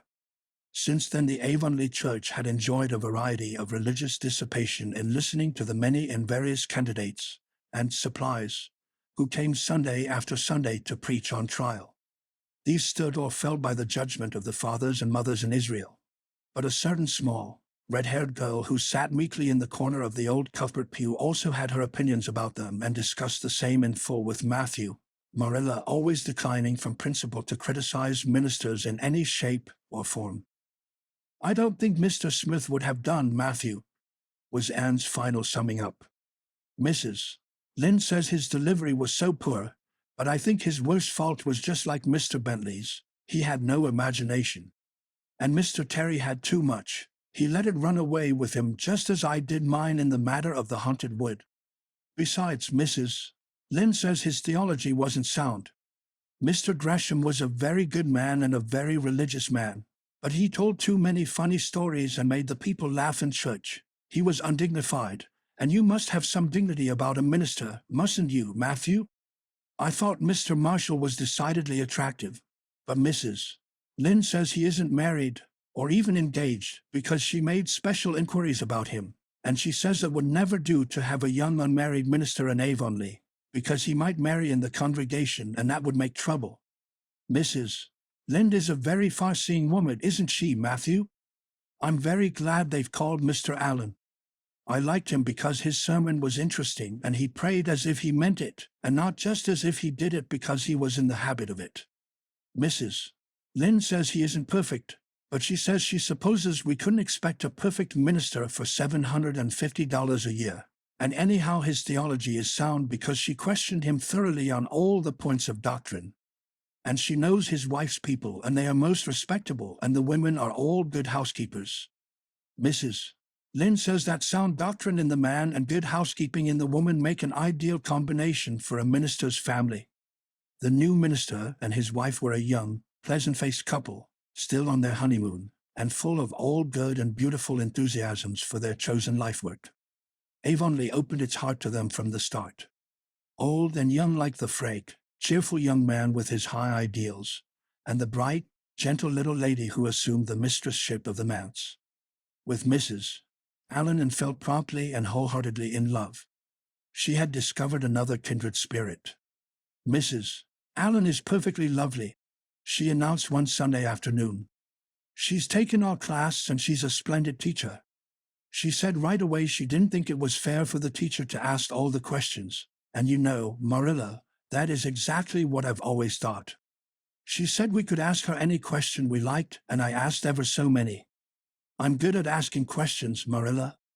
"I believe you," was Marilla's emphatic comment. Nobody else asked any except Ruby Gillis, and she asked if there was to be a Sunday school picnic this summer. I didn't think that was a very proper question to ask because it hadn't any connection with the lesson, The lesson was about Daniel in the lion's den, but Mrs. Allen just smiled and said she thought there would be. Mrs. Allen has a lovely smile. She has such exquisite dimples in her cheeks. I wish I had dimples in my cheeks, Marilla. I'm not half so skinny as I was when I came here, but I have no dimples yet. If I had, perhaps I could influence people for good. Mrs. Allen said we ought always to try to influence other people for good.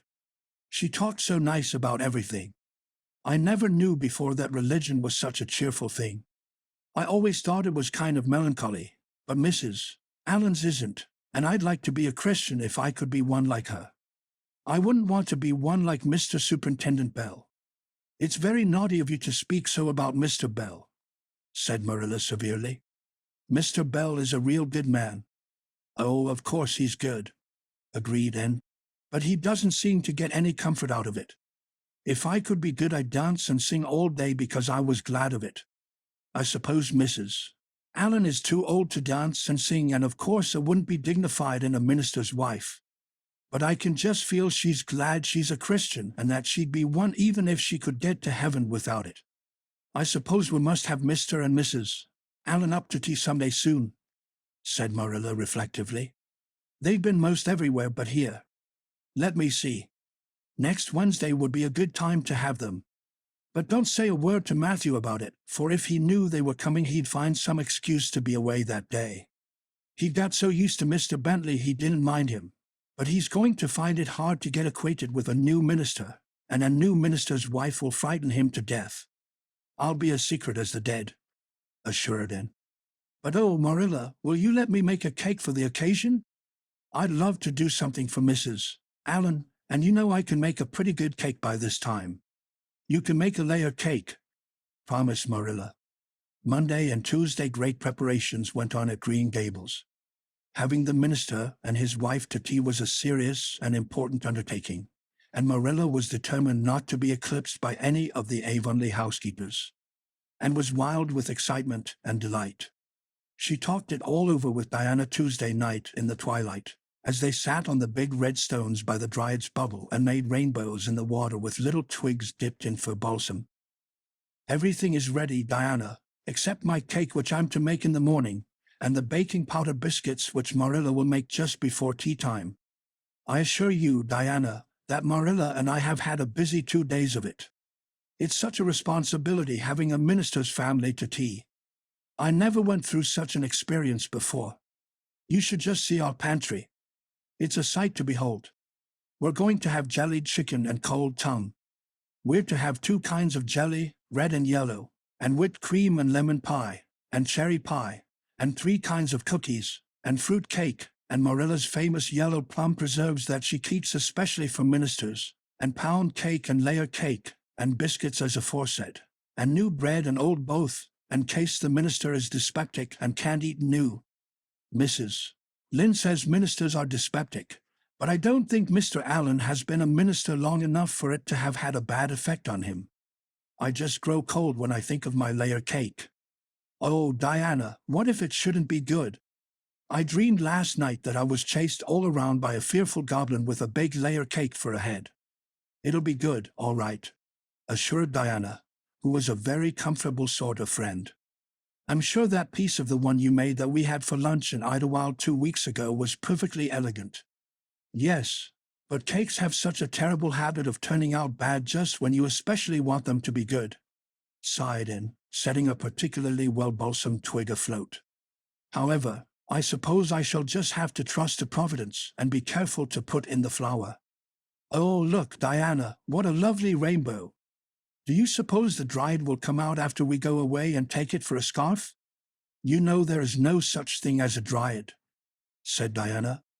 Diana's mother had found out about the haunted wood and had been decidedly angry over it.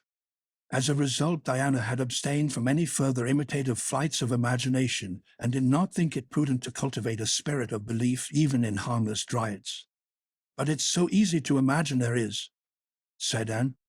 Every night before I go to bed, I look out of my window and wonder if the Dryad is really sitting here, combing her locks with the spring for a mirror. Sometimes I look for her footprints in the dew in the morning. Oh, Diana, don't give up your faith in the Dryad. Wednesday morning came, and got up at sunrise because she was too excited to sleep.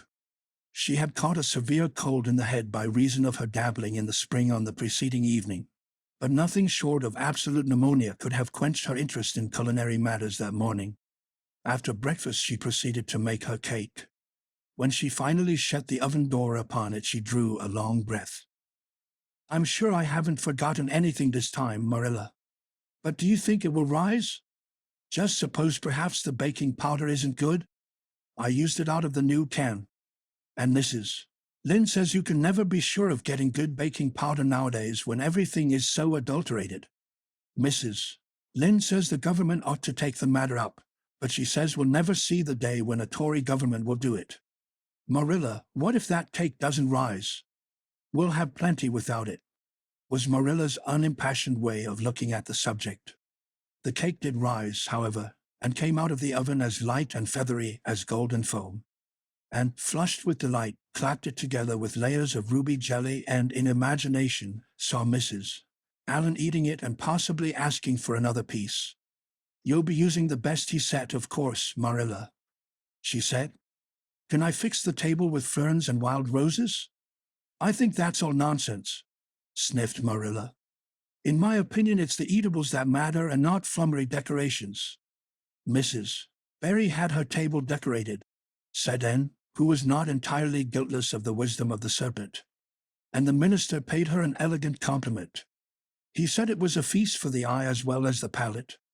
"Well, do as you like," said Marilla, who was quite determined not to be surpassed by Mrs. Barry or anybody else. "Only mind you leave enough room for the dishes and the food," and laid herself out to decorate in a manner and after a fashion that should leave Mrs. Barry's nowhere. Having abundance of roses and ferns and a very artistic taste of her own, she made that tea table such a thing of beauty that when the minister and his wife sat down to it they exclaimed in chorus over its loveliness. "It's Anne's doings," said Marilla, grimly just, and then felt that Mrs. Allen's approving smile was almost too much happiness for this world. Matthew was there, having been inveigled into the party only goodness and Anne knew how. He had been in such a state of shyness and nervousness that Marilla had given him up in despair, but Anne took him in hand so successfully that he now sat at the table in his best clothes and white collar and talked to the minister not uninterestingly. He never said a word to Mrs. Allen, but that perhaps was not to be expected. All went merry as a marriage bell until Anne's layer cake was passed. Mrs. Allen, having already been helped to a bewildering variety, declined it. But Marilla, seeing the disappointment on Anne's face, said smilingly, "Oh, you must take a piece of this, Mrs. Allen, and made it on purpose for you." "In that case I must sample it," laughed Mrs. Allen, helping herself to a plump triangle, as did also the minister and Marilla. Mrs. Allen took a mouthful of hers and a most peculiar expression crossed her face. Not a word did she say, however, but steadily ate away at it. Marilla saw the expression and hastened to taste the cake. "Anne Shirley," she exclaimed, "what on earth did you put into that cake?" "Nothing but what the recipe said," Marilla cried, and with a look of anguish. "Oh, isn't it all right?" "All right. It's simply horrible. Mr. Allen, don't try to eat it. And taste it yourself. What flavoring did you use?" "Vanilla," said Anne, her face scarlet with mortification after tasting the cake. "Only vanilla." "Oh, Marilla, it must have been the baking powder. I had my suspicions of that bark. Baking powder fiddlesticks. Go and bring me the bottle of vanilla you used." And fled to the pantry and returned with a small bowl partially filled with a brown liquid and labeled yellowly, "That's vanilla." Marilla took it, uncorked it, smelled it. "Mercy on us, and you flavored that cake with anodyne liniment. I broke the liniment bottle last week and poured what was left into an old empty vanilla bottle. I suppose it's partly my fault. I should have warned you, but for pity's sake why couldn't you have smelled it?" And dissolved into tears under this double disgrace. "I couldn't. I had such a cold." And with this she fairly fled to the gable chamber, where she cast herself on the bed and wept as one who refuses to be comforted. Presently a light step sounded on the stairs and somebody entered the room. "Oh, Marilla," sobbed Anne without looking up. "I'm disgraced forever. I shall never be able to live this down. It will get out. Things always do get out in Avonlea. Diana will ask me how my cake turned out, and I shall have to tell her the truth. I shall always be pointed at as the girl who flavored a cake with anodyne liniment. Gil, the boys in school will never get over laughing at it. Oh, Marilla, if you have a spark of Christian pity, don't tell me that I must go down and wash the dishes after this. I'll wash them when the minister and his wife are gone, but I cannot ever look Mrs. Allen in the face again. Perhaps she'll think I tried to poison her. Mrs. Lynde says she knows an orphan girl who tried to poison her benefactor. But the liniment isn't poisonous. It's meant to be taken internally, although not in cakes. Won't you tell Mrs. Allen so, Marilla? Suppose you jump up and tell her so yourself," said a merry voice, and flew up to find Mrs. Allen standing by her bed, surveying her with laughing eyes. "My dear little girl, you mustn't cry like this," she said, genuinely disturbed by Anne's tragic face. "Why, it's all just a funny mistake that anybody might make." "Oh, no, it takes me to make such a mistake," said Anne forlornly. "And I wanted to have that cake so nice for you, Mrs. Allen." "Yes, I know, dear. And I assure you I appreciate your kindness and thoughtfulness just as much as if it had turned out all right. Now you mustn't cry any more, but come down with me and show me your flower garden. Miss Cuthbert tells me you have a little plot all your own. I want to see it, for I'm very much interested in flowers." And permitted herself to be led down and comforted, reflecting that it was really providential that Mrs. Allen was a kindred spirit. Nothing more was said about the liniment cake, and when the guests went away and found that she had enjoyed the evening more than could have been expected, considering that terrible incident.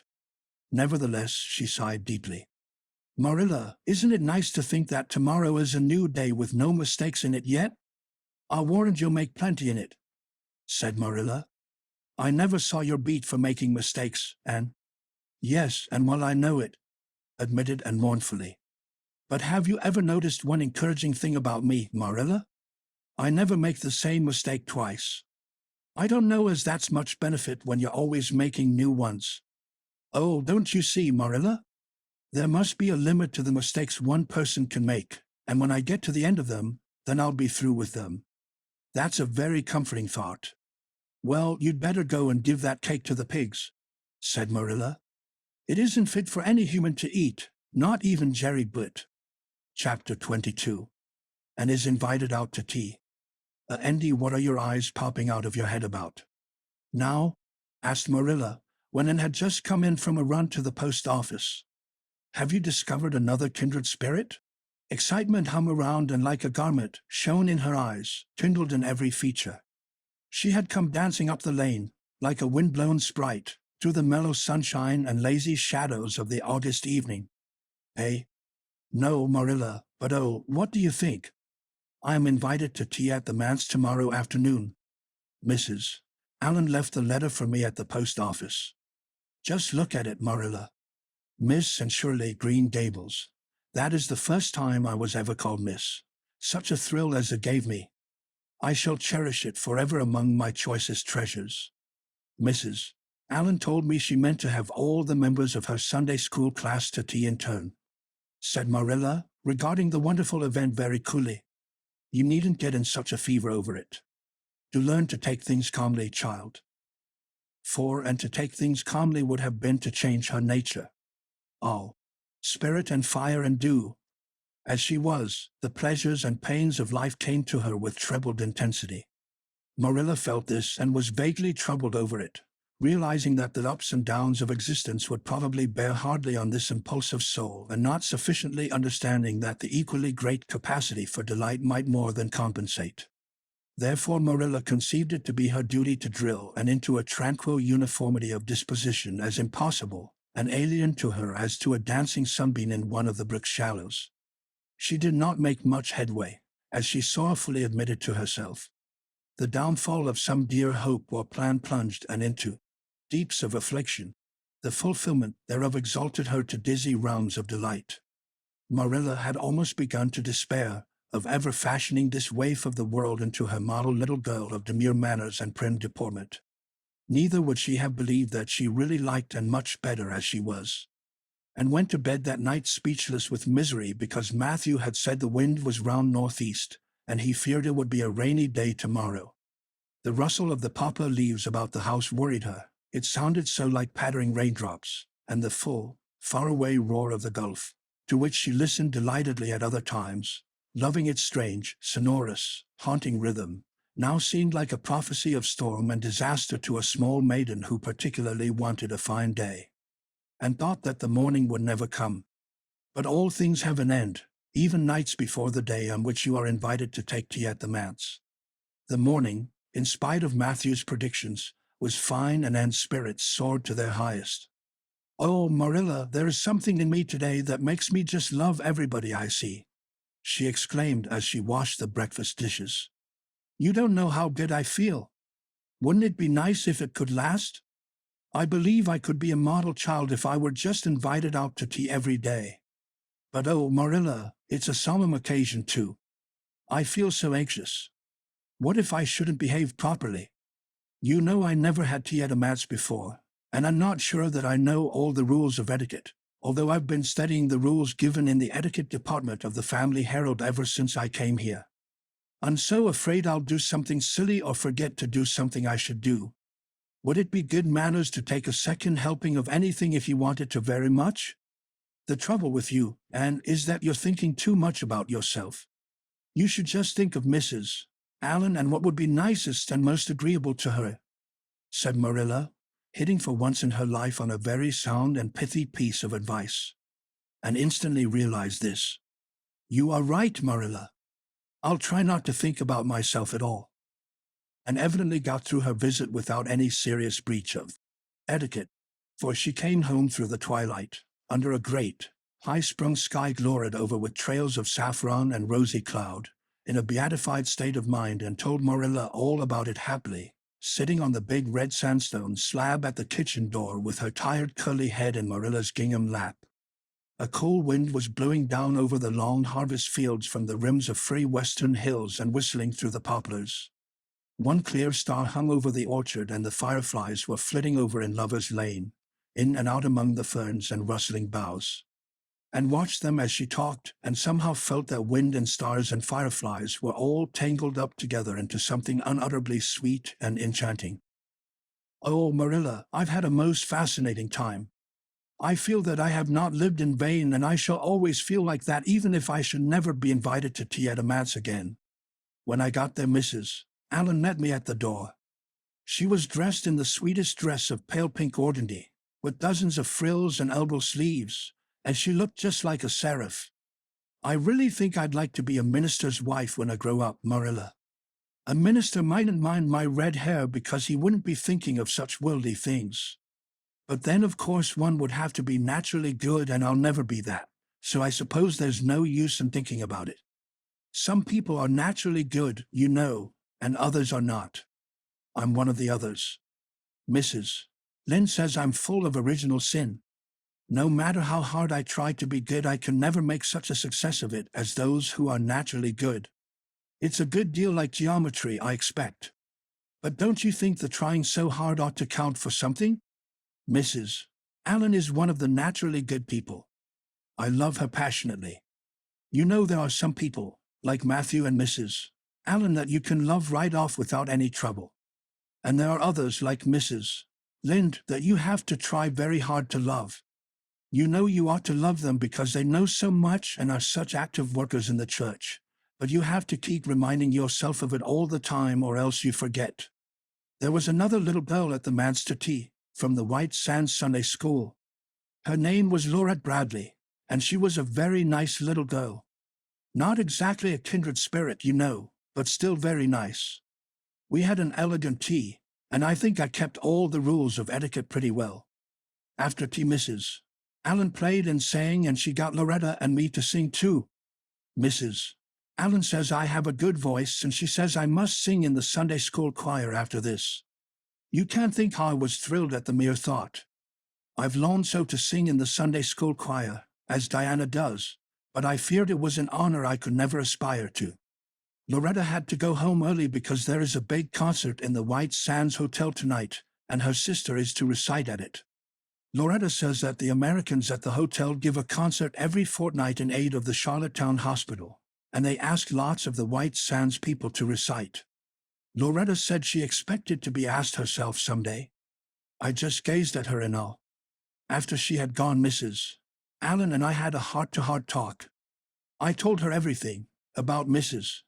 Thomas and the twins and Katie Maurice and Violetta and coming to Green Gables and my troubles over geometry. And would you believe it, Marilla? Mrs. Allen told me she was a dunce at geometry too. You don't know how that encouraged me. Mrs. Lynn came to the manse just before I left, and what do you think, Marilla? The trustees have hired a new teacher, and it's a lady. Her name is Miss Muriel Stacy. Isn't that a romantic name? Mrs. Lynn says they've never had a female teacher in Avonlea before, and she thinks it is a dangerous innovation. But I think it will be splendid to have a lady teacher, and I really don't see how I'm going to live through the 2 weeks before school begins. I'm so impatient to see her. Chapter 23. And comes to grief in an affair of honor. And then he had to live through more than 2 weeks, as it happened.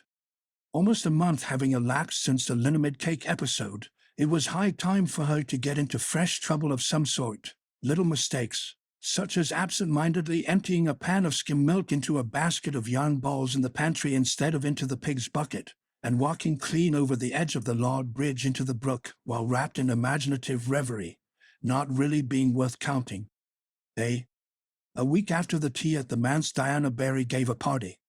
Small and select. And assured Marilla. Just the girls in our class. They had a very good time and nothing untoward happened until after tea, when they found themselves in the berry garden, a little tired of all their games and ripe for any enticing form of mischief which might present itself. This presently took the form of daring. Daring was the fashionable amusement among the Avonlea small fry just then. It had begun among the boys, but soon spread to the girls, and all the silly things that were done in Avonlea that summer because the doers thereof were dared. To do them would fill a book by themselves. First of all, Carrie Sloane dared Ruby Gillis to climb to a certain point in the huge old willow tree before the front door, which Ruby Gillis, albeit in mortal dread of the fat green caterpillars with which said tree was infested and with the fear of her mother before her eyes if she should tear her new muslin dress, nimbly did, to the discomfiture of the aforesaid Carrie Sloane. Then Josie Pye dared Jane Andrews to hop on her left leg around the garden without stopping once or putting her right foot to the ground, which Jane Andrews gainly tried to do, but gave out at the third corner and had to confess herself defeated.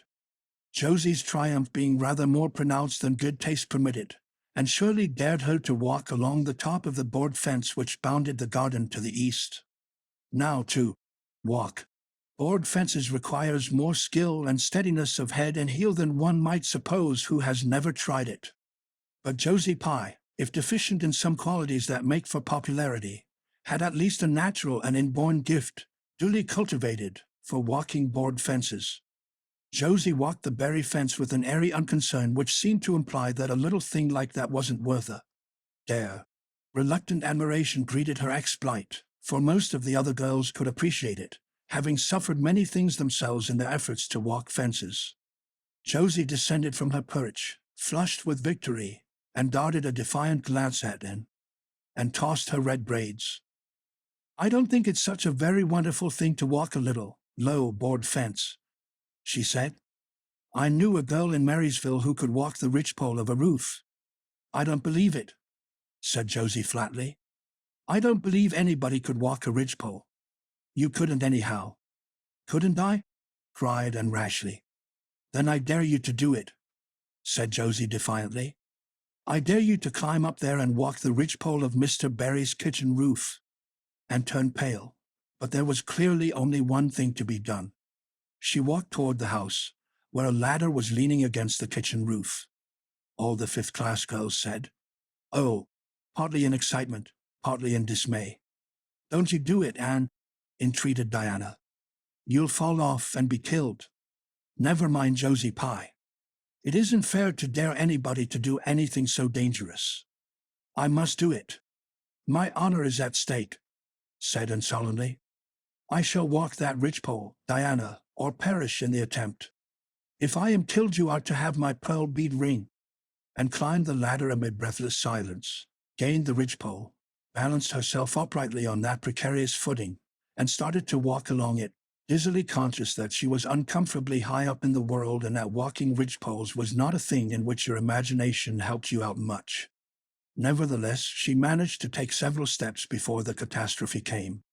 Then she swayed, lost her balance, stumbled, staggered, and fell, sliding down over the sun-baked roof and crashing off it through the tangle of Virginia creeper beneath, all before the dismayed circle below could give a simultaneous, terrified shriek. If Anne had tumbled off the roof on the side up which she had ascended, Diana would probably have fallen heir to the pearl bead ring then and there. Fortunately, she fell on the other side, where the roof extended down over the porch so nearly to the ground that a fall therefrom was a much less serious thing. Nevertheless, when Diana and the other girls had rushed frantically around the house, except Ruby Gillis, who remained as if rooted to the ground and went into hysterics, they found Anne lying all white and limp among the wreck and ruin of the Virginia creeper. "Anne, are you killed?" shrieked Diana, throwing herself on her knees beside her friend. "Oh, Anne, dear, and speak just one word to me and tell me if you're killed." To the immense relief of all the girls, and especially of Josie Pye, who, in spite of lack of imagination, had been seized with horrible visions of a future branded as the girl who was the cause of Anne Shirley's early and tragic death, and sat dizzily up and answered uncertainly, "No, Diana, I am not killed, but I think I am rendered unconscious." "Where?" sobbed Carrie Sloane. "Oh, where, Anne?" Before Anne could answer, Mrs. Barry appeared on the scene, at sight of her, and tried to scramble to her feet, but sank back again with a sharp little cry of pain.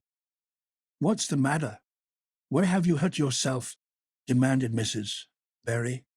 "My ankle," gasped Anne. "Oh, Diana, please find your father and ask him to take me home.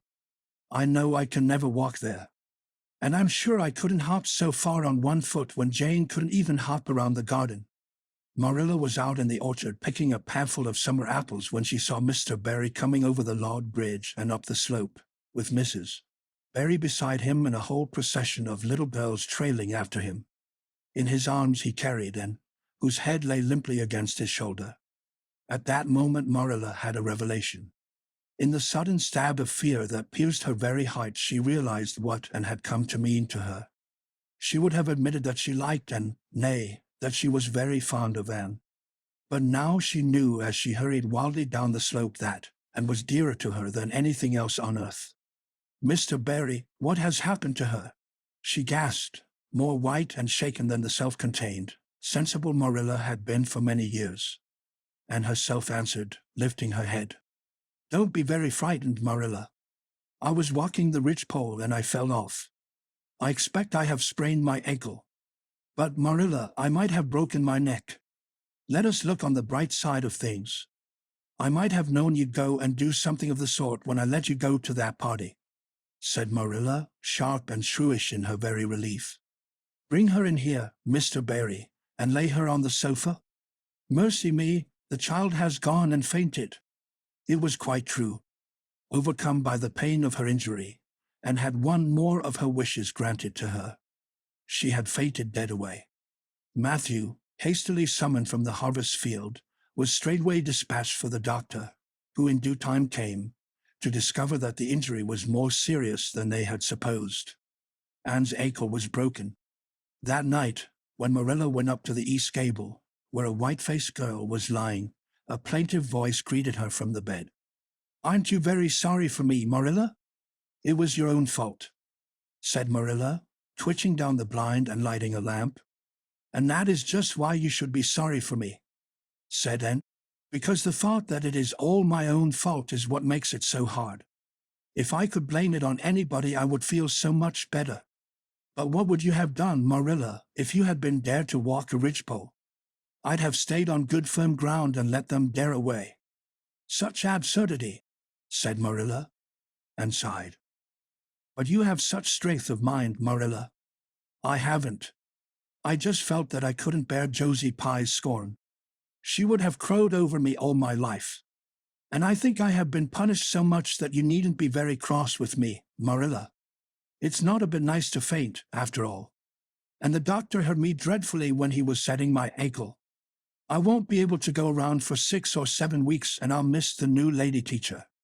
She won't be new anymore by the time I'm able to go to school. And Gil, everybody will get ahead of me in class. Oh, I am an afflicted mortal. But I'll try to bear it all bravely if only you won't be cross with me, Marilla. There, I'm not cross, said Marilla. You're an unlucky child, there's no doubt about that. But as you say, you'll have the suffering of it. Here now, try and eat some supper. Isn't it fortunate I've got such an imagination? Said Anne. It will help me through splendidly, I expect. What do people who haven't any imagination do when they break their bones, do you suppose, Marilla? And had good reason to bless her imagination many a time and oft during the tedious 7 weeks that followed. But she was not solely dependent on it.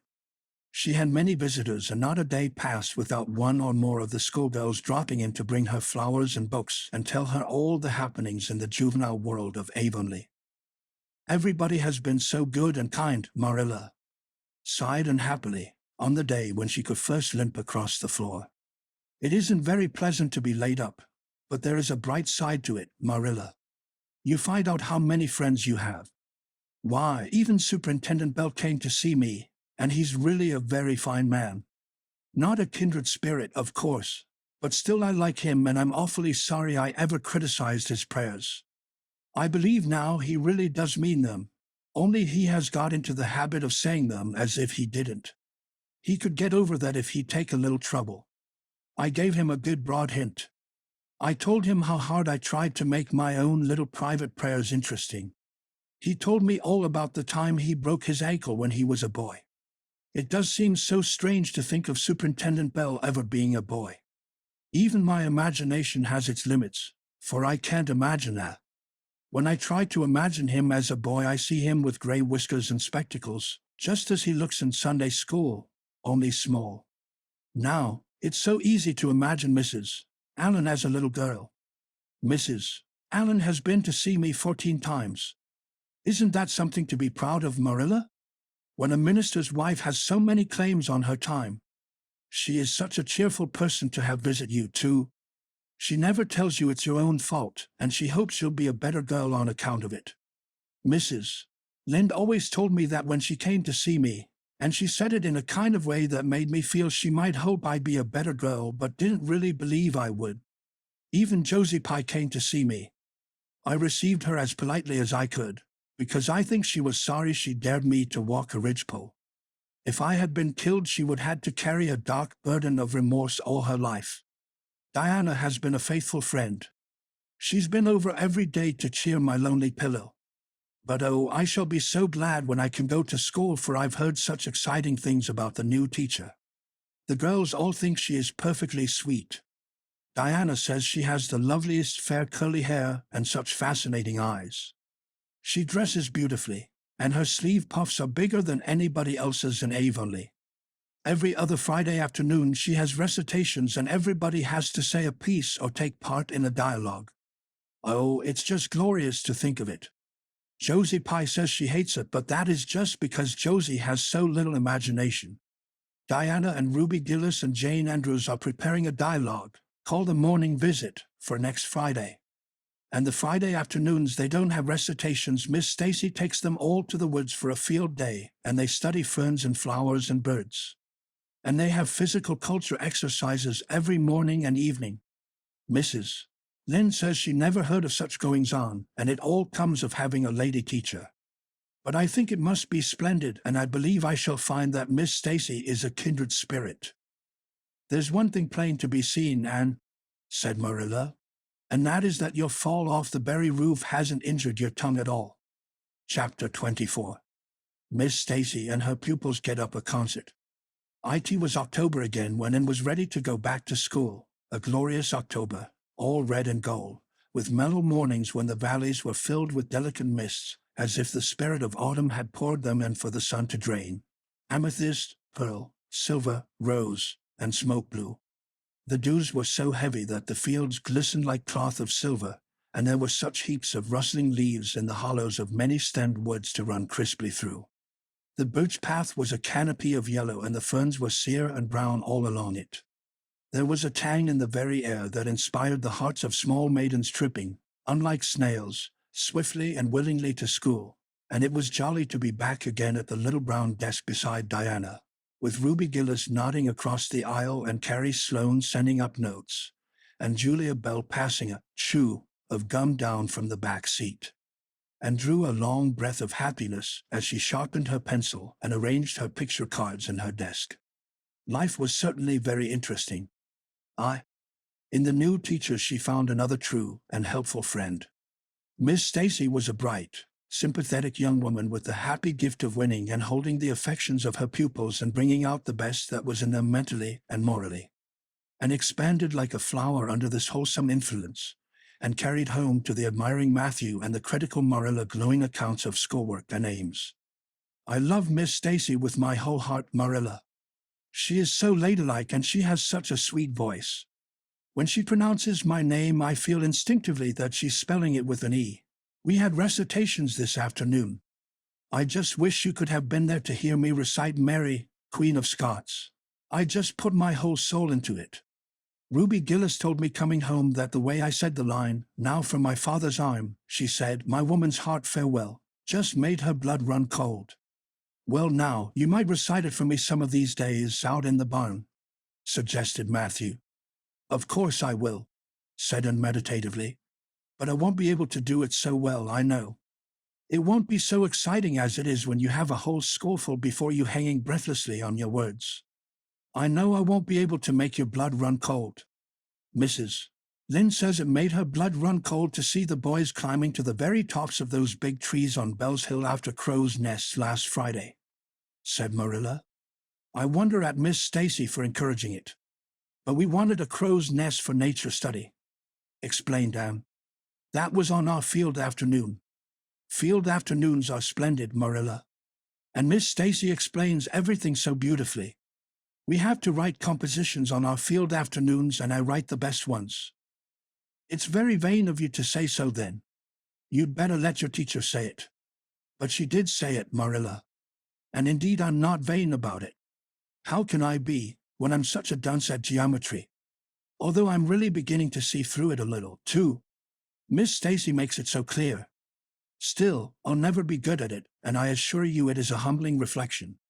But I love writing compositions. Mostly Miss Stacy lets us choose our own subjects, but next week we are to write a composition on some remarkable person. It's hard to choose among so many remarkable people who have lived. Mustn't it be splendid to be remarkable and have compositions written about you after you're dead? Oh, I would dearly love to be remarkable. I think when I grow up I'll be a trained nurse and go with the Red Crosses to the field of battle as a messenger of mercy. That is, if I don't go out as a foreign missionary.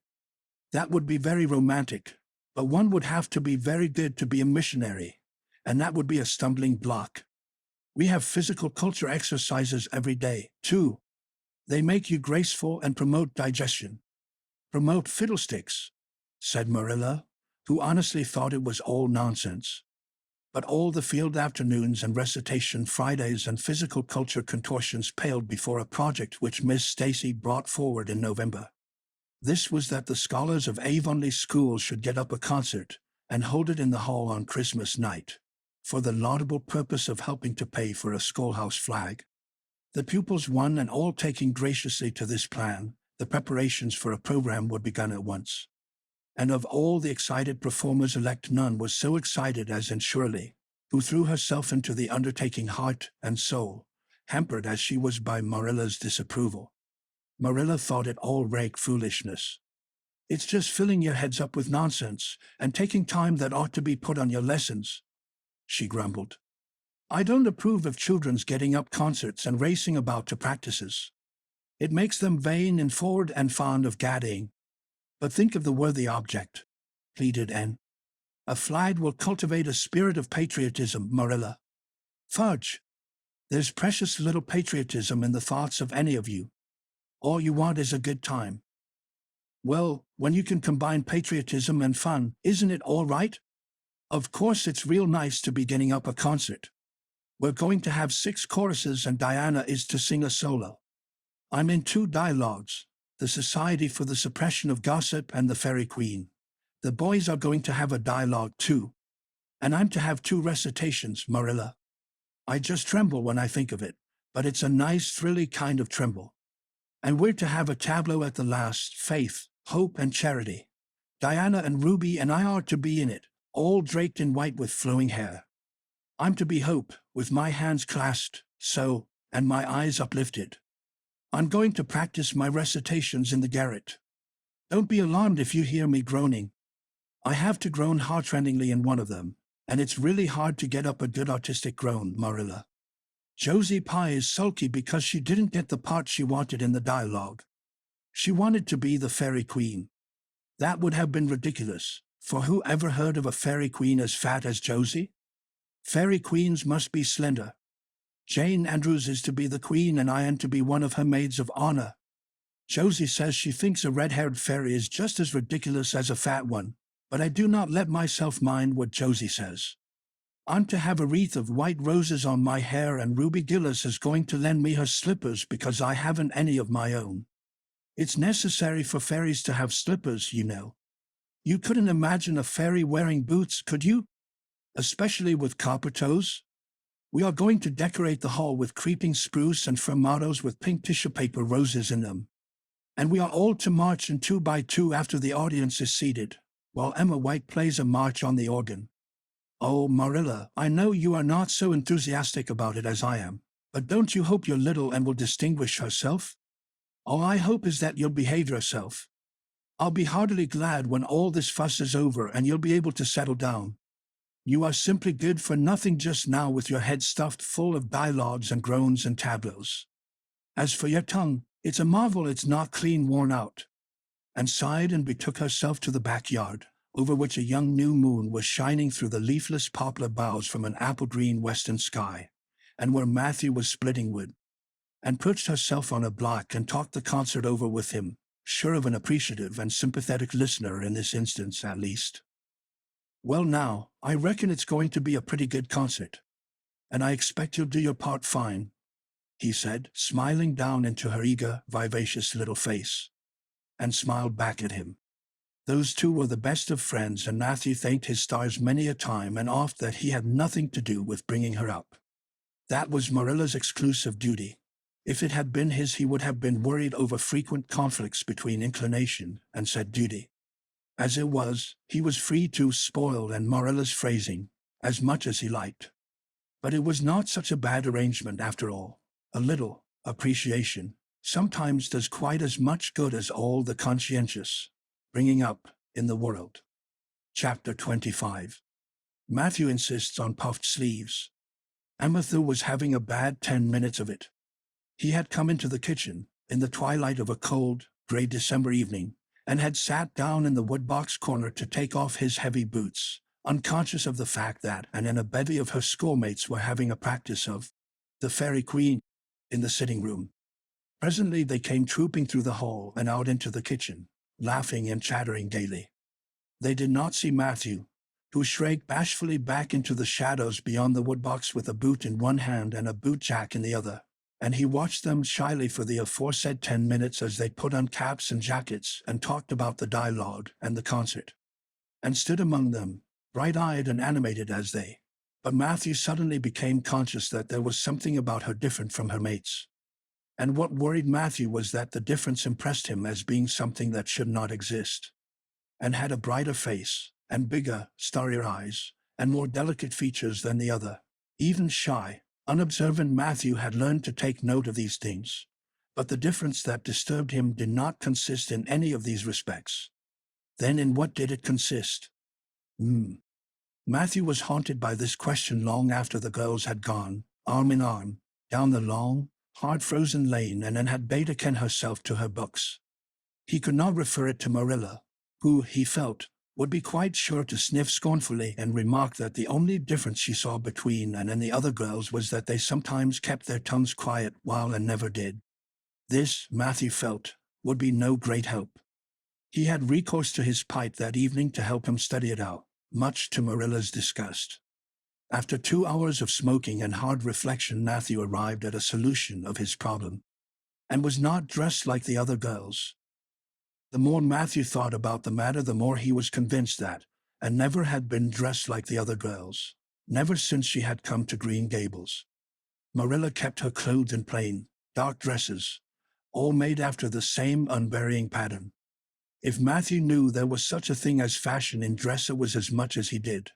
But he was quite sure that Anne's sleeves did not look at all like the sleeves the other girls wore. He recalled the cluster of little girls he had seen around her that evening, all gay in waists of red and blue and pink and white, and he wondered why Marilla always kept her so plainly and soberly gowned. Of course, it must be all right. Marilla knew best, and Marilla was bringing her up. Probably some wise, inscrutable motive was to be served thereby. But surely it would do no harm to let the child have one pretty dress, something like Diana Barry always wore. Matthew decided that he would give her one, that surely could not be objected to as an unwarranted putting in of his oar. Christmas was only a fortnight off. A nice new dress would be the very thing for a present.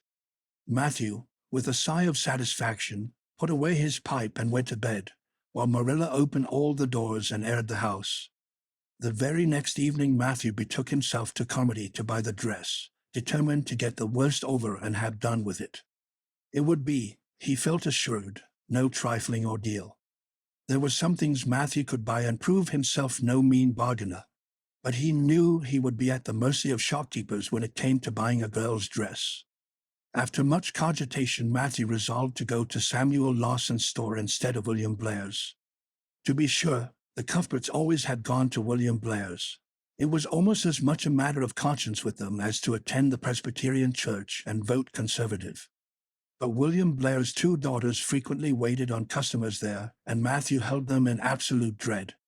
He could contrive to deal with them when he knew exactly what he wanted and could point it out. But in such a matter as this, requiring explanation and consultation, Matthew felt that he must be sure of a man behind the counter. So he would go to Lawson's, where Samuel or his son would wait on him. Alas! Matthew did not know that Samuel, in the recent expansion of his business, had set up a lady clerk also. She was a niece of his wife's and a very dashing young person indeed, with a huge, drooping pompadour, big, rolling brown eyes, and a most extensive and bewildering smile. She was dressed with exceeding smartness, and wore several bangle bracelets that glittered and rattled and tinkled with every movement of her hands. Matthew was covered with confusion at finding her there at all, and those bangles completely wrecked his wits at one fell swoop. "What can I do for you this evening, Mr. Cuthbert?" Miss Lucilla Harris inquired, briskly and ingratiatingly, tapping the counter with both hands. "Have you any, well now, say any garden rakes?" stammered Matthew. Miss Harris looked somewhat surprised, as well she might, to hear a man inquiring for garden rakes in the middle of December. "I believe we have 1 or 2 left over," she said, "but they're upstairs in the lumber room. I'll go and see." During her absence, Matthew collected his scattered senses for another effort. When Miss Harris returned with the rake and cheerfully inquired, "Anything else tonight, Mr. Cuthbert?" Matthew took his courage in both hands and replied, "Well now, since you suggest it, I might as well buy some hayseed." Miss Harris had heard Matthew Cuthbert called odd. She now concluded that he was entirely crazy. "We only keep hayseed in the spring," she explained loftily. "We've none on hand just now." "Oh, certainly, just as you say," stammered unhappy Matthew, seizing the rake and making for the door. At the threshold he recollected that he had not paid for it, and he turned miserably back.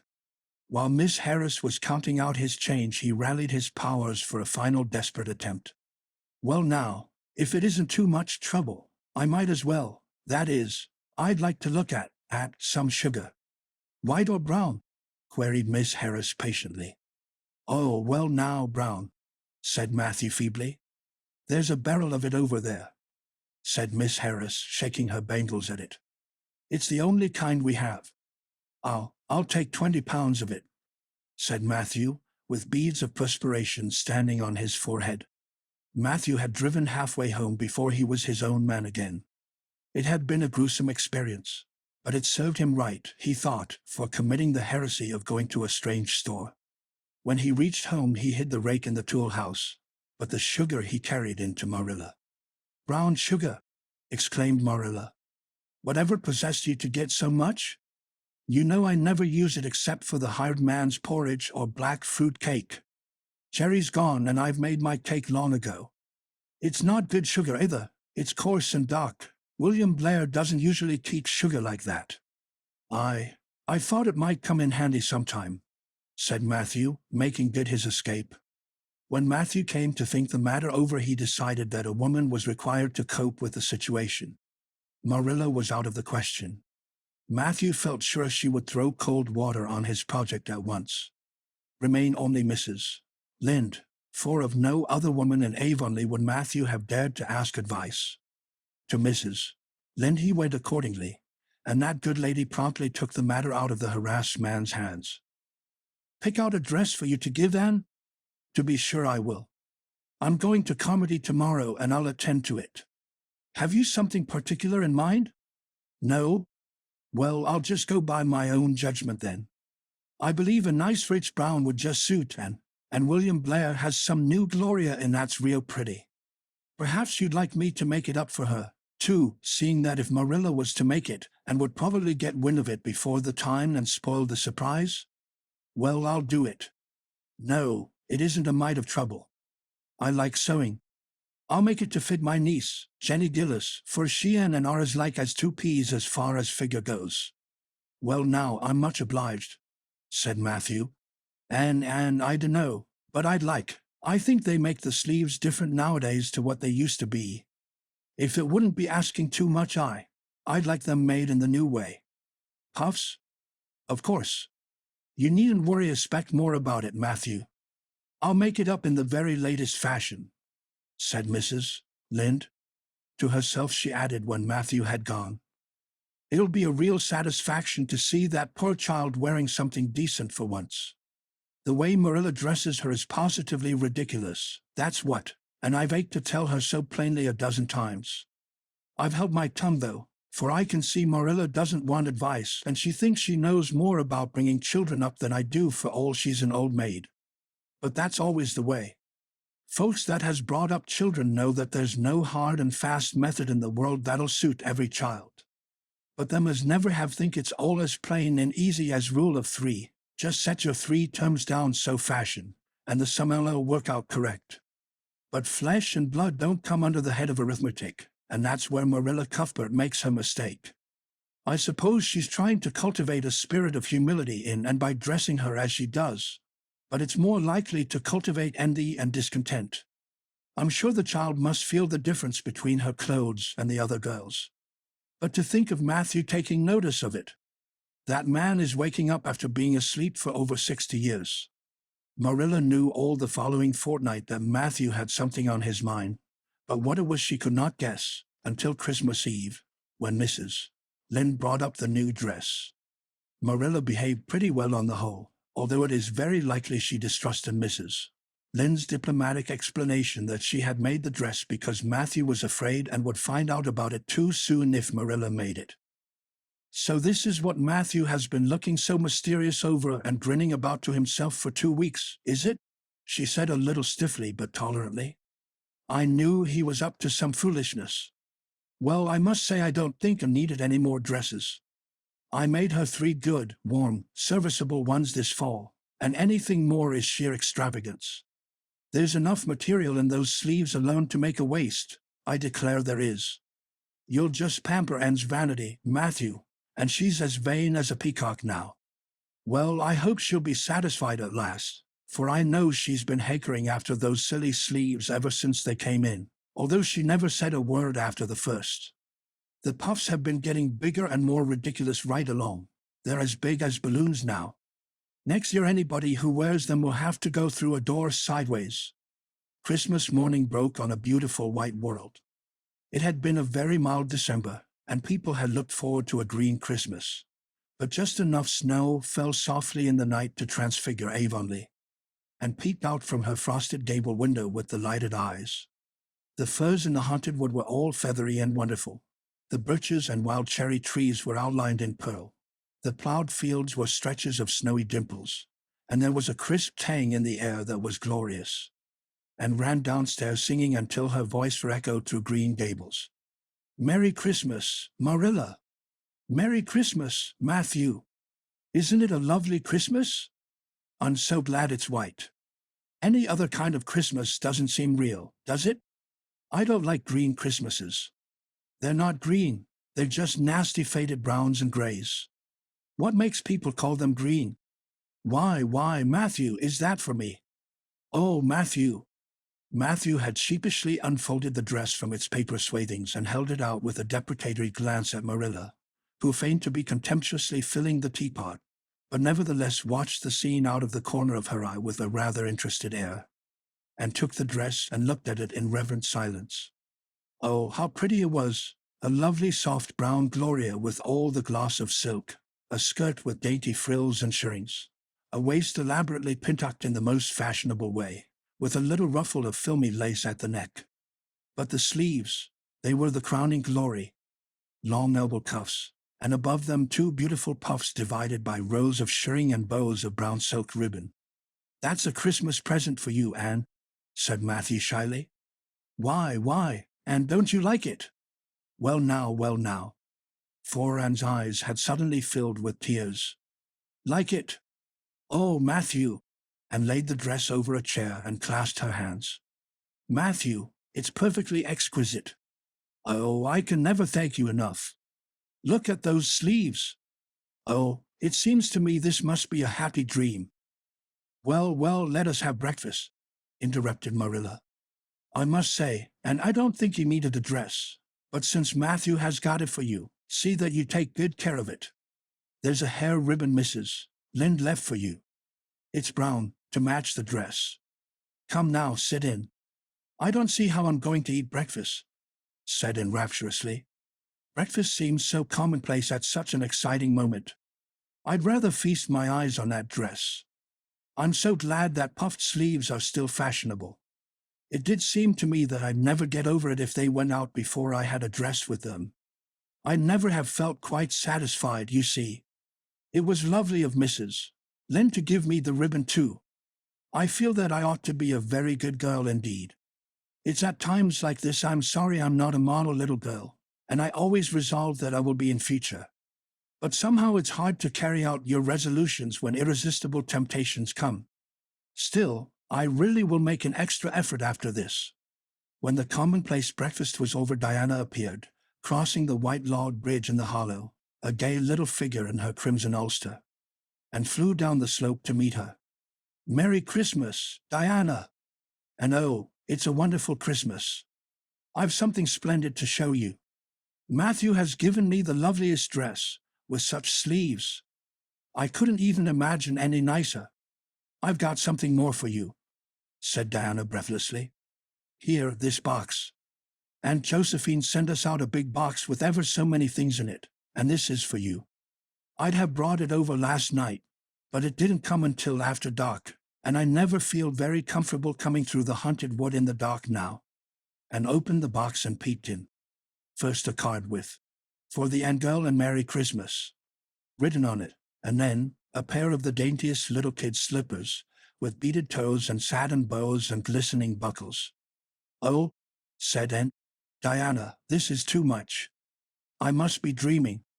"I call it providential," said Diana. "You won't have to borrow Ruby's slippers now, and that's a blessing, for they're 2 sizes too big for you, and it would be awful to hear a fairy shuffling. Josie Pye would be delighted. Mind you, Rob Wright went home with Gertie Pye from the practice night before last. Did you ever hear anything equal to that?" All the Avonlea scholars were in a fever of excitement that day, for the hall had to be decorated and a last grand rehearsal held. The concert came off in the evening and was a pronounced success. The little hall was crowded. All the performers did excellently well, but Anne was the bright particular star of the occasion, as even Endy, in the shape of Josie Pye, dared not deny. "Oh, hasn't it been a brilliant evening?"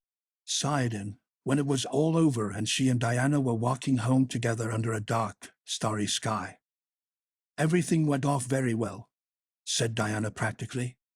"I guess we must have made as much as $10. Mind you, Mr. Allen is going to send an account of it to the Charlottetown papers. Oh, Diana, will we really see our names in print? It makes me thrilled to think of it. Your solo was perfectly elegant, Diana. I felt prouder than you did when it was encored. I just said to myself, it is my dear bosom friend who is so honored. Well, your recitations just brought down the house, and that sad one was simply splendid. Oh, I was so nervous, Diana.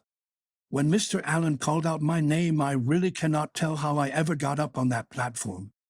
I felt as if a million eyes were looking at me and through me, and for one dreadful moment I was sure I couldn't begin at all. Then I thought of my lovely puffed sleeves and took courage.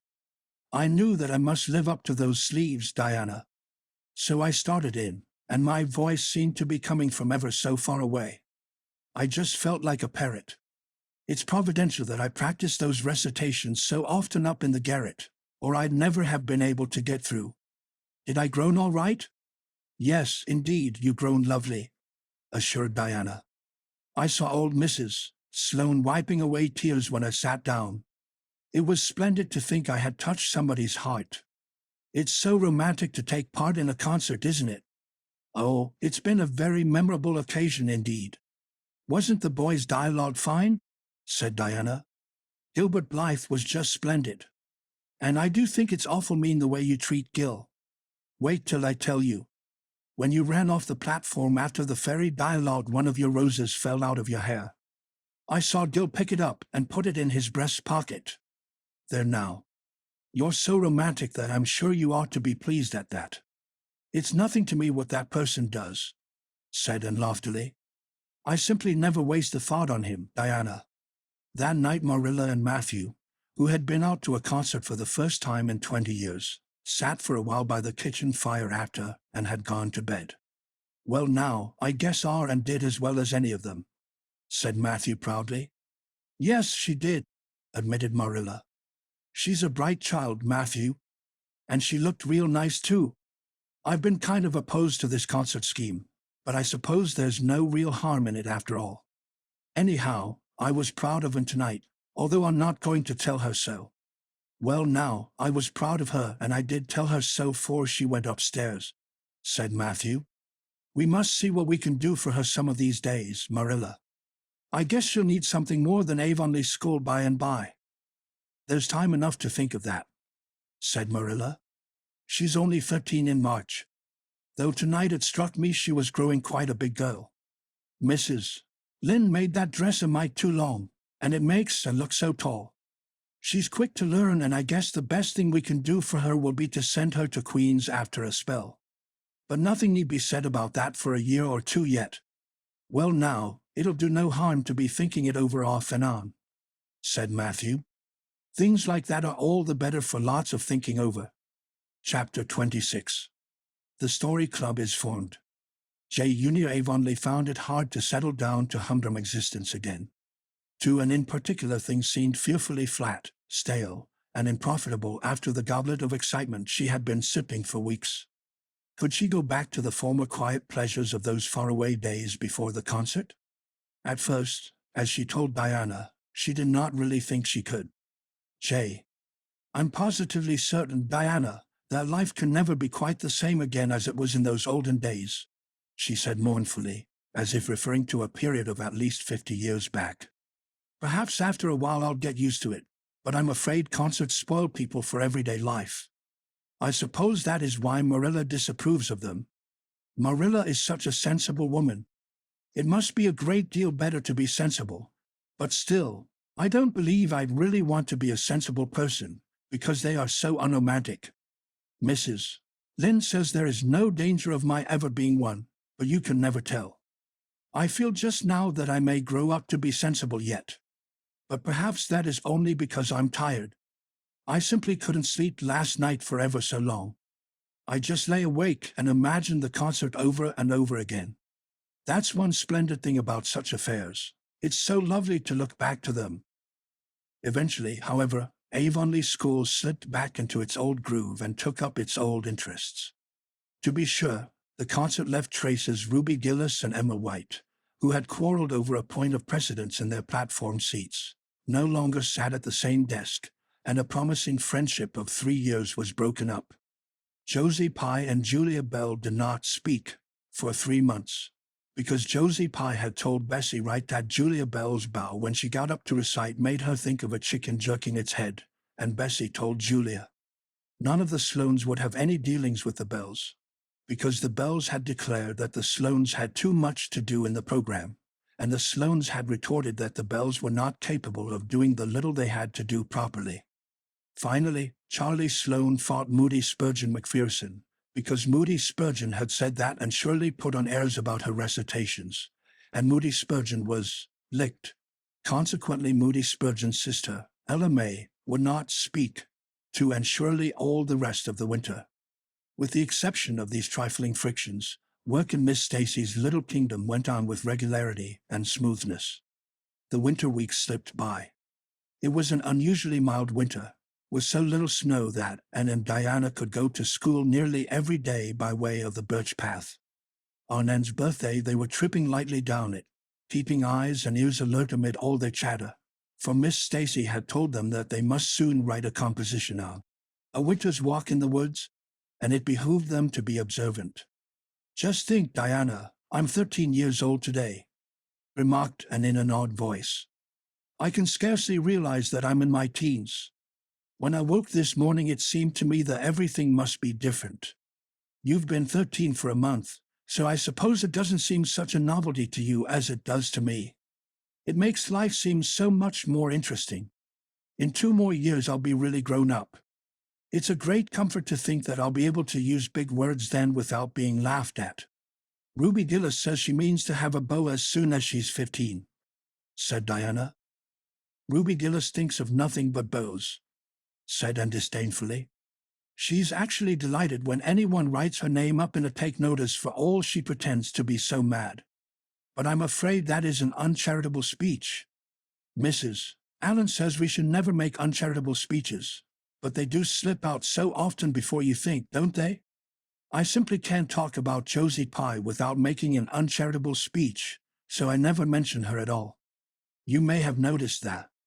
I'm trying to be as much like Mrs. Allen as I possibly can, for I think she's perfect.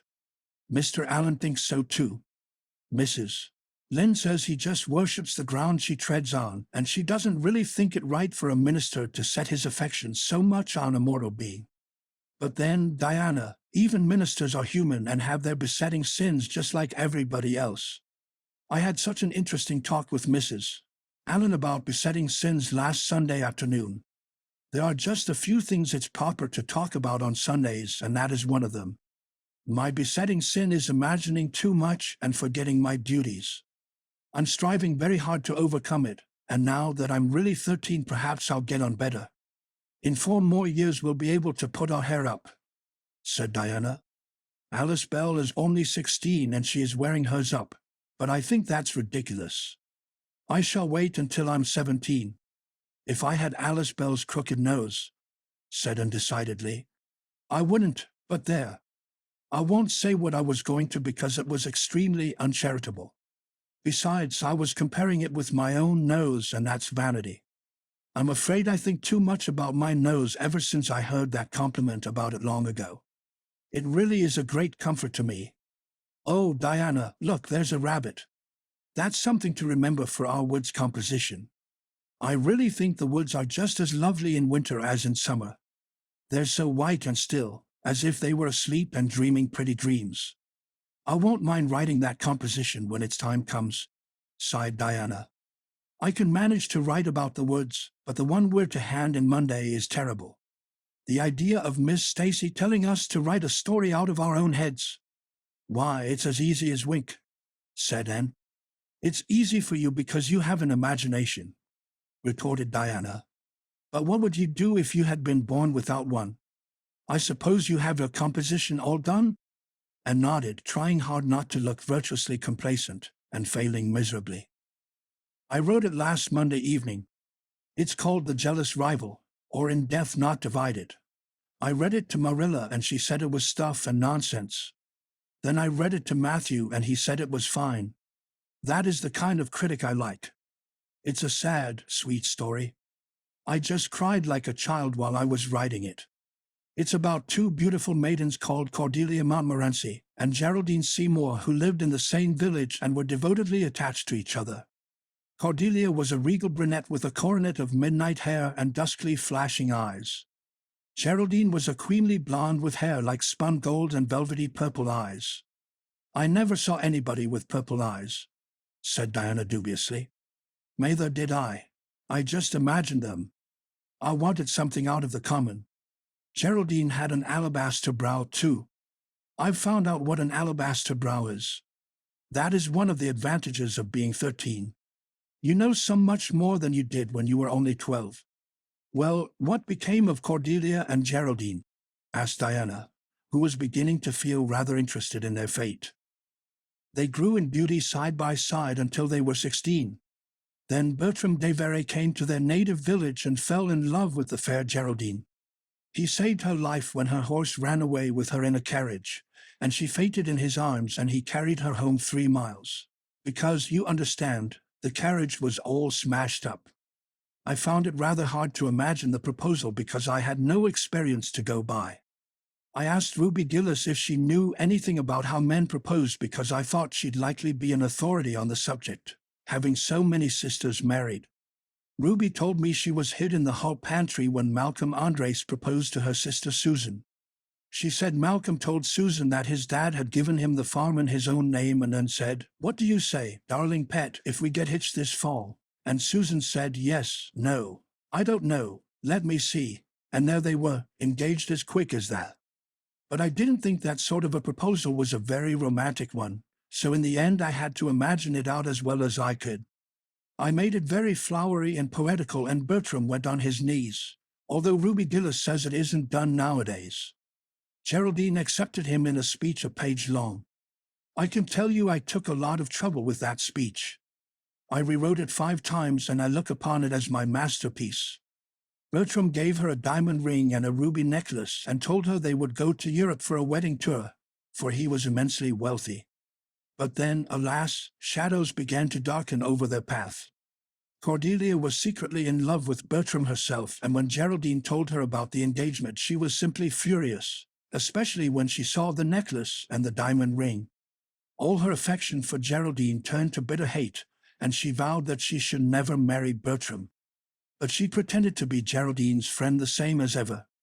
One evening they were standing on the bridge over a rushing turbulent stream and Cordelia, thinking they were alone, pushed Geraldine over the brink with a wild, mocking, "Ha ha ha." But Bertram saw it all and he at once plunged into the current, exclaiming, "I will save thee, my peerless Geraldine." But alas, he had forgotten he couldn't swim, and they were both drowned, clasped in each other's arms. Their bodies were washed ashore soon afterwards. They were buried in the one grave and their funeral was most imposing, Diana. It's so much more romantic to end a story up with a funeral than a wedding. As for Cordelia, she went insane with remorse and was shut up in a lunatic asylum.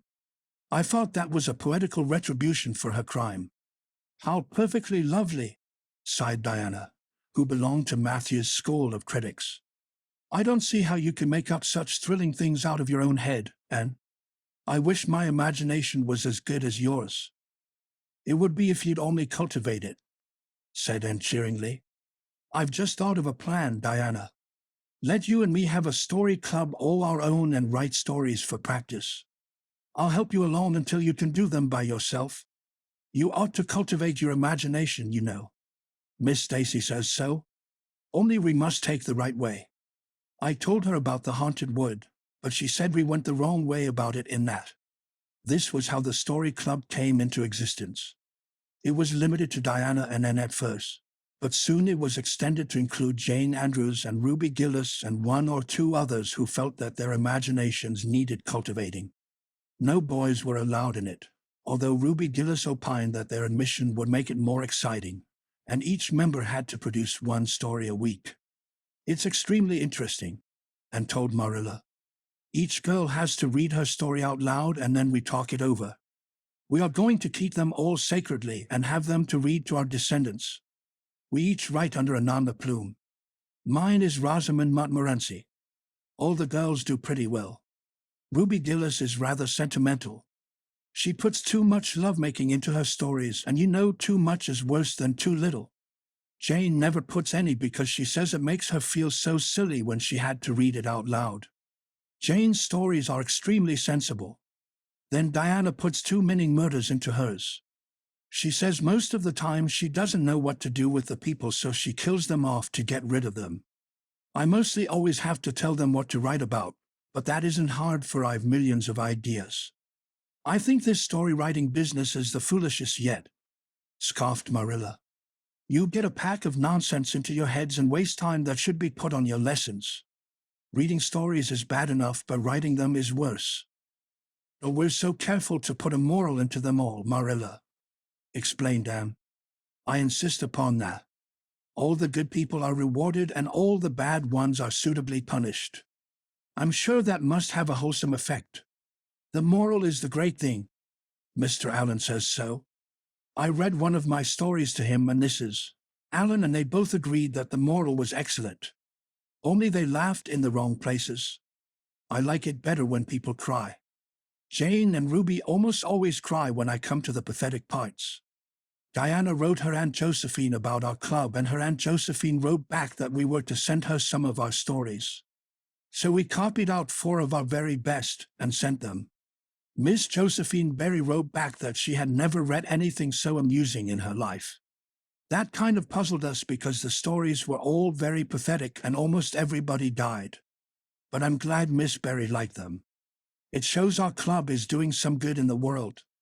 Mrs. Allen says that ought to be our object in everything. I do really try to make it my object, but I forget so often when I'm having fun.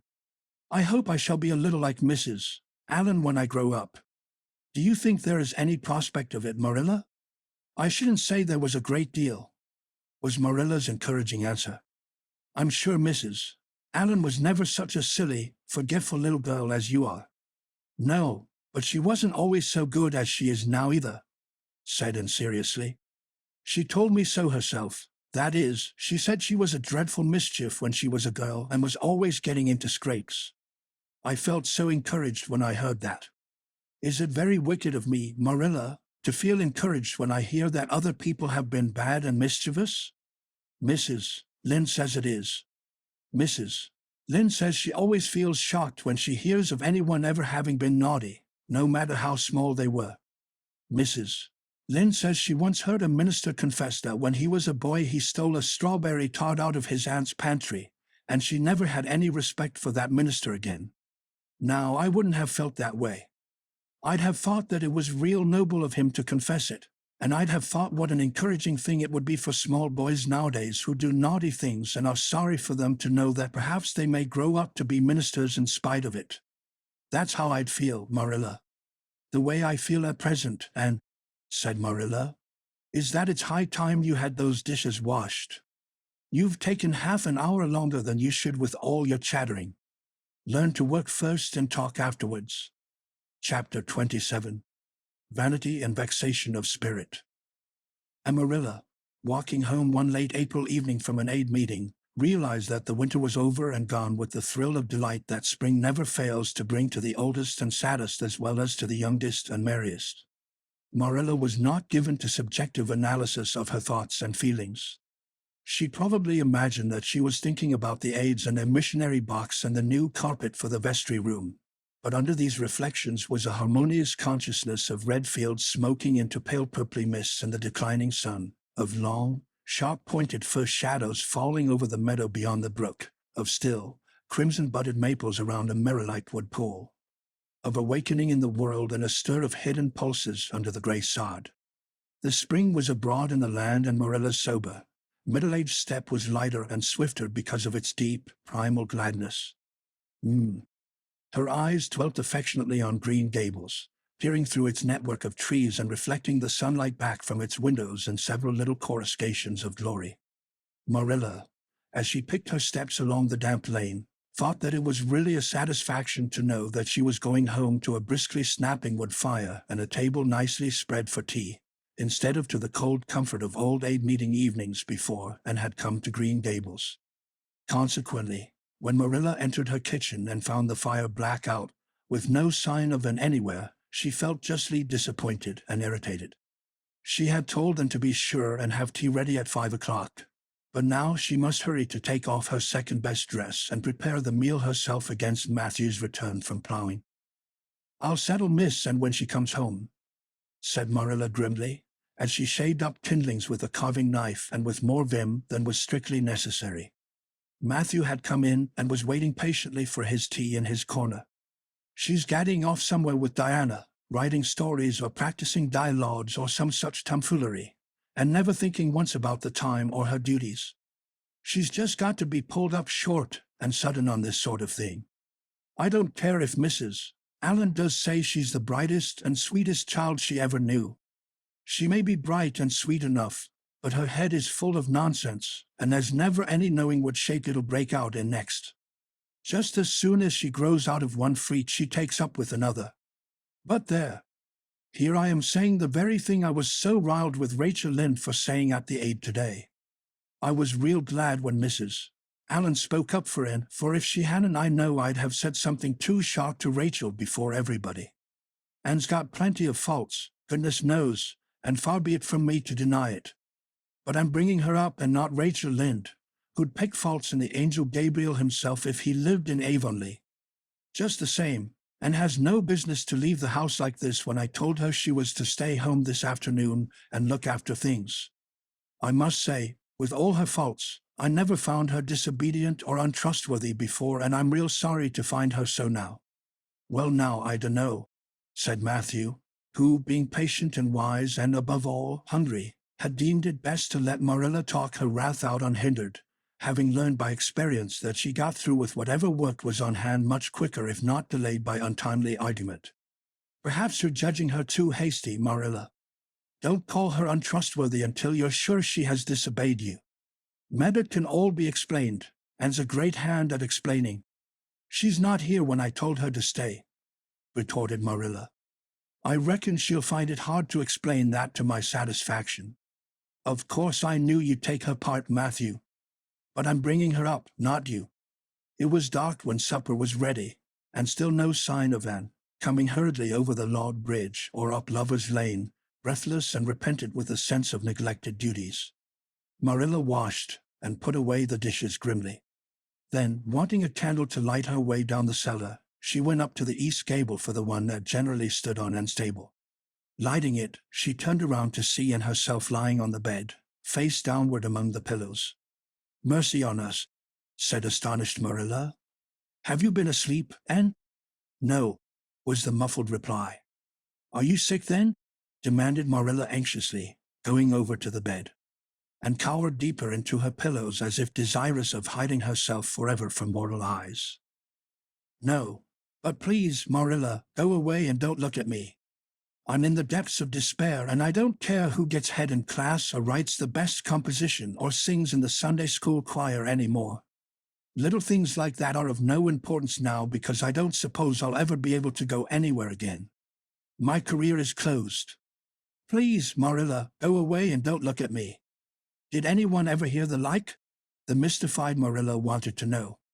"And surely, whatever is the matter with you? What have you done? Get right up this minute and tell me. This minute, I say. There now, what is it?" And had slid to the floor in despairing obedience. "Look at my hair, Marilla," she whispered. Accordingly, Marilla lifted her candle and looked scrutinizingly at Anne's hair, flowing in heavy masses down her back. It certainly had a very strange appearance.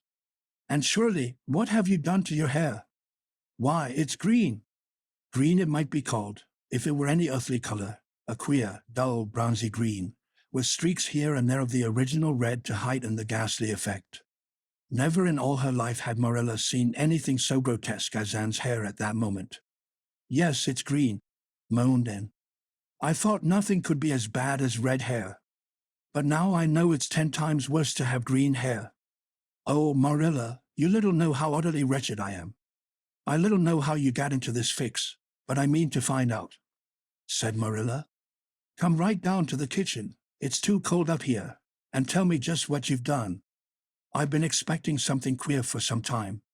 You haven't got into any scrape for over 2 months, and I was sure another one was due. Now then, what did you do to your hair? I dyed it. Dyed it? Dyed your hair? And surely, didn't you know it was a wicked thing to do? Yes, I knew it was a little wicked, admitted Anne. But I thought it was worthwhile to be a little wicked to get rid of red hair. I counted the cost, Marilla. Besides, I meant to be extra good in other ways to make up for it. Well, said Marilla sarcastically, if I'd decided it was worthwhile to dye my hair, I'd have dyed it a decent color at least. I wouldn't have dyed it green. But I didn't mean to dye it green, Marilla protested and dejectedly. If I was wicked, I meant to be wicked to some purpose. He said it would turn my hair a beautiful raven black. He positively assured me that it would. How could I doubt his word, Marilla? I know what it feels like to have your word doubted. And Alan says we should never suspect anyone of not telling us the truth unless we have proof that they're not. I have proof now. Green hair is proof enough for anybody. But I hadn't then, and I believed every word he said implicitly. Who said? Who are you talking about? The peddler that was here this afternoon. I bought the dye from him. And surely, how often have I told you never to let one of those Italians in the house? I don't believe in encouraging them to come around at all. Oh, I didn't let him in the house. I remembered what you told me, and I went out, carefully shut the door, and looked at his things on the step. Besides, he wasn't an Italian, he was a German Jew. He had a big box full of very interesting things, and he told me he was working hard to make enough money to bring his wife and children out from Germany. He spoke so feelingly about them that it touched my heart. I wanted to buy something from him to help him in such a worthy object. Then all at once I saw the bottle of hair dye. The peddler said it was warranted to dye any hair a beautiful raven black and wouldn't wash off. In a trice I saw myself with beautiful raven black hair, and the temptation was irresistible. But the price of the bottle was 75 cents, and I had only 50 cents left out of my chicken money. I think the peddler had a very kind heart, for he said that, seeing it was me, he'd sell it for 50 cents, and that was just giving it away. So I bought it, and as soon as he had gone I came up here and applied it with an old hairbrush as the directions said. I used up the whole bottle, and oh, Marilla, when I saw the dreadful color it turned my hair, I repented of being wicked, I can tell you. And I've been repenting ever since. Well, I hope you'll repent to good purpose, said Marilla severely, and that you've got your eyes open to where your vanity has led you, and goodness knows what's to be done. I suppose the first thing is to give your hair a good washing and see if that will do any good. Accordingly, Anne washed her hair, scrubbing it vigorously with soap and water, but for all the difference it made she might as well have been scouring its original red. The peddler had certainly spoken the truth when he declared that the dye wouldn't wash off, however his veracity might be impeached in other respects. "Oh, Marilla, what shall I do?" questioned Anne in tears. "I can never live this down. People have pretty well forgotten my other mistakes, the liniment cake and setting Diana drunk and flying into a temper with Mrs. Lynde. But they'll never forget this. They will think I am not respectable. Oh, Marilla, what a tangled web we weave when first we practice to deceive. That is poetry, but it is true. And oh, how Josie Pye will laugh. Marilla, I cannot face Josie Pye. I am the unhappiest girl in Prince Edward Island." Anne's unhappiness continued for a week. During that time she went nowhere and shampooed her hair every day. Diana alone of outsiders knew the fatal secret, but she promised solemnly never to tell, and it may be stated here and now that she kept her word. At the end of the week Marilla said decidedly, "It's no use, Anne. That is fast dye if ever there was any. Your hair must be cut off. There is no other way. You can't go out with it looking like that." Anne's lips quivered, but she realized the bitter truth of Marilla's remarks. With a dismal sigh she went for the scissors. "Please cut it off at once, Marilla, and have it over. Oh, I feel that my heart is broken. This is such an unromantic affliction. The girls in books lose their hair in fevers or sell it to get money for some good deed, and I'm sure I wouldn't mind losing my hair in some such fashion half so much. But there is nothing comforting in having your hair cut off because you've dyed it a dreadful color, is there? I'm going to weep all the time you're cutting it off, if it won't interfere. It seems such a tragic thing. And wept then, but later on, when she went upstairs and looked in the glass, she was calm with despair. Marilla had done her work thoroughly, and it had been necessary to shingle the hair as closely as possible. The result was not becoming, to state the case as mildly as may be, and promptly turned her glass to the wall. I'll never, never look at myself again until my hair grows, she exclaimed passionately. Then she suddenly righted the glass. Yes, I will too. I do penance for being wicked that way. I'll look at myself every time I come to my room and see how ugly I am. And I won't try to imagine it away either. I never thought I was vain about my hair, of all things, but now I know I was, in spite of its being red, because it was so long and thick and curly. I expect something will happen to my nose next. Anne's clipped head made a sensation in school on the following Monday, but to her relief nobody guessed the real reason for it, not even Josie Pye, who, however, did not fail to inform Anne that she looked like a perfect scarecrow. I didn't say anything when Josie said that to me, and confided that evening to Marilla, who was lying on the sofa after one of her headaches, because I thought it was part of my punishment, and I ought to bear it patiently. It's hard to be told you look like a scarecrow, and I wanted to say something back. But I didn't. I just swept her one scornful look, and then I forgave her. It makes you feel very virtuous when you forgive people, doesn't it? I mean to devote all my energies to being good after this, and I shall never try to be beautiful again. Of course it's better to be good. I know it is, but it's sometimes so hard to believe a thing even when you know it. I do really want to be good, Marilla, like you and Mrs. Allen and Miss Stacy, and grow up to be a credit to you. Diana says when my hair begins to grow to tie a black velvet ribbon around my head with a bow at one side. She says she thinks it will be very becoming. I will call it a snood. That sounds so romantic. But am I talking too much, Marilla? Does it hurt your head? My head is better now. It was terrible bad this afternoon, though. These headaches of mine are getting worse and worse.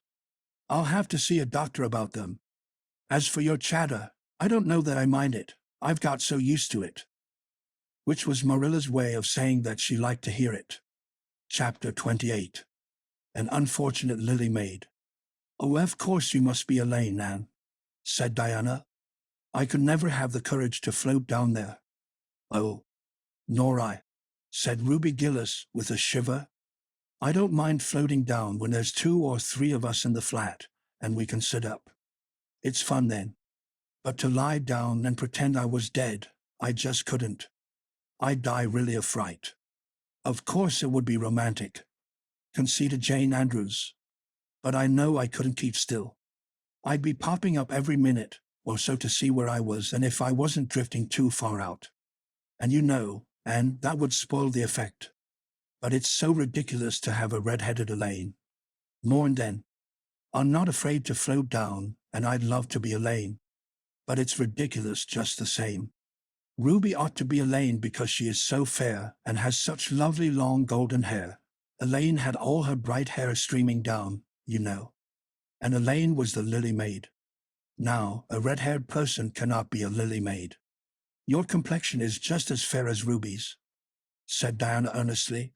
And your hair is ever so much darker than it used to be before you cut it. Oh, do you really think so? Exclaimed Anne, flushing sensitively with delight. I've sometimes thought it was myself, but I never dared to ask anyone for fear she would tell me it wasn't. Do you think it could be called auburn now, Diana? Yes, and I think it is real pretty, said Diana, looking admiringly at the short, silky curls that clustered over Anne's head and were held in place by a very jaunty black velvet ribbon and bow. They were standing on the bank of the pond, below Orchard Slope, where a little headland fringed with birches ran out from the bank. At its tip was a small wooden platform built out into the water for the convenience of fishermen and duck hunters. Ruby and Jane were spending the midsummer afternoon with Diana, and Anne had come over to play with them. And then Diana had spent most of their playtime that summer on and about the pond. Idlewild was a thing of the past, Mr. Bell having ruthlessly cut down the little circle of trees in his back pasture in the spring, and had sat among the stumps and wept, not without an eye to the romance of it. But she was speedily consoled, for, after all, as she and Diana said, big girls of 13, going on 14, were too old for such childish amusements as playhouses, and there were more fascinating sports to be found about the pond. It was splendid to fish for trout over the bridge, and the two girls learned to row themselves about in the little flat-bottomed dory Mr. Barry kept for duck shooting. It was Anne's idea that they dramatize Elaine. They had studied Tennyson's poem in school the preceding winter, the superintendent of education having prescribed it in the English course for the Prince Edward Island schools. They had analyzed and parsed it, and torn it to pieces in general, until it was a wonder there was any meaning at all left in it for them. But at least the fair Lily Maid and Lancelot and Guinevere and King Arthur had become very real people to them, and Anne was devoured by secret regret that she had not been born in Camelot. Those days, she said, were so much more romantic than the present. Anne's plan was hailed with enthusiasm. The girls had discovered that if the flat were pushed off from the landing place it would drift down with the current under the bridge and finally strand itself on another headland lower down which ran out at a curve in the pond. They had often gone down like this, and nothing could be more convenient for playing Elaine. "Well, I'll be Elaine," said Anne, yielding reluctantly, for, although she would have been delighted to play the principal character, yet her artistic sense demanded fitness for it, and this, she felt, her limitations made impossible. "Ruby, you must be King Arthur, and Jane will be Guinevere, and Diana must be Lancelot. But first you must be the brothers and the father. We can't have the old dumb servitor because there isn't room for two in the flat when one is lying down. We must pull the barge all its length and black as samite. That old black shawl of your mother's will be just the thing, Diana." The black shawl having been procured, and spread it over the flat and then lay down on the bottom, with closed eyes and hands folded over her breast. "Oh, she does look really dead," whispered Ruby Gillis nervously, watching the still, white little face under the flickering shadows of the birches. "It makes me feel frightened, girls. Do you suppose it's really right to act like this? Mrs. Lynde says that all play acting is abominably wicked." "Ruby, you shouldn't talk about Mrs. Lynde," said Anne severely. "It spoils the effect because this is hundreds of years before Mrs. Lynde was born. Jane, you arrange this. It's silly for Elaine to be talking when she's dead." Jane rose to the occasion. Cloth of gold for coverlet there was none, but an old piano scarf of yellow Japanese crepe was an excellent substitute. A white lily was not obtainable just then, but the effect of a tall blue iris placed in one of Anne's folded hands was all that could be desired. "Now she's all ready," said Jane. "We must kiss her quiet brows, and Diana, you say, 'Sister, farewell forever,' and Ruby, you say, 'Farewell, sweet sister,' both of you as sorrowfully as you possibly can. And for goodness sake smile a little. You know Elaine lay as though she smiled. That's better. Now push the flat off." The flat was accordingly pushed off, scraping roughly over an old embedded stake in the process. Diana and Jane and Ruby only waited long enough to see it caught in the current and headed for the bridge before scampering up through the woods, across the road, and down to the lower headland where, as Lancelot and Guinevere and the king, they were to be in readiness to receive the Lily Maid.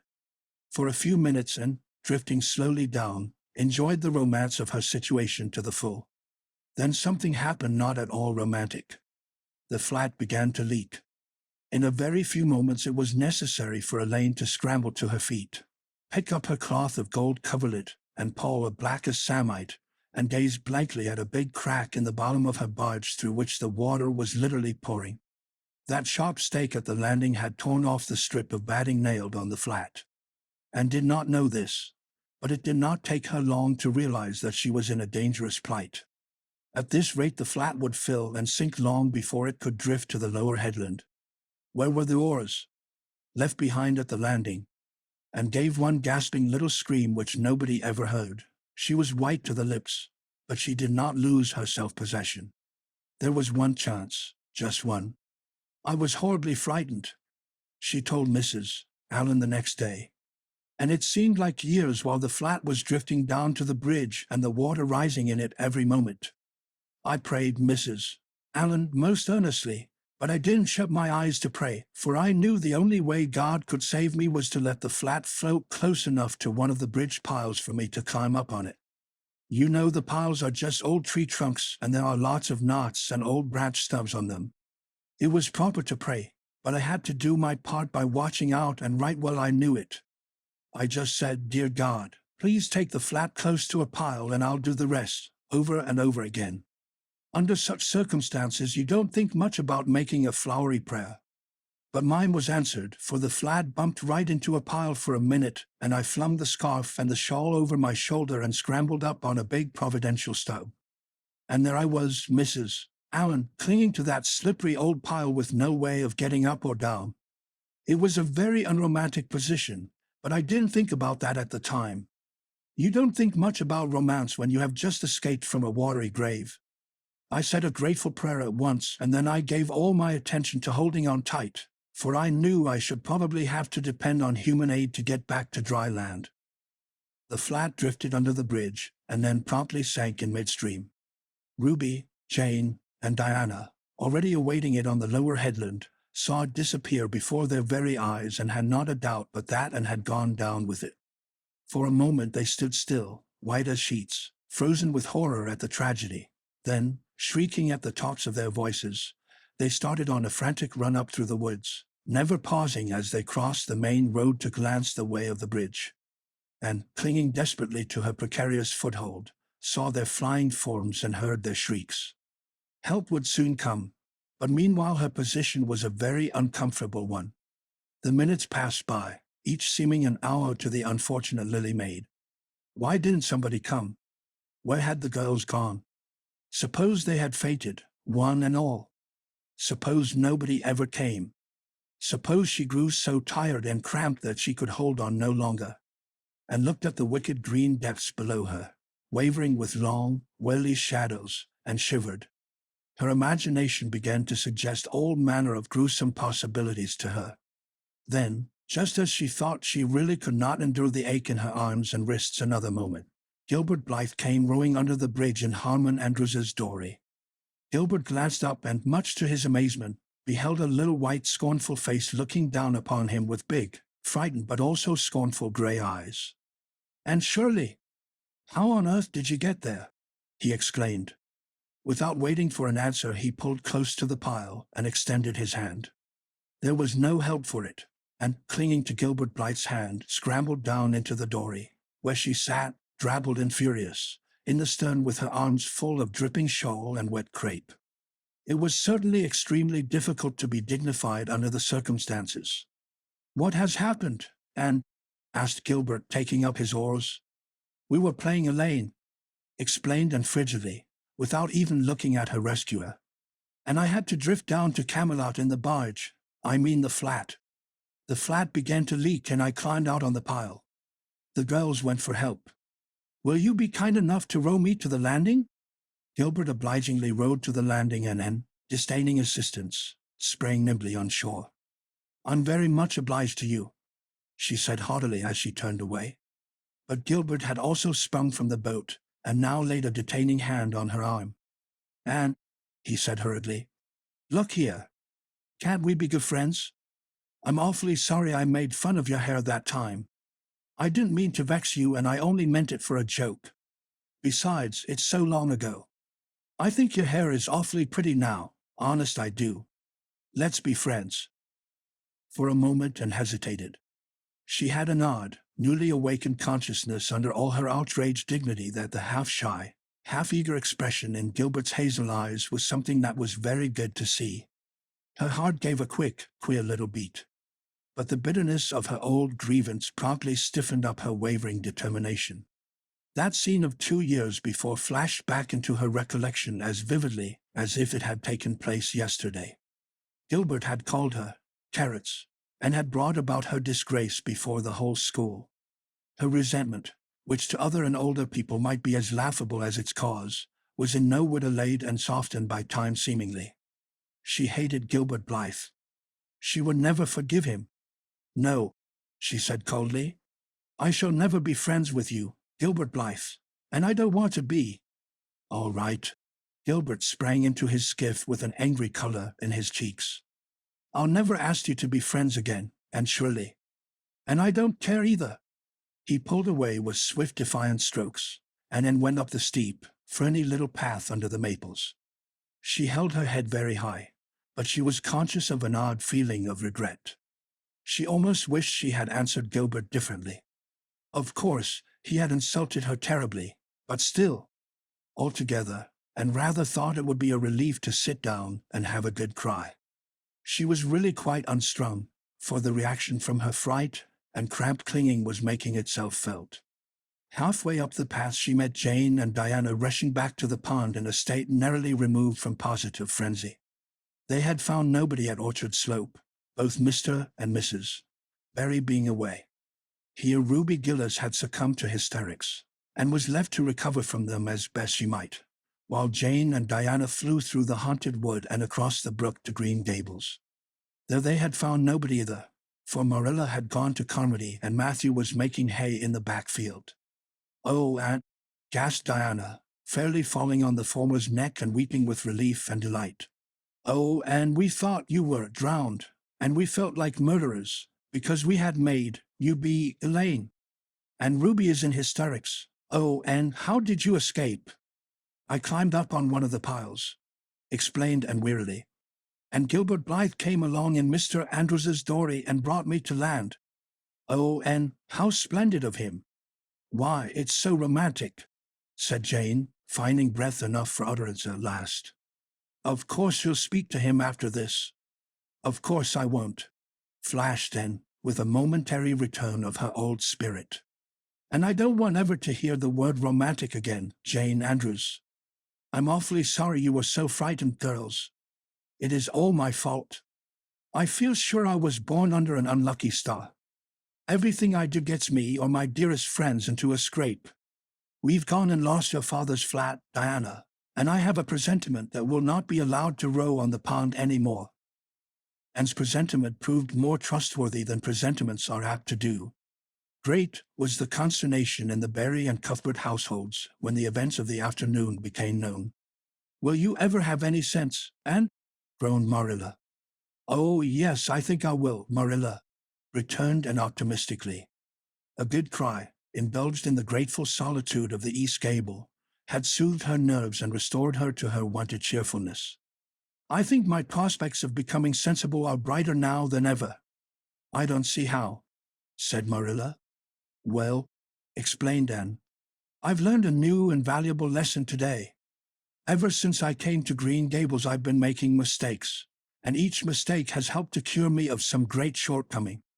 The affair of the amethyst brooch cured me of meddling with things that didn't belong to me.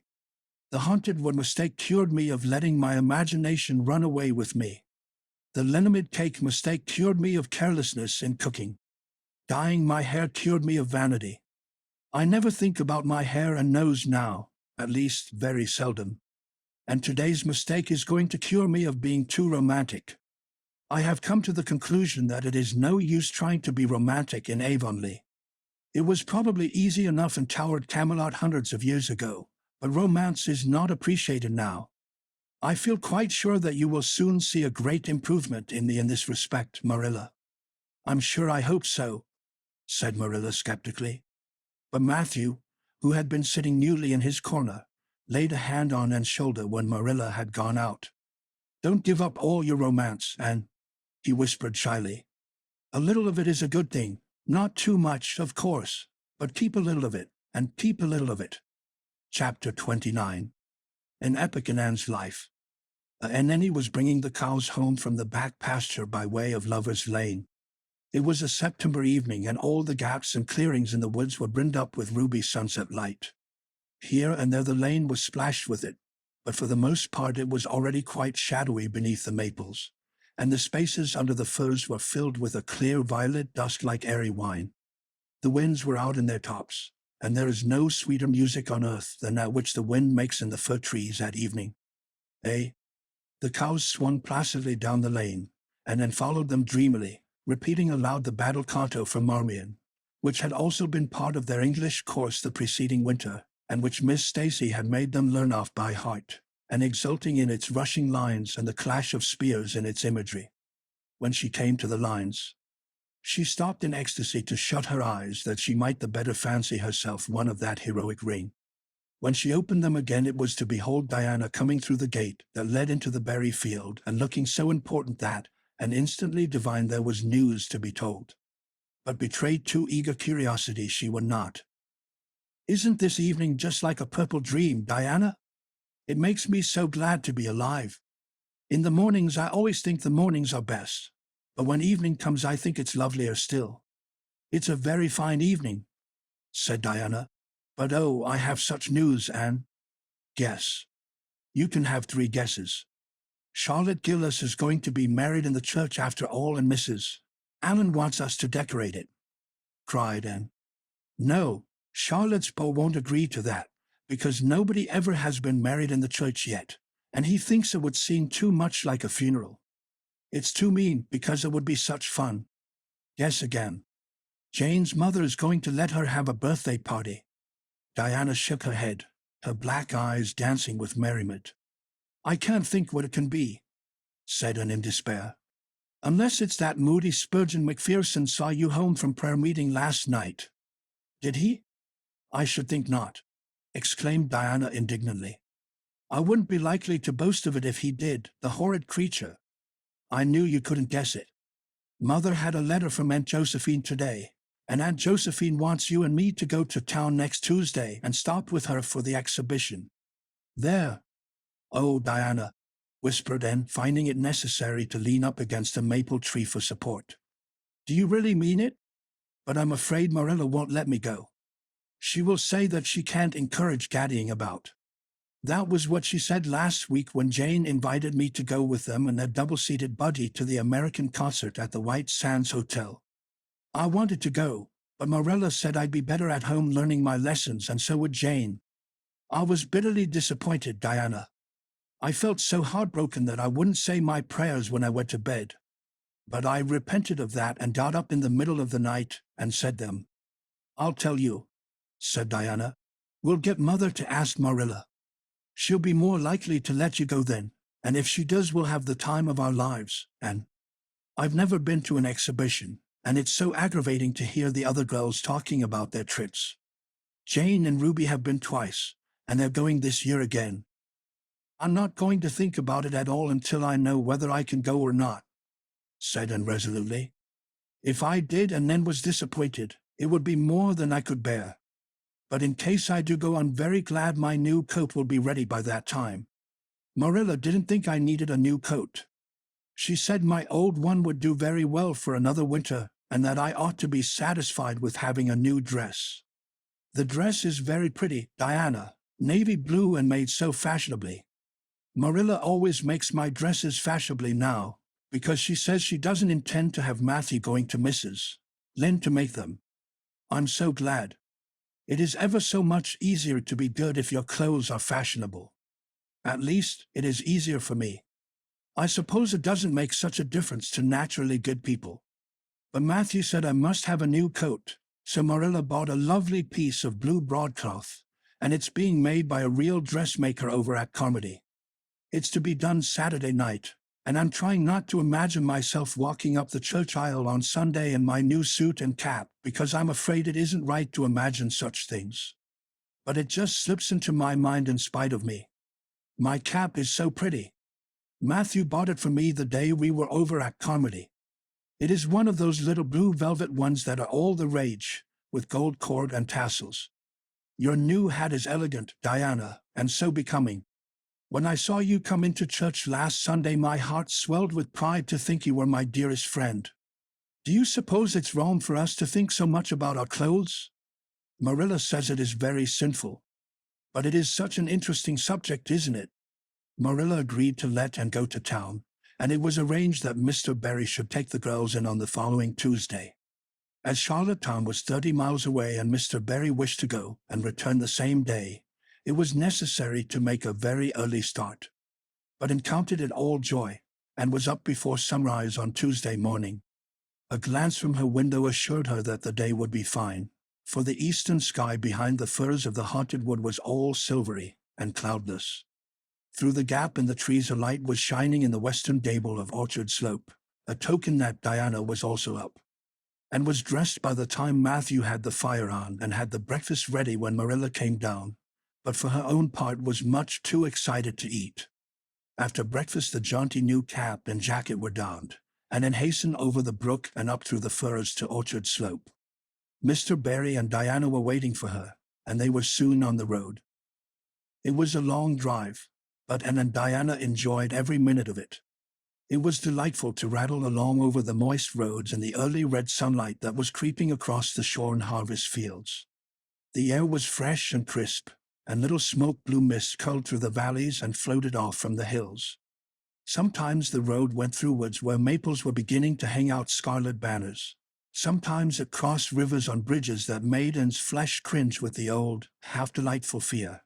Sometimes it wound along the harbor shore and passed by a little cluster of weather-gray fishing huts.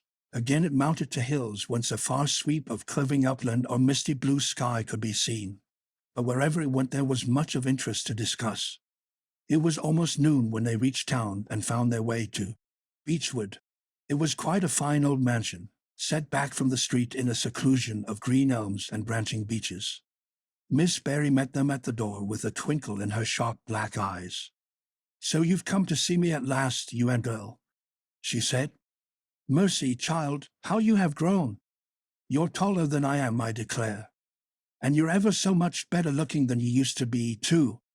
But I dare say you know that without being told." "Indeed I didn't," said Anne radiantly. "I know I'm not so freckled as I used to be, so I've much to be thankful for, but I really hadn't dared to hope there was any other improvement." "I'm so glad you think there is, Miss Barry." Miss Barry's house was furnished with great magnificence, as Anne told Marilla afterward. The two little country girls were rather abashed by the splendor of the parlor where Miss Barry left them when she went to see about dinner. "Isn't it just like a palace?" whispered Diana. "I never was in Aunt Josephine's house before, and I'd no idea it was so grand. I just wish Julia Bell could see this. She puts on such airs about her mother's parlor. Velvet carpet," sighed Anne luxuriously, "and silk curtains. I've dreamed of such things, Diana. But do you know, I don't believe I feel very comfortable with them after all. There are so many things in this room and all so splendid that there is no scope for imagination. That is one consolation when you are poor. There are so many more things you can imagine about." Their sojourn in town was something that Anne and Diana dated from for years. From first to last it was crowded with delights. On Wednesday Miss Barry took them to the exhibition grounds and kept them there all day. It was splendid, and related to Marilla later on. "I never imagined anything so interesting. I don't really know which department was the most interesting. I think I liked the horses and the flowers and the fancy work best. Josie Pye took first prize for knitted lace. I was real glad she did. And I was glad that I felt glad, for it shows I'm improving, don't you think, Marilla, when I can rejoice in Josie's success? Mr. Harmon Andrews took second prize for Gravenstein apples and Mr. Bell took first prize for a pig. Diana said she thought it was ridiculous for a Sunday school superintendent to take a prize in pigs, but I don't see why. Do you? She said she would always think of it after this when he was praying so solemnly. Clara Louise McPherson took a prize for painting, and Mrs. Lynde got first prize for homemade butter and cheese. So Avonlea was pretty well represented, wasn't it? Mrs. Lynde was there that day, and I never knew how much I really liked her until I saw her familiar face among all those strangers. There were thousands of people there, Marilla. It made me feel dreadfully insignificant. And Miss Barry took us up to the grandstand to see the horse races. Mrs. Lynde wouldn't go. She said horse racing was an abomination, and she, being a church member, thought it her bounden duty to set a good example by staying away. But there were so many there I don't believe Mrs. Lynde's absence would ever be noticed. I don't think, though, that I ought to go very often to horse races, because they are awfully fascinating. Diana got so excited that she offered to bet me 10 cents that the red horse would win. I didn't believe he would, but I refused to bet because I wanted to tell Mrs. Allen all about everything, and I felt sure it wouldn't do to tell her that. It's always wrong to do anything you can't tell the minister's wife. It's as good as an extra conscience to have a minister's wife for your friend. And I was very glad I didn't bet, because the red horse did win, and I would have lost 10 cents. So you see, that virtue was its own reward. We saw a man go up in a balloon. I'd love to go up in a balloon, Marilla. It would be simply thrilling. And we saw a man selling fortunes. You paid him 10 cents and a little bird picked out your fortune for you. Miss Barry gave Diana and me 10 cents each to have our fortunes told. Mine was that I would marry a dark-complected man who was very wealthy, and I would go across water to live. I looked carefully at all the dark men I saw after that, but I didn't care much for any of them, and anyhow I suppose it's too early to be looking out for him yet. Oh, it was a never-to-be-forgotten day, Marilla. I was so tired I couldn't sleep at night. Miss Barry put us in the spare room, according to promise. It was an elegant room, Marilla, but somehow sleeping in a spare room isn't what I used to think it was. That's the worst of growing up, and I'm beginning to realize it. The things you wanted so much when you were a child don't seem half so wonderful to you when you get them. Thursday the girls had a drive in the park, and in the evening Miss Barry took them to a concert in the Academy of Music, where a noted prima donna was to sing. And the evening was a glittering vision of delight. Oh, Marilla, it was beyond description. I was so excited I couldn't even talk, so you may know what it was like. I just sat in enraptured silence. Madame Selitsky was perfectly beautiful, and wore white satin and diamonds. But when she began to sing I never thought about anything else. Oh, I can't tell you how I felt. But it seemed to me that it could never be hard to be good anymore. I felt like I do when I look up to the stars. Tears came into my eyes, but oh, they were such happy tears. I was so sorry when it was all over, and I told Miss Barry I didn't see how I was ever to return to common life again. She said she thought if we went over to the restaurant across the street and had an ice cream it might help me. That sounded so prosaic, but to my surprise I found it true. The ice cream was delicious, Marilla, and it was so lovely and dissipated to be sitting there eating it at 11 o'clock at night. Diana said she believed she was born for city life. Miss Barry asked me what my opinion was, but I said I would have to think it over very seriously before I could tell her what I really thought. So I thought it over after I went to bed. That is the best time to think things out. And I came to the conclusion, Marilla, that I wasn't born for city life and that I was glad of it. It's nice to be eating ice cream at brilliant restaurants at 11 o'clock at night once in a while. But as a regular thing I'd rather be in the East Gable at 11, sound asleep. But kind of knowing even in my sleep that the stars were shining outside and that the wind was blowing in the firs across the brook. I told Miss Barry so at breakfast the next morning and she laughed. Miss Barry generally laughed at anything I said, even when I said the most solemn things. I don't think I liked it, Marilla, because I wasn't trying to be funny. But she is a most hospitable lady and treated us royally.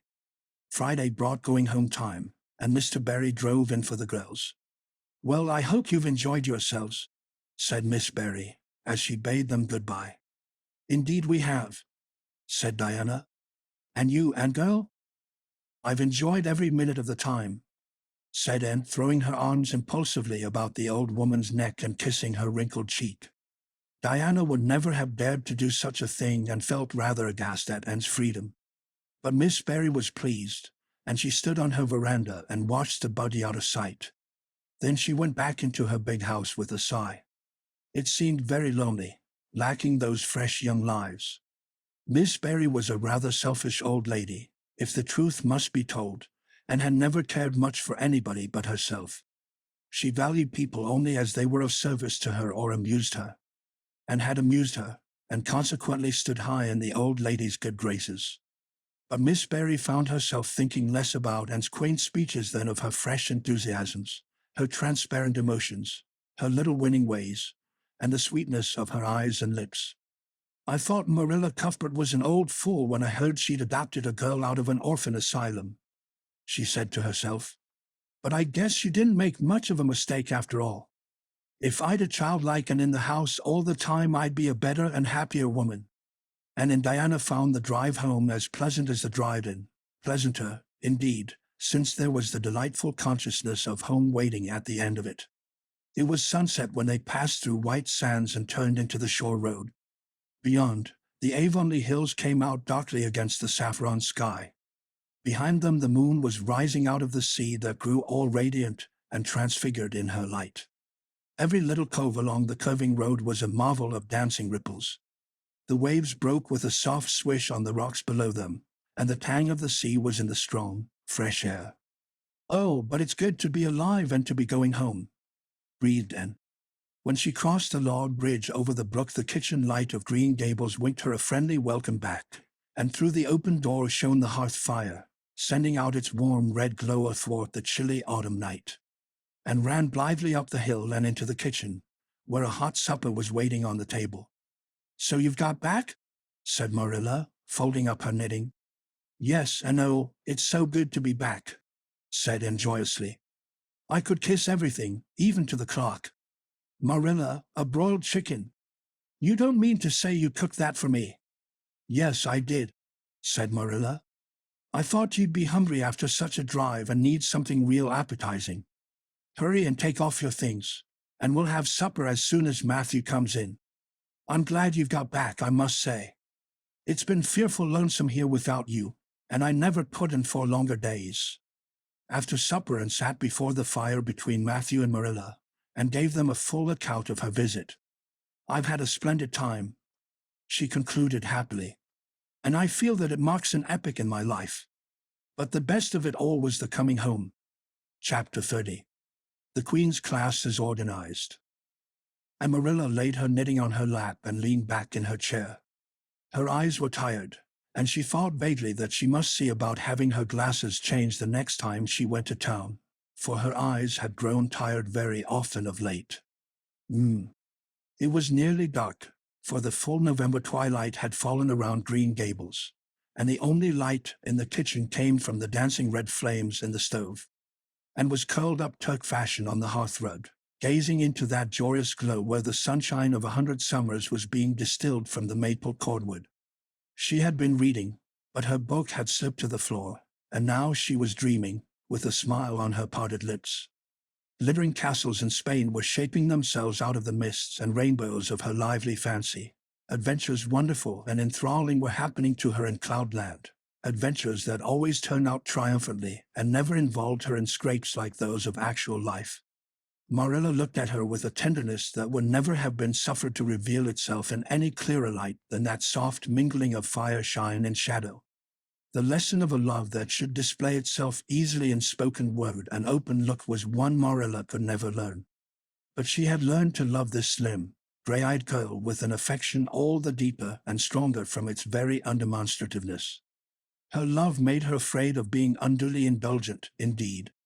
She had an uneasy feeling that it was rather sinful to set one's heart so intensely on any human creature as she had set hers on, and perhaps she performed a sort of unconscious penance for this by being stricter and more critical than if the girl had been less dear to her.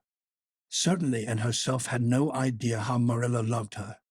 She sometimes thought wistfully that Marilla was very hard to please and distinctly lacking in sympathy and understanding, but she always checked the thought reproachfully, remembering what she owed to Marilla. "Anne," said Marilla abruptly, "Miss Stacy was here this afternoon when you were out with Diana," and came back from her other world with a start and a sigh. "Was she? Oh, I'm so sorry I wasn't in.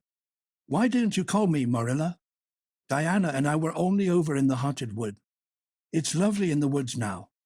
All the little wood things, the ferns and the satin leaves and the crackerberries, have gone to sleep, just as if somebody had tucked them away until spring under a blanket of leaves.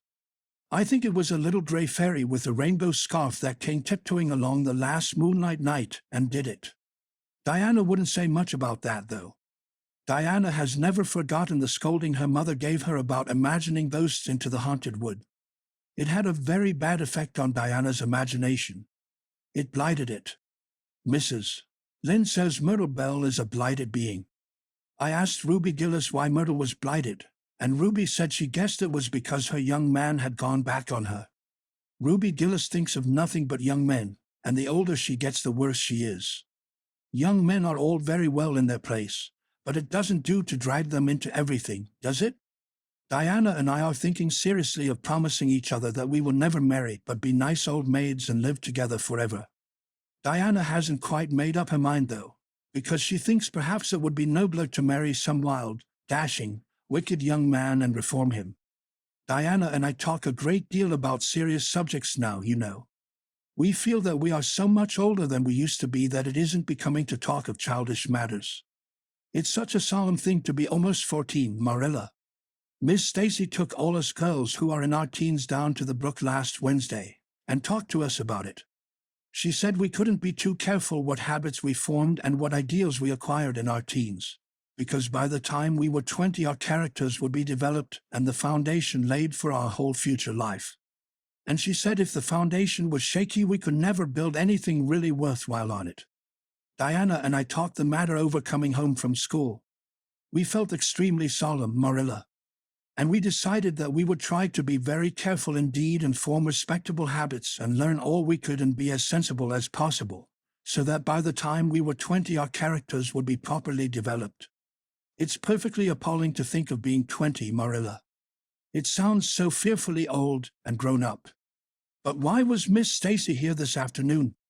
That is what I want to tell you, and if you'll ever give me a chance to get a word in edgewise. She was talking about you. About me? And looked rather scared. Then she flushed and exclaimed, "Oh, I know what she was saying. I meant to tell you, Marilla, honestly I did, but I forgot.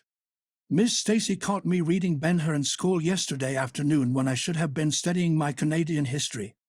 Jane Andrews lent it to me. I was reading it at dinner hour, and I had just got to the chariot race when school went in. I was simply wild to know how it turned out, although I felt sure Ben-Hur must win, because it wouldn't be poetical justice if he didn't. So I spread the history open on my desk lid and then tucked Ben-Hur between the desk and my knee. I just looked as if I was studying Canadian history, you know, while all the while I was reveling in Ben-Hur. I was so interested in it that I never noticed Miss Stacy coming down the aisle until all at once I just looked up and there she was looking down at me, so reproachful-like. I can't tell you how ashamed I felt, Marilla, especially when I heard Josie Pye giggling. Miss Stacy took Ben-Hur away, but she never said a word then. She kept me in at recess and talked to me. She said I had done very wrong in two respects. First, I was wasting the time I ought to have put on my studies, and secondly, I was deceiving my teacher and trying to make it appear I was reading a history when it was a storybook instead. I had never realized until that moment, Marilla, that what I was doing was deceitful. I was shocked. I cried bitterly, and asked Miss Stacy to forgive me and I'd never do such a thing again. And I offered to do penance by never so much as looking at Ben-Hur for a whole week, not even to see how the chariot race turned out. But Miss Stacy said she wouldn't require that, and she forgave me freely. So I think it wasn't very kind of her to come up here to you about it after all. Miss Stacy never mentioned such a thing to me, and it's only your guilty conscience that's the matter with you. You have no business to be taking storybooks to school. You read too many novels anyhow. When I was a girl, I wasn't so much as allowed to look at a novel. Oh, how can you call Ben-Hur a novel when it's really such a religious book? Protested Anne. Of course it's a little too exciting to be proper reading for Sunday, and I only read it on weekdays. And I never read any book now unless either Miss Stacy or Mrs. Allen thinks it is a proper book for a girl 13 3/4 to read. Miss Stacy made me promise that. She found me reading a book one day called The Lurid Mystery of the Haunted Hall. It was one Ruby Gillis had lent me, and oh, Marilla, it was so fascinating and creepy. It just curdled the blood in my veins. But Miss Stacy said it was a very silly, unwholesome book, and she asked me not to read any more of it or any like it. I didn't mind promising not to read any more like it, but it was agonizing to give back that book without knowing how it turned out. But my love for Miss Stacy stood the test, and I did. It's really wonderful, Marilla, what you can do when you're truly anxious to please a certain person. Well, I guess I'll light the lamp and get to work. said Marilla. "I see plainly that you don't want to hear what Miss Stacy had to say. You're more interested in the sound of your own tongue than in anything else." "Oh, indeed, Marilla, I do want to hear it," cried Anne contritely. "I won't say another word, not one. I know I talk too much, but I am really trying to overcome it, and although I say far too much, yet if you only knew how many things I want to say and don't, you'd give me some credit for it. Please tell me, Marilla." "Well, Miss Stacy wants to organize a class among her advanced students who mean to study for the entrance examination into Queen's. She intends to give them extra lessons for an hour after school. And she came to ask Matthew and me if we would like to have you join it. What do you think about it yourself, Anne? Would you like to go to Queen's and pass for a teacher?" "Oh, Marilla," and straightened to her knees and clasped her hands. "It's been the dream of my life, that is, for the last 6 months, ever since Ruby and Jane began to talk of studying for the entrance. But I didn't say anything about it, because I supposed it would be perfectly useless. I'd love to be a teacher. But won't it be dreadfully expensive? Mr. Andrews says it cost him $150 to put Prissy through, and Prissy wasn't a dunce in geometry. I guess you needn't worry about that part of it. When Matthew and I took you to bring up, we resolved we would do the best we could for you and give you a good education. I believe in a girl being fitted to earn her own living whether she ever has to or not. You'll always have a home at Green Gables as long as Matthew and I are here. But nobody knows what is going to happen in this uncertain world, and it's just as well to be prepared. So you can join the Queen's class if you like, Anne." "Oh, Marilla, thank you," and flung her arms about Marilla's waist and looked up earnestly into her face. "I'm extremely grateful to you and Matthew, and I'll study as hard as I can and do my very best to be a credit to you. I warn you not to expect much in geometry, but I think I can hold my own in anything else if I work hard. I dare say you'll get along well enough. Miss Stacy says you are bright and diligent." Not for worlds would Marilla have told and just what Miss Stacy had said about her. That would have been to pamper vanity. "You needn't rush to any extreme of killing yourself over your books. There is no hurry. You won't be ready to try the entrance for 1.5 years yet. But it's well to begin in time and be thoroughly grounded, Miss Stacy says. I shall take more interest than ever in my studies now," said Anne blissfully, "because I have a purpose in life. Mr. Allen says everybody should have a purpose in life and pursue it faithfully. Only he says we must first make sure that it is a worthy purpose. I would call it a worthy purpose to want to be a teacher like Miss Stacy, wouldn't you, Marilla? I think it's a very noble profession." The Queen's class was organized in due time. Gilbert Blythe, Anne Shirley, Ruby Gillis, Jane Andrews, Josie Pye, Charlie Sloane, and Moody Spurgeon McPherson joined it. Diana Barry did not, as her parents did not intend to send her to Queen's. This seemed nothing short of a calamity to them. Never, since the night on which Minnie May had had the croup, had she and Diana been separated in anything. On the evening when the Queen's class first remained in school for the extra lessons and then saw Diana go slowly out with the others, to walk home alone through the birch path and violet vale, it was all the former could do to keep her seat and refrain from rushing impulsively after her chum. A lump came into her throat, and she hastily retired behind the pages of her uplifted Latin grammar to hide the tears in her eyes. Not for worlds would Anne have had Gilbert Blythe or Josie Pye see those tears. "But oh, Marilla, I really felt that I had tasted the bitterness of death, as Mr. Allen said in his sermon last Sunday, when I saw Diana go out alone," she said mournfully that night. "I thought how splendid it would have been if Diana had only been going to study for the entrance, too. But we can have things perfect in this imperfect world, as Mrs. Lynde says. Mrs. Lynde isn't exactly a comforting person sometimes, but there's no doubt she says a great many very true things.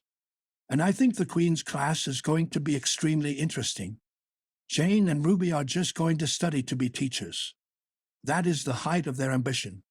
Ruby says she will only teach for 2 years after she gets through, and then she intends to be married. Jane says she will devote her whole life to teaching, and never marry, because you are paid a salary for teaching, but a husband won't pay you anything, and growls if you ask for a share in the egg and butter money. I expect Jane speaks from mournful experience, for Mrs. Lynn says that her father is a perfect old crake, and meaner than second skimmings. Josie Pye says she is just going to college for education's sake, because she won't have to earn her own living. She says of course it is different with orphans who are living on charity. They have to hustle. Moody Spurgeon is going to be a minister. Mrs. Lynn says he couldn't be anything else with a name like that to live up to. I hope it isn't wicked of me, Marilla, but really the thought of Moody Spurgeon being a minister makes me laugh. He's such a funny-looking boy with that big fat face, and his little blue eyes, and his ears sticking out like flaps. But perhaps he will be more intellectual-looking when he grows up. Charlie Sloane says he's going to go into politics and be a member of Parliament, but Mrs. Lynn says he'll never succeed at that, because the Sloanes are all honest people, and it's only rascals that get on in politics nowadays. What is Gilbert Blythe going to be? Queried Marilla, seeing Nat and was opening her Caesar. I don't happen to know what Gilbert Blythe's ambition in life is, if he has any, said Anne scornfully. There was open rivalry between Gilbert and Anne now. Previously the rivalry had been rather one-sided, but there was no longer any doubt that Gilbert was as determined to be first in class as Anne was.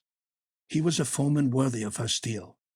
The other members of the class tacitly acknowledged their superiority, and never dreamed of trying to compete with them. Since the day by the pond when she had refused to listen to his plea for forgiveness, Gilbert, save for the aforesaid determined rivalry, had evinced no recognition whatever of the existence of Anne Shirley. He talked and jested with the other girls, exchanged books and puzzles with them, discussed lessons and plans, sometimes walked home with one or the other of them from prayer meeting or debating club. But Anne Shirley he simply ignored, and then found out that it is not pleasant to be ignored. It was in vain that she told herself with a toss of her head that she did not care.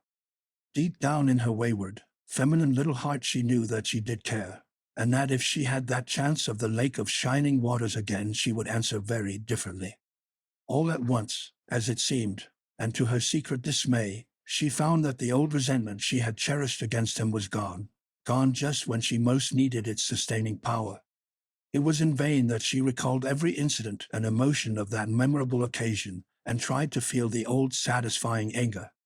That day by the pond had witnessed its last spasmodic flicker, and realized that she had forgiven and forgotten without knowing it. But it was too late, and at least neither Gilbert nor anybody else, not even Diana, should ever suspect how sorry she was and how much she wished she hadn't been so proud and horrid.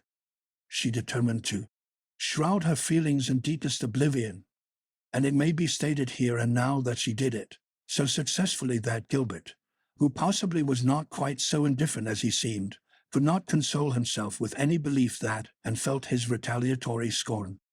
The only poor comfort he had was that she snubbed Charlie Sloane, unmercifully, continually, and undeservedly.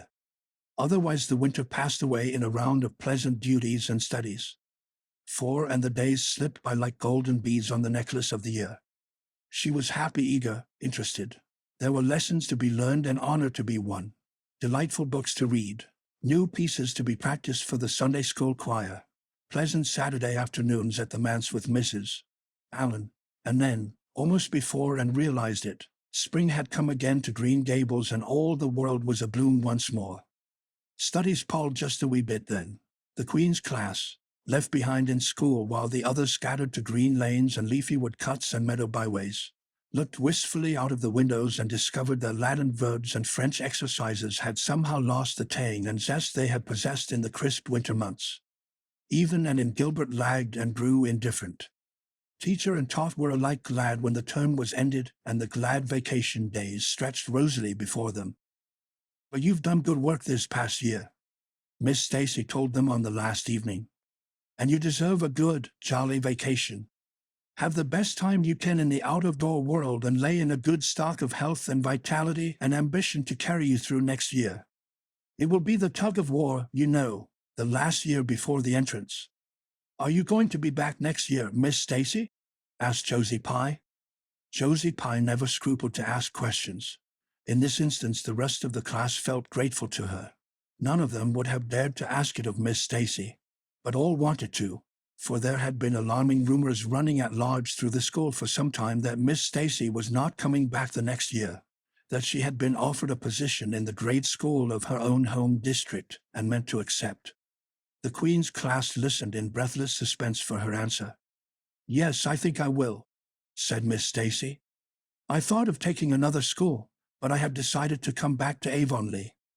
To tell the truth, I've grown so interested in my pupils here that I found I couldn't leave them. So I'll stay and see you through." "Hurrah!" said Moody Spurgeon. Moody Spurgeon had never been so carried away by his feelings before, and he blushed uncomfortably every time he thought about it for a week. "Oh, I'm so glad," said Anne with shining eyes. "Dear Stacy, it would be perfectly dreadful if he didn't come back.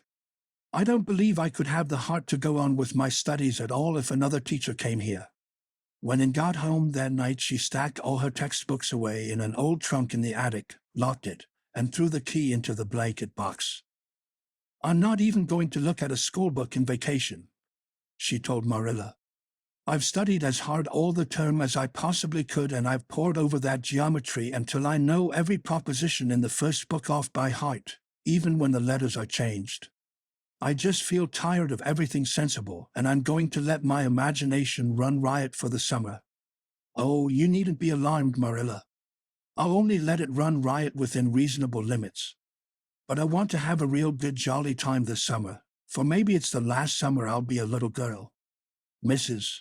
Lynde says that if I keep stretching out next year as I've done this, I'll have to put on longer skirts. She says I'm all running to legs and eyes.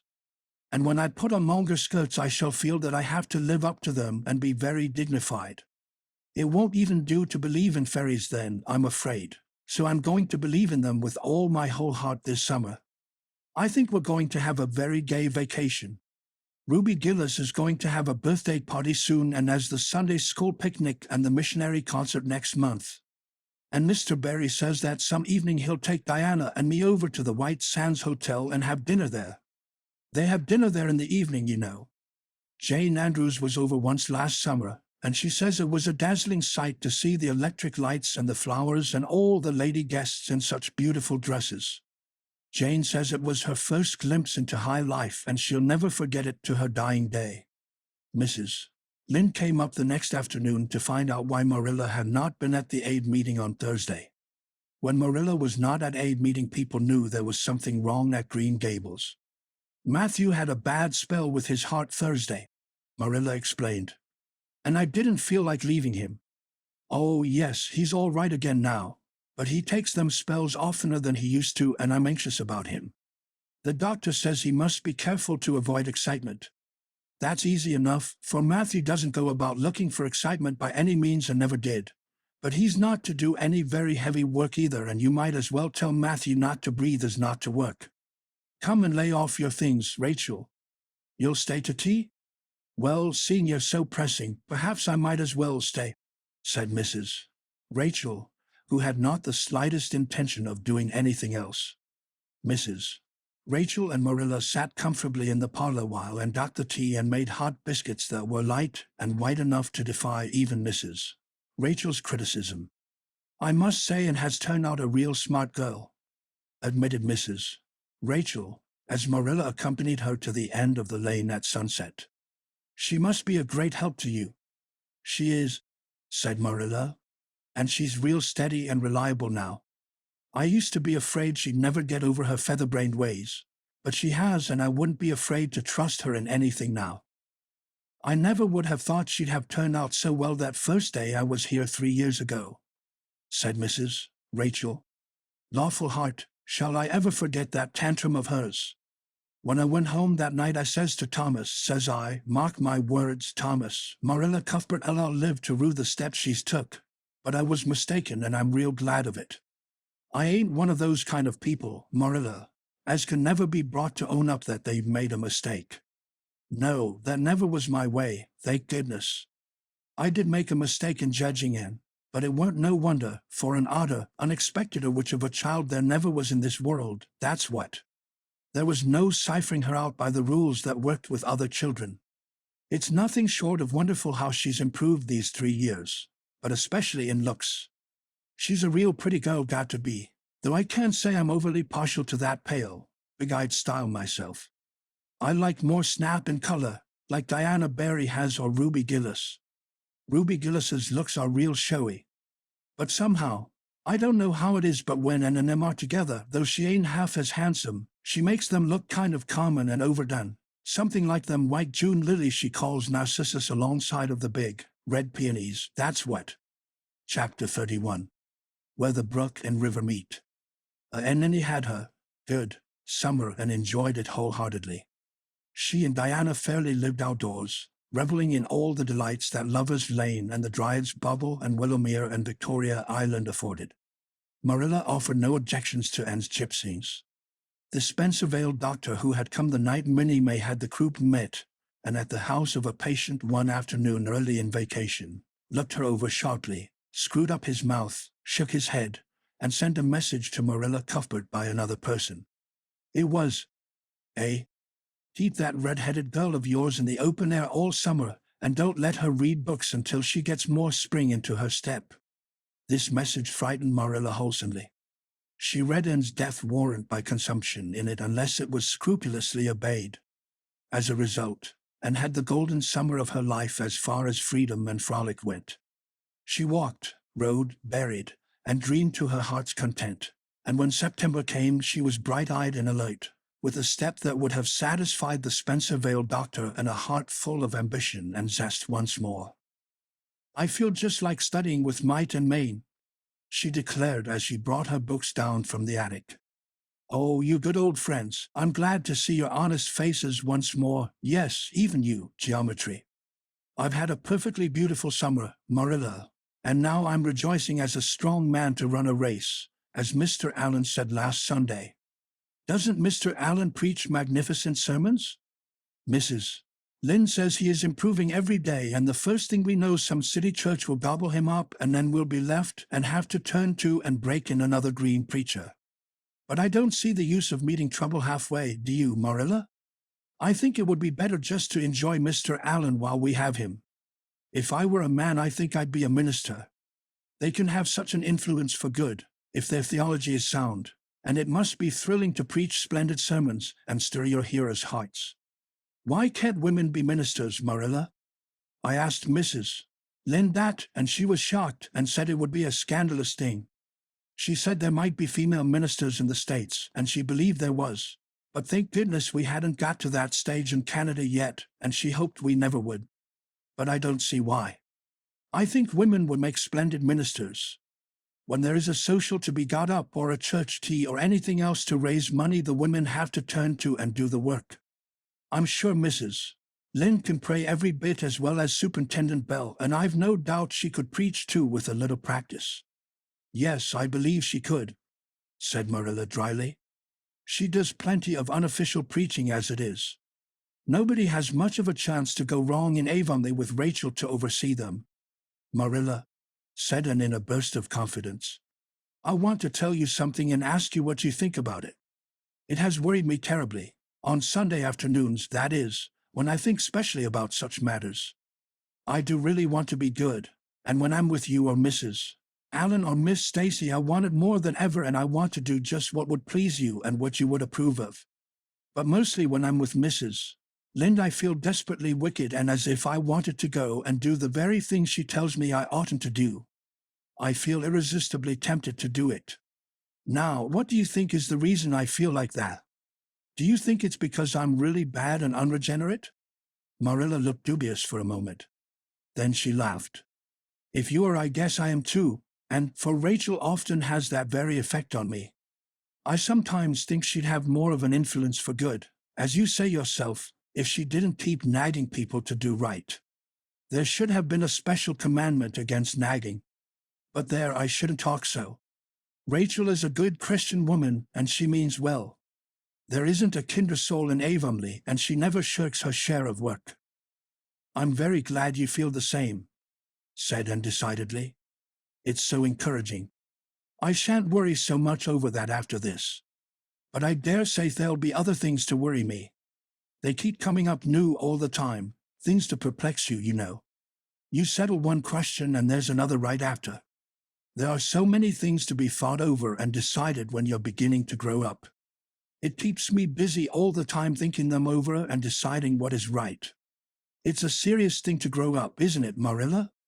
But when I have such good friends as you and Matthew and Mrs. Allen and Miss Stacy, I ought to grow up successfully, and I'm sure it will be my own fault if I don't. I feel it's a great responsibility because I have only the one chance. If I don't grow up right, I can't go back and begin over again. I've grown 2 inches this summer, Marilla. Mr. Gillis measured me at Ruby's party. I'm so glad you made my new dresses longer. That dark green one is so pretty, and it was sweet of you to put on the flounce. Of course, I know it wasn't really necessary, but flounces are so stylish this fall, and Josie Pye has flounces on all her dresses. I know I'll be able to study better because of mine. I shall have such a comfortable feeling deep down in my mind about that flounce. It's worth something to have that, admitted Marilla. Miss Stacy came back to Avonlea school and found all her pupils eager for work once more. Especially did the Queen's class gird up their loins for the fray, for at the end of the coming year, dimly shadowing their pathway already, loomed up that fateful thing known as the entrance, at the thought of which one and all felt their hearts sink into their very shoes. Suppose they did not pass.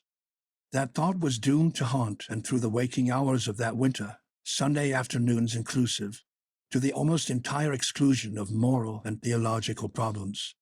When Anne had bad dreams, she found herself staring miserably at past lists of the entrance exams, where Gilbert Blythe's name was blazoned at the top and in which hers did not appear at all.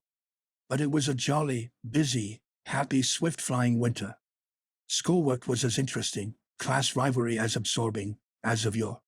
New worlds of thought, feeling, and ambition, fresh, fascinating fields of unexplored knowledge seemed to be opening out before Anne's eager eyes. Much of all this was due to Miss Stacy's tactful, careful, broad-minded guidance. She led her class to think and explore and discover for themselves, and encouraged straying from the old beaten paths to a degree that quite shocked Mrs.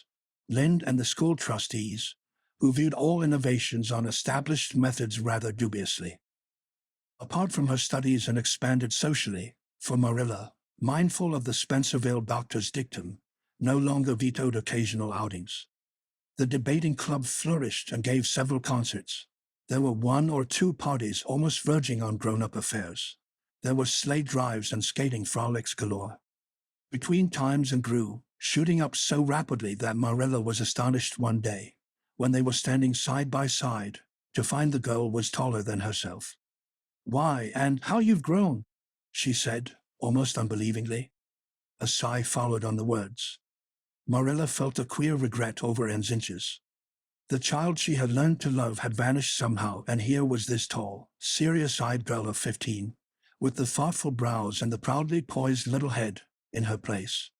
Marilla loved the girl as much as she had loved the child, but she was conscious of a queer, sorrowful sense of loss.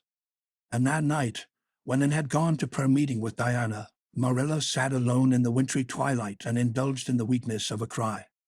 Matthew, coming in with a lantern, caught her at it, and gazed at her in such consternation that Marilla had to laugh through her tears. "I was thinking about Anne," she explained.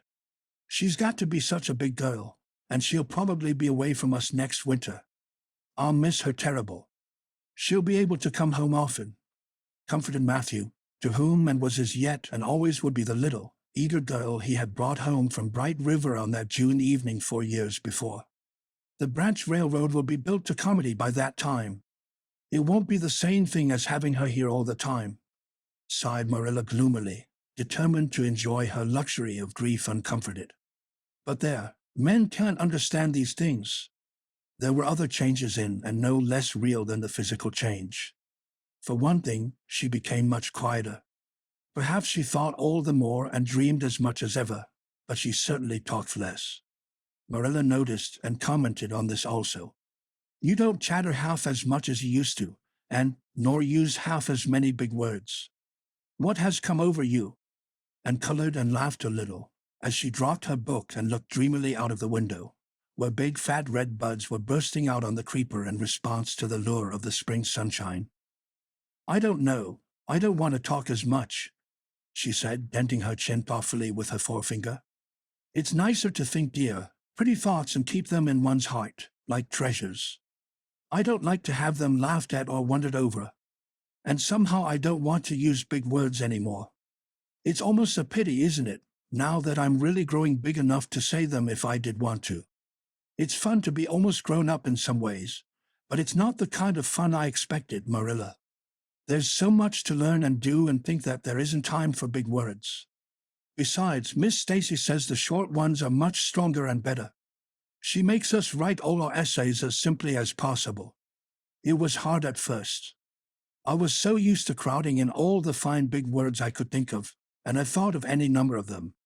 But I've got used to it now, and I see it's so much better. What has become of your story club?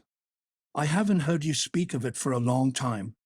The story club isn't in existence any longer. We hadn't time for it, and anyhow I think we had got tired of it. It was silly to be writing about love and murder and elopements and mysteries. Miss Stacy sometimes has us write a story for training in composition, but she won't let us write anything but what might happen in Avonlea in our own lives, and she criticizes it very sharply and makes us criticize our own too. I never thought my compositions had so many faults until I began to look for them myself. I felt so ashamed I wanted to give up altogether, but Miss Stacy said I could learn to write well if I only trained myself to be my own severest critic. And so I am trying to. You've only 2 more months before the entrance, said Marilla. Do you think you'll be able to get through? Anne shivered. I don't know. Sometimes I think I'll be all right, and then I get horribly afraid. We've studied hard and Miss Stacy has drilled us thoroughly, but we mayn't get through for all that. We've each got a stumbling block. Mine is geometry, of course, and Jane's is Latin, and Ruby and Charlie's is algebra, and Josie's is arithmetic. Moody Spurgeon says he feels it in his bones that he is going to fail in English history. Miss Stacy is going to give us examinations in June just as hard as we'll have at the entrance and mark us just as strictly, so we'll have some idea. I wish it was all over, Marilla. It haunts me. Sometimes I wake up in the night and wonder what I'll do if I don't pass. Why, go to school next year and try again, said Marilla unconcernedly. Oh, I don't believe I'd have the heart for it. It would be such a disgrace to fail, especially if the others passed. And I get so nervous in an examination that I'm likely to make a mess of it. I wish I had nerves like Jane Andrews. Nothing rattles her. And sighed, and dragging her eyes from the witcheries of the spring world, the beckoning day of breeze and blue, and the green things upspringing in the garden, buried herself resolutely in her book. There would be other springs, but if she did not succeed in passing the entrance, and felt convinced that she would never recover sufficiently to enjoy them. Chapter 32. The pass list is out. At the end of June came the close of the term and the close of Miss Stacy's rule in Avonlea school. And then Diana walked home that evening feeling very sober indeed. Red eyes and damp handkerchiefs bore convincing testimony to the fact that Miss Stacy's farewell words must have been quite as touching as Mr. Phillips's had been under similar circumstances 3 years before. Diana looked back at the schoolhouse from the foot of the spruce hill and sighed deeply. It does seem as if it was the end of everything, doesn't it? She said dismally. You oughtn't to feel half as badly as I do, said Anne, hunting vainly for a dry spot on her handkerchief. You'll be back again next winter, but I suppose I've left the dear old school forever, if I have good luck, that is. It won't be a bit the same. Miss Stacy won't be there, nor you nor Jane nor Ruby probably. I shall have to sit all alone, for I couldn't bear to have another deskmate after you. Oh, we have had jolly times, haven't we, Anne? It's dreadful to think they're all over. 2 big tears rolled down by Diana's nose. If you would stop crying I could, said Anne imploringly. Just as soon as I put away my hanky I see you brimming up, and that starts me off again. As Mrs. Lynde says, if you can't be cheerful, be as cheerful as you can. After all, I dare say I'll be back next year. This is one of the times I know I'm not going to pass. They're getting alarmingly frequent. Why, you came out splendidly in the exams Miss Stacy gave. Yes, but those exams didn't make me nervous. When I think of the real thing, you can't imagine what a horrid, cold, fluttery feeling comes round my heart. And then my number is 13, and Josie Pye says it's so unlucky. I am not superstitious, and I know it can make no difference. But still, I wish it wasn't 13. I do wish I was going in with you," said Diana. "Wouldn't we have a perfectly elegant time? But I suppose you'll have to cram in the evenings." "No, Miss Stacy has made us promise not to open a book at all. She says it would only tire and confuse us, and we are to go out walking and not think about the exams at all and go to bed early. It's good advice, but I expect it will be hard to follow. Good advice is apt to be, I think. Prissy Andrews told me that she sat up half the night every night of her entrance week and crammed for dear life, and I had determined to sit up at least as long as she did. It was so kind of your Aunt Josephine to ask me to stay at Beechwood while I'm in town. You'll write to me while you're in, won't you?" "I'll write Tuesday night and tell you how the first day goes," promised Anne. "I'll be hunting the post office Wednesday," vowed Diana, and went to town the following Monday, and on Wednesday Diana hunted the post office, as agreed, and got her letter. "Dearest Diana," wrote Anne, "here it is Tuesday night, and I'm writing this in the library at Beechwood. Last night I was horribly lonesome all alone in my room and wished so much you were with me. I couldn't cram because I promised Miss Stacy not to, but it was as hard to keep from opening my history as it used to be to keep from reading a story before my lessons were learned. This morning Miss Stacy came for me and we went to the academy, calling for Jane and Ruby and Josie on our way. Ruby asked me to feel her hands and they were as cold as ice. Josie said I looked as if I hadn't slept a wink, and she didn't believe I was strong enough to stand the grind of the teacher's course even if I did get through. There are times and seasons even yet when I don't feel that I've made any great headway in learning to like Josie Pye. When we reached the academy, there were scores of students there from all over the island. The first person we saw was Moody Spurgeon sitting on the steps and muttering away to himself. Jane asked him what on earth he was doing, and he said he was repeating the multiplication table over and over to steady his nerves and for pity's sake not to interrupt him, because if he stopped for a moment he got frightened and forgot everything he ever knew. But the multiplication table kept all his facts firmly in their proper place. When we were assigned to our rooms, Miss Stacy had to leave us. Jane and I sat together, and Jane was so composed that I envied her. No need of the multiplication table for good, steady, sensible Jane. I wondered if I looked as I felt, and if they could hear my heart thumping clear across the room. Then a man came in and began distributing the English examination sheets. My hands grew cold then, and my head fairly whirled around as I picked it up. Just one awful moment, Diana. I felt exactly as I did 4 years ago when I asked Marilla if I might stay at Green Gables. And then everything cleared up in my mind and my heart began beating again. I forgot to say that it had stopped altogether, for I knew I could do something with that paper anyhow. At noon we went home for dinner, and then back again for history in the afternoon. The history was a pretty hard paper, and I got dreadfully mixed up in the dates. Still, I think I did fairly well today. But oh, Diana, tomorrow the geometry exam comes off, and when I think of it, it takes every bit of determination I possess to keep from opening my Euclid. If I thought the multiplication table would help me any, I would recite it from now till tomorrow morning. I went down to see the other girls this evening. On my way I met Moody Spurgeon wandering distractedly around.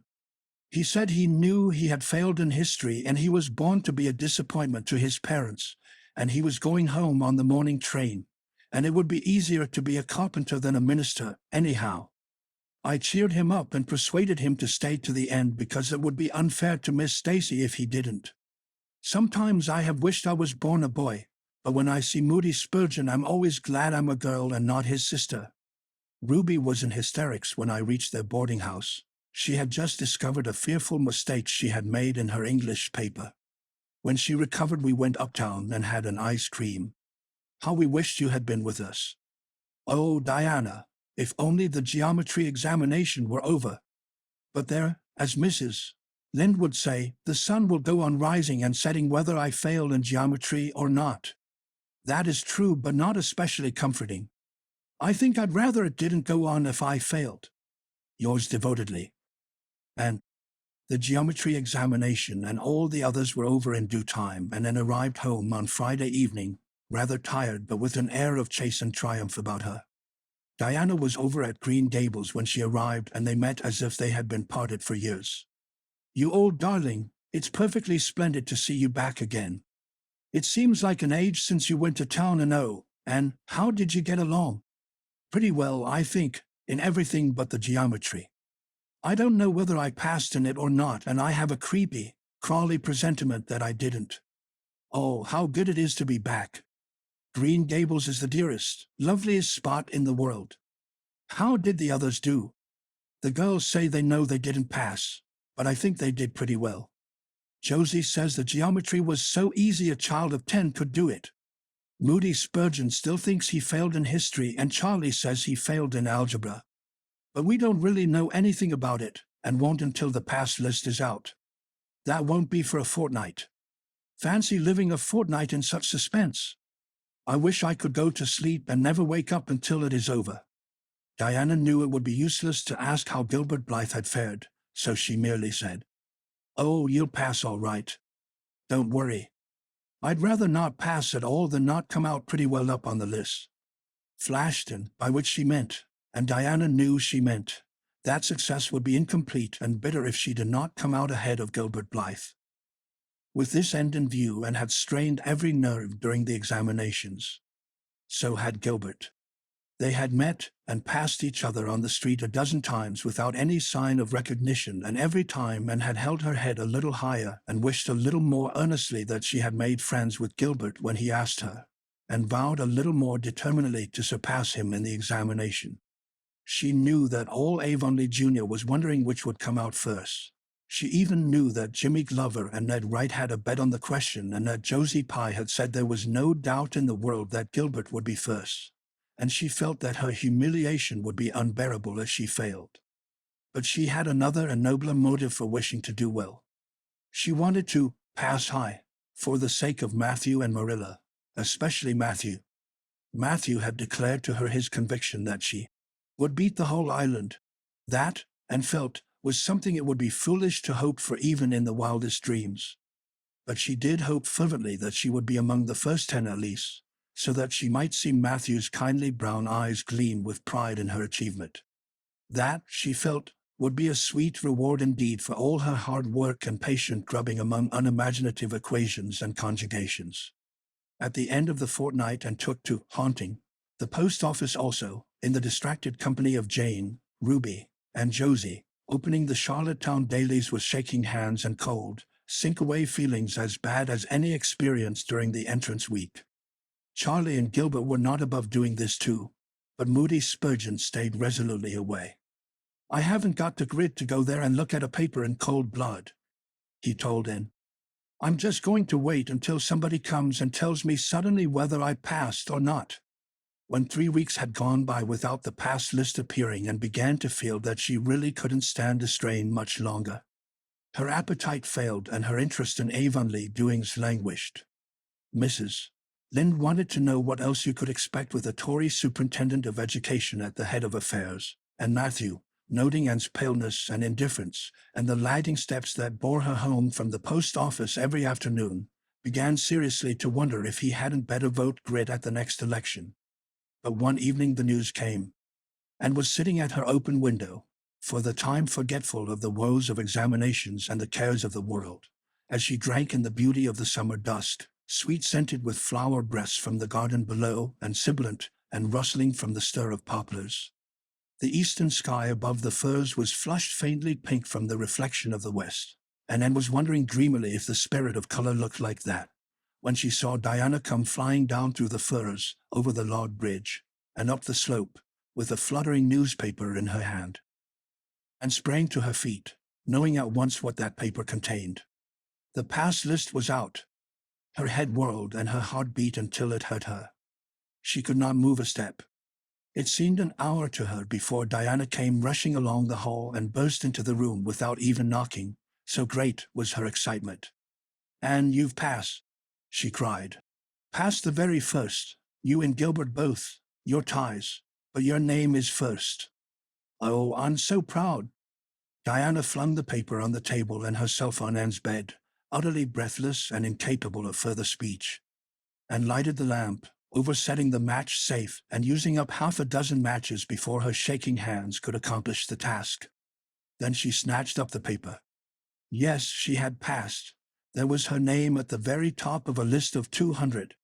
That moment was worth living for. "You did just splendidly, Anne," puffed Diana, recovering sufficiently to sit up and speak, for Anne, starry-eyed and rapt, had not uttered a word. "Father brought the paper home from Bright River not 10 minutes ago. It came out on the afternoon train, you know, and won't be here till tomorrow by mail. And when I saw the pass list I just rushed over like a wild thing. You've all passed, every one of you, Moody Spurgeon and all, although he's conditioned in history. Jane and Ruby did pretty well, they're halfway up, and so did Charlie. Josie just scraped through with 3 marks to spare, but you'll see she'll put on as many airs as if she'd led. Won't Miss Stacy be delighted? Oh, and what does it feel like to see your name at the head of a pass list like that? If it were me, I know I'd go crazy with joy. I am pretty near crazy as it is, but you're as calm and cool as a spring evening. I'm just dazzled inside," said Anne. "I want to say 100 things, and I can't find words to say them in. I never dreamed of this. Yes, I did too, just once. I let myself think once, what if I should come out first? Quakingly, you know, for it seemed so vain and presumptuous to think I could lead the island. Excuse me a minute, Diana. I must run right out to the field to tell Matthew. Then we'll go up the road and tell the good news to the others." They hurried to the hayfield below the barn where Matthew was coiling hay, and, as luck would have it, Mrs. Lynde was talking to Marilla at the lane fence. "Oh, Matthew," exclaimed Anne. "I've passed and I'm first, or one of the first. I'm not vain, but I'm thankful." "Well now, I always said it," said Matthew, gazing at the pass list delightedly. "I knew you could beat them all easy." "You've done pretty well, I must say, Anne," said Marilla, trying to hide her extreme pride in and from Mrs. Rachel's critical eye. But that good soul said heartily, "I just guess she has done well, and far be it from me to be backward in saying it. You're a credit to your friends, and that's what, and we're all proud of you." That night, Anne, who had wound up the delightful evening with a serious little talk with Mrs. Allen at the manse, knelt sweetly by her open window in a great sheen of moonshine and murmured a prayer of gratitude and aspiration that came straight from her heart. There was in it thankfulness for the past and reverent petition for the future, and when she slept on her white pillow her dreams were as fair and bright and beautiful as maidenhood might desire. Chapter 33. The Hotel Concert. "Put on your white organdy by all means, Anne," advised Diana decidedly. They were together in the East Gable chamber. Outside it was only twilight, a lovely yellowish-green twilight with a clear blue cloudless sky. A big round moon, slowly deepening from her pallid luster into burnished silver, hung over the haunted wood. The air was full of sweet summer sounds, sleepy birds twittering, freakish breezes, faraway voices and laughter. But in Anne's room the blind was drawn and the lamp lighted, for an important toilet was being made. The East Gable was a very different place from what it had been on that night 4 years before, when Anne had felt its bareness penetrate to the marrow of her spirit with its inhospitable chill. Changes had crept in, Marilla conniving at them resignedly, until it was as sweet and dainty a nest as a young girl could desire. The velvet carpet with the pink roses and the pink silk curtains of Anne's early visions had certainly never materialized, but her dreams had kept pace with her growth, and it is not probable she lamented them. The floor was covered with a pretty matting, and the curtains that softened the high window and fluttered in the vagrant breezes were of pale green art muslin. The walls, hung not with gold and silver brocade tapestry, but with a dainty apple blossom paper, were adorned with a few good pictures given and by Mrs. Allen. Miss Stacy's photograph occupied the place of honor, and Anne made a sentimental point of keeping fresh flowers on the bracket under it. Tonight a spike of white lilies faintly perfumed the room like the dream of a fragrance. There was no mahogany furniture, but there was a white-painted bookcase filled with books, a cushioned wicker rocker, a toilet table befrilled with white muslin, A quaint, gilt-framed mirror with chubby pink cupids and purple grapes painted over its arched top. They used to hang in the spare room, and a low white bed. And was dressing for a concert at the White Sands Hotel. The guest had got it up in aid of the Charlottetown Hospital, and had hunted out all the available amateur talent in the surrounding districts to help it along. Bertha Sampson and Pearl Clay of the White Sands Baptist Choir had been asked to sing a duet. Milton Clark of Newbridge was to give a violin solo.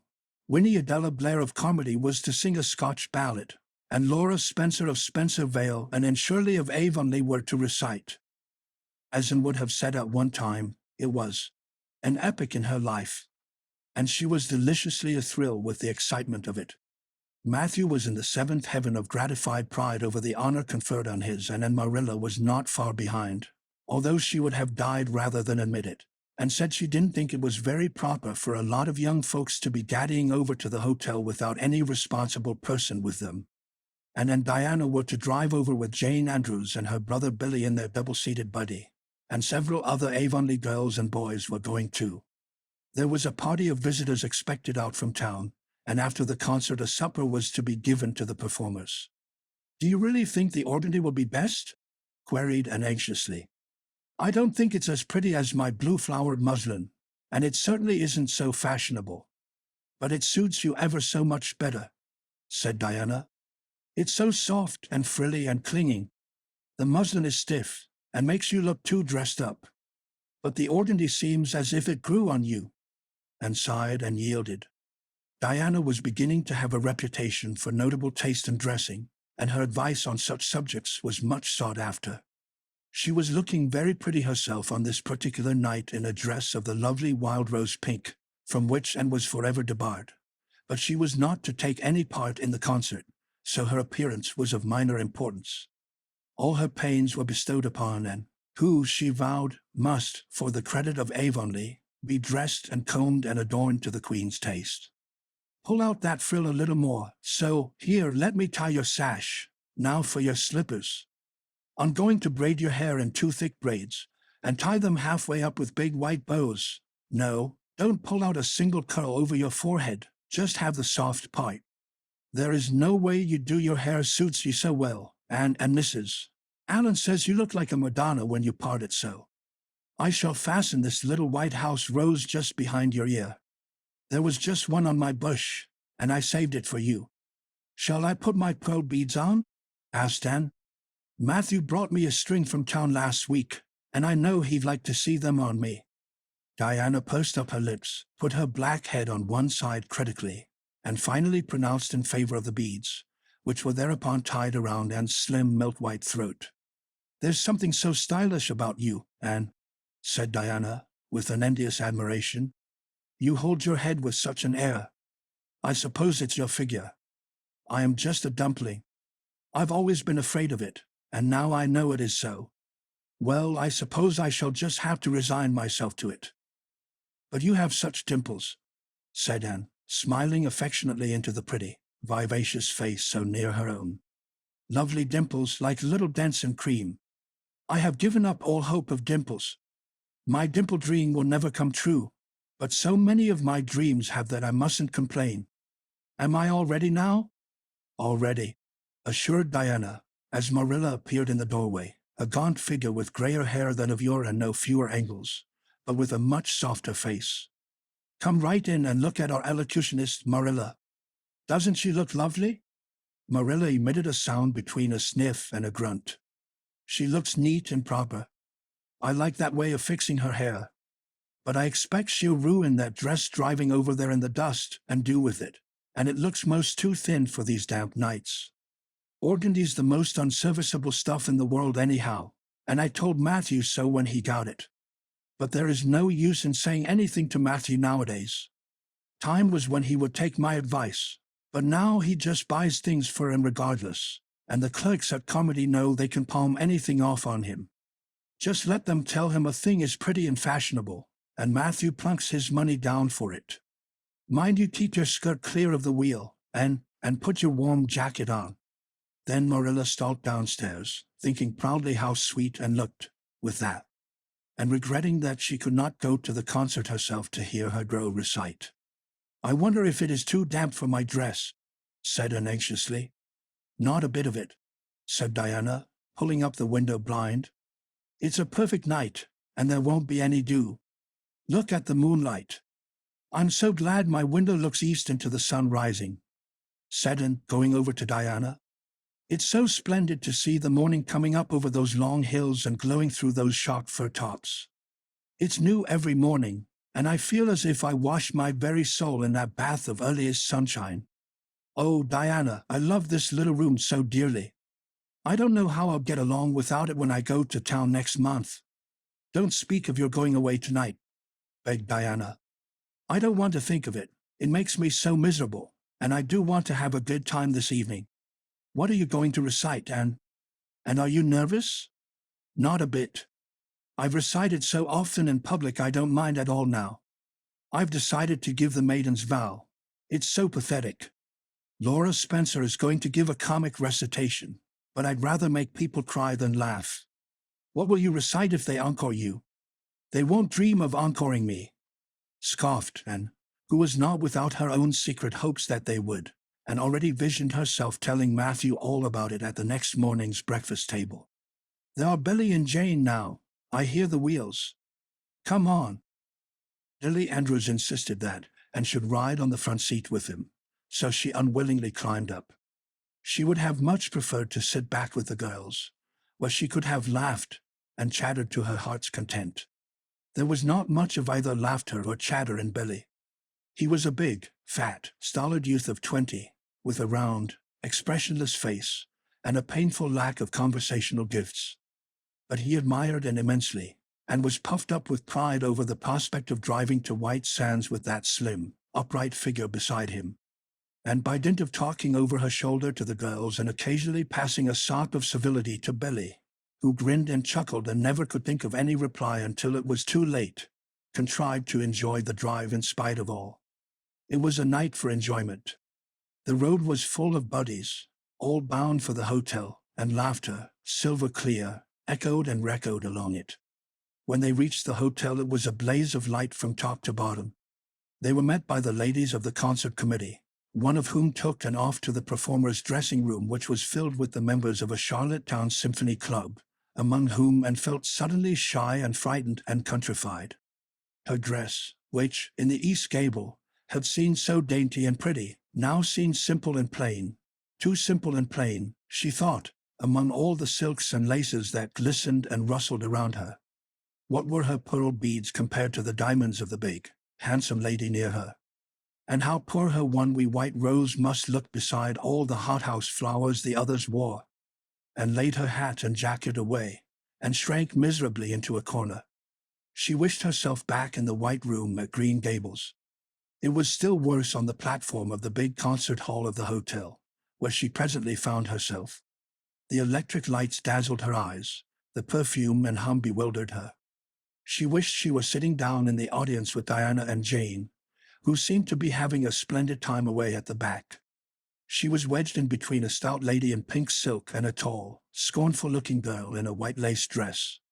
The stout lady occasionally turned her head squarely around and surveyed and through her eyeglasses until Anne, acutely sensitive of being so scrutinized, felt that she must scream aloud. And the white lace girl kept talking audibly to her next neighbor about the country bumpkins and rustic belles, in the audience, languidly anticipating such fun from the displays of local talent on the program, and believed that she would hate that white lace girl to the end of life. Unfortunately for Anne, a professional elocutionist was staying at the hotel and had consented to recite.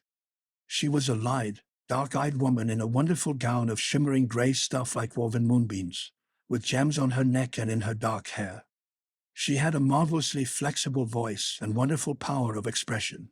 The audience went wild over her selection, and, forgetting all about herself and her troubles for the time, listened with rapt and shining eyes. But when the recitation ended, she suddenly put her hands over her face. She could never get up and recite after that, never. Had she ever thought she could recite? Oh, if she were only back at Green Gables. At this unpropitious moment her name was called. Somehow Anne, who did not notice the rather guilty little start of surprise the white lace girl gave, and would not have understood the subtle compliment implied therein if she had, got on her feet, and moved dizzily out to the front. She was so pale that Diana and Jane, down in the audience, clasped each other's hands in nervous sympathy, and was the victim of an overwhelming attack of stage fright. Often as she had recited in public, she had never before faced such an audience as this, and the sight of it paralyzed her energies completely. Everything was so strange, so brilliant, so bewildering, the rows of ladies in evening dress, the critical faces, the whole atmosphere of wealth and culture about her. Very different this from the plain benches at the debating club, filled with the homely, sympathetic faces of friends and neighbors. These people, she thought, would be merciless critics. Perhaps, like the white lace girl, they anticipated amusement from her rustic efforts. She felt helplessly ashamed and miserable. Her knees trembled, her heart fluttered, a horrible faintness came over her. Not a word could she utter, and the next moment she would have fled from the platform despite the humiliation which, she felt, must ever after be her portion if she did so. But suddenly, as her dilated, frightened eyes gazed out over the audience, she saw Gilbert Blythe away at the back of the room, bending forward with a smile on his face, a smile which seemed to and at once triumphant and taunting. In reality it was nothing of the kind. Gilbert was merely smiling with appreciation of the whole affair in general and of the effect produced by Anne's slender white form and spiritual face against a background of palms in particular. Josie Pye, whom he had driven over, sat beside him, and her face certainly was both triumphant and taunting. But Anne did not see Josie, and would not have cared if she had. She drew a long breath and flung her head up proudly, courage and determination tingling over her like an electric shock. She would not fail before Gilbert Blythe. He should never be able to laugh at her, never, never. Her fright and nervousness vanished, and she began her recitation, her clear, sweet voice reaching to the farthest corner of the room without a tremor or a break. Self-possession was fully restored to her, and in the reaction from that horrible moment of powerlessness she recited as she had never done before. When she finished there were bursts of honest applause, and, stepping back to her seat, blushing with shyness and delight, found her hand vigorously clasped and shaken by the stout lady in pink silk. "My dear, you did splendidly," she puffed. "I've been crying like a baby, actually I have. They're encoring you, they're bound to have you back." "Oh, I can't go," said Anne confusedly. "But yet, I must, or Matthew will be disappointed. He said they would encore me." "Then don't disappoint Matthew," said the pink lady, laughing, smiling, blushing, limpid-eyed, and tripped back and gave a quaint, funny little selection that captivated her audience still further. The rest of the evening was quite a little triumph for her. When the concert was over, the stout, pink lady, who was the wife of an American millionaire, took her under her wing and introduced her to everybody, and everybody was very nice to her. The professional elocutionist, Mrs. Evans, came and chatted with her, telling her that she had a charming voice and interpreted her selections beautifully. Even the white lace girl paid her a languid little compliment. They had supper in the big, beautifully decorated dining room. Diana and Jane were invited to partake of this, also, since they had come within, but Billy was nowhere to be found, having decamped in mortal fear of some such invitation. He was in waiting for them, with the team, however, when it was all over, and the three girls came merrily out into the calm, white moonshine radiance, and breathed deeply, and looked into the clear sky beyond the dark boughs of the firs. Oh, it was good to be out again in the purity and silence of the night. How great and still and wonderful everything was, with the murmur of the sea sounding through it, and the darkling cliffs beyond like grim giants guarding enchanted coasts. "Hasn't it been a perfectly splendid time?" sighed Jane, as they drove away. "I just wish I was a rich American and could spend my summer at a hotel and wear jewels and low-neck dresses and have ice cream and chicken salad every blessed day. I'm sure it would be ever so much more fun than teaching school. And your recitation was simply great, although I thought at first you were never going to begin. I think it was better than Mrs. Evans's." "Oh, no, don't say things like that, Jane," said Anne quickly, "because it sounds silly. It couldn't be better than Mrs. Evans's, you know, for she is a professional, and I'm only a schoolgirl, with a little knack of reciting. I'm quite satisfied if the people just liked mine pretty well. I've a compliment for you, Anne, said Diana. At least I think it must be a compliment because of the tone he said it in. Part of it was anyhow. There was an American sitting behind Jane and me, such a romantic-looking man, with coal-black hair and eyes. Josie Pye says he is a distinguished artist, and that her mother's cousin in Boston is married to a man that used to go to school with him. Well, we heard him say, didn't we, Jane? Who is that girl on the platform with the splendid Titian hair? She has a face I should like to paint. There now, Anne. But what does Titian hair mean? Being interpreted, it means plain red, I guess, laughed Anne. Titian was a very famous artist who liked to paint red-haired women. Did you see all the diamonds those ladies wore? Sighed Jane. They were simply dazzling. Wouldn't you just love to be rich, girls? We are rich, said Anne staunchly. Why, we have 16 years to our credit, and we're happy as queens, and we've all got imaginations, more or less. Look at that sea, girls, all silver and shadow and vision of things not seen. We couldn't enjoy its loveliness any more if we had millions of dollars and ropes of diamonds. You wouldn't change into any of those women if you could. Would you want to be that white lace girl and wear a sour look all your life, as if you'd been born turning up your nose at the world? Or the pink lady, kind and nice as she is, so stout and short that you'd really no figure at all? Or even Mrs. Evans with that sad, sad look in her eyes? She must have been dreadfully unhappy sometime to have such a look. You know you wouldn't, Jane Andrews. I don't know, exactly, said Jane, unconvinced. I think diamonds would comfort a person for a good deal. Well, I don't want to be anyone but myself, even if I go uncomforted by diamonds all my life, declared Anne. I'm quite content to be Anne of Green Gables, with my string of pearl beads. I know Matthew gave me as much love with them as ever went with Madame the Pink Lady's jewels. Chapter 34. A Queen's Girl. The next 3 weeks were busy ones at Green Gables, for Anne was getting ready to go to Queen's, and there was much sewing to be done, and many things to be talked over and arranged. Anne's outfit was ample and pretty, for Matthew saw to that, and Marilla for once made no objections whatever to anything he purchased or suggested. More, one evening she went up to the east gable with her arms full of a delicate pale green material. And here's something for a nice light dress for you. I don't suppose you really need it. You've plenty of pretty waists. But I thought maybe you'd like something real dressy to wear if you were asked out anywhere of an evening in town, to a party or anything like that.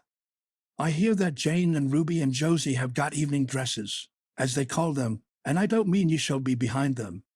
I got Mrs. Allen to help me pick it in town last week, and would get Emily Gillis to make it for you. Emily has got taste, and her fits aren't to be equaled. Oh, Marilla, it's just lovely, said Anne. Thank you so much.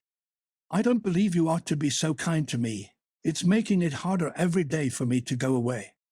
The green dress was made up with as many tucks and frills and shirrings as Emily's taste permitted, and put it on one evening for Matthew's and Marilla's benefit, and recited the maiden's vow for them in the kitchen.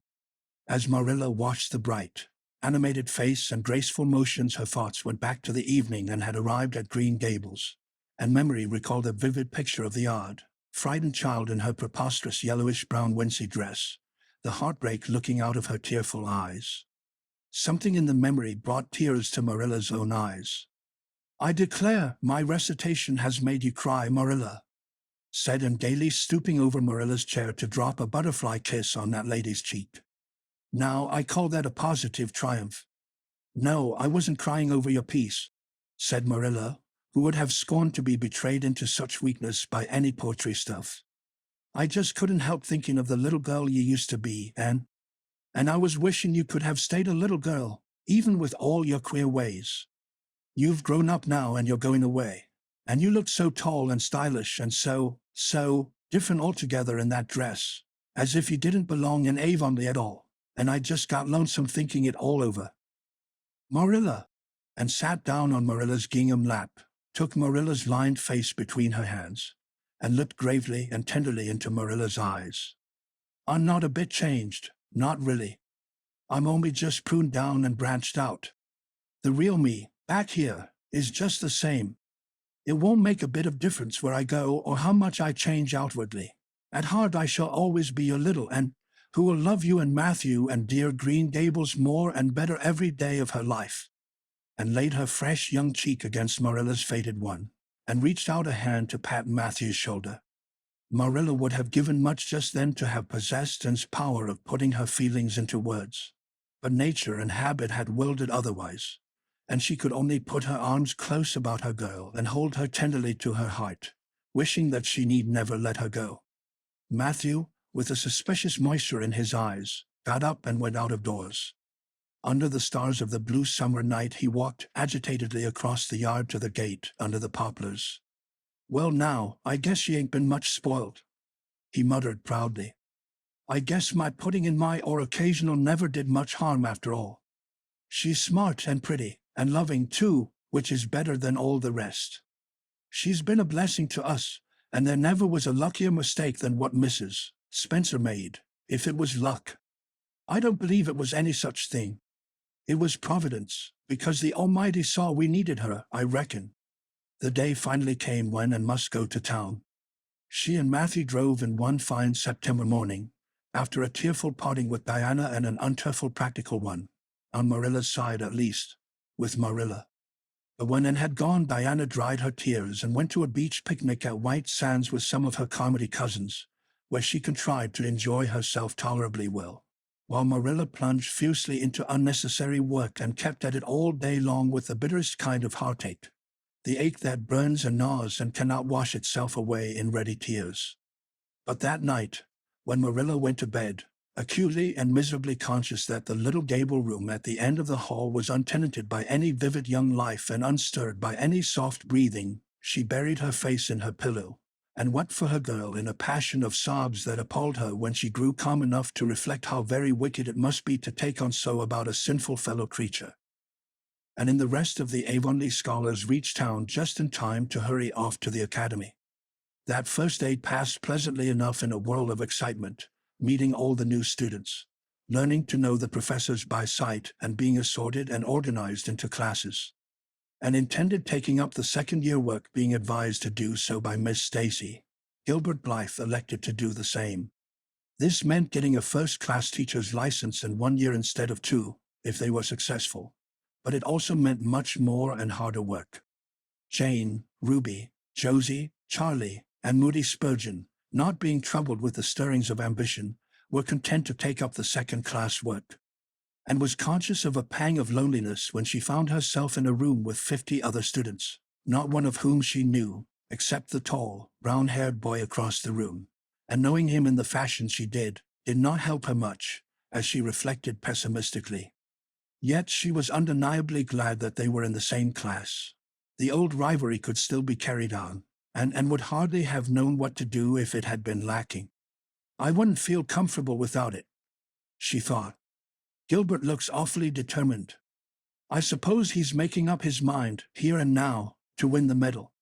What a splendid chin he has. I never noticed it before. I do wish Jane and Ruby had gone in for first class, too. I suppose I won't feel so much like a cat in a strange garret when I get acquainted, though. I wonder which of the girls here are going to be my friends. It's really an interesting speculation. Of course I promised Diana that no Queen's girl, no matter how much I liked her, should ever be as dear to me as she is, but I've lots of second-best affections to bestow. I like the look of that girl with the brown eyes and the crimson waist. She looks vivid and red-rosy.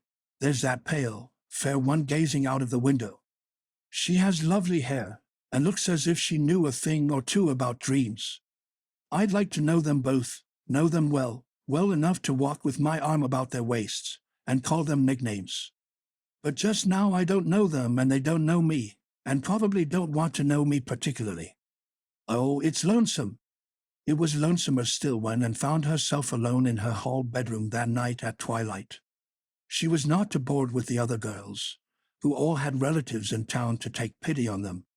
Miss Josephine Barry would have liked to board her, But Beechwood was so far from the academy that it was out of the question. So Miss Barry hunted up a boarding house, assuring Matthew and Marilla that it was the very place for Anne. "The lady who keeps it is a reduced gentlewoman," explained Miss Barry. "Her husband was a British officer, and she is very careful what sort of boarders she takes, and will not meet with any objectionable persons under her roof. The table is good, and the house is near the academy, in a quiet neighborhood." All this might be quite true, and indeed proved to be so, but it did not materially help Anne in the first agony of homesickness that seized upon her. She looked dismally about her narrow little room, with its dull-papered, pictureless walls, its small iron bedstead and empty bookcase, and a horrible choke came into her throat as she thought of her own white room at Green Gables, where she would have the pleasant consciousness of a great green still outdoors, of sweet peas growing in the garden, and moonlight falling on the orchard, of the brook below the slope and the spruce boughs tossing in the night wind beyond it, of a vast starry sky, and the light from Diana's window shining out through the gap in the trees. Here there was nothing of this, and knew that outside of her window was a hard street, with a network of telephone wires shutting out the sky, the tramp of alien feet, and 1,000 lights gleaming on stranger faces. She knew that she was going to cry, and fought against it. "I won't cry. It's silly and weak. There's the third tear splashing down by my nose. There are more coming. I must think of something funny to stop them. But there's nothing funny except what is connected with Avonlea, and that only makes things worse. 5. I'm going home next Friday, but that seems 100 years away. Oh, Matthew is nearly home by now, and Marilla is at the gate, looking down the lane for him. 6, 7, 8. Oh, there's no use in counting them. They're coming in a flood presently. I can't cheer up. I don't want to cheer up. It's nicer to be miserable." The flood of tears would have come, no doubt, had not Josie Pye appeared at that moment. In the joy of seeing a familiar face, and forgot that there had never been much love lost between her and Josie. As a part of Avonlea life, even a Pye was welcome. "I'm so glad you came up," Anne said sincerely. "You've been crying," remarked Josie, with aggravating pity. "I suppose you're homesick. Some people have so little self-control in that respect. I've no intention of being homesick, I can tell you. Town's too jolly after that poky old Avonlea. I wonder how I ever existed there so long. You shouldn't cry, Anne. It isn't becoming, for your nose and eyes get red, and then you seem all red. I'd a perfectly scrumptious time in the academy today. Our French professor is simply a duck. His mustache would give you kerwallops of the heart. Have you anything eatable around, Anne? I'm literally starving. I guess likely Marilla de-load you up with cake. That's why I called round. Otherwise I'd have gone to the park to hear the band play with Frank Stockley. He boards same place as I do, and he's a sport. He noticed you in class today, and asked me who the red-headed girl was. I told him you were an orphan that the Cuthberts had adopted, and nobody knew very much about what you'd been before that. And was wondering if, after all, solitude and tears were not more satisfactory than Josie Pye's companionship when Jane and Ruby appeared, each with an inch of Queen's color ribbon, purple and scarlet, pinned proudly to her coat. As Josie was not speaking to Jane just then, she had to subside into comparative harmlessness. "Well," said Jane with a sigh, "I feel as if I'd lived many moons since the morning. I ought to be home studying my Virgil. That horrid old professor gave us 20 lines to start in on tomorrow. But I simply couldn't settle down to study tonight. And methinks I see the traces of tears. If you've been crying, do own up. It will restore my self-respect, for I was shedding tears freely before Ruby came along. I don't mind being a goose so much if somebody else is goosey, too. Cake? You'll give me a teeny piece, won't you?" "Thank you. It has the real Avonlea flavor." Ruby, perceiving the Queen's calendar lying on the table, wanted to know if and meant to try for the gold medal, and blushed and admitted she was thinking of it.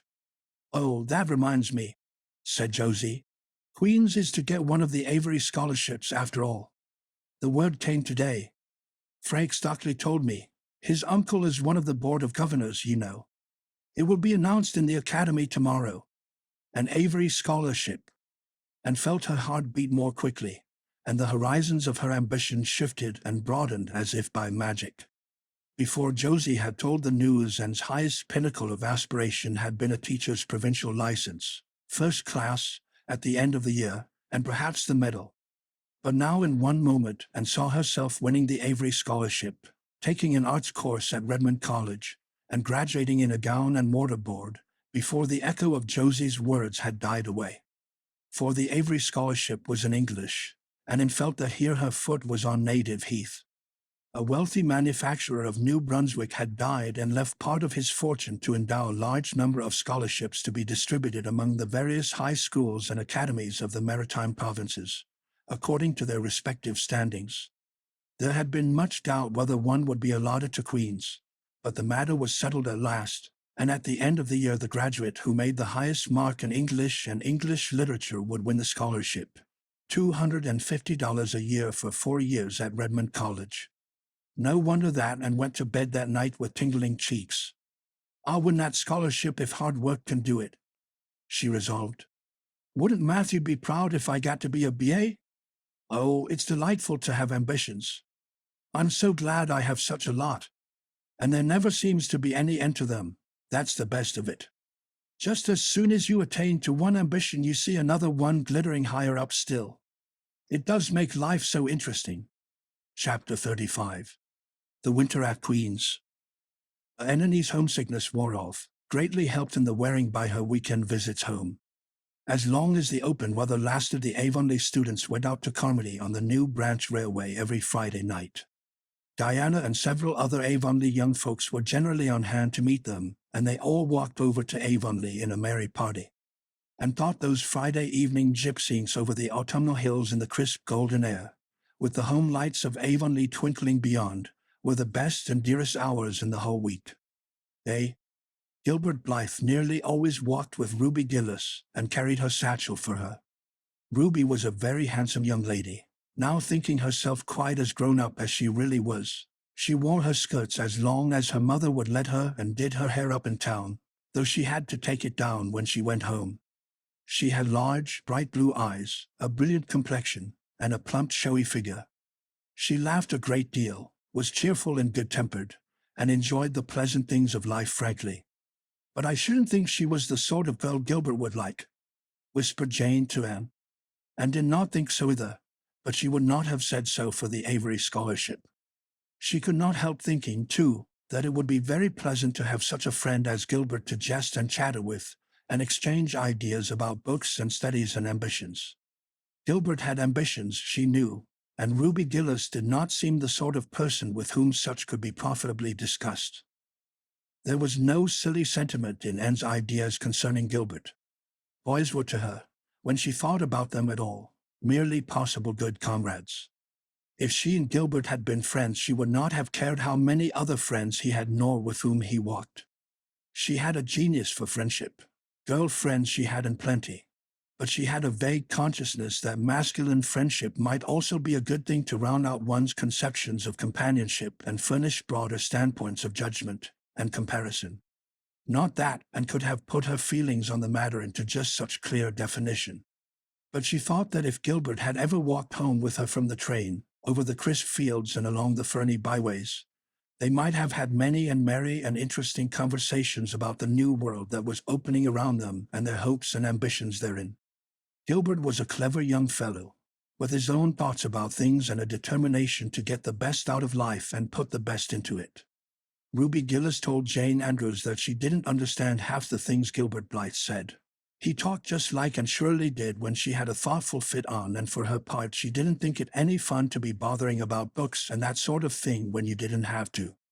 Frank Stockley had lots more dash and go, but then he wasn't half as good-looking as Gilbert, and she really couldn't decide which she liked best. In the academy Anne gradually drew a little circle of friends about her, thoughtful, imaginative, ambitious students like herself. With the Rose-Red girl, Stella Maynard, and the Dream Girl, Priscilla Grant, she soon became intimate, finding the latter pale, spiritual-looking maiden to be full to the brim of mischief and pranks and fun, while the vivid, Black-eyed Stella had a heart full of wistful dreams and fancies, as aerial and rainbow-like as Anne's own. After the Christmas holidays, the Avonlea students gave up going home on Fridays and settled down to hard work. By this time, all the Queen's scholars had gravitated into their own places in the ranks, and the various classes had assumed distinct and settled shadings of individuality. Certain facts had become generally accepted. It was admitted that the medal contestants had practically narrowed down to three: Gilbert Blythe, Anne Shirley, and Lewis Wilson. The Avery scholarship was more doubtful, any one of a certain six being a possible winner. The bronze medal for mathematics was considered as good as won by a fat, funny little up-country boy with a bumpy forehead and a patched coat. Ruby Gillis was the handsomest girl of the year at the academy. In the second-year classes, Stella Maynard carried off the palm for beauty, with small but critical minority in favor of Anne Shirley. Ethel Marr was admitted by all competent judges to have the most stylish modes of hairdressing, and Jane Andrews, plain, plodding, conscientious Jane, carried off the honors in the domestic science course. Even Josie Pye attained a certain preeminence as the sharpest-tongued young lady in attendance at Queen's. So it may be fairly stated that Miss Stacy's old pupils held their own in the wider arena of the academical course, and worked hard and steadily. Her rivalry with Gilbert was as intense as it had ever been in Avonlea school, although it was not known in the class at large, but somehow the bitterness had gone out of it, and no longer wished to win for the sake of defeating Gilbert, rather, for the proud consciousness of a well-won victory over a worthy foeman. It would be worthwhile to win, but she no longer thought life would be insupportable as she did not. In spite of lessons, the students found opportunities for pleasant times, and spent many of her spare hours at Beechwood, and generally ate her Sunday dinners there and went to church with Miss Berry. The latter was, as she admitted, growing old, but her black eyes were not dim nor the vigor of her tongue in the least abated. But she never sharpened the ladder on Anne, who continued to be a prime favorite with the critical old lady. "That Andrel improves all the time," she said. "I get tired of other girls.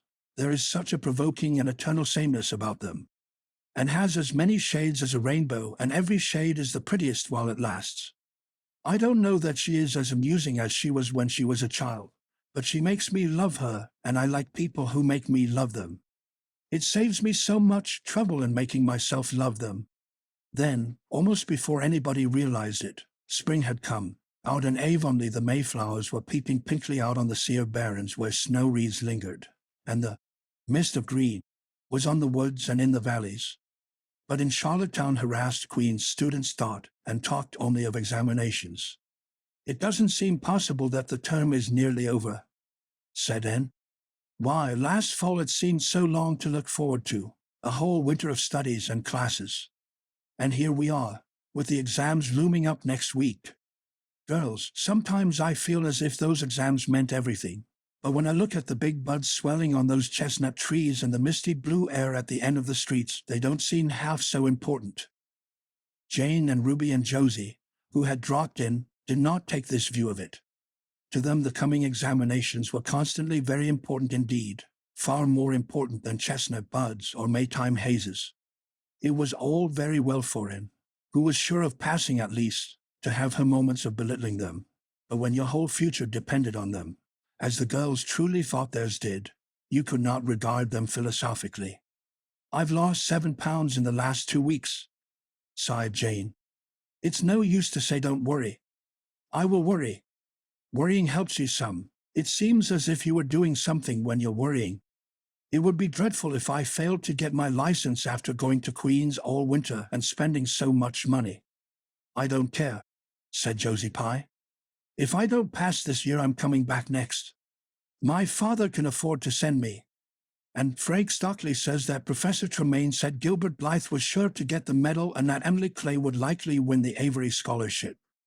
That may make me feel badly tomorrow," Josie laughed, "but just now I honestly feel that as long as I know the violets are coming out all purple down in the hollow below Green Gables and that little ferns are poking their heads up in Lover's Lane, it's not a great deal of difference whether I win the Avery or not. I've done my best, and I begin to understand what is meant by the joy of the strife. Next to trying and winning, the best thing is trying and failing. Girls, don't talk about exams. Look at that arch of pale green sky over those houses and picture to yourself what it must look like over the purply dark beech woods back of Avonlea. What are you going to wear for commencement, Jane? Asked Ruby practically. Jane and Josie both answered at once, and the chatter drifted into a side eddy of fashions. But Anne, with her elbows on the windowsill, her soft cheek laid against her clasped hands, and her eyes filled with visions, looked out unheedingly across city roof and spire to that glorious dome of sunset sky and wove her dreams of a possible future from the golden tissue of youth's own optimism. All the beyond was hers, with its possibilities lurking rosily in the oncoming years, each year a rose of promise to be woven into an immortal chaplet. Chapter 36. The Glory and the Dream. Oh, when the morning when the final results of all the examinations were to be posted on the bulletin board at Queen's, Anne and Jane walked down the street together. Jane was smiling and happy. Examinations were over, and she was comfortably sure she had made a pass at least. Further considerations troubled Jane not at all. She had no soaring ambitions and consequently was not affected with the unrest attendant thereon. For we pay a price for everything we get or take in this world, and although ambitions are well worth having, they are not to be cheaply won, but exact their dues of work and self-denial, anxiety and discouragement. And was pale and quiet. In 10 more minutes she would know who had won the medal and who the Avery. Beyond those 10 minutes there did not seem, just then, to be anything worth being called time. "Oh, of course you'll win one of them anyhow," said Jane, who couldn't understand how the faculty could be so unfair as to order it otherwise. "I have not hope of the Avery," said Anne. "Everybody says Emily Clay will win it, and I'm not going to march up to that bulletin board and look at it before everybody. I haven't the moral courage. I'm going straight to the girls' dressing room. You must read the announcements and then come and tell me, Jane. And I implore you in the name of our old friendship to do it as quickly as possible. If I have failed, just say so, without trying to break it gently, and whatever you do, don't sympathize with me. Promise me this, Jane." Jane promised solemnly. But, as it happened, there was no necessity for such a promise. When they went up the entrance steps of Queen's, they found the hall full of boys who were carrying Gilbert Blythe around on their shoulders and yelling at the tops of their voices, "Hurrah for Blythe, medalist!" For a moment Anne felt one sickening pang of defeat and disappointment. So she had failed and Gilbert had won. Well, Matthew would be sorry. He had been so sure she would win. And then somebody called out, "3 cheers for Miss Shirley, winner of the Avery." "Oh, Aunt," gasped Jane, as they fled to the girls' dressing room amid hearty cheers. "Oh, and I'm so proud. Isn't it splendid?" And then the girls were around them, and Anne was the center of a laughing, congratulating group. Her shoulders were thumped and her hands shaken vigorously. She was pushed and pulled and hugged, and among it all she managed to whisper to Jane, "Oh, won't Matthew and Marilla be pleased? I must write the news home right away." Commencement was the next important happening. The exercises were held in the big assembly hall of the academy. Addresses were given, essays read, songs sung, the public award of diplomas, prizes, and medals made. Matthew and Marilla were there, with eyes and ears for only one student on the platform, a tall girl in pale green, with faintly flushed cheeks and starry eyes, who read the best essay and was pointed out and whispered about as the Avery winner. "Reckon you're glad we kept her, Marilla?" whispered Matthew, speaking for the first time since he had entered the hall, when Anne had finished her essay. "It's not the first time I've been glad," retorted Marilla. "You do like to rub things in, Matthew Cuthbert." Miss Barry, who was sitting behind them, leaned forward and poked Marilla in the back with her parasol. "Aren't you proud of that, Andrew?" "I am," she said, and went home to Avonlea with Matthew and Marilla that evening. She had not been home since April, and she felt that she could not wait another day. The apple blossoms were out, and the world was fresh and young. Diana was at Green Gables to meet her. In her own white room, where Marilla had set a flowering house rose on the windowsill, and looked about her and drew a long breath of happiness. "Oh, Diana, it's so good to be back again. It's so good to see those pointed firs coming out against the pink sky, and that white orchard and the old Snow Queen." Isn't the breath of the mint delicious? And that tea rose, why, it's a song and a hope and a prayer all in one. And it's good to see you again, Diana. I thought you liked that Stella Maynard better than me, said Diana reproachfully. Josie Pye told me you did. Josie said you were infatuated with her, and laughed and pelted Diana with the faded June lilies of her bouquet. Stella Maynard is the dearest girl in the world except one, and you are that one, Diana, she said. I love you more than ever, and I've so many things to tell you.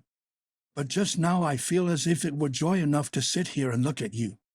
I'm tired, I think, tired of being studious and ambitious. I mean to spend at least 2 hours tomorrow lying out in the orchard grass, thinking of absolutely nothing.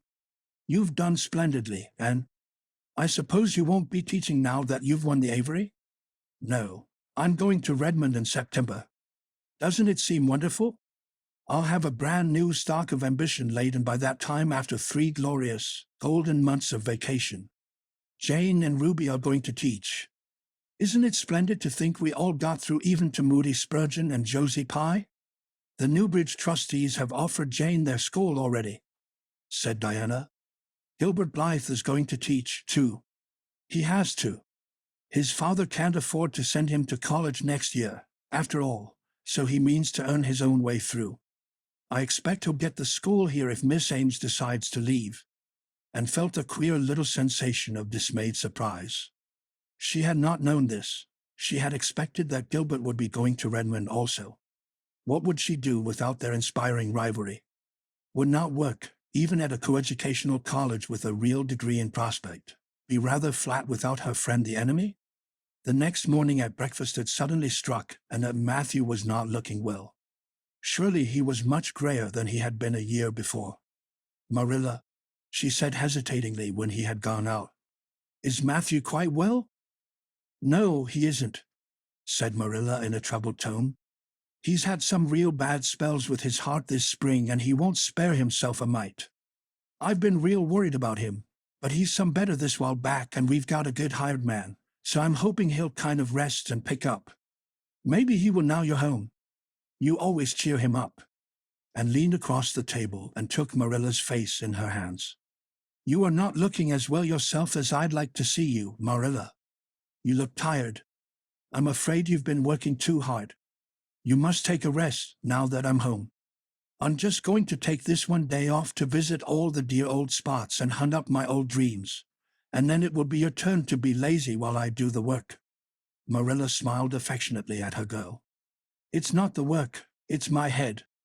I've got a pain so often now, behind my eyes.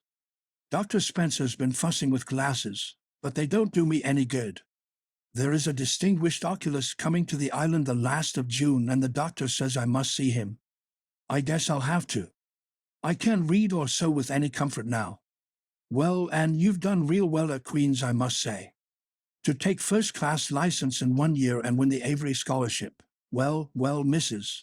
Lynn says pride goes before a fall, and she doesn't believe in the higher education of women at all. She says it unfits them for woman's true sphere.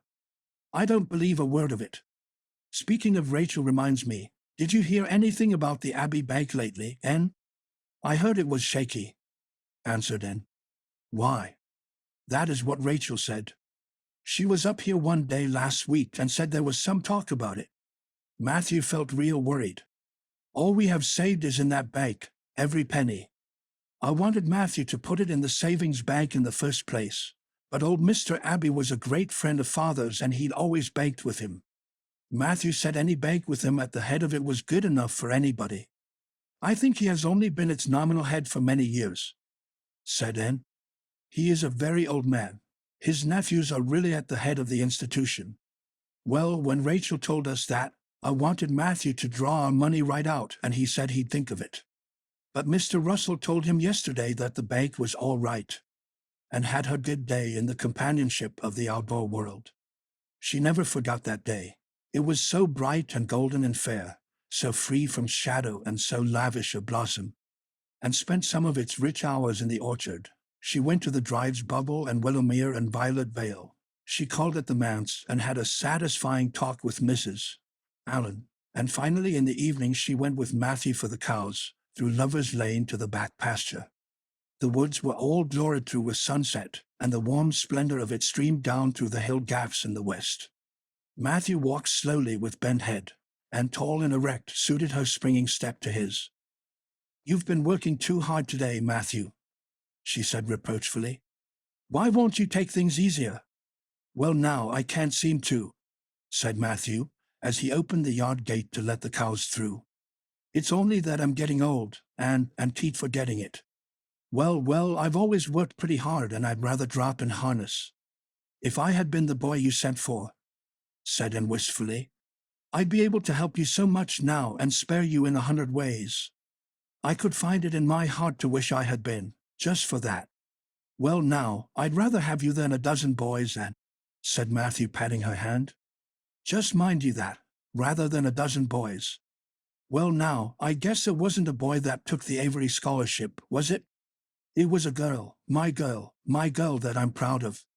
He smiled his shy smile at her as he went into the yard, and took the memory of it with her when she went to her room that night and sat for a long while at her open window, thinking of the past and dreaming of the future. Outside, the Snow Queen was mistily white in the moonshine. The frogs were singing in the marsh beyond Orchard Slope.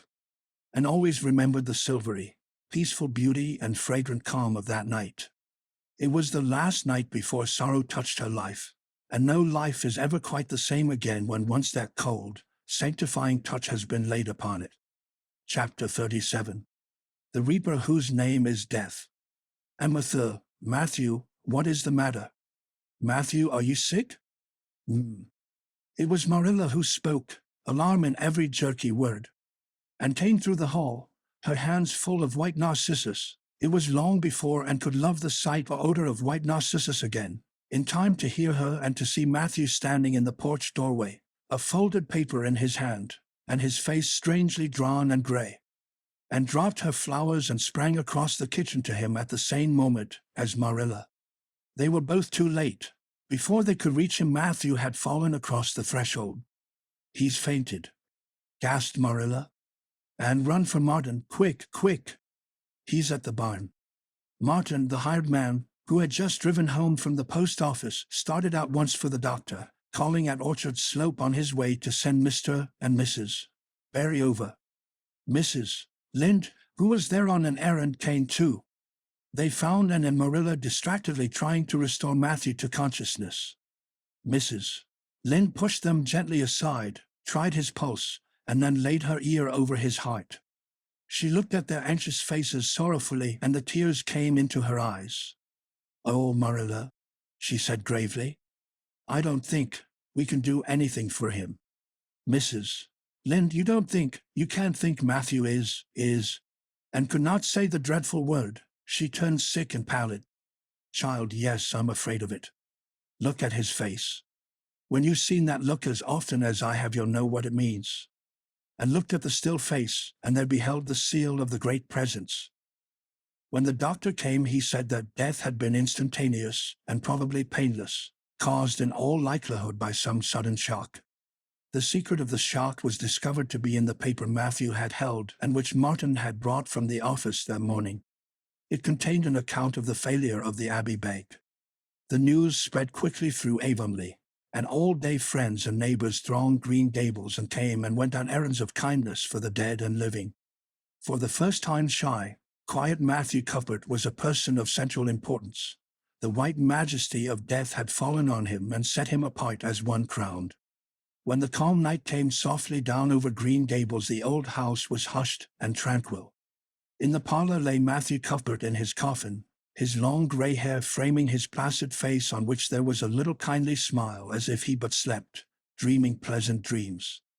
There were flowers about him, sweet old-fashioned flowers which his mother had planted in the homestead garden in her bridal days, and for which Matthew had always had a secret, wordless love, and had gathered them and brought them to him, her anguished, tearless eyes burning in her white face. It was the last thing she could do for him.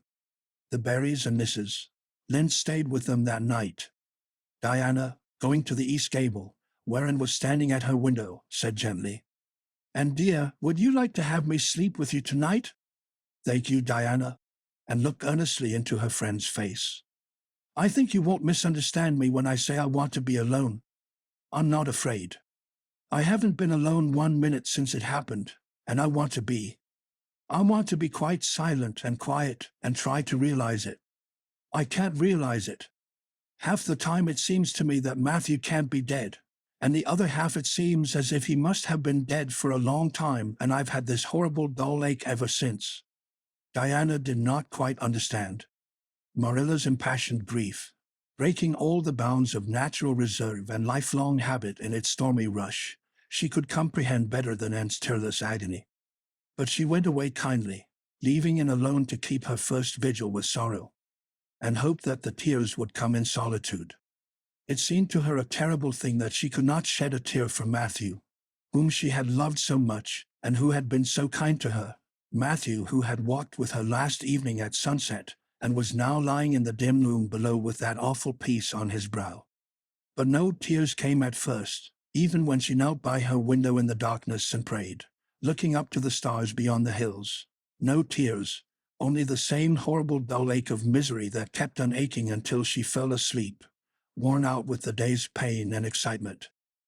In the night she awakened, with the stillness and the darkness about her, and the recollection of the day came over her like a wave of sorrow. She could see Matthew's face smiling at her as he had smiled when they parted at the gate that last evening. She could hear his voice saying, my girl that I'm proud of." Then the tears came and wept her heart out. Marilla heard her and crept in to comfort her. There, don't cry so, dearie. It can't bring him back. It isn't right to cry so. I knew that today, but I couldn't help it then. He'd always been such a good, kind brother to me, but God knows best. Oh, just let me cry, Marilla," sobbed Anne. "The tears don't hurt me like that ache did. Stay here for a little while with me and keep your arm round me, so." "I couldn't have Diana stay. She's good and kind and sweet, but it's not her sorrow. She's outside of it, and she couldn't come close enough to my heart to help me. It's our sorrow, yours and mine. Oh, Marilla, what will we do without him? We've got each other, Anne. I don't know what I'd do if you weren't here, if he'd never come.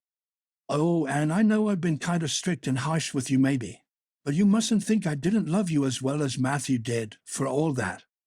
I want to tell you now when I can. It's never been easy for me to say things out of my heart, but at times like this it's easier. I love you as dear as if you were my own flesh and blood, and you've been my joy and comfort ever since you came to Green Gables." 2 days afterwards they carried Matthew Cuthbert over his homestead threshold and away from the fields he had tilled and the orchards he had loved and the trees he had planted. And then Avonlea settled back to its usual placidity, and even at Green Gables affairs slipped into their old groove, and work was done and duties fulfilled with regularity as before, although always with the aching sense of loss in all familiar things. Anne, new to grief, thought it almost sad that it could be so, that they could go on in the old way without Matthew. She felt something like shame and remorse when she discovered that the sunrises behind the firs and the pale pink buds opening in the garden gave her the old inrush of gladness when she saw them, that Diana's visits were pleasant to her, and that Diana's merry words and ways moved her to laughter and smiles. That, in brief, the beautiful world of blossom and love and friendship had lost none of its power to please her fancy and thrill her heart. That life still called to her with many insistent voices. It seems like disloyalty to Matthew, somehow, to find pleasure in these things now that he has gone, she said wistfully to Mrs. Allen one evening when they were together in the manse garden. "I miss him so much, all the time, and yet, Mrs. Allen, the world and life seem very beautiful and interesting to me for all. Today Diana said something funny and I found myself laughing. I thought when it happened I could never laugh again, and it somehow seems as if I oughtn't to. When Matthew was here he liked to hear you laugh, and he liked to know that you found pleasure in the pleasant things around you," said Mrs. Allen gently. "He is just away now, and he likes to know it just the same. I am sure we should not shut our hearts against the healing influences that nature offers us. But I can understand your feeling. I think we all experience the same thing.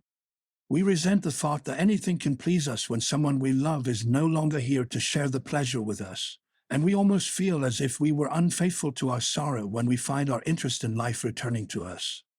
I was down to the graveyard to plant a rosebush on Matthew's grave this afternoon, said Anne dreamily. I took a slip of the little white Scotch rosebush his mother brought out from Scotland long ago. Matthew always liked those roses the best. They were so small and sweet on their thorny stems. It made me feel glad that I could plant it by his grave, as if I were doing something that must please him in taking it there to be near him. I hope he has roses like them in heaven. Perhaps the souls of all those little white roses that he has loved so many summers were all there to meet him. I must go home now. Marilla is all alone and she gets lonely at twilight. She will be lonelier still, I fear, when you go away again to college, said Mrs. Allen, and did not reply. She said good night and went slowly back to Green Gables. Marilla was sitting on the front doorsteps and then sat down beside her. The door was open behind them, held back by a big pink conch shell with hints of sea sunsets in its smooth inner convolutions, and gathered some sprays of pale yellow honeysuckle and put them in her hair. She liked the delicious hint of fragrance, as some aerial benediction, above her every time she moved. Dr. Spencer was here while you were away, Marilla said.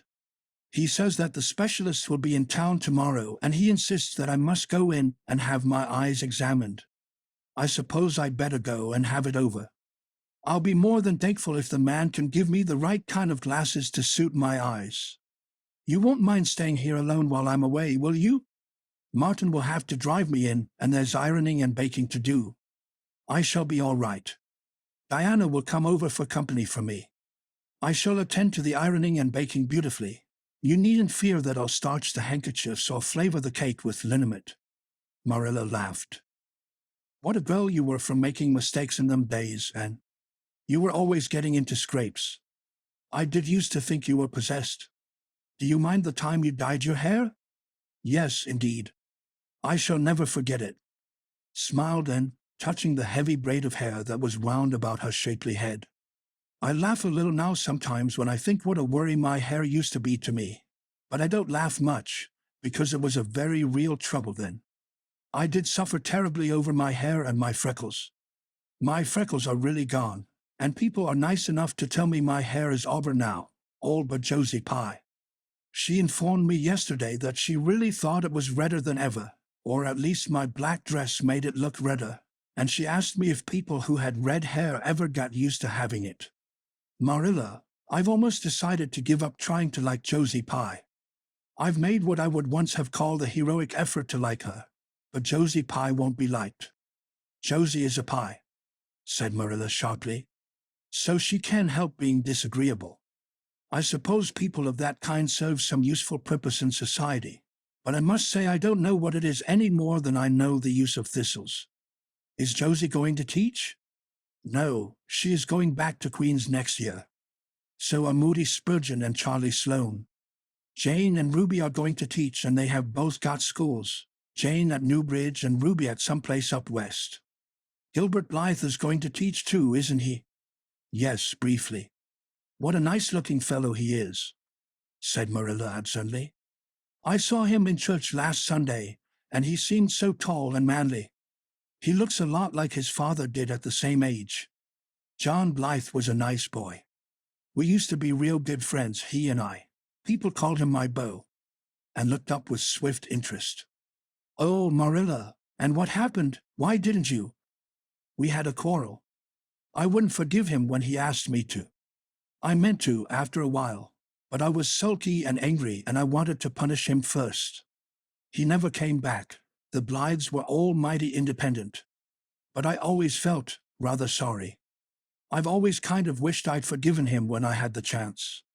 So you've had a bit of romance in your life too, said Anne softly. Yes, I suppose you might call it that.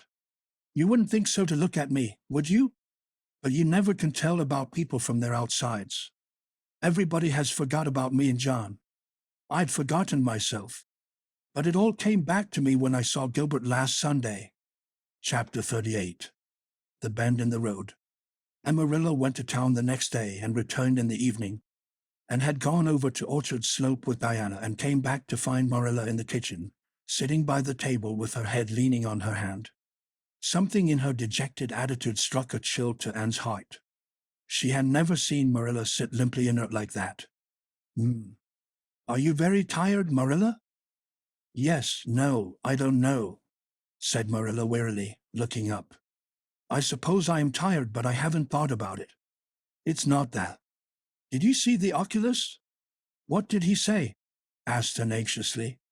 Yes, I saw him. He examined my eyes. He says that if I give up all reading and sewing entirely and any kind of work that strains the eyes, and if I'm careful not to cry, and if I wear the glasses he's given me, he thinks my eyes may not get any worse and my headaches will be cured. But if I don't, he says I'll certainly be stone blind in 6 months. Blind? And just think of it. For a minute, and after her first quick exclamation of dismay, was silent. It seemed to her that she could not speak. Then she said bravely, but with a catch in her voice, Marilla, don't think of it. You know he has given you hope. If you are careful, you won't lose your sight altogether, and if his glasses cure your headaches, it will be a great thing. I don't call it much hope, said Marilla bitterly. What am I to live for if I can't read or sew or do anything like that?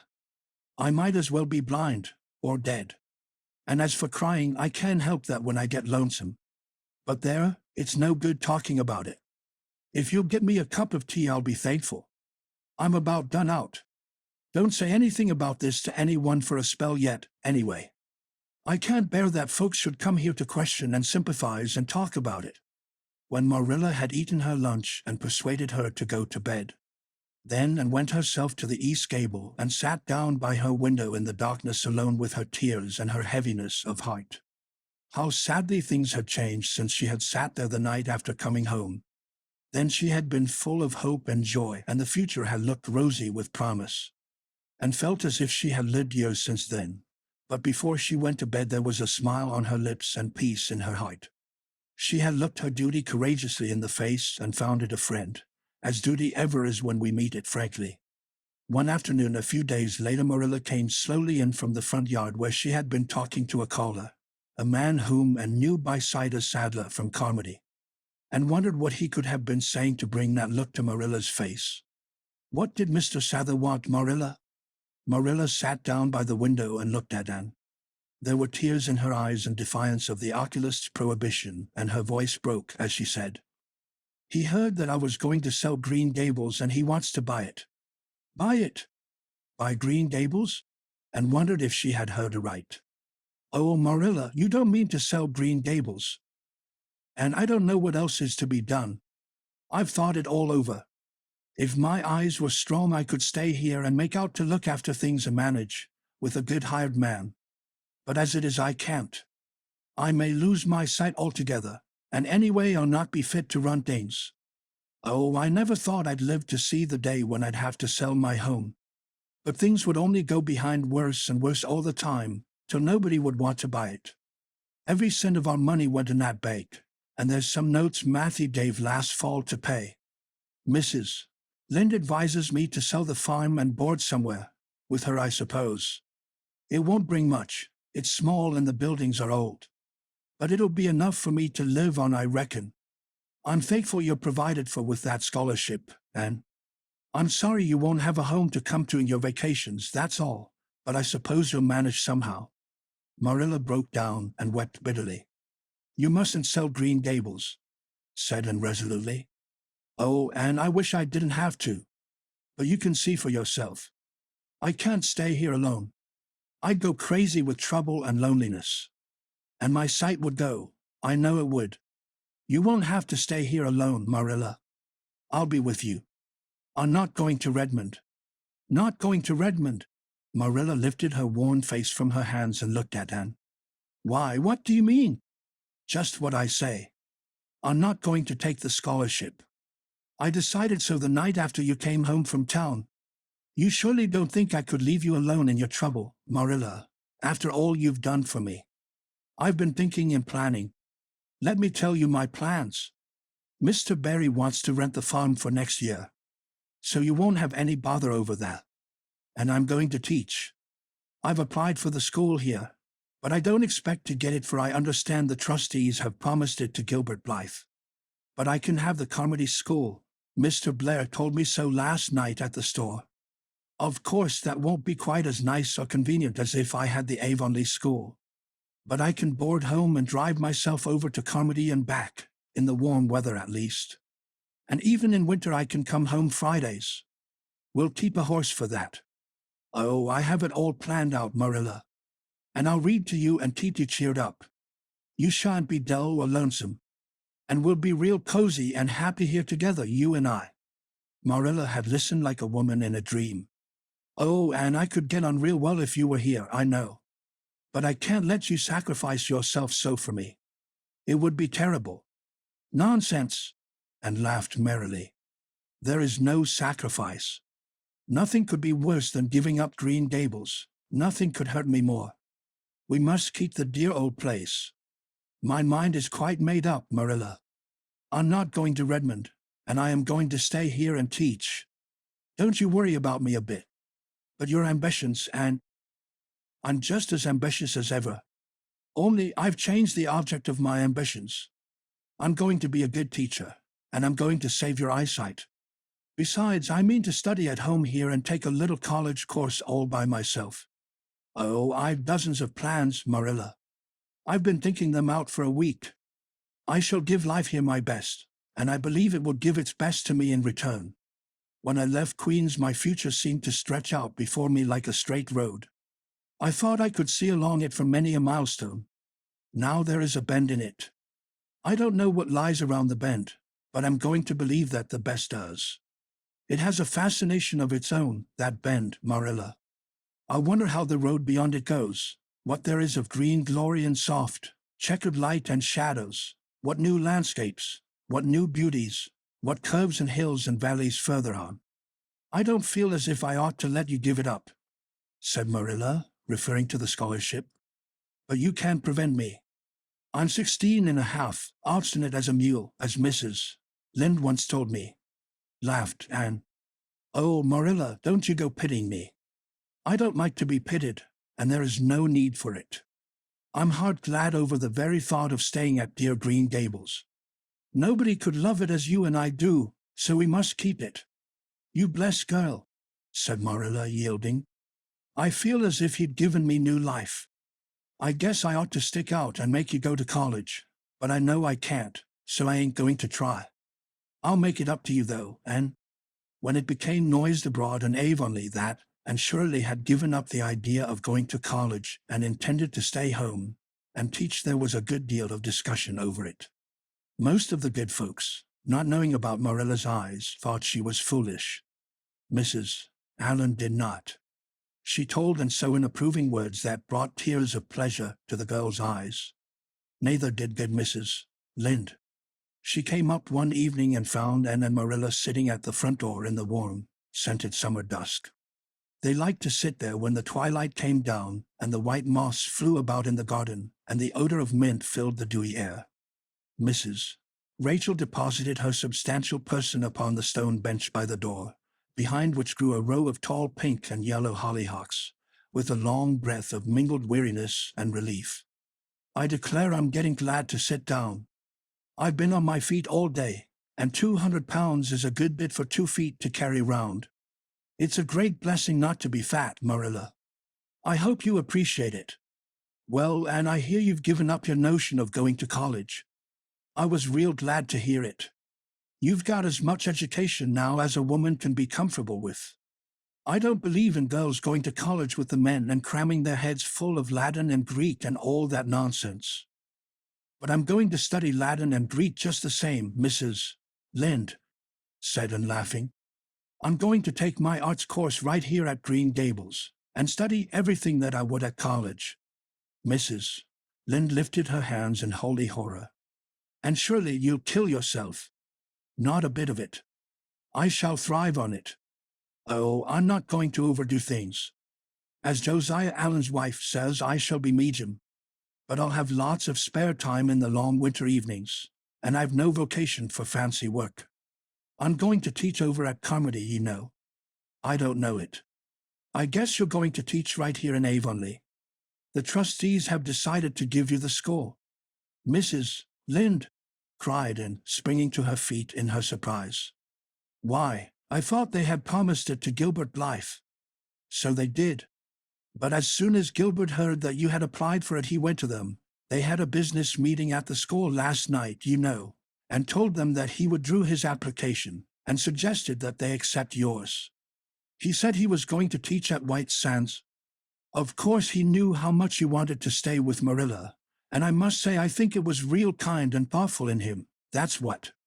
Real self-sacrificing, too, for he'll have his board to pay at White Sands, and everybody knows he's got to earn his own way through college. So the trustees decided to take you.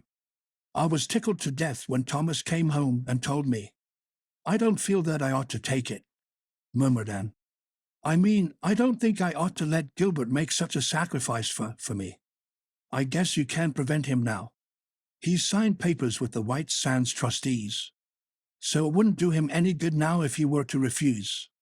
Of course you'll take the school. You'll get along all right, now that there are no pies going. Josie was the last of them, and a good thing she was, that's what. There's been some pie or other going to Avonlea school for the last 20 years, and I guess their mission in life was to keep school teachers reminded that Earth isn't their home. Bless my heart. What does all that winking and blinking at the Green Gable mean? Diana is signaling for me to go over, laughed Anne. You know we keep up the old custom. Excuse me while I run over and see what she wants. And ran down the clover slope like a deer, and disappeared in the free shadows of the haunted wood. Mrs. Lind looked after her indulgently. There's a good deal of the child about her yet in some ways. There's a good deal more of the woman about her in others, retorted Marilla, with a momentary return of her old crispness. But crispness was no longer Marilla's distinguishing characteristic. As Mrs. Lind told her Thomas that night, Marilla Cuthbert has got mellow. That's what. And went to the little Avonlea graveyard the next evening to put fresh flowers on Matthew's grave and water the Scotch rosebush. She lingered there until dusk, liking the peace and calm of the little place, with its poplars whose rustle was like low, friendly speech, and its whispering grasses growing at will among the graves. When she finally left it and walked down the long hill that sloped to the lake of shining waters, it was past sunset, and all Avonlea lay before her in a dreamlike afterlight. A haunt of ancient peace. There was a freshness in the air as of a wind that had blown over honey-sweet fields of clover. Home lights twinkled out here and there among the homestead trees. Beyond lay the sea, misty and purple, with its haunting, unceasing murmur. The west was a glory of soft mingled hues, and the pond reflected them all in still softer shadings.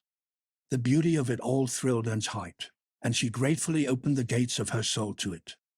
Dear old world, she murmured, you are very lovely, and I am glad to be alive in you. Halfway down the hill a tall lad came whistling out of a gate before the Blythe homestead. It was Gilbert, and the whistle died on his lips as he recognized Anne. He lifted his cap courteously, but he would have passed on in silence if Anne had not stopped and held out her hand. Gilbert, she said with scarlet cheeks, I want to thank you for giving up the school for me. It was very good of you, and I want you to know that I appreciate it. Gilbert took the offered hand eagerly. It wasn't particularly good of me at all, Anne. I was pleased to be able to do you some small service. Are we going to be friends after this? Have you really forgiven me my old fault? Anne laughed and tried unsuccessfully to withdraw her hand. I forgave you that day by the pond landing, although I didn't know it. What a stubborn little goose I was. I may as well make a complete confession. I've been sorry ever since. We are going to be the best of friends, said Gilbert jubilantly. We were born to be good friends, and you've thwarted destiny enough. I know we can help each other in many ways. You are going to keep up your studies, aren't you? So am I. Come, I'm going to walk home with you. Marilla looked curiously at Anne when the latter entered the kitchen. Who was that came up the lane with you, Anne? Gilbert Blythe answered, and vexed to find herself blushing. I met him on Berry's Hill. I didn't think you and Gilbert Blythe were such good friends that you'd stand for half an hour at the gate talking to him, said Marilla with a dry smile. We haven't been. We've been good enemies. But we have decided that it would be much more sensible to be good friends in the future. Were we really there half an hour? It seemed just a few minutes. But you see, we have 5 years lost conversations to catch up with, Marilla. And sat long at her window that night companioned by a glad content. The wind purred softly in the cherry boughs, and the mint breast came up to her. The stars twinkled over the pointed firs in the hollow, and Diana's light gleamed through the old gap. Anne's horizons had closed in since the night she had sat there after coming home from Queen's. But if the path set before her feet was to be narrow, she knew that flowers of quiet happiness would bloom along it. The joy of sincere work and worthy aspiration and congenial friendship were to be hers. Nothing could rob her of her birthright of fancy or her ideal world of dreams. And there was always the bend in the road. God's in his heaven, all's right with the world, whispered Anne softly.